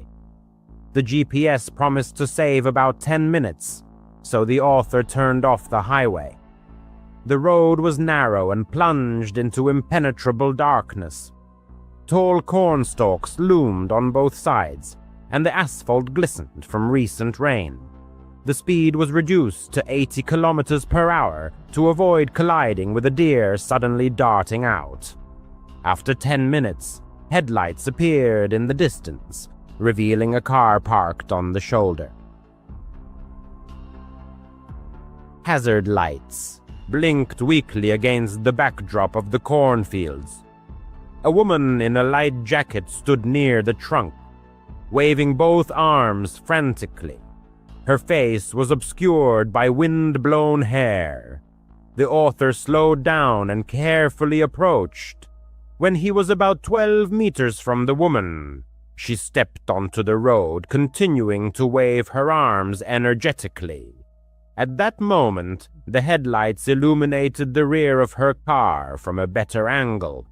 A man was crouched behind the bumper, almost completely hidden by tall grass. He wasn't changing a tire. He was watching the road intently. Instinct immediately signaled that something was wrong. Why hide if you need help? Flashed through his mind. Gripping the steering wheel tighter, the author maintained his speed and moved closer to the center line to increase the distance as he passed. The woman stepped back toward the shoulder, continuing to wave, but not as desperately as if she were acting. His gaze darted back to the man. He turned his head toward the approaching car, his left hand resting on the trunk, his legs poised to jump. A cold shiver ran through his body, and his self-preservation instinct kicked in. His foot moved from the brake to the accelerator. The engine roared louder. Maintaining a calm expression, the author looked straight ahead, pretending not to notice anything. As he passed, he saw the man's shoulders tense. He seemed ready to pounce, but something held him back. After driving about 15 meters, the author heard gravel spraying from under the tires and a woman's scream, the words of which he couldn't make out. Looking in the rear-view mirror, the author saw both strangers jump into their car. The hazard lights went off, and the headlights came on. The engine roared. The accelerator was pressed to the floor. The car wasn't exactly known for its speed, but on the straight road, it felt like a rocket. The speedometer needle crept up, passing 110 and 130 kilometers per hour. The pursuers swerved sharply onto the road, tires squealing. Their headlights were closing in the rear-view mirror. His gaze fell on the phone lying on the seat. No signal. The dirt road was too far from civilization. Calling for help wasn't possible yet. He needed to get back to the highway. The author tried to calm down and take action. Ahead, the road turned left and went under a railway bridge. For a moment, the headlights were turned off to make the pursuers lose sight of their target on the turn, a risky maneuver. Darkness engulfed the road, but just before the bridge wall, the headlights were turned back on. The calculation was that the sudden disappearance of light would make the pursuers slow down.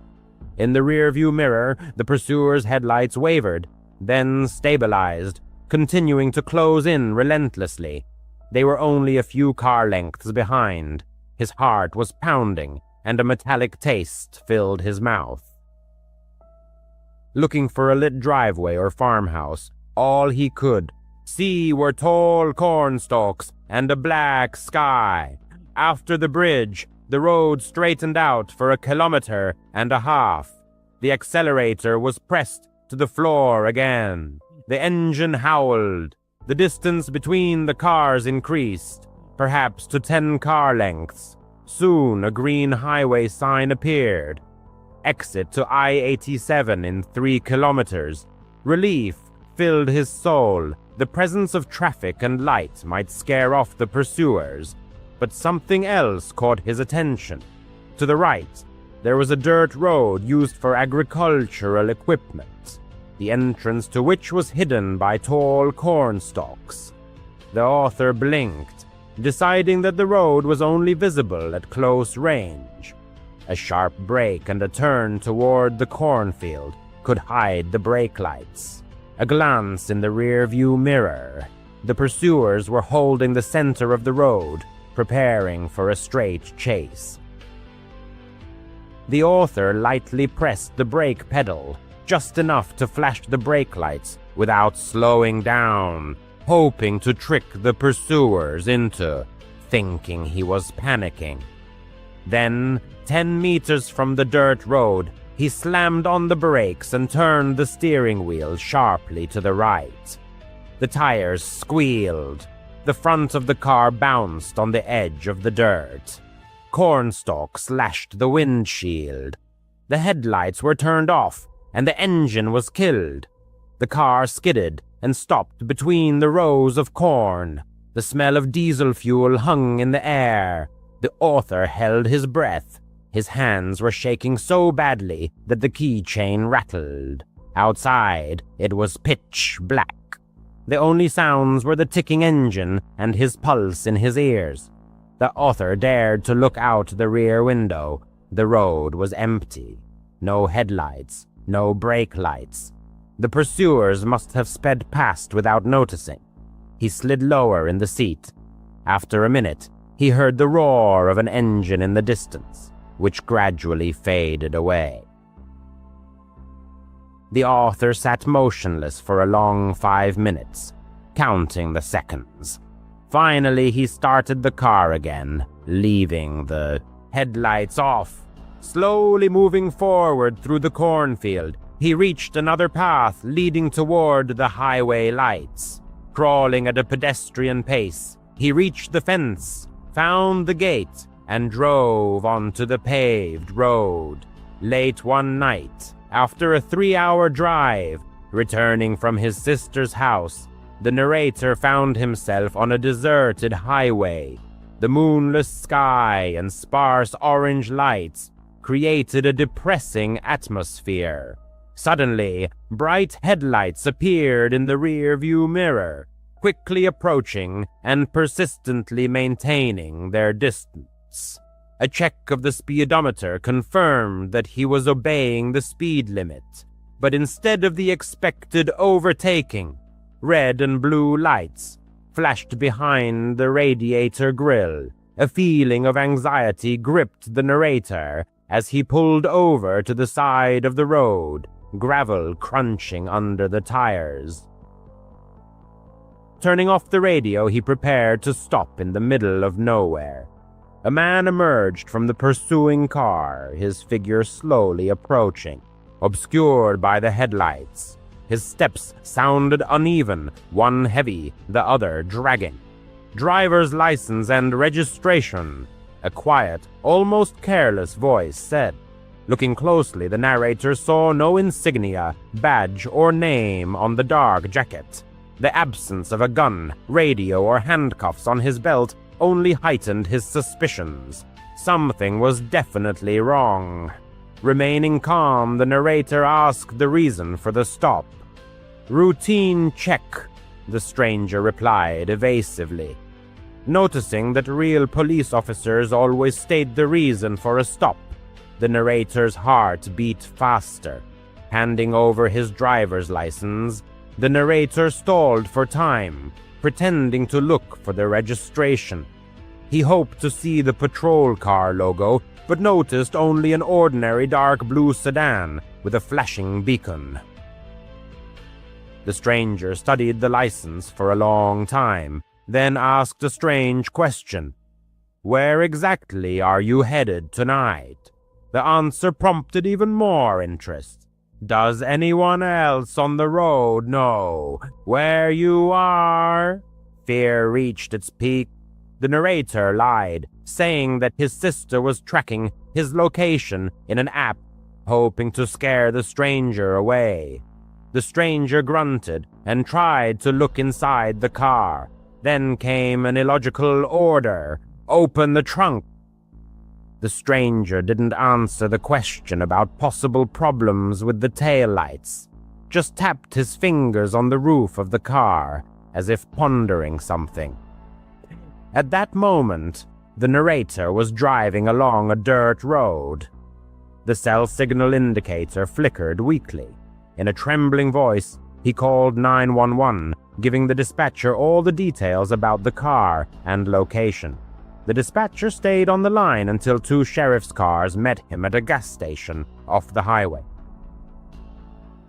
After filing a report, the officer said that similar incidents occur along rural roads, a staged breakdown, an accomplice in ambush. The perpetrators choose quiet roads, late hours, and lone drivers, robbing victims of wallets and phones, sometimes inflicting beatings. The description of the couple matched the descriptions from another case. The narrator could have been their next victim. Arriving home at 3 a.m., he carefully checked all the locks and listened to the silence. The next day, detectives reported that the same car had passed through a toll road camera heading south shortly after the call, but the plate was stolen. The search continued. Since then, the narrator avoids dirt roads at night, preferring safety to saving time. When he sees a stranded driver, he calls for help, but never stops himself. The moment when the woman stepped back and the man's eyes met his is forever etched in his memory. What could have happened if he had stopped and offered help? That question haunts him on night drives, making him vigilant when the road is empty and lit only by his headlights. He seemed to be pondering something.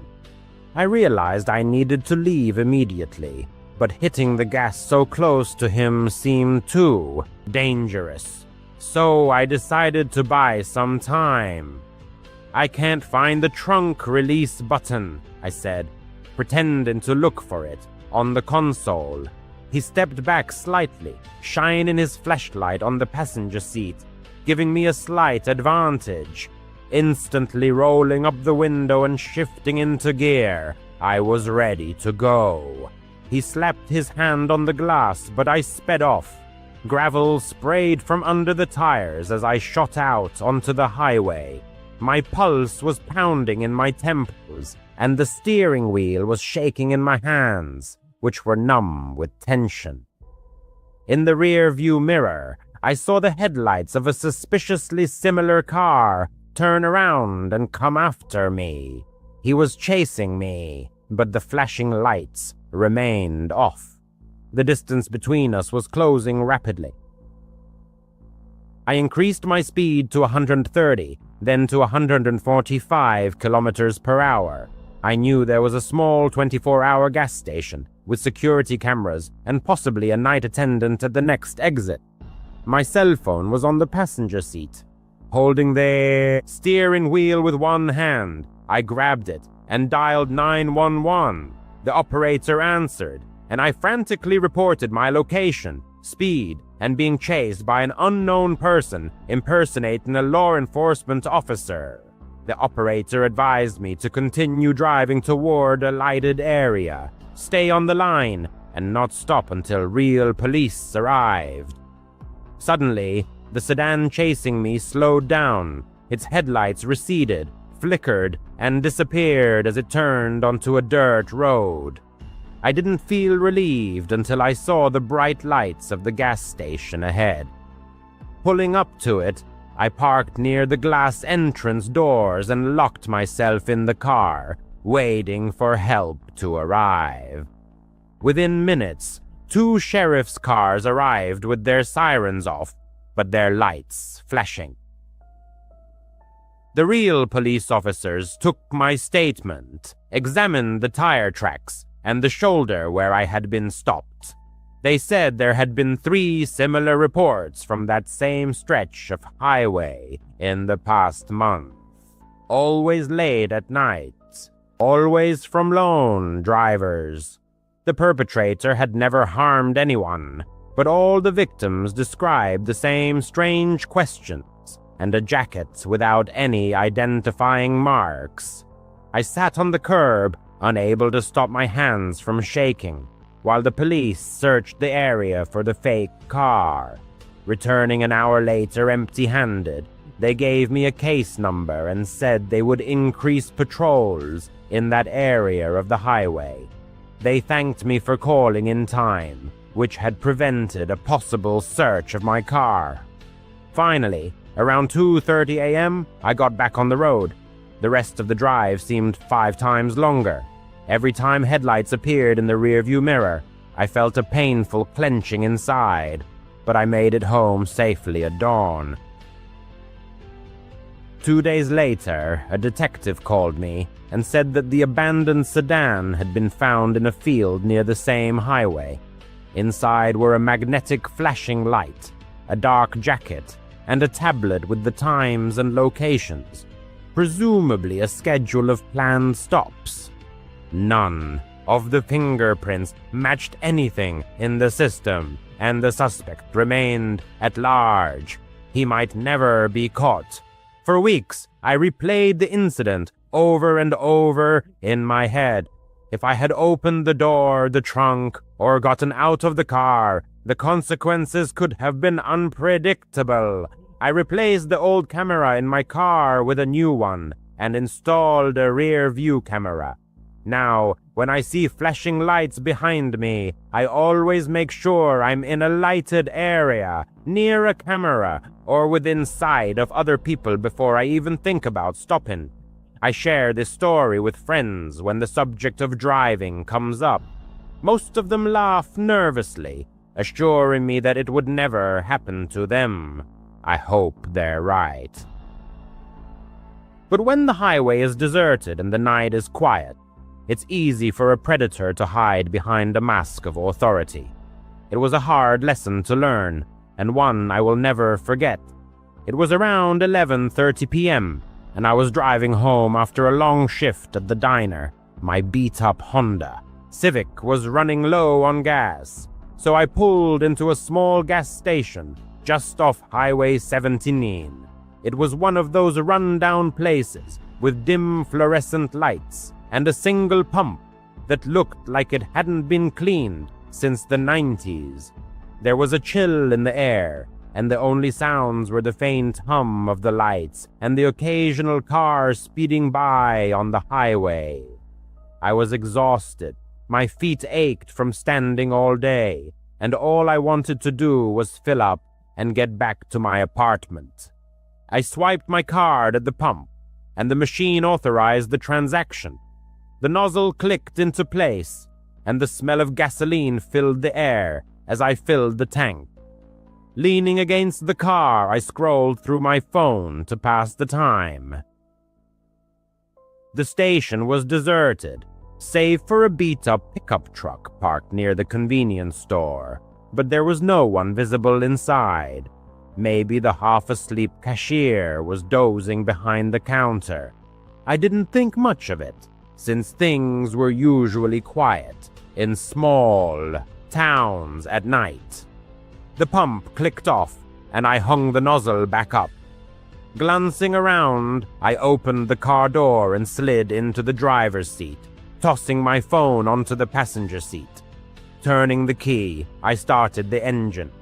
Something felt off, but I couldn't quite put my finger on it. Maybe it was just the creepy vibe of the gas station, or my extreme tiredness. I shrugged it off and pulled out onto the highway, leaving the station's lights behind in my rearview mirror.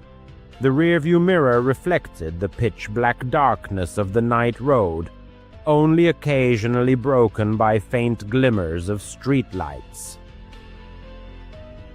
To avoid falling asleep at the wheel, the narrator turned on the radio, which was broadcasting the monotonous drone of a late-night talk show host discussing alien conspiracy theories. After about 10 miles, a strange sound arose in the silence of the car, resembling a quiet exhale. The driver froze, gripping the steering wheel tightly. Turning down the radio, he strained his ears, but only silence reigned. Trying to convince himself that there was no danger, the narrator suggested that it might have been engine noise or a gust of wind. However, soon the sound repeated, this time more clearly, a slow, as if deliberate, breath coming from inside the car. His heart pounded. His gaze darted to the rearview mirror, but the darkness made it impossible to see anything in the back seat. The road stretched ahead, deserted and endless, with not a single light in sight. Trying to remain calm, the narrator convinced himself that he was imagining things, that perhaps fatigue was making him hear echoes of his own breathing. But then the sound came again, a low, raspy inhale, as if someone was trying to breathe silently. And it was coming from right behind him. Slamming on the brakes, the driver stopped the car in the middle of the road. His hands were shaking as he frantically opened the door, practically falling out of the car. Without hesitation, he rushed to the side of the road, his sneakers crunching on the gravel. Turning around, he saw his car, illuminated by a dim light from inside. No one was visible in the back seat, but he had no desire to approach. Suddenly, there was a rustling sound. The rear passenger side door swung open, and a figure slipped out. It was a tall, lean man dressed in a dark, hooded sweatshirt. Without looking back, he ran across the road and disappeared into the dense forest that stretched along the highway. The trees swallowed him up instantly, and only the sound of breaking branches disturbed the night's silence. Frozen in place, the narrator felt his heart pounding wildly. His phone was still in the car on the passenger seat. He didn't want to go back there, but there was no other choice than to stay on the deserted road. Taking a tentative step forward, then another, he kept his eyes fixed on the car. The back seat seemed empty, but it wasn't worth the risk. Grabbing a stick from the side of the road, not the most reliable weapon, but better than nothing, the narrator, holding it like a bat, cautiously approached the car. The interior light was still on, illuminating a bag on the floor and the phone on the seat. Leaning in, with tension throughout his body, he checked the back seat. Empty, just a sports bag and an old blanket. Grabbing the phone, the narrator retreated, his trembling fingers dialing 911. The operator answered in a calm and professional voice. The narrator tried to explain what had happened, the words tumbling out in disarray. Someone was in my car. He was in the back seat and ran into the woods," he said in a trembling voice. After giving his location, he heard that a patrol car was already on its way. While waiting for the police to arrive, the narrator stood by the road, clutching his phone and looking back at the car and the woods. Every rustle of leaves made him jump, the darkest thoughts running through his head. How long had he been there? Was he waiting for someone like him at the gas station? The thought made him feel sick. The narrator imagined the stranger slipping into the car while he was pumping gas, hiding in the shadows of the back seat. Finally, after about 20 minutes, the police arrived. A man and a woman, exiting the car, approached the narrator, who had to repeat the whole story: the gas station, the breathing, the man running into the woods. After examining the car, shining flashlights into every corner, the female police officer found a small pocket knife under the blanket. It didn't belong to the narrator. "We'll take it as evidence," she said, bagging the knife. Unfortunately, due to the darkness and the speed of what happened, the narrator couldn't remember the stranger's face. The police officer tried to search the woods, but soon returned, saying that it would be impossible to find him in the dark, offering to escort the narrator home. The police received his consent. All the way, the narrator kept looking in the mirrors, afraid to see someone in the back seat. Arriving at his apartment, he locked the door and propped it up with a chair. The night passed without sleep, every creak and every shadow making him jump. The next day, calling the police, the narrator learned that the perpetrator had not been found. However, security camera footage from the gas station confirmed that there was a man in a hooded sweatshirt there. Presumably, he slipped into the car while the narrator was pumping gas, taking advantage of the unlocked back door. The realization of his own carelessness made him feel uneasy. Since then, the narrator avoids driving at night. He bought a new car with an alarm system and always checks the back seat before getting behind the wheel. Sometimes he can still hear that breathing in his head, the slow, raspy sound. The narrator doesn't know what that person wanted, and he, doesn't want to know. He only understands that he was incredibly lucky that night. If he hadn't heard that sound, if he hadn't stopped the car, perhaps he wouldn't be alive now. When family secrets turn into nightmares and blood is spilled by the hands of kin, horror reaches an entirely new level. The 4 stories you are about to read are chilling precisely because they are rooted in reality, whether it siblings, cousins, or an entire clan. These are 4 terrifying, enigmatic families whose deeds have been forever etched into the dark annals of history. 4. The Bloody Benders. From 1871 to 1873 in Montgomery County, Kansas, lived the Bender family, whose name would soon become synonymous with unspeakable evil. The patriarch, known as Pa Bender or John Bender Sr., was a man in his 60s of German origin who barely spoke a word of English. His wife, 55-year-old Eliza, earned the nickname the She-Devil for her icy demeanor and impenetrable aloofness. Their 25-year-old son, John Jr., was considered handsome, with fiery red hair. He spoke English fluently, albeit with a German accent, but neighbors whispered that he was simple-minded, often seen laughing silently to himself. Mary Bender, the true muse of the family, embodied charm, beautiful, courteous, and speaking flawless English without a trace of an accent.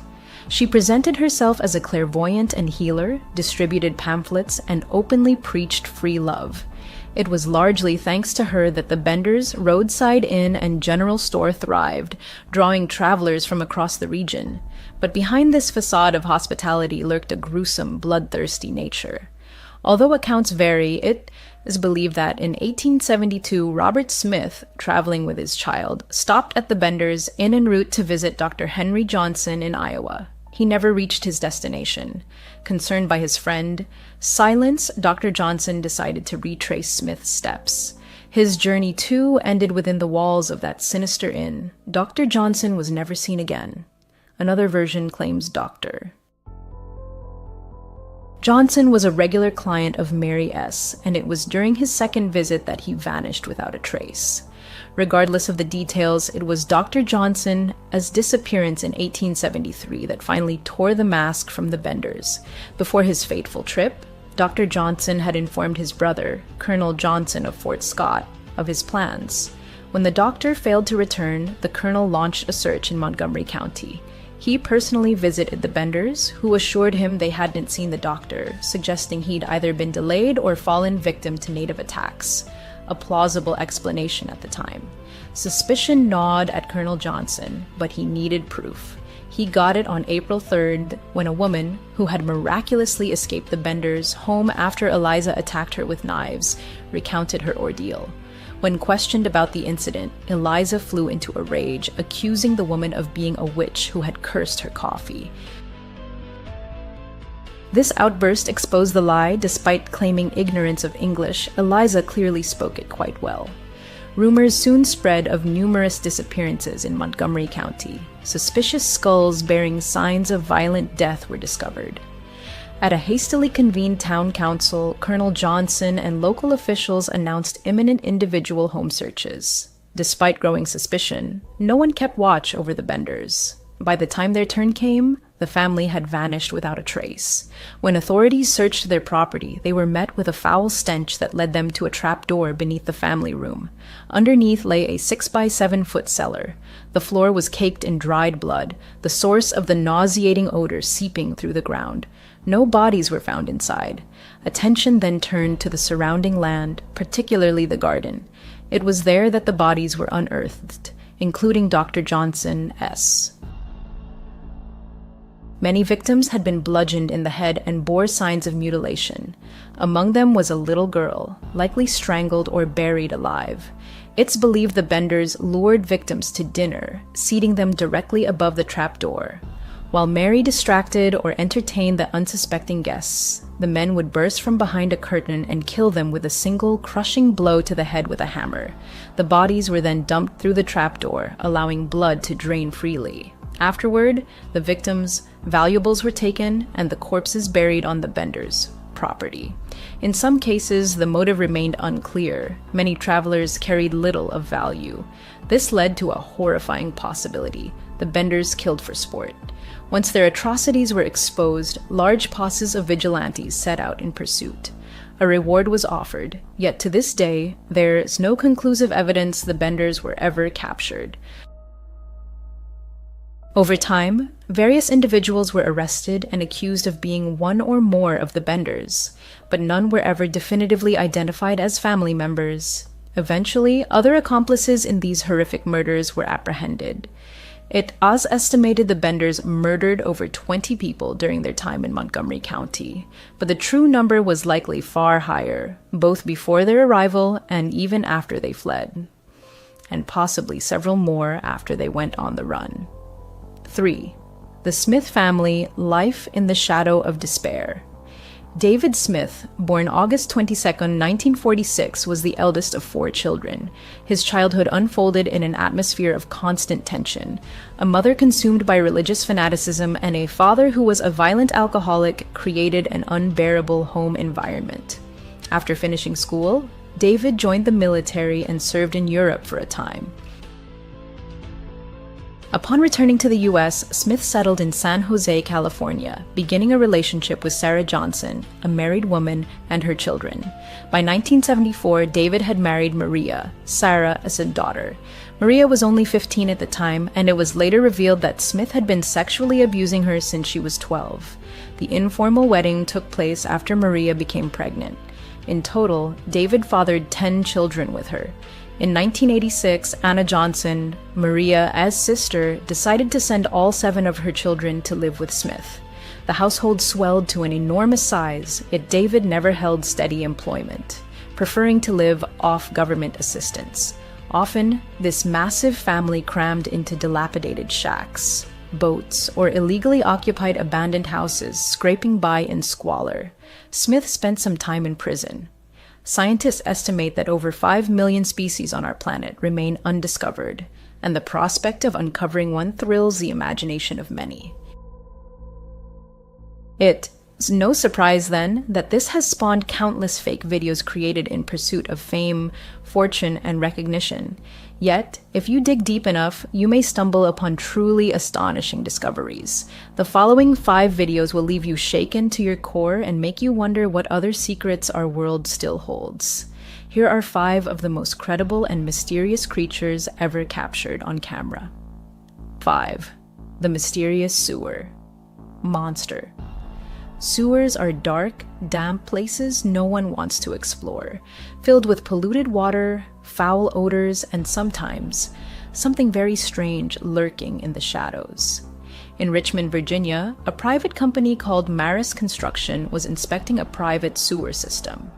To assess the infrastructure's condition, they sent a robotic camera into the pipes. The system, built in 1949, was quite old, and the client wanted to ensure it was still functional. What they found, however, left them stunned. As operators guided the camera through the tunnels, they encountered 3 pulsating red masses. These slimy formations resembled a living, breathing organism in an early stage of metamorphosis. Puzzled, they uploaded the footage online, where it instantly sparked intense debate. Initially, everyone was baffled. The city's environmental coordinator suggested it might be a colony of tube worms that had somehow entered the sewer, but many disputed this, noting that no individual worms were visible in the video. Instead, the clusters, or cysts, appeared smooth and pulsed in unison, as if part of a single organism. A biology professor proposed they were likely bryozoans, tiny, harmless creatures that extend tentacles to feed. Yet even this theory was challenged by a bryozoan expert who firmly stated, that is not them. In his view, they were tubifex worms, another type of tube worm typically found in soil but somehow washed into the system. He explained the pulsing as a chain reaction. One worm contracting would trigger others to do the same, creating the illusion of a single massive muscle. But these remain only hypotheses. Even now, no one knows for sure whether these are worms, bryozoans, or something entirely unknown. Whatever it is, this strange organism or colony still resides within Virginia, S-pipes, and is likely still growing. 4. The Chupacabra Corpse. On October 21, 2015, residents of Mystic Falls were shocked to discover a decomposing, floating carcass in the Rio Grande River. The creature was about the size of a small dog, floating face down, its body badly decayed. It had pale, hairless skin, a long tail, and human-like hands with fingers. Local firefighters were first on the scene. The fire chief noted their initial impression was that it might be a monkey due to the human-like digits, but the advanced state of decomposition made identification nearly impossible. When photos and videos spread online, many claimed it was the elusive chupacabra. Believers accused this creature of mysterious livestock deaths, with legends tracing back to the early 1900s. Known as the goat sucker, the chupacabra has long been part of folklore across many countries. It's said to drain the blood of goats and other farm animals at night. Many in Latin America firmly believe it's a real threat. Belief even reached Canada in 2014 after a series of unexplained mass livestock deaths. Ottawa's Ministry of Agriculture was forced to publicly deny the chupacabra's existence. Those who examined the body argue it was a monkey that likely fell into the river and drowned. Others insist it could be an alien or an unknown cryptid, if not the chupacabra itself. What do you think it was? 3. The Greenland worm. Monster first mentioned in Greenlandic records from 1935, the Lagarfjord worm, also known as the Greenland worm monster, has since become a popular subject among locals and folklorists. According to tales collected by John Arnold, a woman once gave her daughter a gold ring and instructed her to catch a snake or a lingworm, then place the ring beneath it and store both in a linen chest. The girl obeyed. Over time, however, the snake grew to enormous size and the chest began to split apart. Terrified, the girl seized the chest, ring and all, and threw it into a lake. Eventually, people learned a serpent lived in the lake, as it had killed humans and animals that crossed its waters. Multiple witnesses have reported sightings of this mysterious worm monster over the years, describing it as over 39 feet long, longer than a bus. Aside from lake sightings, it's been seen coiled on shorelines or slithering up trees. In 1998, a teacher and his students reported an encounter.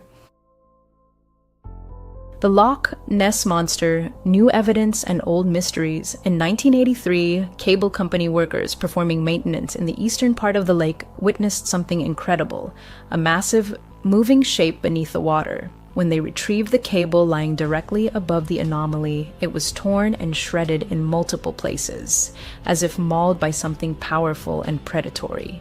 The most recent evidence emerged in 2012 when footage captured a serpentine object speeding through the swift currents of Logarfjord's Snow River. Many consider this irrefutable proof of the beast's existence. Skeptics, however, remain unmoved, suggesting it is likely a fishing net, the river, strong current merely creating the illusion of a living creature. A local municipal council formed to assess the video's authenticity declared it genuine after thorough analysis. Whether it shows the Greenland worm monster or just fishing gear, the footage is undeniably eerie. The mere possibility that it's real is enough to send chills down your spine. The mysterious underwater blob, Alaska Gulf Enigma. In April 2012, a camera operator inspecting an oil rig in Alaska's Gulf encountered something utterly inexplicable. As the camera glided along the pipes, a huge, undulating orange-brown blob suddenly appeared. Baffled, the operator maneuvered the camera to follow the object. It briefly vanished, then reappeared in view. When the video was first released, it caused a sensation, sparking waves of speculation. Many suggested it was a whale placenta, but marine biologists dismissed this, explaining that a whale placenta couldn't drift at 5,000 feet without being devoured. It's far too nutritious to go unnoticed by deep-sea scavengers. The blob moved with apparent purpose, as if it knew exactly where it was going. Remarkably, as it passed the camera several times, it revealed a unique hexagonal, almost glowing pattern on its surface. At one point, it even displayed gonads, confirming it was a living organism. What was this mysterious blob?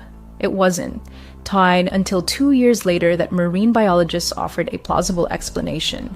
Craig McLean of the National Evolutionary Synthesis Center at Stanford University proposed it was a rare jellyfish, Deepstaria enigmatica. Though it doesn't resemble a traditional jellyfish with a bell and trailing tentacles, the viewing angle and ocean currents might make it appear as a giant, flowing sheet. Other biologists lean toward Deepstaria reticulum rather than enigmatica. This jellyfish species has surface bumps used for defense and a unique opening with membranes that seem to glow, creating the illusion of a giant, alien-like droplet hovering in the ocean depths. Still, there's no consensus on what the video truly shows. It could be a rare jellyfish or an entirely new, unidentified creature. Britain, as Nessie the Loch Lomond monster. When we hear Loch Ness Monster, we instantly picture Scotland as Loch Ness. For centuries, this creature has been woven into Scottish folklore. But what if another sea monster dwells elsewhere? This time, it's in the UK. Recently, a video surfaced online filmed by 3 film students working on a project near Loch Lomond in the Highlands. Recorded on April 15th, the footage shows a large mass moving steadily toward their boat. Though shaky, it was shot in HD. The exact shape of the alleged monster is hard to discern, but the video is undeniably spine-chilling. Britain has a rich history of sea monster sightings. One of the most notable occurred off the coast of King County in Cliffside. The story appeared in a local newspaper in October 1871, a month after the event. It described a small group exploring the area known as Diamond Cliffs when a massive monster suddenly rose from the water, shocking everyone. The creature was said to have a horse-sized head, with a mane of seaweed just behind the head and around the neck. Its eyes were large and gleaming, and the churning water behind it suggested its body was far larger than what was visible. An artist's illustration of the monster and the event accompanied the article. This remarkable account resurfaced when the Mary Evans Picture Library in New York began digitizing old Victorian newspapers. Could this historic sea monster be the same one recently sighted, or something entirely new? The answer remains shrouded in mystery. Thus, we've encountered 5 of the most credible and enigmatic creatures ever captured on video. It's hard to believe, but scientists estimate that fewer than a quarter of Earth's species have been discovered and classified. That means countless unknown animals and beings still hide in the ocean depths and remote jungles and forests. Who knows what other secrets await their moment to be revealed? News. As a 16-year-old, the narrator found himself in a rather unusual situation, the details of which were forever etched in his memory, though the exact summer month of the incident remained shrouded in oblivion. His parents, having gone away for the weekend, granted him complete freedom for 2 whole days. He spent this time indulging in typical teenage pastimes, immersing himself in YouTube, playing video games, and periodically raiding the kitchen for snacks. Most of these hours were spent upstairs in his room, in solitude and with headphones on. The teenager undoubtedly enjoyed this unrestricted time in his own space, where no one could bother him. However, at some point, completely engrossed in a game, he suddenly began to hear voices. At first, he assumed it was background noise from a YouTube video that had accidentally started playing. However, a check revealed that all videos were paused. Taking off his headphones, he instantly realized the voices were coming from outside. His bedroom window was slightly ajar, so the sounds of conversation reached him only faintly. The rain pattering outside made it even harder to discern, but it was clear the speakers were very close, literally right against the exterior walls of the house. It was impossible to make out the words or to tell if they were talking to anyone else. Only one voice was audible. By the time he got up from his chair and approached the window to listen more closely, the voices had ceased. He then decided to go downstairs and check the surroundings from other windows to see if the strangers were still nearby. Frankly, someone being so close to the house at 8 in the evening seemed quite odd. But, as it turned out, whoever it was had already left. Upon going downstairs, the narrator found no signs of their presence. Seizing the moment, he grabbed a bag of chips from the kitchen and returned to his room. He must have played there for about an hour, but time flew by unnoticed. In the middle of a game round, he suddenly heard a voice coming from outside his headset. Even through the game and his headphones, this voice was much clearer than what he had heard earlier. Not necessarily louder, but much less muffled, and the narrator was willing to bet he understood what was said. He quickly removed his headset and listened. The house was full of silence and creaks. After waiting about 15 seconds, he heard the voice again. "Luke," a man said. He used his nickname. The narrator's full name was Lucas, but his friends always called him Luke, and that's how the stranger called him. However, the voice was completely unfamiliar to him. More importantly, the narrator was almost certain the sound was coming from downstairs, as if from inside the house, directly below him. Quietly placing his headset on the desk, he stood up and walked to his bedroom door. He tried to open it as silently as possible so it wouldn't creak or make the slightest sound. As soon as the door was slightly ajar, the stranger called his name again.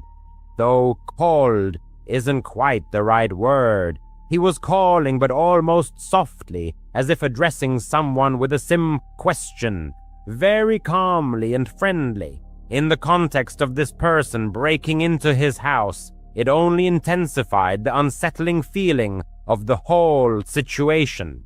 There was a certain hoarseness in his voice. He seemed to be in his 50s and had smoked heavily his whole life. When he spoke the narrator's name again, the narrator was able to definitively confirm that the stranger was certainly inside the house, likely right at the foot of the stairs. The narrator stepped back, leaving the door open, afraid to close it and make noise with the stranger so close. Then he went to the back window, opened it wider, carefully climbed out onto the roof, and closed the window as much as possible without letting it latch. It wasn't a full roof, but more of an awning over the front porch, located directly below his window, forming a kind of sloping ledge, 3 or 4 feet wide, that one could stand or sit on. Definitely not the safest place, especially wet and slippery from the rain. But he didn't have much choice, unless he wanted to hide in the bedroom and likely be found before the police arrived. And then he realized his mistake. He had left his phone on the desk. He was too worried about getting out to even think about it. He moved back towards the window and prepared to go back inside to retrieve his phone. But as soon as he peered into the room, he saw a shadow in the doorway, moving down the hallway outside his room. He quickly pulled back so he couldn't be seen. His heart pounded in his chest. A few seconds later, he heard something rustle in his room, and then the man called his name again. "Luke," he said in the same eerie, soft tone. The narrator peeked out a little to partially see the room. All he saw was his shadow on the wall, moving around and looking at his desk. The stranger probably saw that he had a game open and was trying to figure out that the narrator must be somewhere nearby. He really wanted to look further to catch a glimpse of who he was, but he couldn't risk being caught. He began to feel that sixth sense, a premonition that he was about to be discovered. So he acted quickly, moving to the farthest point of the ledge. Below him was nothing but a small bush and grass. The fall was about 8 to 10 feet. He sort of hung first, then let go, hitting the ground with his feet and falling backward. It hurt, but he didn't break anything. He got up and ran to the nearest neighbor. Honestly, the narrator doesn't know how others in the stories he listens to do it, because in his case, no one opened the door or helped him. He means it was the middle of the night, and they probably thought he was some crazy person trying to get them to open the door and let him in. However, it still worked, because one of the houses called the police on him for knocking on their door, after which he was able to explain his situation to the officer. Eventually, he managed to explain his difficult situation to the officer. He couldn't precisely determine how long he had been at that spot. By his estimate, about 20 minutes passed until the police officer arrived. The intruder who had entered his house disappeared without a trace, but the law enforcement officer found the window in his room wide open. The stranger had probably used the ledge to leave the dwelling once the homeowner had already departed. A painful pang gripped the man's heart as he chillingly realized how close the danger had been. Over the next few days, the man's legs swelled significantly after the jump, but fortunately, no irreversible or lasting health damage was sustained. It's astonishing to realize that this split-second decision could very well have been life-saving, preserving his life or preventing the realization of any sinister intentions the uninvited guest might have harbored. He will probably always be bothered by the thought that he was on the verge of seeing this person's face, but never could. In part, he regretted not taking the risk and looking. But now, out of mortal danger, it's easy to rationalize such things. As far as he and his family knew, the stranger never reappeared or made any contact. The man was now significantly older, and therefore he didn't believe anything similar would ever happen again, and he sincerely hoped it wouldn't. He held a position as a security guard in a modest office building located within the city limits. Despite the events he had experienced, the man ultimately decided to stay at this job as he hadn't been able to find another vacancy with better pay. He was confident he would leave this place at the first opportunity. One of the reasons he accepted this job, and had no prejudice against it, was that the office building was part of a large business district or office park located in a very prestigious area of the city. In truth, he couldn't imagine anyone daring to attempt to break into such a place, as potential intruders would surely realize that in such a wealthy neighborhood, security would undoubtedly be organized, if not personal, then at least through surveillance cameras and sophisticated monitoring systems. As usual, he arrived for duty at precisely 10 in the evening, performed his initial operational rounds to activate all motion detection systems, and then headed to the security room. It must be admitted that this place resembled a storage closet more than anything. Windowless and without any amenities, which made it extremely unappealing.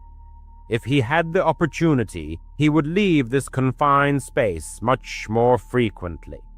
According to instructions, he was required to get up and make rounds every hour, including patrolling the building's perimeter, but he performed his actions more often, as continuous monitoring of camera monitors, security systems, and other equipment was extremely tiring. However, on that particular night, heavy rain was raging outside, making outdoor patrols impossible. Thus, he was forced to remain inside, pacing the building's corridors. It should also be mentioned that the lenses of the outdoor surveillance cameras invariably fogged up during rain, effectively rendering all external monitoring systems virtually useless. Just 30 minutes into his shift, a disturbing alert appeared on one of the monitors. The system detected motion captured by one of the cameras located on the building's facade. The man immediately checked the corresponding channel, but could barely make anything out, though apparently someone was standing at the front door. He only caught a slight flicker in the image. So he left his post and went down to the first floor. His intention was merely to go outside and find out what that person wanted, or to ascertain if anyone was even there. However, when he opened the door and looked out, he found no one. Outside, the same rainy chaos prevailed, and not a single soul was visible. He closed the door and reset the alarm.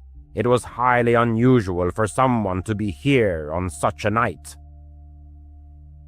Perhaps the stranger had simply mistaken the building. In any case, it seemed he had left, so the guard decided not to dwell on it. He returned to the security room. He had only been sitting for about 5 minutes before his ears picked up the distinct ring of a phone. It wasn't the work phone on his desk in the security room. The sound clearly emanated from a lower floor from one of the many office cubicles. Annoyed, the man got up and headed there, but by then the ringing had stopped. He waited a few minutes, and almost exactly as he predicted, the phone rang again. He followed the sound to what appeared, at first glance, to be a perfectly ordinary office room. Many desks were neatly arranged in rows.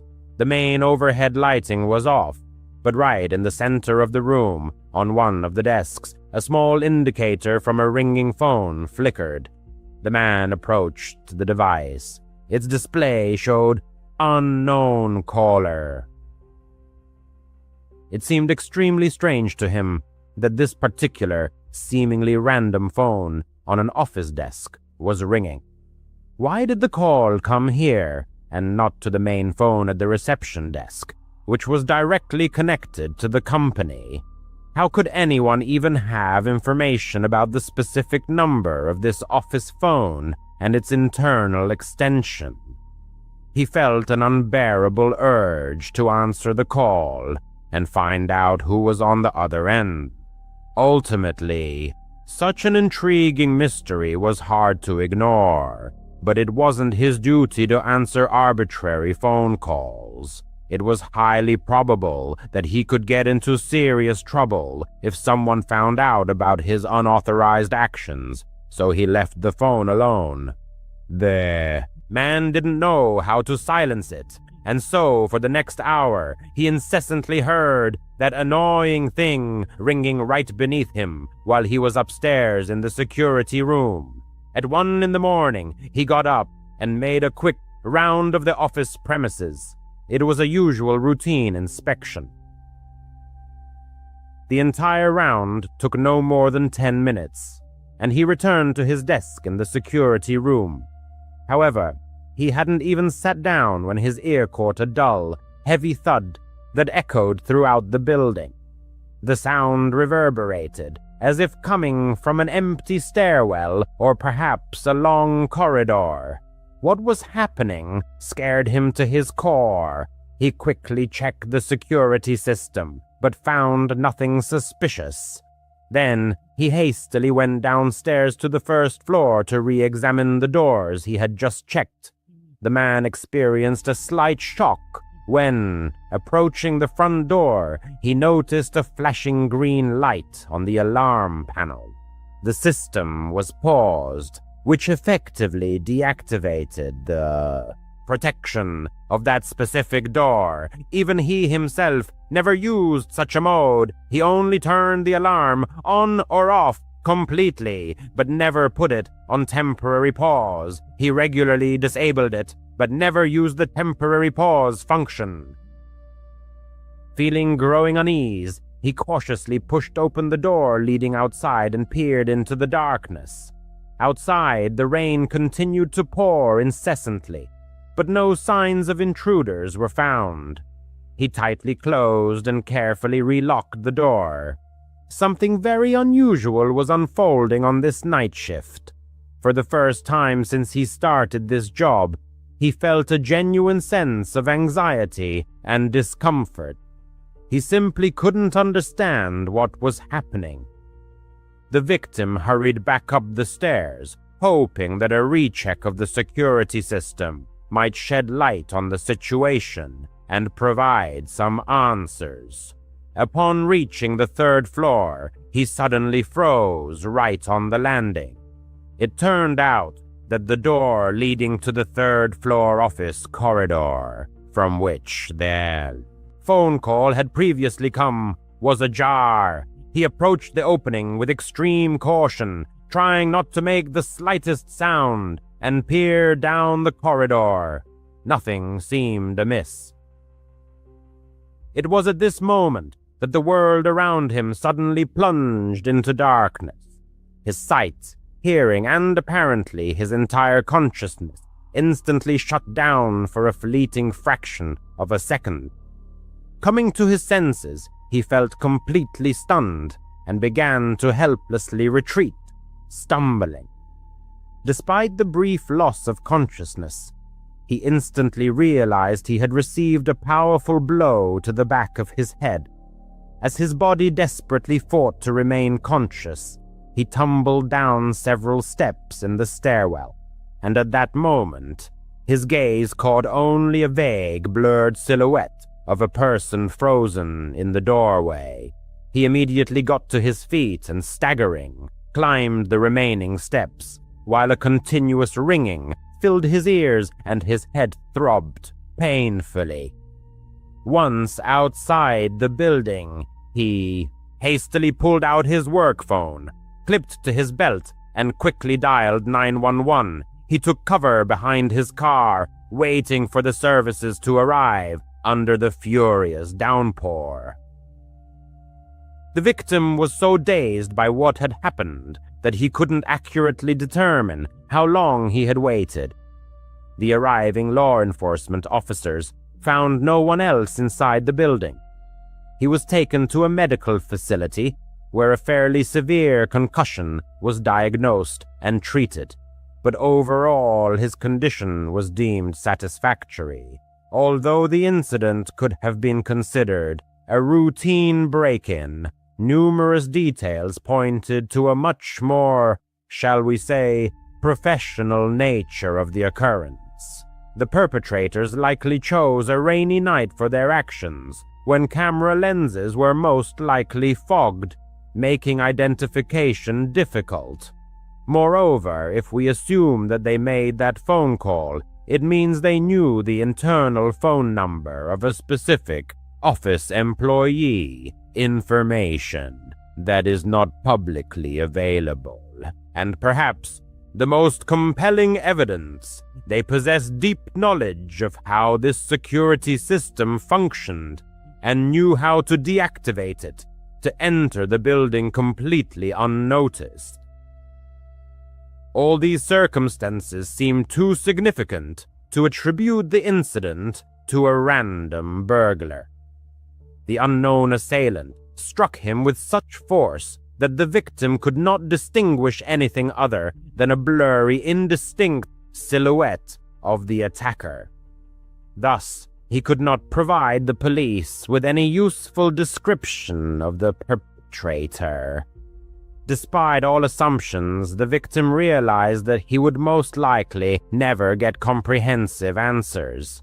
Even months after the incident, he continues to work for the same company, but management has provided him with absolutely no information. Not a word was said about whether anything was stolen, if they knew the identity of the intruder, or even what the true purpose of his intrusion was. Absolutely no information. This circumstance seems extremely suspicious. The victim is actively looking for a new job, but until then, he intends to be much more attentive to all unusual phenomena occurring within the walls of this office.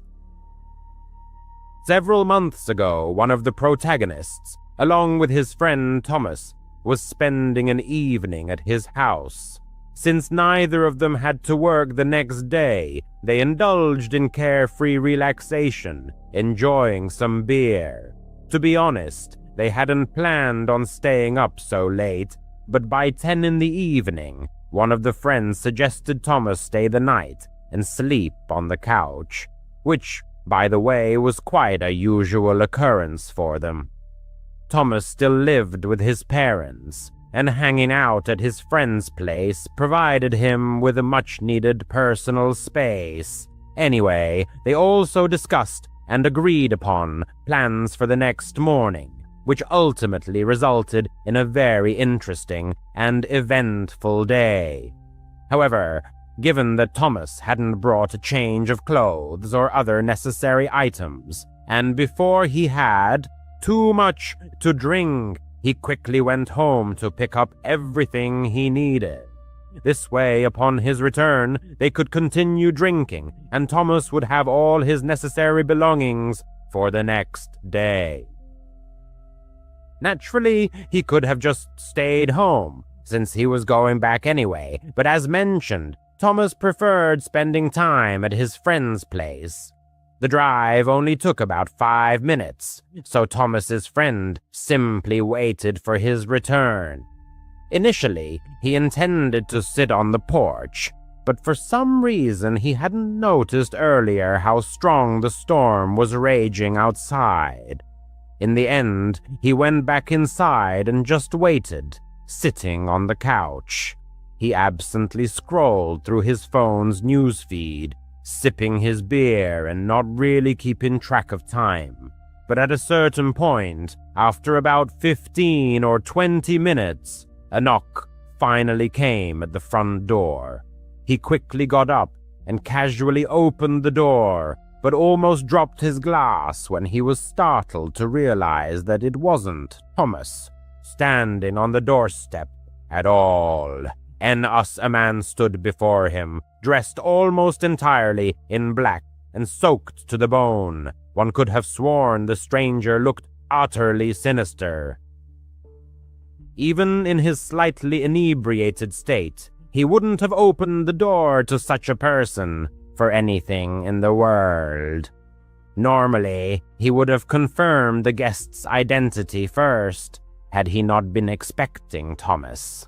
Besides, with such a furious storm raging outside, what could this man possibly be doing here?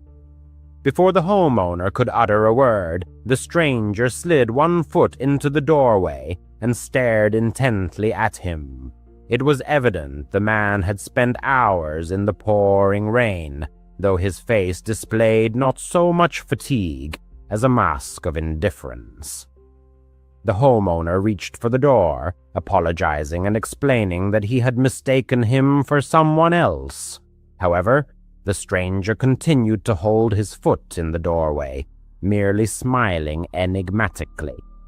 The homeowner began to close the door, but the stranger seemed completely oblivious to the hint, still keeping his foot firmly in the opening.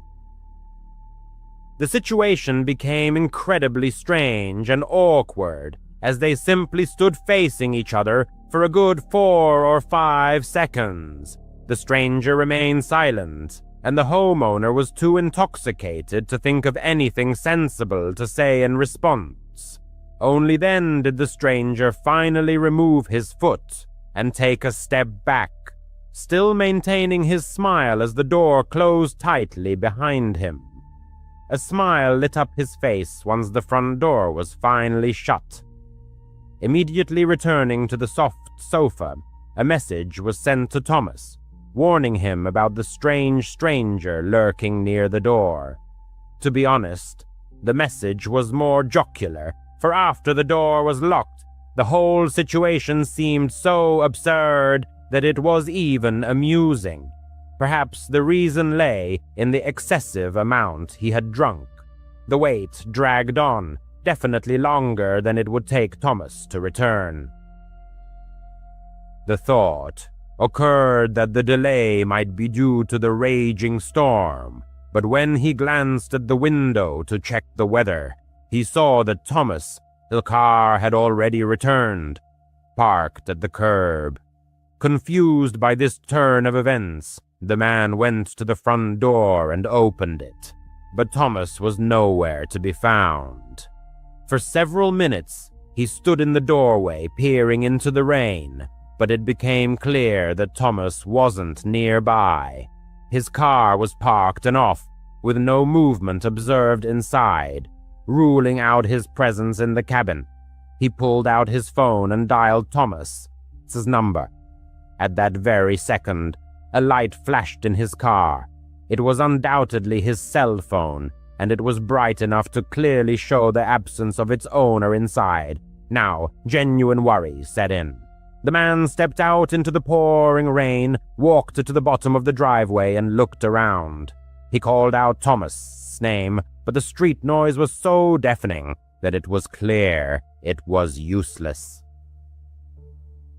Somehow, only after getting soaked to the bone in the rain, the man remembered the sinister stranger who had been at the house earlier. Suspicions began to creep in that he might be involved in what was happening.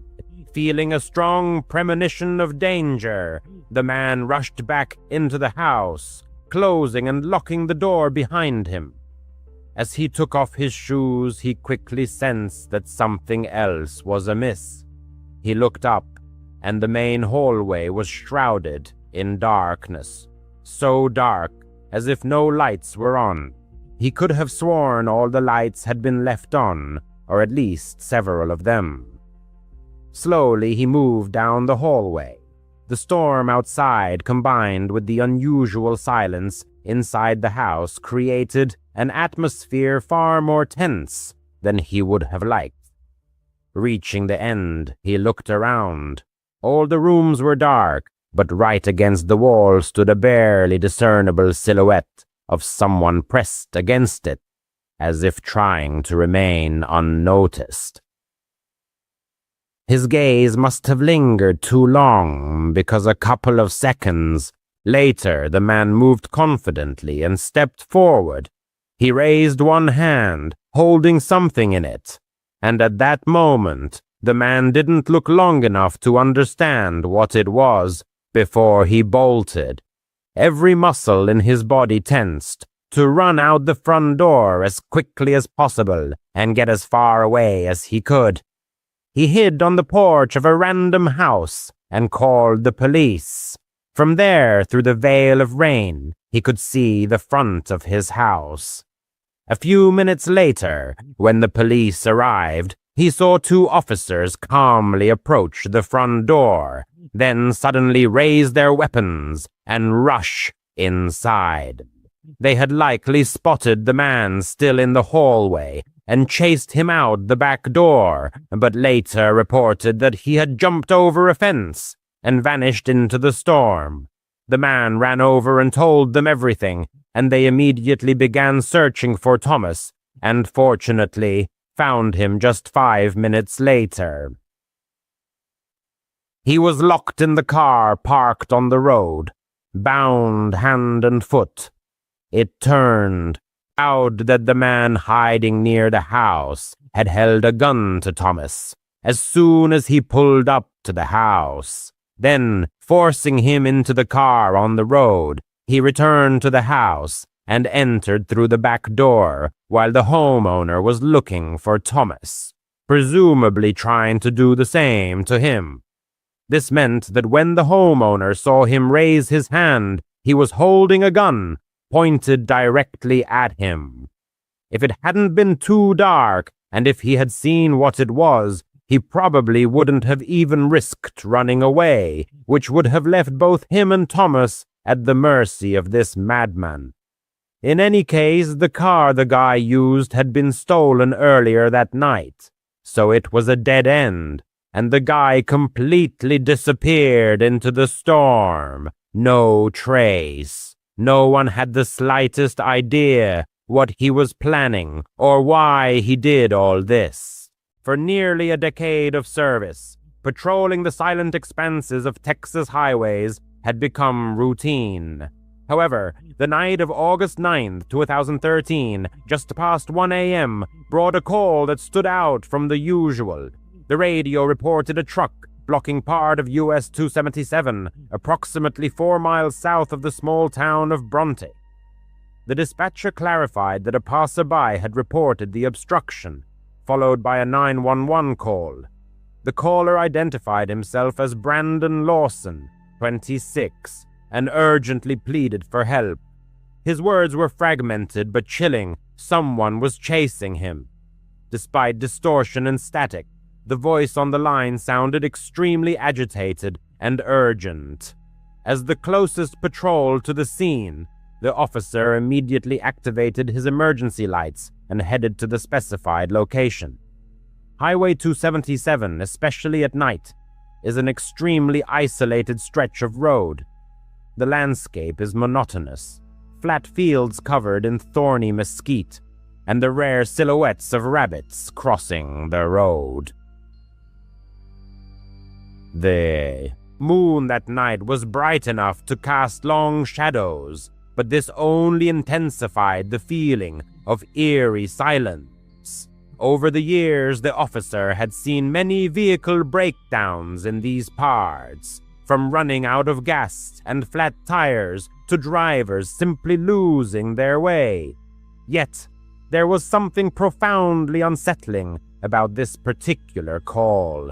Arriving at the scene around 1:10 a.m. confirmed the dispatcher's information. Indeed, a silver Ford F-150 was there. It was parked extremely carelessly, partly on the shoulder and partly occupying a lane of traffic. The hazard lights were not on, and the driver was nowhere to be seen.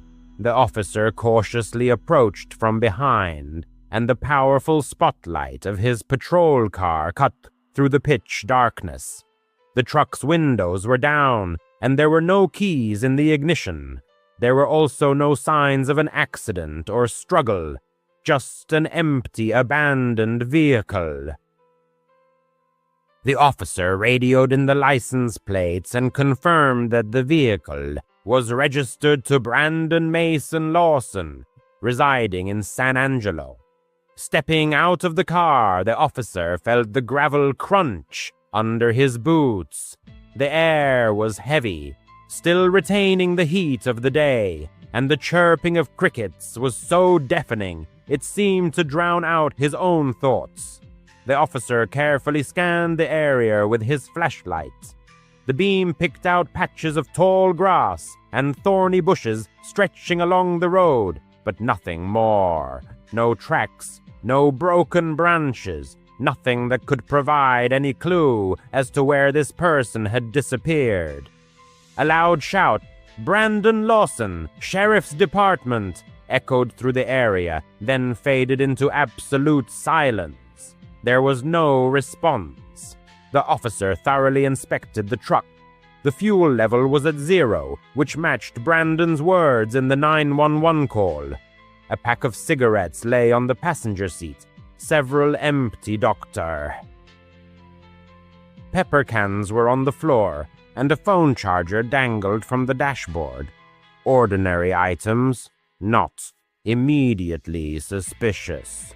The officer speculated that Brandon might have walked towards Bronte or hitched a ride. However, the words from the 911 call continued to trouble him. "I'm in the middle of a field. A guy is chasing me through the woods. Please hurry." The operator who took the call confirmed that the caller's voice sounded panicked, but the connection dropped before she could get more information. There were no woods in this area, only sparse trees and brush. What on earth was he running from? Around this time, another vehicle pulled up to the scene, a pickup truck with a gas can in its bed. It was Kyle Lawson, Brandon's brother, accompanied by his girlfriend. Kyle looked extremely worried. He explained that Brandon had called him around 2:30 a.m., saying he had run out of gas. Kyle decided to bring fuel and help his brother. The officer asked if Brandon had said anything else, perhaps about trouble or someone chasing him.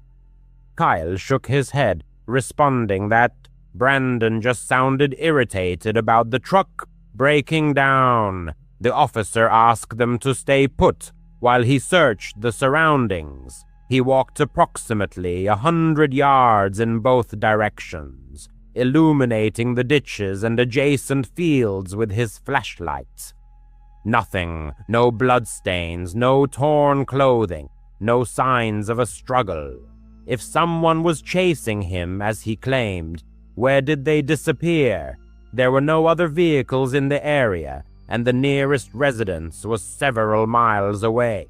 The officer called for backup, and soon another couple of sheriff's deputies joined them to assist in the search. They combed the fields until about 3:00 a.m., but Brandon had seemingly vanished. By dawn, the Texas Rangers were called in. Later that day, they deployed a helicopter that searched the area for many miles around. The results remained the same. Nothing. Soon after, Brandon's girlfriend, Ledesha, arrived in a state of extreme panic. She explained that they had argued that night, and Brandon had left to cool off, planning to go to his father's in Crowley, a 3-hour drive away. She also mentioned that Brandon had been clean from drugs for a long time, but there was an old arrest warrant for him, years old, related to a minor drug possession charge. This made the officer wonder if he had fled to avoid law enforcement. But then why call 911 if he intended to disappear? The 911 call recording was truly chilling. The officer listened to it at the station. Brandon's voice was fast, breathless, as if he was running. "There's one car here. I ran into him. A guy is chasing me." The operator tried to calm him, asking if he needed an ambulance, but he kept repeating that he needed the police. Then there was static, and the call disconnected. Law enforcement obtained his phone records. The last signal was detected near the truck, after which there was complete silence. His phone was either dead or turned off. Days seamlessly turned into weeks. Searches resumed with K9 units, volunteers, and even drones. The Rangers took over the case, classifying it as a cold case, an unsolved disappearance. Many theories circulated. Did he get lost in the brush and die of hypothermia? Did he stumble into something like a bad drug deal and get murdered? Or did he simply run away, abandoning his 4 children? None of these hypotheses formed a coherent picture. A father of 4 doesn't just vanish, not without a trace. Years passed, and then in 2022, a search expedition discovered clothing that appeared to belong to Brandon. A yellow shirt, camouflage shorts, white Nike sneakers. These items were found along with bones and a skull fragment. The DNA testing process was long and painstaking, but by 2024, it was definitively confirmed that the remains belonged to him. However, the cause of his death remained undetermined. The absence of bullet or stab wounds only deepened the mystery. How could his remains end up in the middle of the wilderness, just a few miles from his own truck? Even now, driving on Highway 277, the narrator experiences a strange sense of unease. What did Brandon see that fateful night? Who was chasing him? Or was he overcome by such intense fear, such madness, that he himself plunged into the impenetrable darkness and never returned? In his years of work, the narrator has seen many things, but Brandon Lawson's story remains with him, like a persistent echo. It feels as if the highway swallowed him whole, leaving behind only a multitude of unanswered questions. The narrator remembers working as a night guard at a warehouse on the outskirts of town. The pay was modest, but it was the only way to support his family. His wife stayed home, caring for their young son, while he spent long nights patrolling the cold, deserted aisles filled with stored goods. One night, his life irrevocably changed. He had just started his shift, and the clock showed around midnight. The warehouse was silent, broken only by the hum of the lights and the rare echo of his footsteps. He usually brought a thermos of tea and his old, barely functioning mobile phone. His son should have been sleeping peacefully at home, but around 1 a.m. his phone vibrated with an incoming call. The number was unfamiliar. Usually the narrator never answered such calls, but that night, for some reason, he picked up. A gruff voice said, "We have your child." At first, he thought it was someone's sick joke. His boy should have been safe, at home. But then he caught a faint cry in the background. It was his son's voice. The narrator's stomach clenched with terror. The man demanded money, a colossal sum of $10,000, which he could never have raised. He was a poor man working as a guard for meager wages. He said he didn't have that kind of money. The man just laughed and stated that he had until the next evening. Then the connection broke. That night, the narrator left the warehouse, trembling with fear, and rushed home. His wife was in a panic. Their boy was gone. His son's bed was empty, and the back door was wide open. They immediately contacted the police. The narrator told them everything, including the call.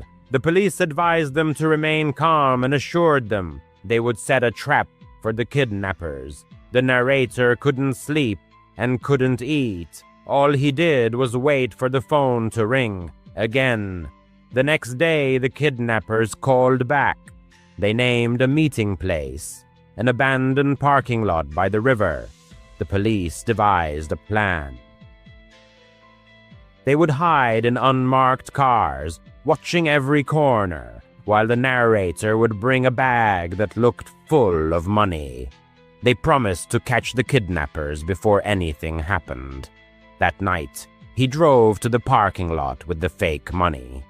The place was dark, surrounded by broken streetlights and weeds pushing through cracks in the asphalt. The river made a faint noise in the distance. His hands were sweaty on the steering wheel, and he constantly looked at the passenger seat where the bag lay. The police contacted him through a small earpiece. They told him to stay calm, just follow instructions. He got out of the car and stood under one of the few working lights. The air was cold, and he could hear every beat of his heart. Minutes stretched into what felt like an eternity. Then, without headlights, a car pulled up. It slowed and stopped about 20 feet from him. His throat was dry. A man in a dark hoodie and mask emerged. He stared at the narrator, then at the bag in his hand. For a second, the narrator thought it would work. The man walked slowly but steadily towards him. Then, suddenly, he froze. His head turned slightly, as if he saw something. The narrator realized what it was. He had spotted one of the officers hiding at the edge of the parking lot. The man rushed back to his car. The doors slammed shut, and the engine roared. They sped away so fast that gravel flew into the air. Police cars chased after them, lights flashing, but the kidnappers knew the area better. The narrator stood there helplessly, clutching the useless bag. The chase ended in failure. The officers lost them somewhere in the labyrinth of old roads by the river. When they returned, all he could do was collapse onto his car, feeling that he had lost everything. That was the last time he had hope.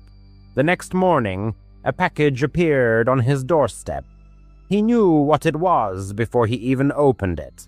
Inside was the body of his child. His world crumbled. He felt dead inside. His wife screamed until she lost her voice.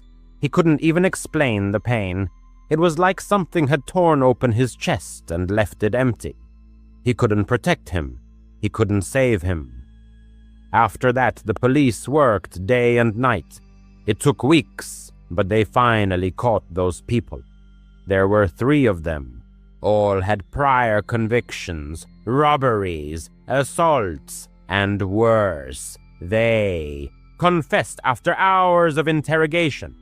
They had been watching the narrator for weeks, knowing he was poor and thinking he would do anything to get his child back. Now they are in prison. The law says justice has been served. But for the narrator and his wife, nothing feels like justice. They no longer have their boy. The man's heart still drops every time the phone rings during his new night shift. Though he now works elsewhere. Passing dark corners, he invariably sees his face, hears his voice calling his name. That fateful night at the warehouse, which seemed like an ordinary shift, ended up costing him everything he held dear. No matter how many years pass, the silence of those endless warehouse spaces continues to remind him of the stillness that has settled in his own home. The tragedy occurred in May 2025. This isn't a story where fear creeps up suddenly, but it is certainly the most terrible experience of his life. The man and his friend, Brandon, both in their early 30s and from Atlanta, eagerly anticipated a 10-day trip to Universal Studios in Orlando, Florida, to escape the routine of their office weekdays. They had been looking forward to this journey for months, discussing future rides on the Velocicoaster, exploring the magical world of Harry Potter, and many other attractions. They booked a room at the Hard Rock Hotel, located right by the parks, with 2 queen beds and a magnificent view of the lagoon. Brandon asked if his girlfriend Michelle could come with them. They had met on Tinder a few months prior, and he was completely smitten with her. The man agreed without hesitation, believing it would be a fun addition to their company. At the airport, Michelle made a pleasant impression. She was about 25 years old, had brown hair, a wide smile, and was wearing a Gryffindor t-shirt. They hugged, chatted a bit about the upcoming flight, and headed to the hotel. At that point, there were no red flags, but the situation began to change rapidly. By the first day, Michelle had completely taken the lead. She insistently demanded they skip the parks to visit random restaurants she found online, whether it was some Cuban place downtown or a vegan cafe miles away. If the friends wanted to go on a ride, she would pout or cleverly change the subject. Brandon always gave in to her, and the man agreed to keep the peace. It was certainly annoying, but he attributed it to her personality quirks. Soon Michelle started talking non-stop. She endlessly chatted about her job, her ex-lovers, or strange theories, such as Disney secretly running Universal. She seemed unstoppable. Brandon suggested it might be ADHD, or perhaps she had forgotten to take her medication. At night, the man couldn't sleep either. She would talk through the bathroom door while brushing her teeth, or whisper to Brandon at 2 a.m. The man would hide his head under his pillow, but her voice drilled through it. Brandon also looked exhausted, but he just shushed her and rolled over. The worst part was that Michelle stayed in their room. Brandon asked if he minded, as she couldn't afford a separate room. The man said it was fine, thinking he was being a good friend. This was a huge mistake. The room became cramped. Her belongings were everywhere, chargers, makeup, snacks, all over the beds. There was no privacy, no quiet.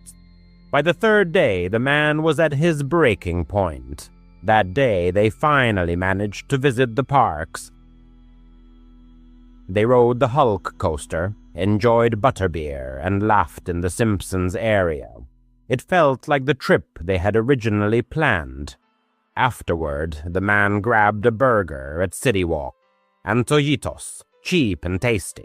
Around 8 p.m., he keycarded into their room. He is 14 now, but this happened when he was 11. His older sister was suffering from a severe toothache again. She never really brushed her teeth, and such nights were not uncommon in their house. It was bitterly cold outside, one of those nights when the air burned your nose and the windows were covered with a thin layer of frost. Mom stood in his doorway, half dressed in her coat, and asked if he wanted to go with them to the dentist. The boy replied that he preferred to stay home. He hated the cold and liked the thought of a warm blanket and a movie. She said they would grab food on the way back. It sounded perfect. They left, and a heavy silence settled in the apartment. The kind that comes after a door closes and the building seems to settle. 2 minutes later, his phone lit up, showing a call from an unknown number. He never answered such calls, so he just watched it ring until it stopped. The phone rang again. He ignored it again. The boy convinced himself it was probably a wrong number. Some delivery person trying to reach someone else, or a scammer. The second call died down, and he tried to forget about it. His nose was running, and he sneezed 3 times in a row. He made himself a cozy nest on his bed, blanket up to his chin, pillow neatly stacked.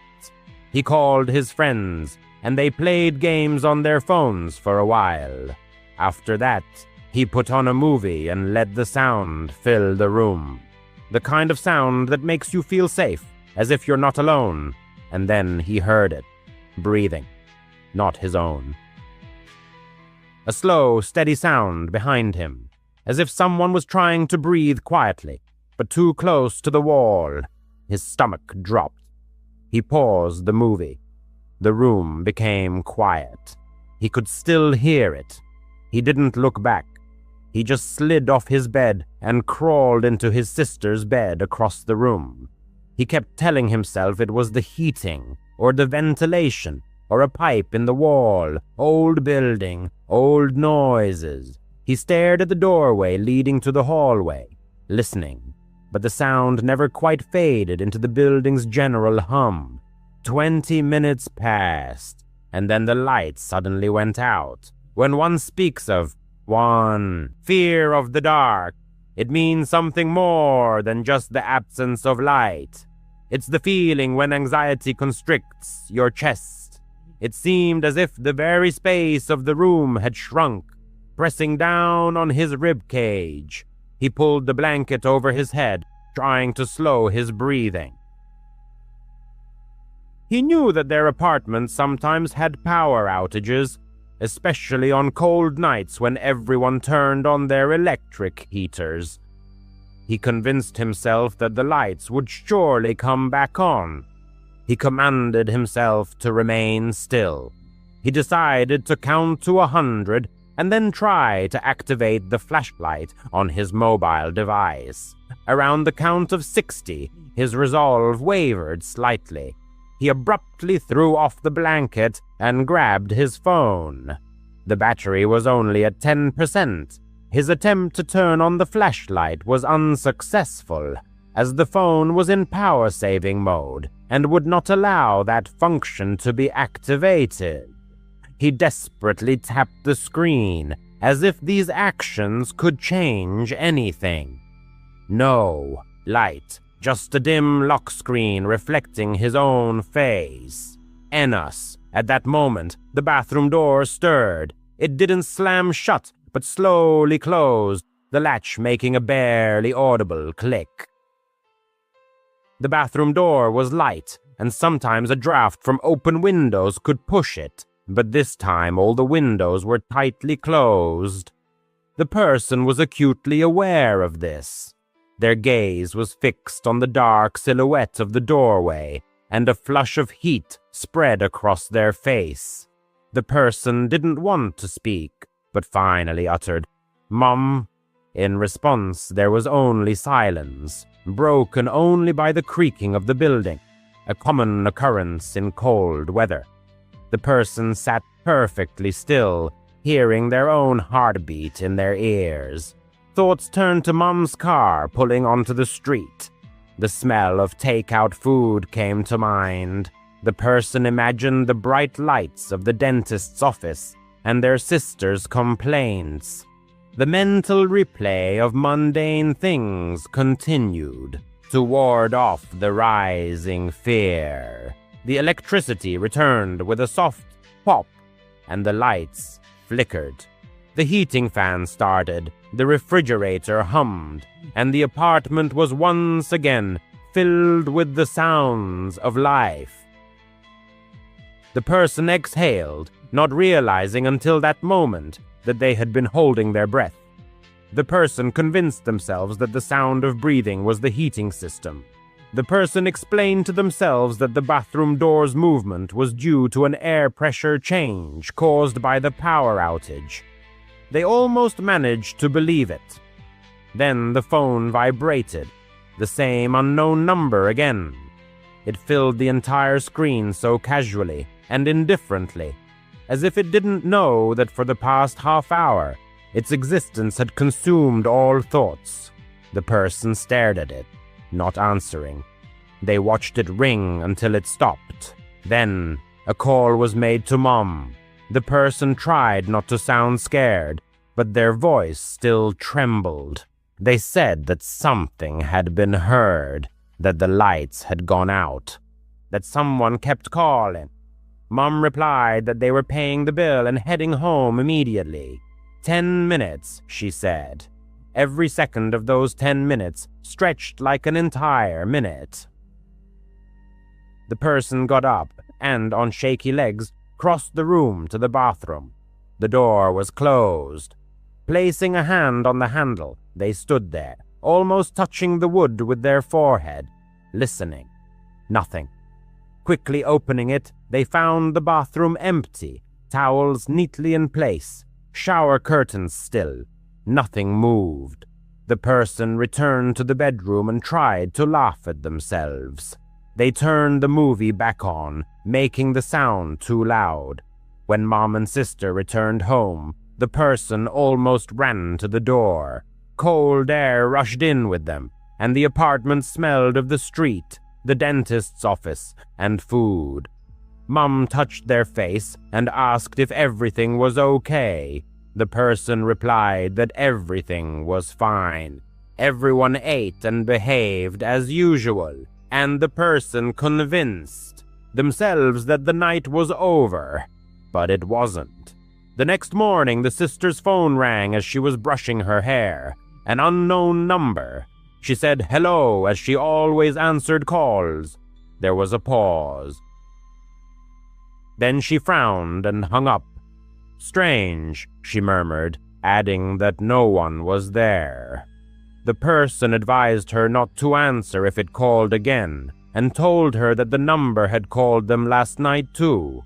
The sister grimaced and suggested, maybe it's the dentist. However, the dentist's number was saved in Mom's phone. That night, as everyone was getting ready for bed, Mom's phone rang. An unknown number. She looked at the person, and everything inside froze. She didn't answer. It rang and rang, then stopped. A minute later, it rang again. She ignored it. After it quieted, she tried to call back. The call didn't go through. She tried again. Nothing. She blocked it. 2 days later, it called again. This time during the day when everyone was home. It called once. Hung up. Called the sister's phone. Hung up. And then called the person's phone. The same pattern, as if it was moving through their house from phone to phone. The person answered, heart pounding, planning to say, "Stop calling." The phone was pressed to their ear. Breathing was heard, slow, heavy breathing. No words, no background noise, just that calm rhythm, like someone who had all the time in the world. The person listened for a second longer than they should have, then hung up.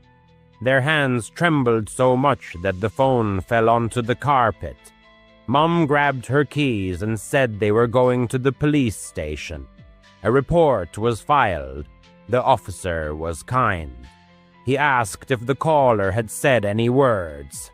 He inquired about the times of the calls. He asked if anyone knew who had gotten their numbers. He told them that unknown numbers could be spoofed or hidden, and sometimes it was difficult to trace if the caller was using certain apps. He advised them to block it, keep a log and call if the situation escalated. He didn't say it would stop. The silence was supposed to come. The calls, however, didn't stop for a whole week, continuing to ring at the most unpredictable moments.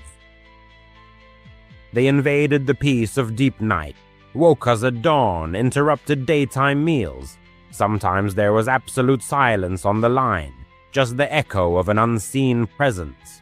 Other times only someone's breathing was heard, light and barely perceptible. Once, we clearly distinguished a faint cough, as if someone was trying to muffle the sound by covering the microphone. To avoid looking at the screen every time, we changed the ringtones, assigning this number a unique signal that immediately betrayed its ominous origin. We spent nights with the hallway light on, creating an illusion of safety. I moved my bed closer to the door, as if that could protect me from the invisible threat. Mom kept her keys and phone on her nightstand, ready for immediate action. Even my sister, who usually needed constant reminders, started brushing her teeth without prompting, as if she believed routine could ward off the approaching darkness. And then, as suddenly as it began, everything stopped. The calls ceased. A day passed, then 2, then a whole week. Life, as if slowly awakening from a nightmare, gradually returned to its usual rhythm, leaving behind only a vague memory of the fear experienced. The sight instantly paralyzed me. The room was completely ransacked. A lamp lay broken, its shards scattered across the floor. My laptop, an $800 MacBook holding invaluable work photos, was savagely pried open on the bed, its screen shattered. A Gringotts goblin souvenir, meant for my niece, was crushed. Clothes from my suitcase were torn, stained with wine, and some items were cut with scissors. The mini fridge stood open, its contents spilled onto the floor. Drawers were emptied, their contents strewn about. It resembled a robbery, but far more brutal and senseless. The damage amounted to hundreds of dollars. "What happened here?" I exclaimed, my voice trembling with shock. Brandon sat on the bed, pale with shaking hands. Michelle, however, sat on the floor, calmly picking at her nails as if nothing had happened. "It's not my fault," she said without looking up. "This is your room. You paid for it, so you deal with it." At that moment, I completely lost my composure. All her demands, her endless talking, and now this. "You two need your own room," I roared, unable to contain my anger. "This is insane. My things are ruined, and I've had enough." Brandon tried to say something, but Michelle slowly stood up. Her eyes were cold, completely empty. She reached into her jeans and pulled out a knife. It wasn't a folding knife, but a large one, like from a kitchen set, with a black handle wrapped in electrical tape. My heart stopped. Where could she even get that in a theme park? The thought flashed through my mind. "You can't kick me out," she said in a low voice, approaching me. "After everything." She lunged forward, swinging the knife at my face. I felt the blade whiz inches from my cheek. Pure instinct kicked in instantly. I dodged, tripped over the doorframe, and slammed the door right in front of her. The door hit her in the chest, knocking her down. The knife clattered to the floor. She cursed, reaching for it, but I had already darted out of the room and was running without looking back. I flew down the stairs to the lobby. The front desk clerk, Raj, stood behind the counter. "Call the police!" I gasped, spilling out the whole story, the knife, the trashed room, her attack. He immediately pressed the panic button. Security arrived very quickly, and then, in less than 10 minutes, the Orange County Sheriff's Office appeared. They arrested Michelle, handcuffing her while she screamed that I had ruined her life. Brandon was distraught, apologizing and offering his credit card to cover the damages. The hotel compensated my stay and moved me to a new room. That night, I locked the door tightly, flinching at every sound. Michelle was charged with assault with a deadly weapon. However, here's the catch. She was released 2 days later. Some judge let her out on $5,000 bail for reasons I will never understand. I cut my trip short, flew home to Atlanta, and blocked Brandon for a while. I needed my space. Then the situation worsened. Brandon called me a few days later from a blocked number, his voice trembling. Michelle had come for him too. The same knife, the same crazy look in his apartment parking lot in Tampa. She cut his arm, requiring 6 stitches, but he managed to fight her off and called the police. The charge is mounted: attempted murder, violation of a restraining order. She is now in jail, awaiting trial. The worst part is that Brandon isn't going to leave her. He claims he's afraid she'll come after him, or his family, if he does. She's not always like this, he keeps repeating, as if that changes anything.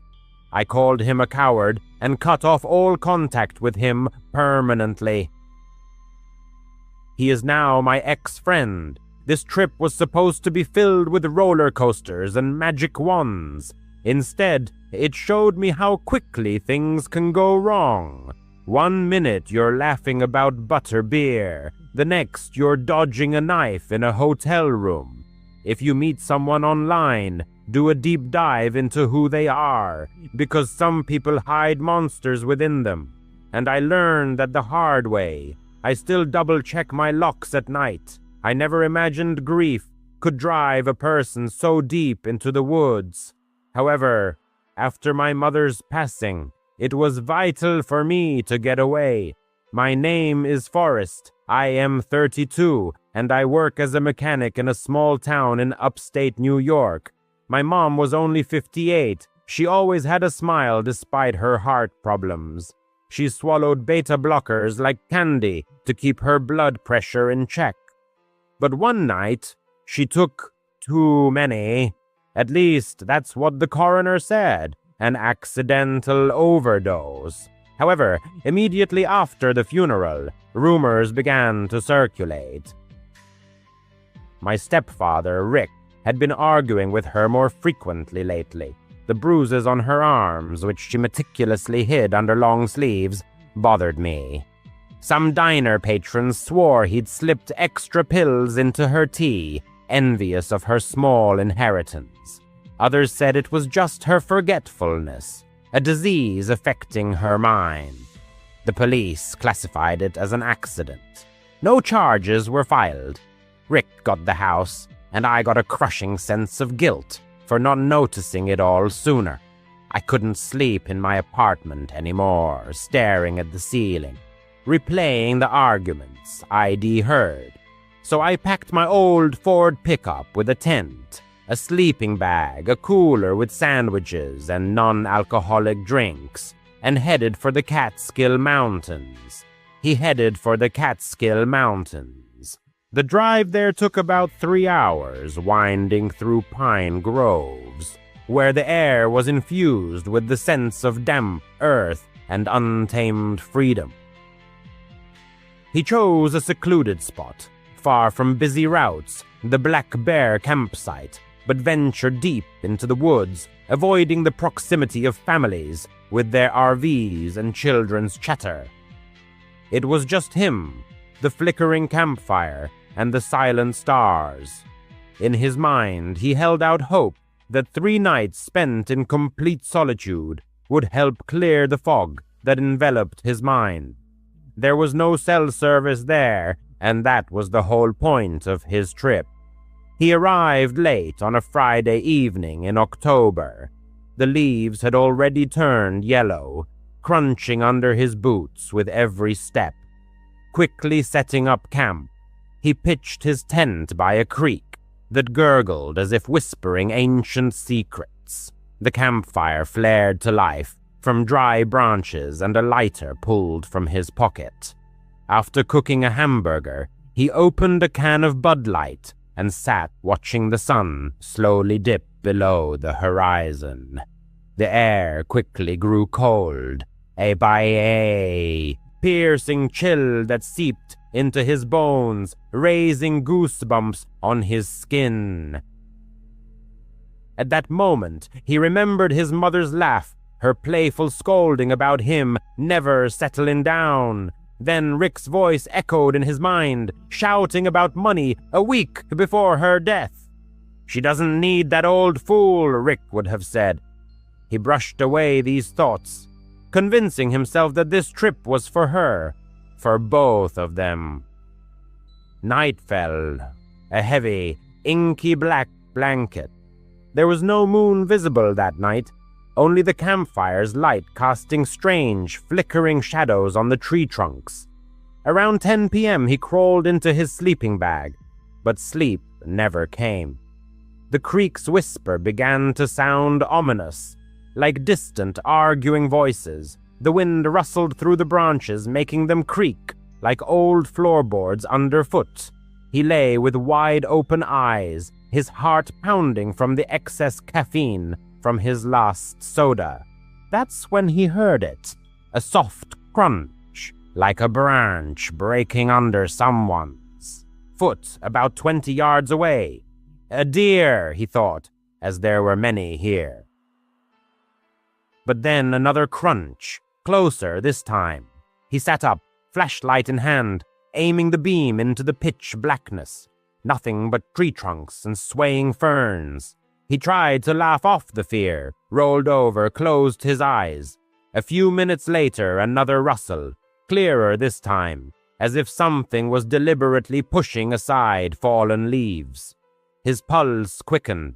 He grabbed the flashlight again and turned it on. The beam of light cut through the darkness, falling on a mighty oak about 15 feet from his tent. And there, peeking from behind the trunk, were eyes. 2 crimson points, glowing like embers in a dying fire. These were not animal eyes, too high, too still. They stared directly at him, unblinking through the mesh window of the tent. He froze, his breath caught in his throat. "Who's there?" His voice came out softly, swallowed by the forest's depth. There was no answer, only those eyes continued to hold him in their steady gaze. Then, slowly, like an embodiment of sin, a hand rose from the shadows, pale with thin, crooked fingers that seemed to beckon. "Come here," it silently said. "Join me." The air around him grew thick. Cold sweat beaded on his neck. His mind frantically searched for an explanation. A bear. No, bears' eyes don't glow red. A poacher. But that hand, it was unnatural.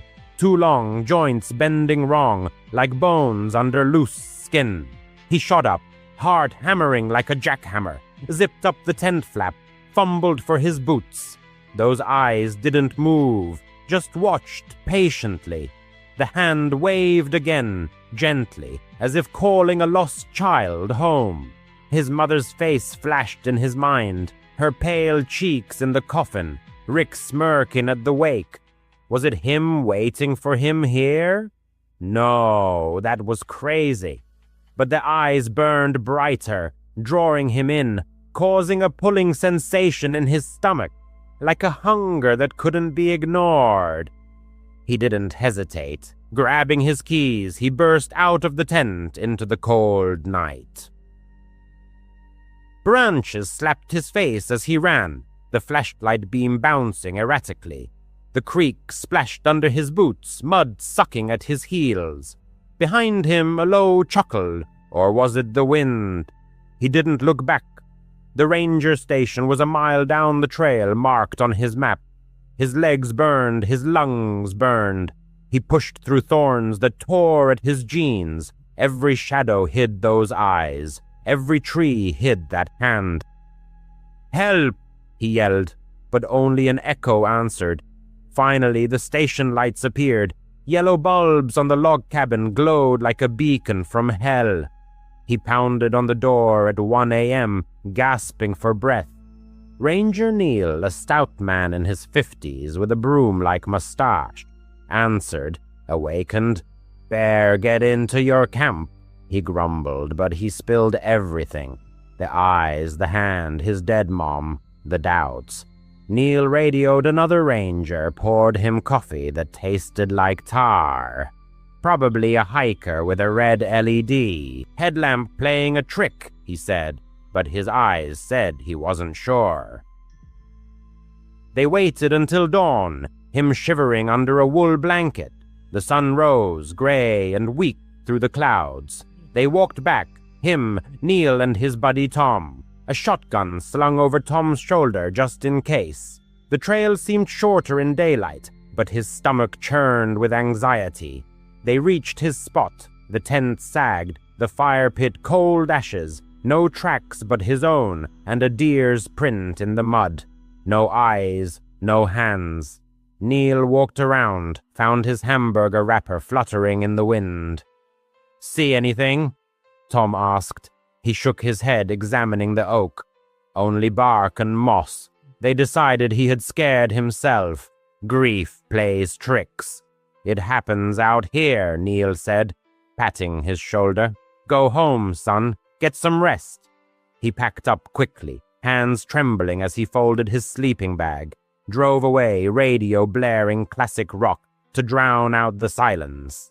Back home, he slept for 2 days, dreaming of red lights and beckoning fingers. Several months later, Rick sold his house and moved to Florida. The police officially closed the case, classifying it as an accident. However, last week, late in the evening, as he was alone fixing a carburetor in his workshop under the hum of fluorescent lights, he saw them again. In the rear-view mirror of a client's crookedly parked Chevy, 2 red eyes flickered in the dark yard, and a hand slowly rose from the shadows, beckoning him. The man rushed inside and locked the door, immediately calling the police. The arriving officers found nothing, just an empty yard where the wind rattled the chain-link fence. But he was sure it was there, waiting for answers, or perhaps wanting him to join her. Whatever caused her death, it now craves company, and it definitely knows where he lives. It was September 7th, a young woman's 24th birthday, and she dreamed of something modest. She didn't want a noisy club or an overcrowded bar. Time twos. Her only wish was to have a quiet, secluded celebration in a place where she could fully relax with her closest friends.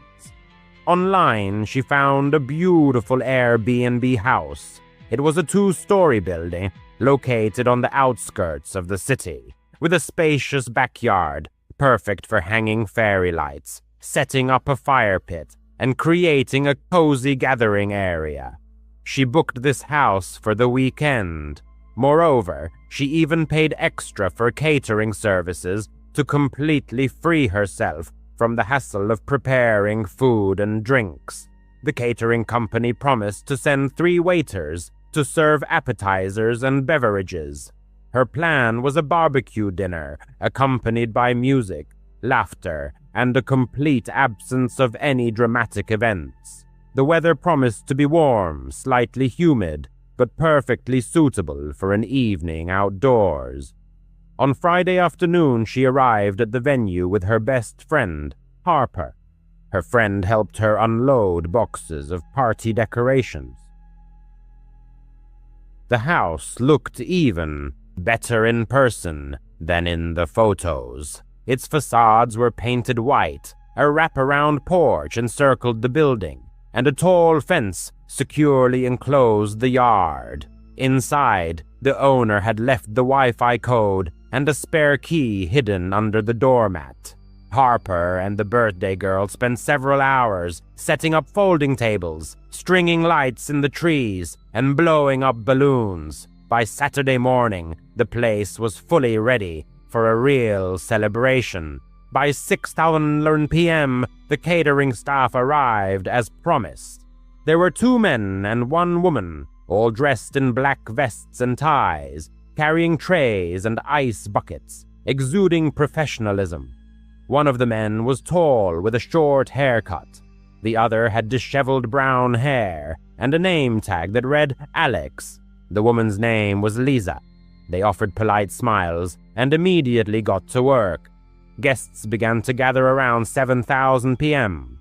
The birthday girl's brother, Marcus, was the first to arrive, bringing a pack of non-alcoholic drinks.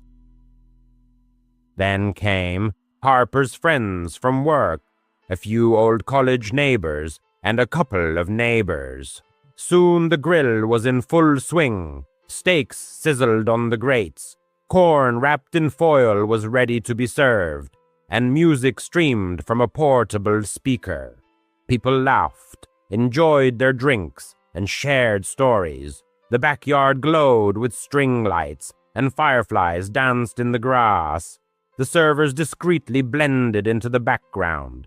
Tom, the tall waiter, constantly refilled drinks without being intrusive. Alex remained by the food table, ensuring trays were always full. Lisa cleared dirty plates. Everything ran smoothly, as if they had done it hundreds of times before. By 10 o'clock, it was cake time. The birthday girl had ordered a large vanilla cake from a local bakery, covered in white frosting and adorned with the inscription, 24 and thriving. Everyone gathered around the picnic table. Marcus lit the sparklers. All the guests sang in unison, and the birthday girl blew out the candles in one breath, wishing for a promotion at work. People clapped and eagerly dug into their slices. It was at this moment that she noticed Alex. He wasn't holding a tray. Instead, she saw him by the chair where the gifts were stacked. He unzipped her new leather purse and extracted a small item. Then he reached for a box that held a silver necklace. "Hey man, what are you doing?" her cousin Jake loudly exclaimed, catching him red-handed. Everyone turned to look. Alex froze, his hand halfway to the box. His face remained impassive, showing neither guilt nor fear. "What?" he uttered in a lifeless voice. "You're stealing," Jake said, moving closer. "Put it back." Silence fell over the yard. People stopped eating, their eyes fixed on Alex. Then Alex reached into his vest pocket. He pulled out a switchblade and flicked it open, the blade glinting under the string lights. Gasps filled the air. Harper grabbed the birthday girl's hand. "Back off," Alex said, calmly pointing the knife at Jake. "Nobody move. Call the police, and you'll regret it." He slowly retreated toward the gate. Chairs scraped across the ground as he slipped into the dark side yard. Chaos ensued. Marcus yelled for everyone to stick together. Harper called 911 and reported what had happened. People whispered, fearing he might return. Jake checked the gifts. Some money and a charger were missing, but the necklace was still there. 10 minutes later, 2 police cars arrived. Officers took statements under the light of the porch lantern. The birthday girl told them about the catering company she had booked. Quick Serve Events. They verified the name and took notes.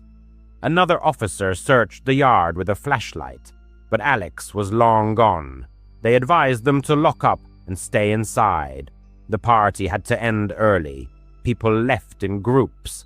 The birthday girl stayed with Harper in the house, too nervous to sleep.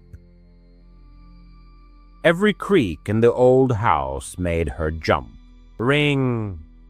Around 2 a.m, the phone suddenly vibrated, breaking the silence. Police officers seemed to have returned to the front door. "We found him," one of them said, his words echoing in the air. The officers escorted everyone to a downstairs bathroom. The narrator's heart sank, sensing something was terribly wrong. Inside, leaning against the cold wall, was a semi-conscious man in a waiter's vest. His shirt was torn, his skin unnaturally pale, and his chin was stained with vomit. Needles and a syringe kit lay on the countertop, indicating recent medical procedures. Paramedics were already assisting him. In a weak voice, the man mumbled, "They claimed to be guests. 2 men. They offered me a drink before my shift. My throat burned terribly. I woke up here with no clothes, no knife. They said they would handle the party themselves." The officers exchanged significant glances. One of them reported that the contents of the syringe tested positive for powerful sedatives. The bitter truth hit everyone with incredible force. The man in the bathroom was the real Alex, the genuine waiter. The 2 individuals previously thought to be Tom and Alex were merely imposters. They had cunningly drugged the true employee, taken his uniform, and infiltrated the party unnoticed. Lisa, however, was indeed who she claimed to be. She had genuinely left the event early due to a headache, but these 2 men skillfully played their roles throughout the night. They deftly poured drinks and served food, all the while harboring a sinister plan for robbery. By dawn, everyone had packed up and left the Airbnb. The owner promised a refund for the rental, but peaceful sleep never returned with the same ease. The narrator's thoughts constantly drifted back to the knife, to how calmly and coolly it had been aimed at Jake.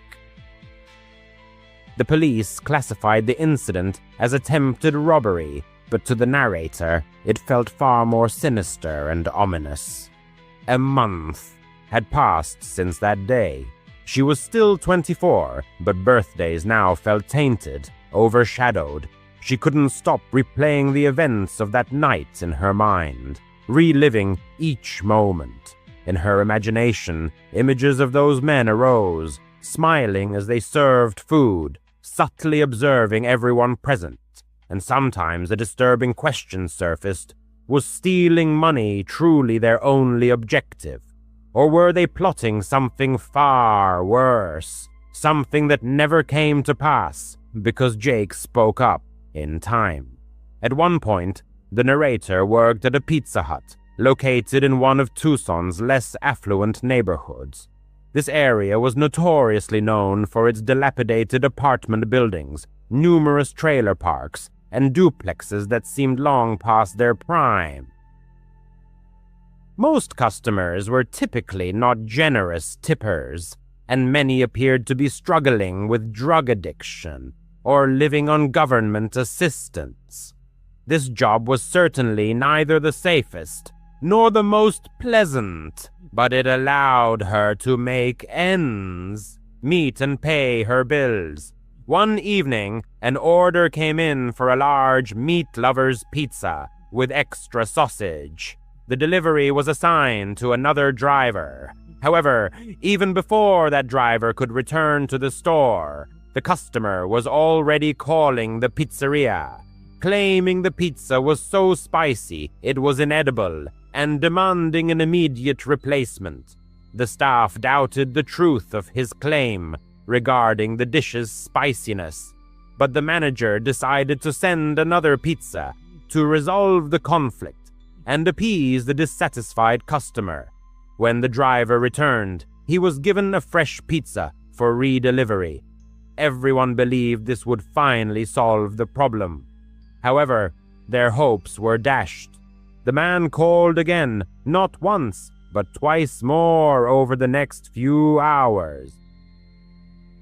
Each time he repeated the same complaint. The pizza was too spicy and he couldn't eat it. The staff continued to send replacements and retrieve the old pizzas, ostensibly for quality checks, though in reality, they simply threw them into the dumpster.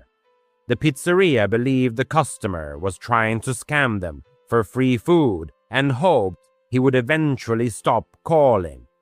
By 11,000 callers p.m., an hour before closing, he called once more, demanding another pizza.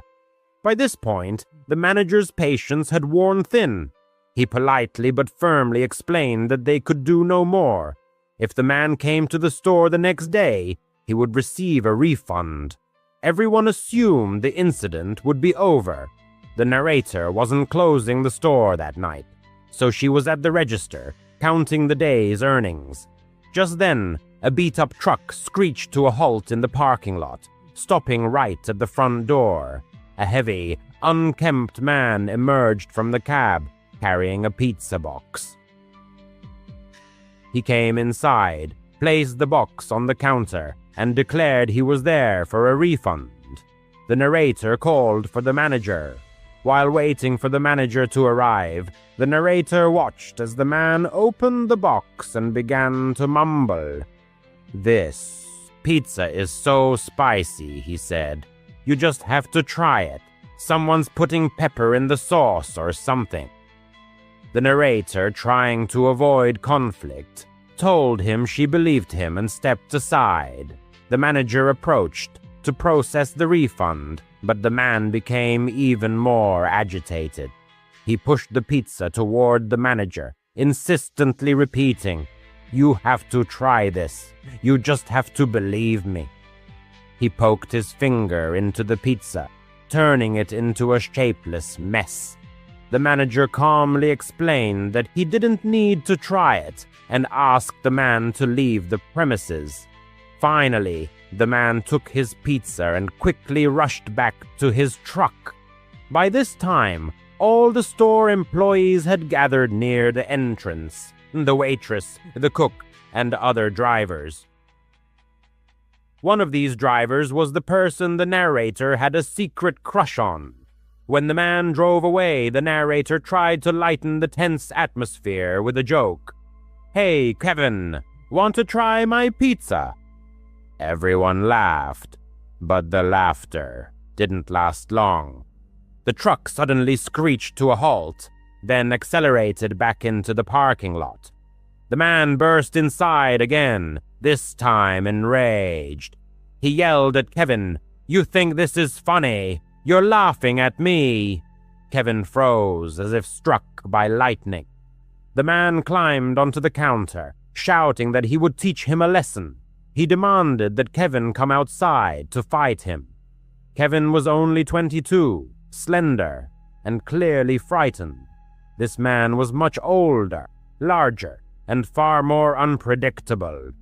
The manager managed to calm him enough to push him outside and quickly lock the door. For a moment, it seemed that it was all over. Then a rumble sounded, and the massive truck reappeared, but this time its maneuvers around the building took on a sinister tone. A gun now protruded menacingly from the driver's window, pointed directly at them. Instantly, everyone present dropped to the floor, gripped by panic. The waitress couldn't hold back her sobs, and their manager, trembling all over, blindly fumbled for the phone to dial 911. Each time anyone dared to raise their head for a quick glance, they saw the truck continuing its terrifying circular drive.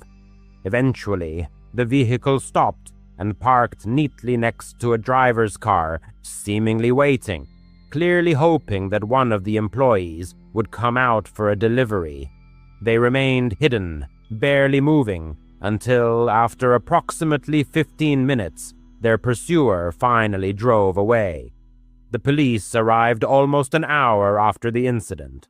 By that time, one of the employees had already hastily left the scene, consumed by fear that the aggressor might return if he stayed.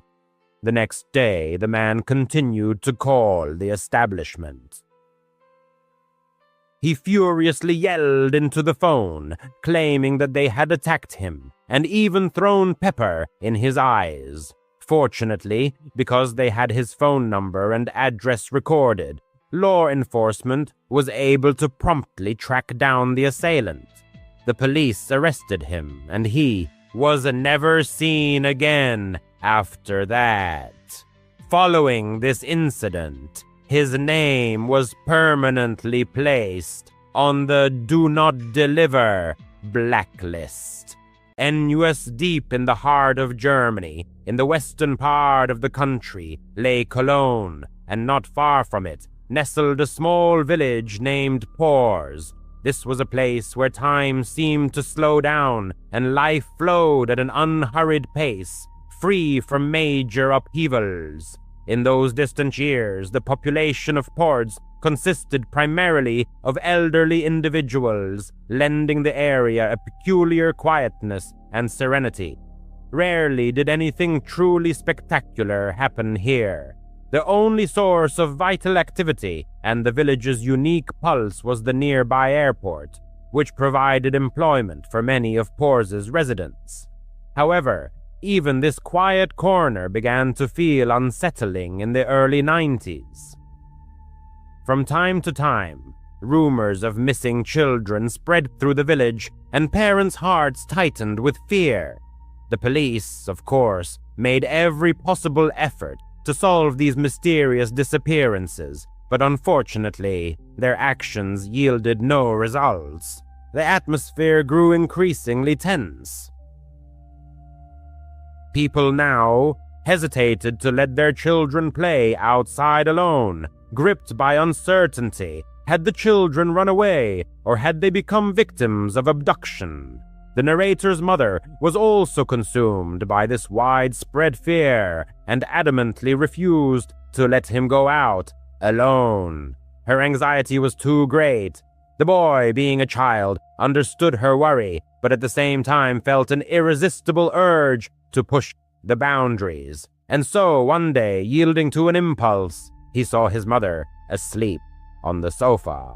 This was his chance. He quickly put on his shoes and slipped out of the house, unnoticed. Carelessly wandering the surroundings, the boy let his imagination run wild, completely losing track of time. He ventured deep into the nearby forest, hoping to meet other children. Hours flew by, and soon it began to get dark. He was about to head home when something completely unexpected happened. In the distance, he noticed the village church. At first, he didn't pay much attention to it, but then his eye was caught by something like a light flickering inside. It seemed strange to him, and being a curious child, he cautiously crept towards the building. Usually, no one should have been there at this time of day. So what could be happening there? Reaching the back entrance, the boy slowly circled the building. As he passed one of the windows, he thought he heard voices. He stood up just enough to peer inside. The village priest was there. The boy could barely make him out. Only a few candles were lit, casting the priest's enormous shadow on the wall. He couldn't understand what the priest was doing, so he decided to sneak inside. The back door was unlocked. He entered, trying not to make the slightest sound. Eventually, he got close enough to hear the priest. He seemed very nervous and didn't look nearly as friendly as he did on Sundays. Something was definitely wrong. The boy knew the priest shouldn't see him. It would be very bad for him. He stayed quiet and waited, patiently. At some point, the priest went down to the basement. This was the moment the boy had been waiting for. He quickly rushed into the room and hid behind the pews. When the priest returned upstairs, he was on the phone. Soon after, two other men entered the church. One of them asked the priest why he had left the door unlocked. The priest froze for a moment, then said he must have simply forgotten. "I have everything ready," the priest said, and told the two men to go down to the basement. They obeyed and went downstairs. The priest glanced around the room for a moment, then followed them. Now the boy was sure something was terribly wrong. He tried to hide as best as he could. Voices and metallic sounds, like something clicking, echoed from the basement. The boy tried to get closer to hear better, and then what he feared happened. His foot brushed against a metal candlestick, and it crashed to the floor. Suddenly, everything went silent. The boy quickly found a new hiding spot. Then footsteps were heard. Many footsteps. They were all coming upstairs. "What was that?" one of the men asked.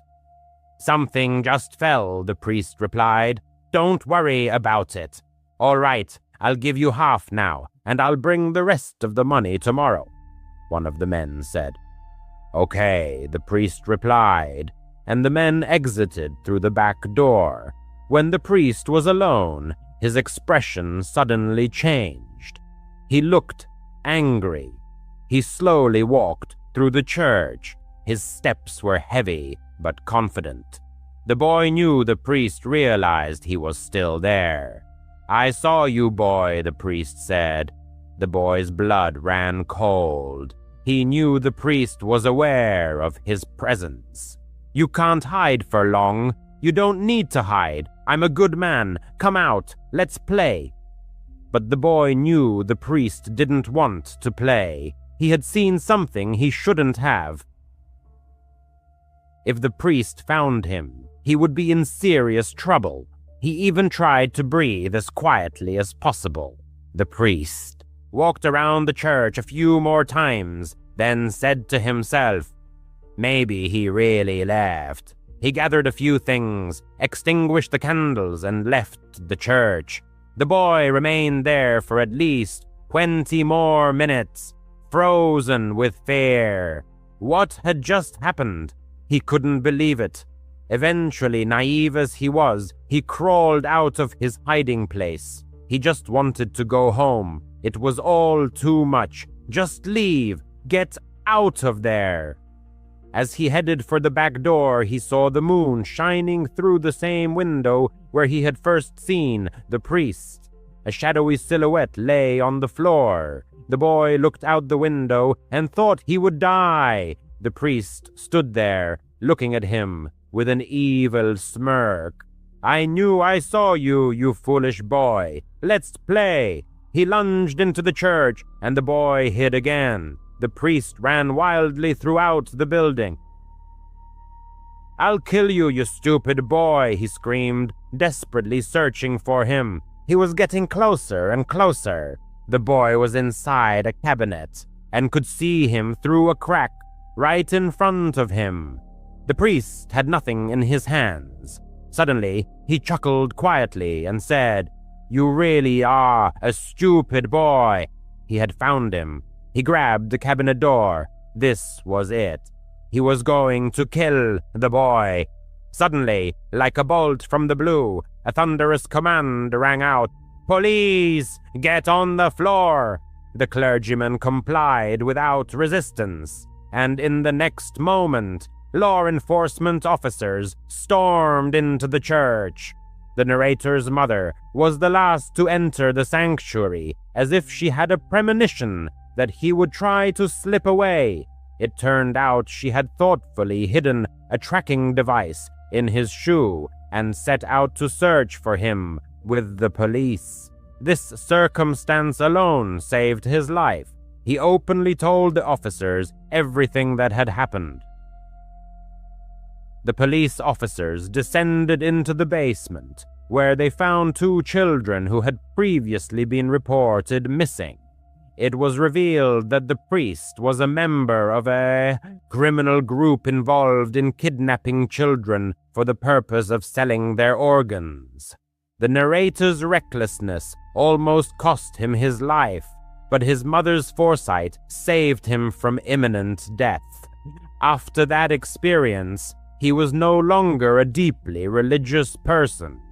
What he had seen and lived through simply wouldn't allow him to be. However, for most of his 20s, his entire life revolved around the church. It was one of those large, modern community churches with a coffee shop in the lobby and services accompanied by a band with electric guitars, drawing hundreds of congregants. The atmosphere there felt like a big family.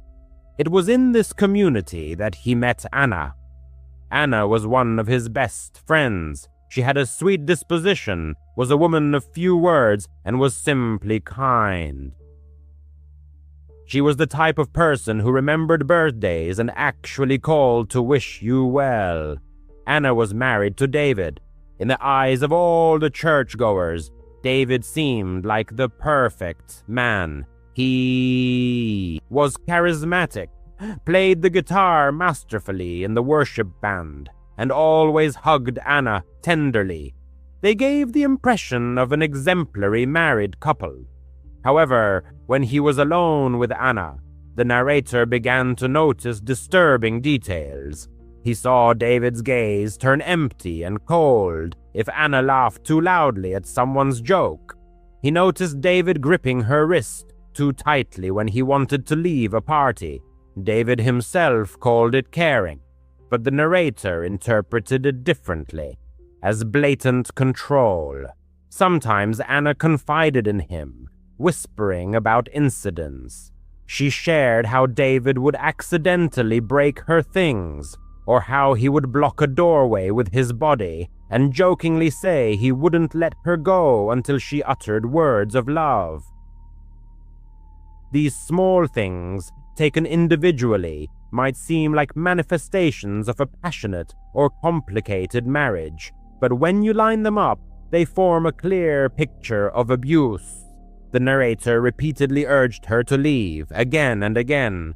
He told her his apartment was always open to her, but Anna was terrified not only of David, but also of what the church community would say. Their pastor insisted very, very strongly on the sanctity of marriage. Divorce was considered the greatest sin, worse than anything else.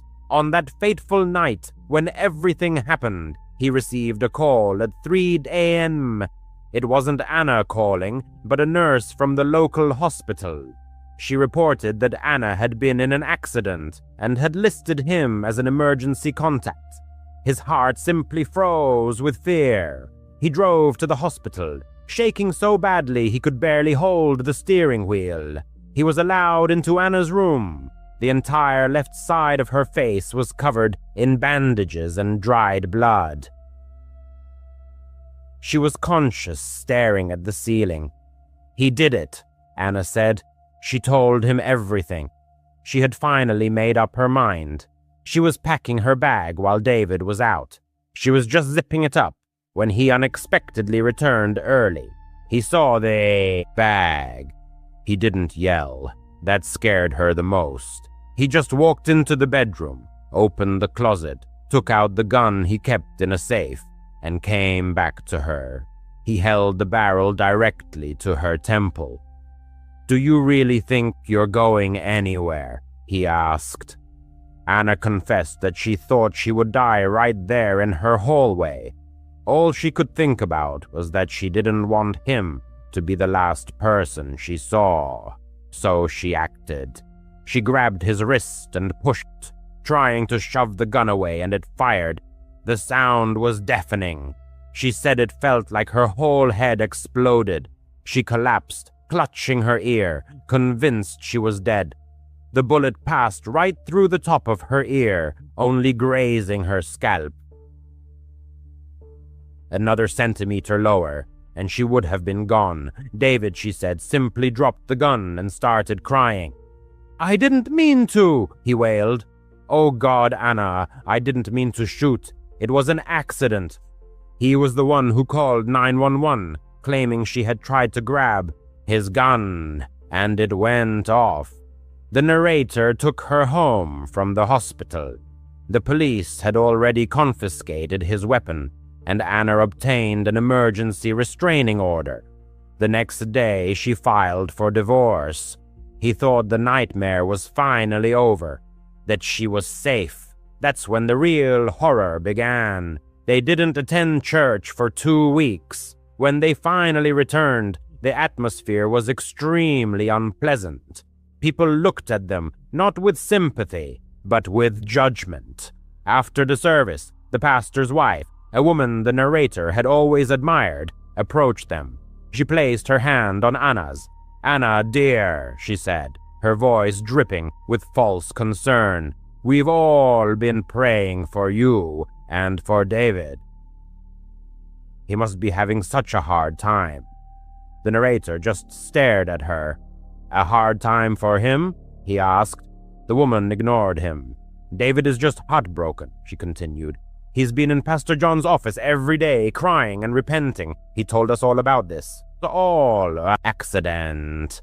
"It wasn't an accident," Anna said. Her voice was quiet but firm. "He held a gun to my head." The pastor's wife smiled, a tight, awful little smile. "Yes, but he didn't mean to shoot, did he? That's what he said. He said you pushed him. Anna, you know you can't do that. A wife is supposed to be a calming spirit for her husband, not provoke him." The narrator felt sick. He physically felt the blood drain from his face. The situation continued to worsen. Over the next week, church congregants, their mutual friends, began receiving calls. The message for everyone was consistently, "You know, the Bible talks about forgiveness." One of the elders, speaking with her on the phone, insisted, "Marriage is a sacred covenant. It can't just be broken over one mistake." Another echoed him, "He is your husband. It is your duty to support him, not abandon him when he needs your help the most." Then came a truly horrifying blow. A group of 3 women from her Bible study group showed up at the narrator's apartment. They stated that they needed to speak with Anna. Sitting her down on the narrator's couch, they staged what they called an intervention. "We love you, Anna," one of them began, "but we are genuinely concerned for your soul. You are allowing bitterness and anger to overcome you. David is a good man," another added. "He just has that kind of personality, but you knew that. And the story we're hearing, well, we heard that if you hadn't pushed him, the gun would never have fired." They had, in effect, accused her. They openly blamed her for being shot in the head. They claimed that a spirit of rebellion lived within her, and that she was the one who had disturbed the peace in the home. They insisted if she truly loved God, she should cancel the restraining order, stop the divorce proceedings, and return to her husband to help him heal. Anna just sat silently, the stitches on her ear still bright red. That was the last time she ever set foot in that church. A month later, she moved to another state to live with her sister. She changed her name. The narrator hasn't seen her in person since, though they sometimes exchange messages. The narrator stayed there for a few more weeks. He couldn't believe what was happening. He watched as David was welcomed back into the community. He would stand during services and give tearful testimonies about his struggles and how some enemy tried to destroy his marriage, and people nodded. They patted him on the back. They prayed for him. The man who held a gun to his wife's head was declared a victim. The woman who was shot was called a sinner. The narrator finally realized the truth. True horror isn't always found in the monster with a gun.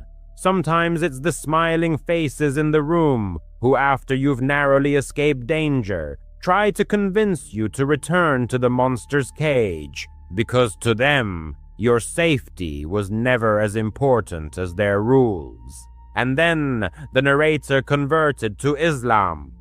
This happened in 2018 when the narrator was working as a cleaner at St. Mary's Church, located in a quiet suburb of Chicago.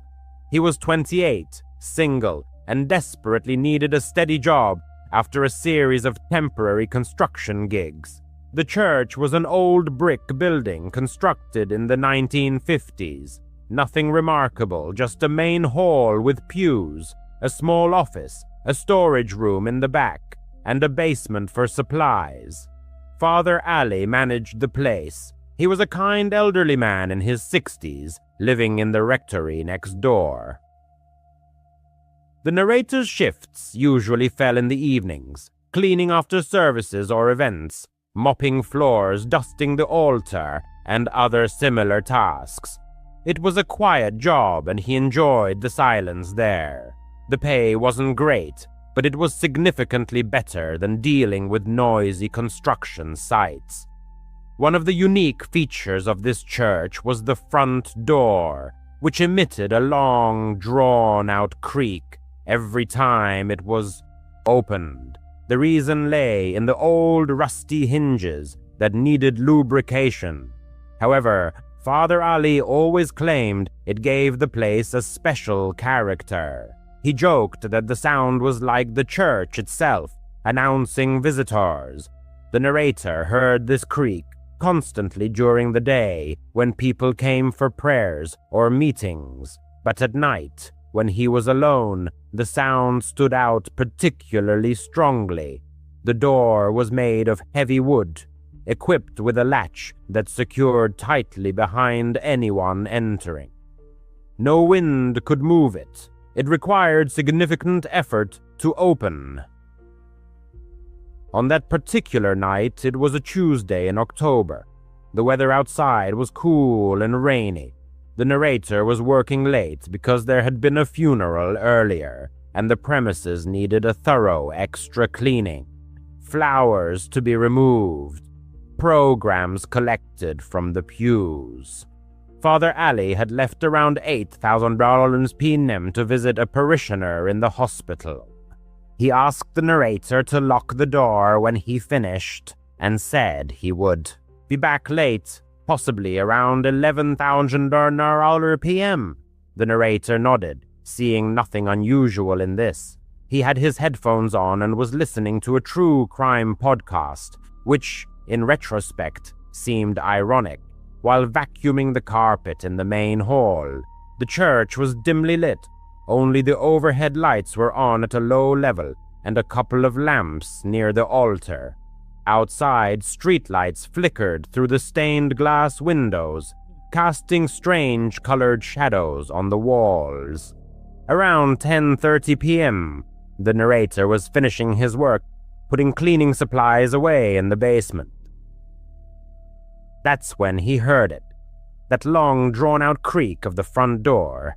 It started quietly, like a groan, and lasted a good 5 seconds before the latch clicked. The narrator took out one earbud and froze. "Father Ali," he called out, assuming the priest had returned early. There was no answer. At first, the narrator dismissed the thought of anything unusual. Maybe Father Ali just grabbed something from his office and didn't hear him.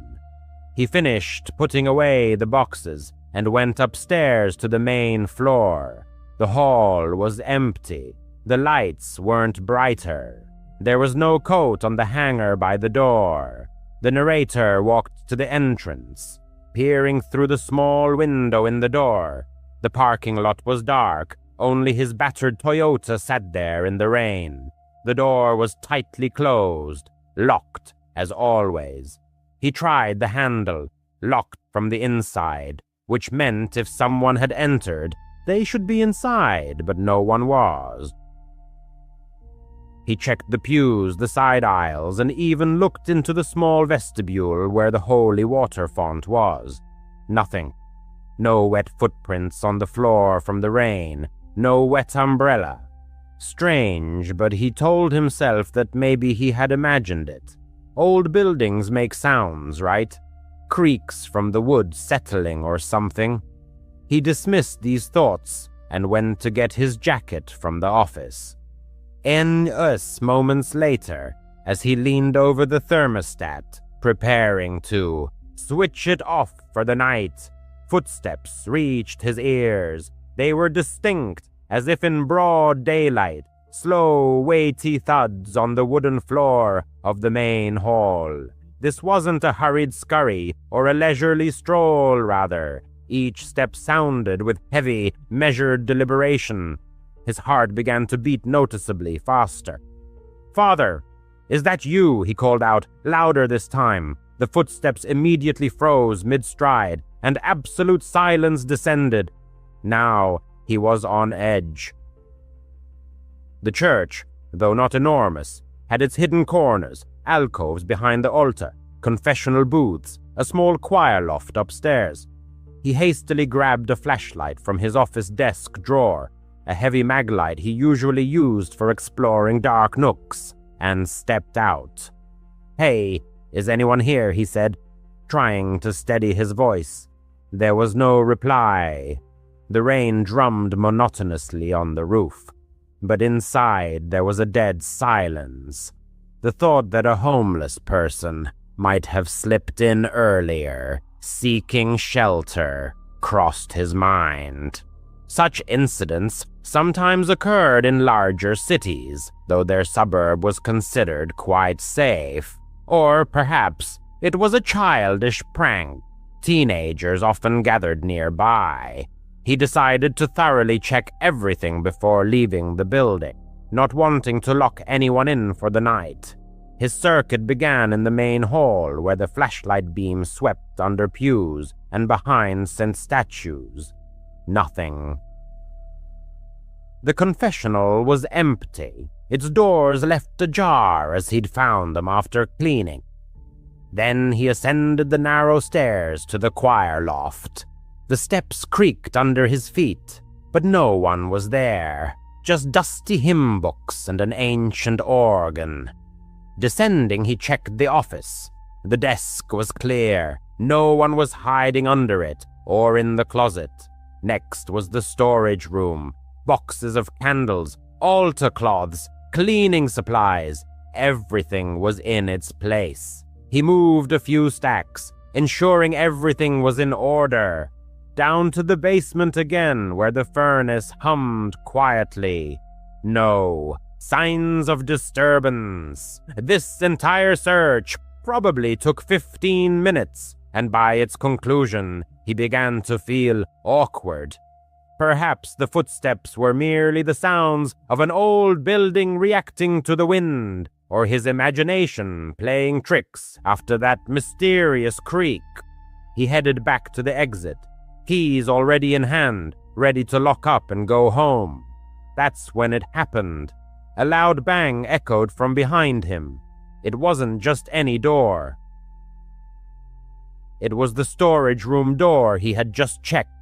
It slammed shut with such force, as if someone had yanked it shut. He froze, keys jingling in his trembling hand.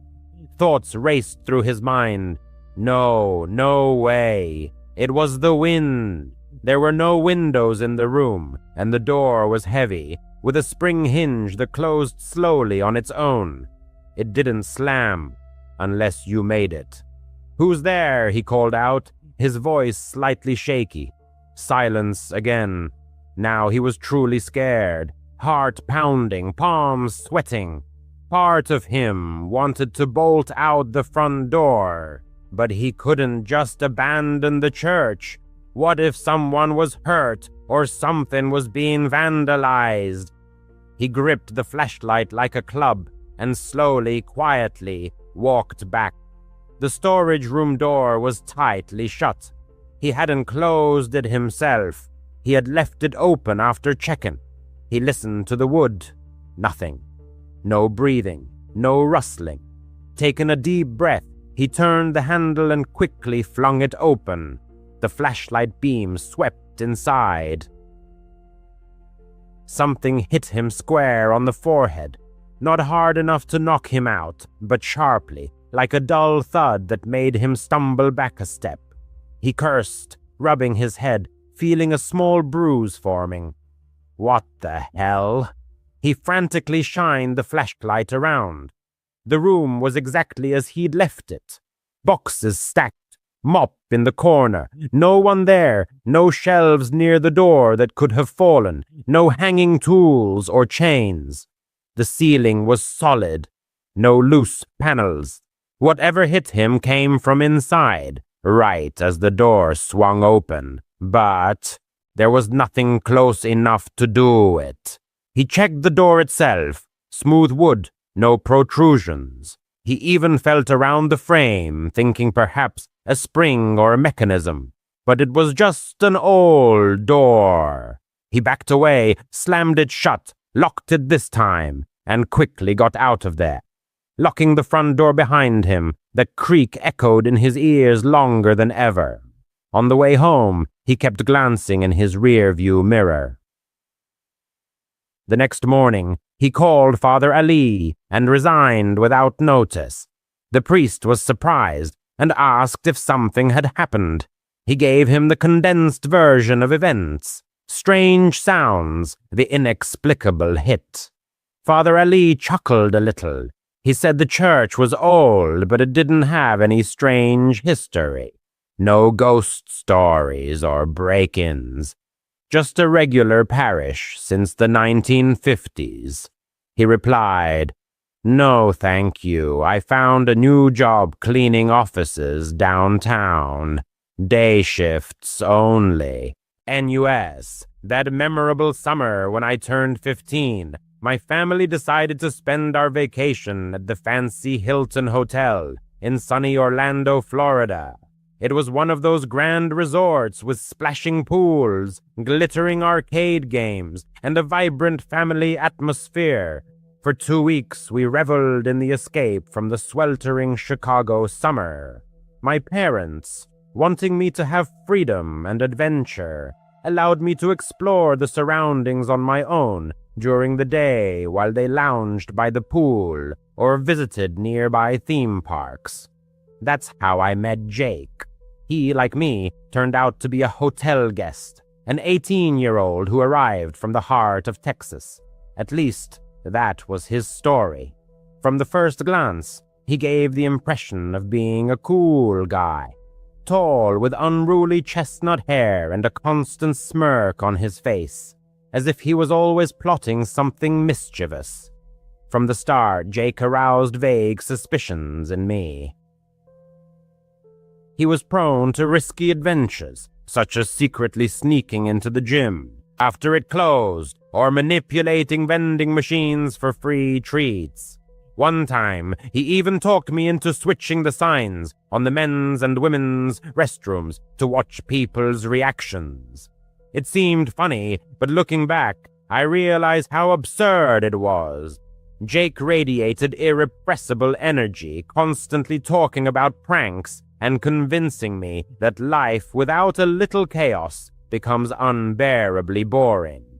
Since there weren't many peers at the hotel, I spent time in his company. My parents, having casually met him in the lobby, found him polite enough, but warned me against participating in questionable enterprises. Everything changed on the 4th night of our stay. Around 2 a.m, I was sitting in my room scrolling through my phone, trying not to wake my parents, who were sleeping peacefully in the next bed. Suddenly, my phone vibrated, notifying me of a message from Jake. "Hey, buddy, can't sleep. Let's pull a late-night prank."